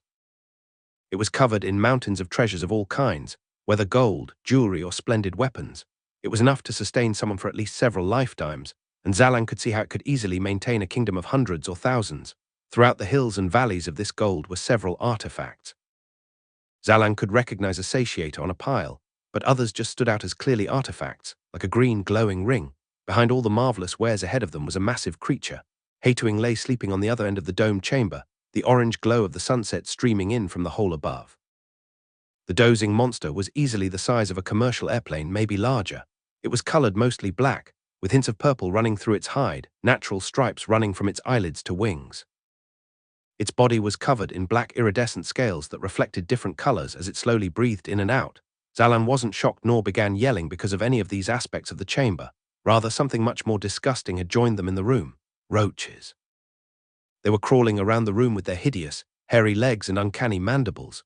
They stuck to walls and some were crawling around and pruning scales from Hatuing's hide. Zalan shuddered and kept his hand clamped over his mouth. His friends were examining the room in silence. Yelsa was equally disturbed by the presence of roaches in the room. Is that where the little patters outside the walls came from? They are all over this tower, Yelsa whispered, disturbed. Just ignore them, Rep advised quietly. We just need to find the Homeseeker. Zalan and Yelsa stifled a scream under closed mouths as a roach skittered right across their path, racing through the room for roach reasons. Ignore them, Zalan spat sarcastically in a hushed voice. Better to face them than the dragon, Yelsa said quietly. They slowly began to move across the room, doing everything in their power to keep the dragon in a state of slumber. Fran was set back down on the ground, so Gorb wouldn't breathe as hard. Gorb, Rep, Zalan and Yelsa tiptoed across pieces of gold and treasures. They scanned the area for the Homeseeker, hoping that it wasn't buried under the small mountains of gold, as it would be impossible to locate without making noise in that case. The closer they drew to the dragon, the more anxious they became. There was an unspoken agreement that communication would be silent from then on. Rep waved at them, signaling to ask whether they noticed something ahead. They followed his finger only to see he was pointing directly at Hatuing's face. Zalan, Yelsa, and Gorb looked to one another in confusion, then back to Rep for a more clear explanation. He made the shape of a square, then pointed back at Hatuing. Zalan peered closely and blinked in surprise as he recognized that among a few gold coins just ahead of the dragon's nose was a golden cube with black corners. The Homeseeker. The four looked at one another in fear and hesitation. They looked back at Fran, who was still peering over, and then widened her eyes in recognition, a smile forming on her face. She raised her hand and pointed to herself, trying to volunteer to be the one to go retrieve the artifact. They quickly dismissed her, Gorb looking embarrassed as he had to explain to her through miming that her leg was not fit to be sneaky. Fran frowned in disappointment. They then looked to Gorb. Gorb gestured to his height and sized to try and display he was far too big to travel there and back undetected. Zalan waved his hands around, miming that Gorb could bring the artifact over with his elemental air power. Gorb signed something back, but the group looked confused. Frustrated, Gorb spoke in a barely audible voice. Too far and too near to the dragon. Enough air to move the artifact would be enough to nudge the dragon and wake it up. And we do not know whether my power can activate it, leaving us stranded, Gorb explained quickly. Zalan pursed his lips and nodded. They looked to Yelsa next, but she shook her head adamantly in fear, waving her arms side to side in a quick, urgent fashion. When they looked at Rep, he pointed to the bad bandage on his arm. Zalan was going to try and protest, but had a sinking feeling that it wasn't a good idea to force someone who didn't even believe in himself. When they finally gazed at Zalan, Zalan stood tall, ready to grab the Homeseeker and get out of there, until he flinched and stifled another scream when a roach passed his peripheral. Gorb shook his head gravely and turned back to Yelsa. Her leg wasn't so bad that she couldn't be discreet. She was just scared, but even her fear didn't cause her to scream like Zalan. That wasn't a good enough excuse. After a series of back and forths of head shakes and head nods, Yelsa finally breathed out in frustration and reluctantly nodded. She looked over to the Homeseeker right in front of the dragon's closed maw, then back to them with derision in her eyes. She gestured a series of signals to tell them that if the dragon woke up after she had her hands of the Homeseeker, she wouldn't wait. She would use the Homeseeker immediately and save herself. Zalan swallowed hard, unable to discern whether or not she was being serious. Yelsa began to slink her way across the room as Gorb and Rep knelt down to try and minimize their presence. Zalan refused to sit while in the same room as roaches that he couldn't kill with impunity, so he remained standing with one hand firmly over his mouth. Yelsa made smooth strides, stretching her way over pieces of gold to make sure she didn't clink anything together. The roaches were climbing the piles with wanton disregard and making plenty of ambient noise, but Yelsa didn't want to add to anything and accidentally cause Hating to awaken. Yelsa was halfway across the room when something crashed loudly behind her. She whipped her head back in fear and anger, looking to the three men for an explanation. They in turn also looked back to see the source of the noise coming from behind them. Fran was staring at the entryway where another series of smashes lit up the room in a dangerous amount of noise. Dokran was smashing against the door with enough force to both create massive noises and shift the piles of treasure closest to the door. His blows against the door bent the scepter inward, and the door cracked open a tad before it was stopped by the bent shape of the scepter. The dead king tried to push his fingers into the door to no avail. The travelers collectively looked back at Hating to see it slowly raising its head, an eye opening in a bleary, sleepy state.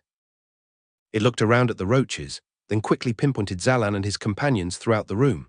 Zalan couldn't tell what color eyes it had. Its eyes were rapidly changing in color, cycling like a pinwheel between a number of hues. Oh dear God, Rep said in fear. Hating is an elemental dragon, Gorb asked in shock. Hating's eyes narrowed in on the companions. Then it roared, shaking the room and all its inhabitants with the force of a small earthquake. No. Go back to sleep, Yelsa pleaded as she rushed back toward Zalan and his companions. Well, Fran said loudly as used her sword to lift herself to balance on her good foot. At least I get to face off against a dragon. Chapter 43 Hating Run, Yelsa cried. I will battle Dokran overtaking on an elemental dragon.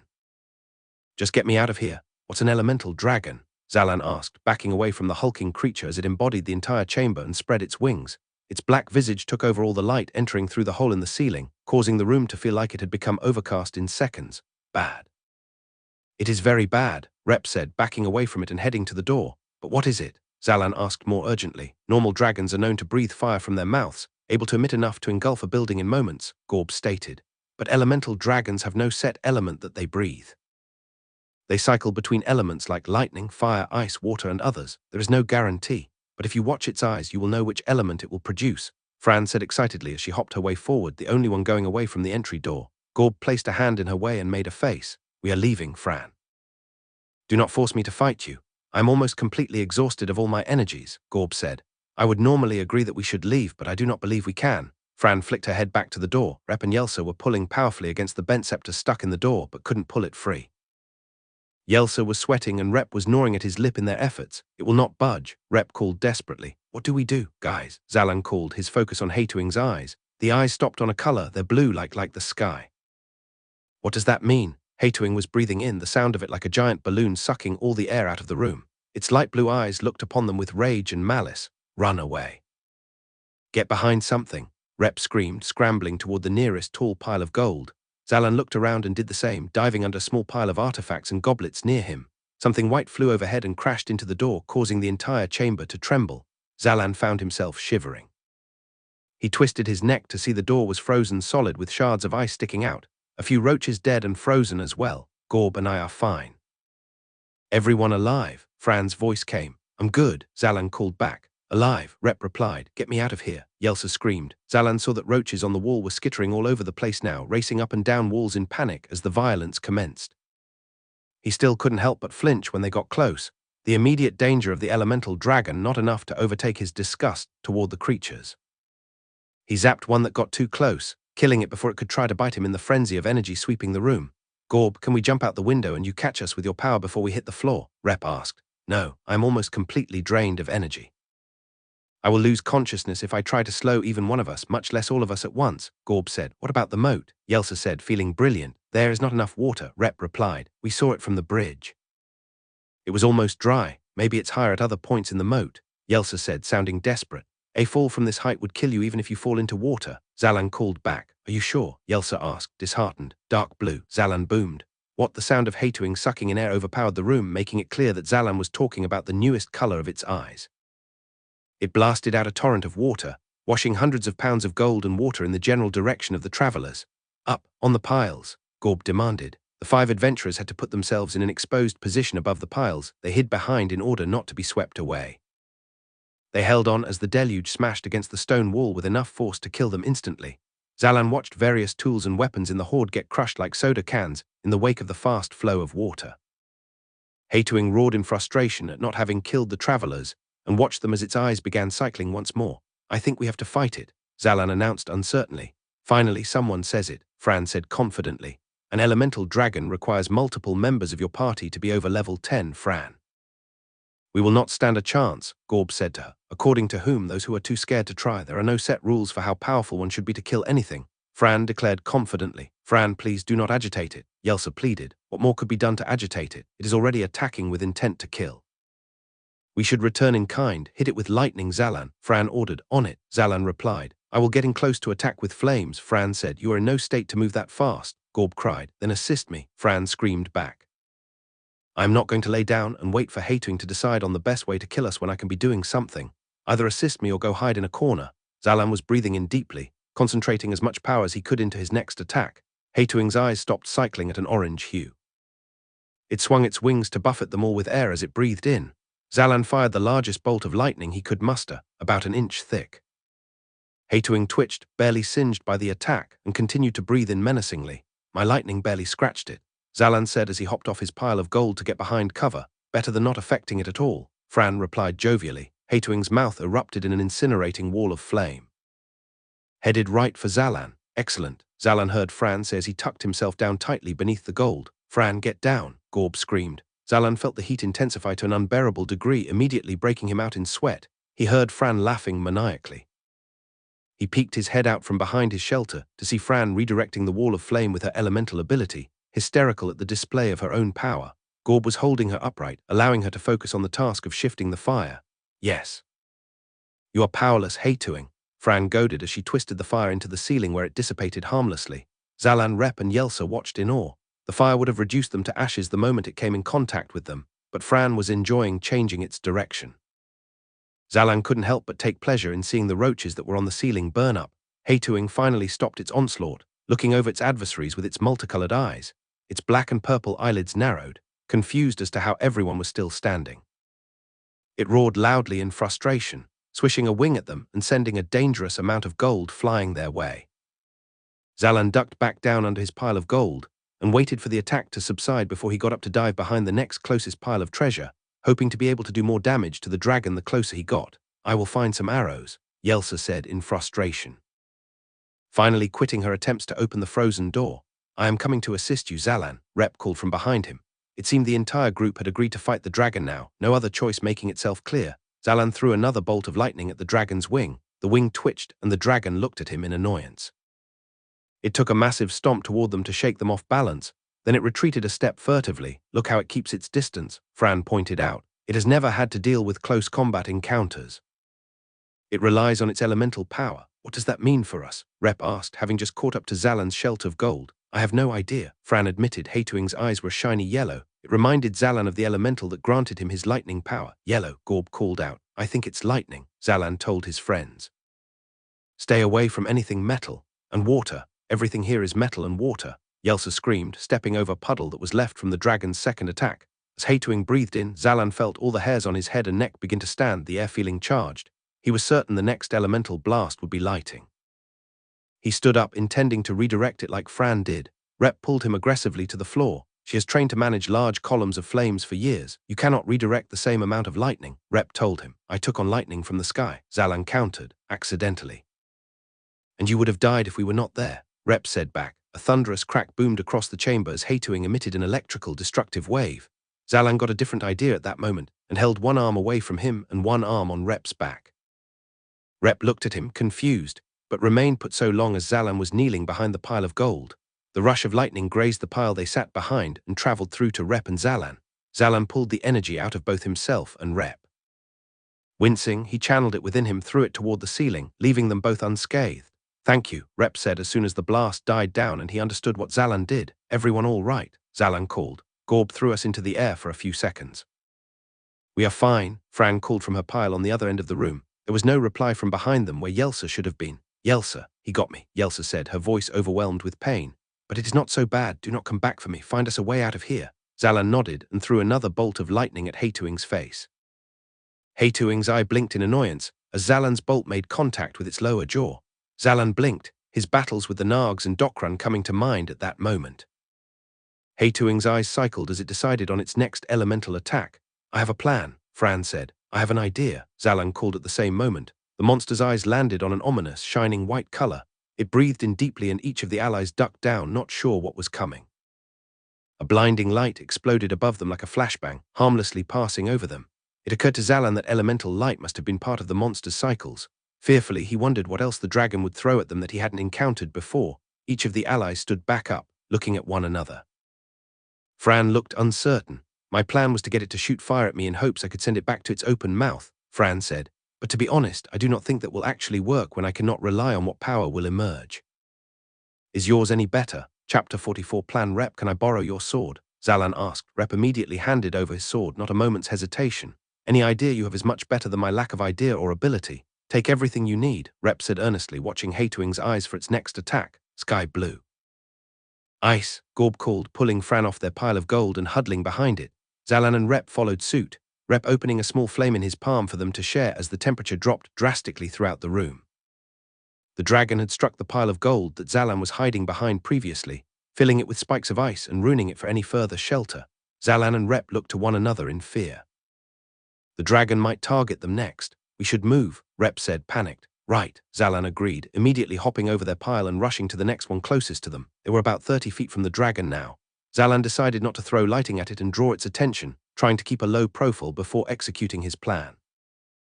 Fran had no such hesitations, throwing a series of 5 small fireballs from behind her pile of treasure on the other side of the arena-like room, about 20 feet from the dragon. Haituing seemed to be annoyed by the attack, similar to how it reacted to Zalan's lightning attacks. But Zalan's attacks would leave tiny dark marks on the dragon's black hide where Fran's left no such evidence. The dragon was fully immune to flame. Haituing was ignoring Fran's attacks where it had mild reactions to Zalan's. This does not seem to be working, Fran said, a permanent smile on her face throughout the battle. What is your plan? Gorb, I need you to send me upward and into the dragon's face. I'll imbue these 2 swords with lightning and drive them into its eyes. I think the lightning will do a lot of damage. Once it's blind, we won't have to worry as much about the elemental blasts and we can get the Homeseeker and get out of here, Zalan explained quickly. Sounds good, I will draw its attention away from you, Fran said. I'm completely spent of my energy, Gorb called back. I cannot send you flying so far. You will have to get closer. Zalan peeked his head over the pile of treasure he was hiding behind, nervously analyzing the dragon as it stared into Fran's soul with bloodlust. How much closer? Zalan asked, concerned. Get within 5 feet and I will send you up, Gorb said. So close? Rep asked. He intends to jump into the dragon's face. He is not concerned about a distance like that, Gorb replied. Right, Zalan said in a small voice, looking queasily at Rep. You do not have to do this, Rep said. Think of another way and I'll try it. Right now, getting its eyes is the best idea I've got, Zalan said, peering over the side just as Haituing's eyes decided on the next attack. Green eyes, Fran said. Have we seen that before? Rep asked, already losing track. No, just get down, Fran called. Haituing breathed in deeply, held the breath for a tiny moment, then unleashed a hurricane of air into the room. Roaches, gold, treasures, and artifacts flew all over the place. Zalan shielded his face with his arms and still felt something small strike against his forehead. Rep was hit with a golden statue of Dokran and pinned under it, but it did well to shelter him from the rest of the items flying through the air. The wind died down and Zalan stood up to assess the room. The next pile that he planned to run behind was reduced to a puddle of gold coins. He looked back to Rep and moved to help him out from under the statue. You are bleeding, Rep said, shocked. Zalan felt warm fluid run down his cheek. Whatever struck his head cut him deep. I'm fine, just push hard to get this up, Zalan said. Rep and Zalan shoved against the statue, but it hardly budged. Zalan pressed hard, putting all his weight behind the statue, but still couldn't move it at all. Rep was trapped. Go on, take out the dragon's eyes, Rep said. I can't leave you like this. What if it shoots water again? You'll drown. Zalan immediately protested, trying to push the statue again. Do not give it the opportunity. Take out its ability to see and we may find that it gives up immediately, Rep said. Or not just asking me to abandon you because you don't think you're worth it, right? Zalan asked. Rep grinned, his mouth a bloody red. He'd cut open the inside of his lip from biting it again. We do not have time to discuss my motivations, Rep said. Go. Hurry, before it decides to drown me. The look on Rep's face gave Zalan a drive of confidence. Rep was normally so nervous in these situations, but now he seemed at ease, trusting Zalan to leave him behind and save them all. It made Zalan really believe that he could do it. He peeked his head above the pile of gold he was using as shelter. Gorb, Zalan called. Ready, just get in close and jump as high as you can, Gorb said. Got it, Zalan said, feeling adrenaline coursing through him, but his legs wouldn't move. He trembled too much to stand. The dragon was the largest creature he'd ever witnessed. He swallowed in fear of how massive it stood above him. It could bite him in half or throw a roach at him with enough velocity that it would break his neck. And he was supposed to run toward the thing. He confronted the idea the only way that he could think of. This isn't real. None of this is real. This is all a dream, Zalan promised himself, pumping himself up. He finally sprung up, fueled by his self-assuredness. Yellow eyes. Stay down, Hatewing wishes to deal more lightning. Fran called just as Zalan stood up. Zalan groaned and knelt back down, placing a hand on the statue that was holding Rep down in order to redirect any electricity away from them. He suddenly remembered that there was another member of their party. Yelsa, are you okay? Zalan called. I am in pain and not looking forward to the next burst of lightning, Yelsa's pained voice replied. But I have located some golden arrows. Perhaps they will be of use if I survive this next attack. As if in response to Yelsa, Hatewing unleashed the nerve-shattering lightning into the room, electrifying everything. Again, Zalan spent a lot of time pulling lightning from himself and Rep, and throwing it away from them. He felt fully covered in the lightning as he did this, as though he was imbued with power just like he did with his sword. The sensation made him feel like it was possible to imbue more than just weapons. When the attack subsided, Zalan immediately shot up. Zalan, Gorb said, breathing painfully. He had used his power to help Fran and himself avoid the lightning attack again. Hurry! He was clearly on the brink of total collapse. Zalan began running right at Hatewing, both swords brandished. He screamed as he charged, stumbling over wet coins and treasures. Hatewing watched him intently, its eyes spinning through its vortex of colors as it glared at its oncoming enemy. Zalan got a few good strides in and was able to close the gap between them while maintaining his footing. He was so close that if Hatewing decided to lunge forward, he could have swallowed him whole. But Fran seemed right that Hatewing had no interest in close-quarters encounters, and even took a slight step back as Zalan approached. Hateowing's eyes turned fully orange, and it began inhaling menacingly, all its attention on Zalan. Now, Gorb, now, Zalan screamed. Zalan leapt up in the air with all his might and felt dread in his heart as he began falling back down.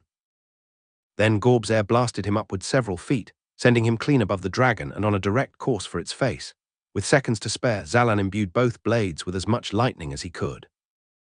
The arcs of light exploded around him, dancing around the treasure room with erratic intensity, washing himself and the dragon in dancing, jagged shadows. Zalan knew this would be the best chance he had, the only chance. He raised both swords above him, aiming carefully to stab both eyes simultaneously. Hateowing blasted a torrent of flame at him, and Zalan was scared that he would fall as a small pile of ash. The burst of fire suddenly split down the middle, totally redirected by a loudly laughing Fran behind him.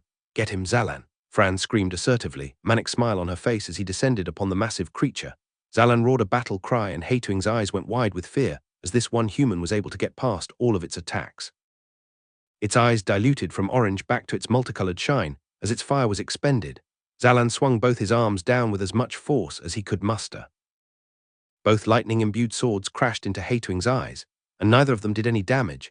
Zalan's confidence was swept away in a moment of harrowing dread as Rep's sword scratched lightly at the open eye and his own sword broke in half against the other eye.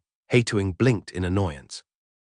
The eye he hit with Rep's sword went a slight hue redder with pain, but Hateowing showed no indication of not being able to see out of it any less than before. The attack was a complete failure. His combined strength and wisdom wasn't enough to do any real damage to an elemental dragon. Zalan smashed into Hateowing's nose and rolled off the side, trying to stab his sword into the dragon to act as a handhold, but instead slipping off and crashing into the floor, landing on his stomach. Zalan groaned, dazed and in pain as he heard Fran and Rep hollering at him frantically. He couldn't piece together the words they said and raised his head to try and get a feel for their concern when suddenly his back exploded in pain, the air driven out of him. His right arm felt like it was on fire, and his left arm was stuck sticking out in front of him. He was surrounded by a black canvas. It took him a second to understand that the canvas was one of the dragon's claws around and on top of him. Haituing had pinned him to the ground. Chapter 45, Execution. Zalan struggled under Haituing's claw, but the slightest movement sent pain spiraling through his body. His arm was almost certainly broken and he couldn't move an inch from under the claw. He looked at his friends to see how they were doing. Rep was staring at him in horror, his mouth bloody and his arms lacking weapons. He held a small flame in his good hand to try and intimidate the monster, but it was clear it was more to comfort Rep than anything. The statue remained heavily on top of him, pinning him into place and leaving him at the mercy of the next attack from the dragon. Still closest to the frozen exit, Yelsa was finally standing, limping heavily on one leg as the other had gained a nasty black streak running through it. She had a few golden arrows in hand, but she was trembling too much to knock any arrows. Tears flowed freely from her face as she popped her neck in consternation. Gorb was passed out atop a pile of gold. The exertion of sending Zalan flying up in the air had been too much for him and he lost consciousness. It made Zalan feel so much worse. Even with Gorb putting everything he had to support him, Zalan still failed. Fran's smile had disappeared, though she was instead filled with sheer determination. The joy of the challenge was gone and all that was left was focusing on everyone's survival. It seems its eyes require significant strength to break through, Fran said with a set jaw. Any other ideas, Zalan? The idea to attack the eyes was well thought. Zalan coughed painfully in response. He spat up blood. Was worth asking, Fran said, as though he had responded intelligibly. Haituing stared her down as she limped forward, using the sword she carried as a crutch. Zalan knew its eyes were cycling its random attack, but he couldn't see its face. Fran stared up at it, not a hint of hesitation in her stance. Even the few roaches that raced across her path didn't cause her to pause. One even stopped to bite her bad leg, but she somehow ignored it. Zalan, feeling otherwise useless, zapped the roach with lightning with his outstretched hand, relieving her of the small pain. Well, Fran boomed once she was right in front of the dragon. Hit me with your claw. Fran threw a firebomb at the dragon's leg, the same one pinning Zalan to the floor. Zalan understood immediately that she was trying to coax it to remove its weight from Zalan's body. He wasn't even sure he'd be able to stand up if the claw came off of him. He felt utterly broken. Hit me. Show me the strength of an elemental dragon. Fran boomed, beating her chest defiantly. Zalan noticed that the largest mass of roaches were on the dragon's hide, and above them on the ceiling. They were scampering atop one another, trying to escape the massive exchange of elemental abilities thrown about the room but not having the brain to find an exit. It made his already dire situation feel that much worse, surrounded by that which he hated. Fire, Rep said. Zalan was confused until he realized he must have been talking about Haituing's eyes. Fire again, Fran scoffed. Show me everything you can do. Haituing roared its ocean of flame right atop Fran. It was a tornado of heat enough to burn Zalan's face into a bright red, even with the distance between him and the fire. He was certain Fran had perished under the burn. It had to be too much output for her to redirect, and he couldn't hear her laughing. The flame continued for 5 agonizing seconds, then stopped. Fran stood tall and with one arm threw a gigantic column of fire back at Haituing's open maw. The flame was so large, it consumed the entirety of Haituing's head and hit some of its back and the ceiling behind it. Several roaches fell to the floor and began skittering toward Zalan and his friends.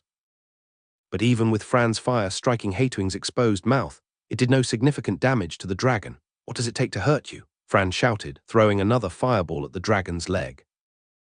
I should have sent the flames deeper, destroying your innards rather than targeting your mouth. Haituing roared in her face in response, enraged at her refusal to die. Gorb had slightly regained consciousness, rolling himself upright but unable to stand up. Fran, he called weakly. Get away from it, come on, Fran demanded, ignoring Gorb and goading the dragon further. Give me something real, Fran, anything other than fire and you will die, Gorb begged. A small unit of roaches were rushing to Fran and Zalan. Zalan panicked and painfully dispatched them with lightning from the arm that was pinned, pointing away from him. He had to twist his hand at agonizing angles just to land good strikes against them. Fran continued to ignore them as Zalan took them out for her. She was dead set on getting Hatwing to raise its claw.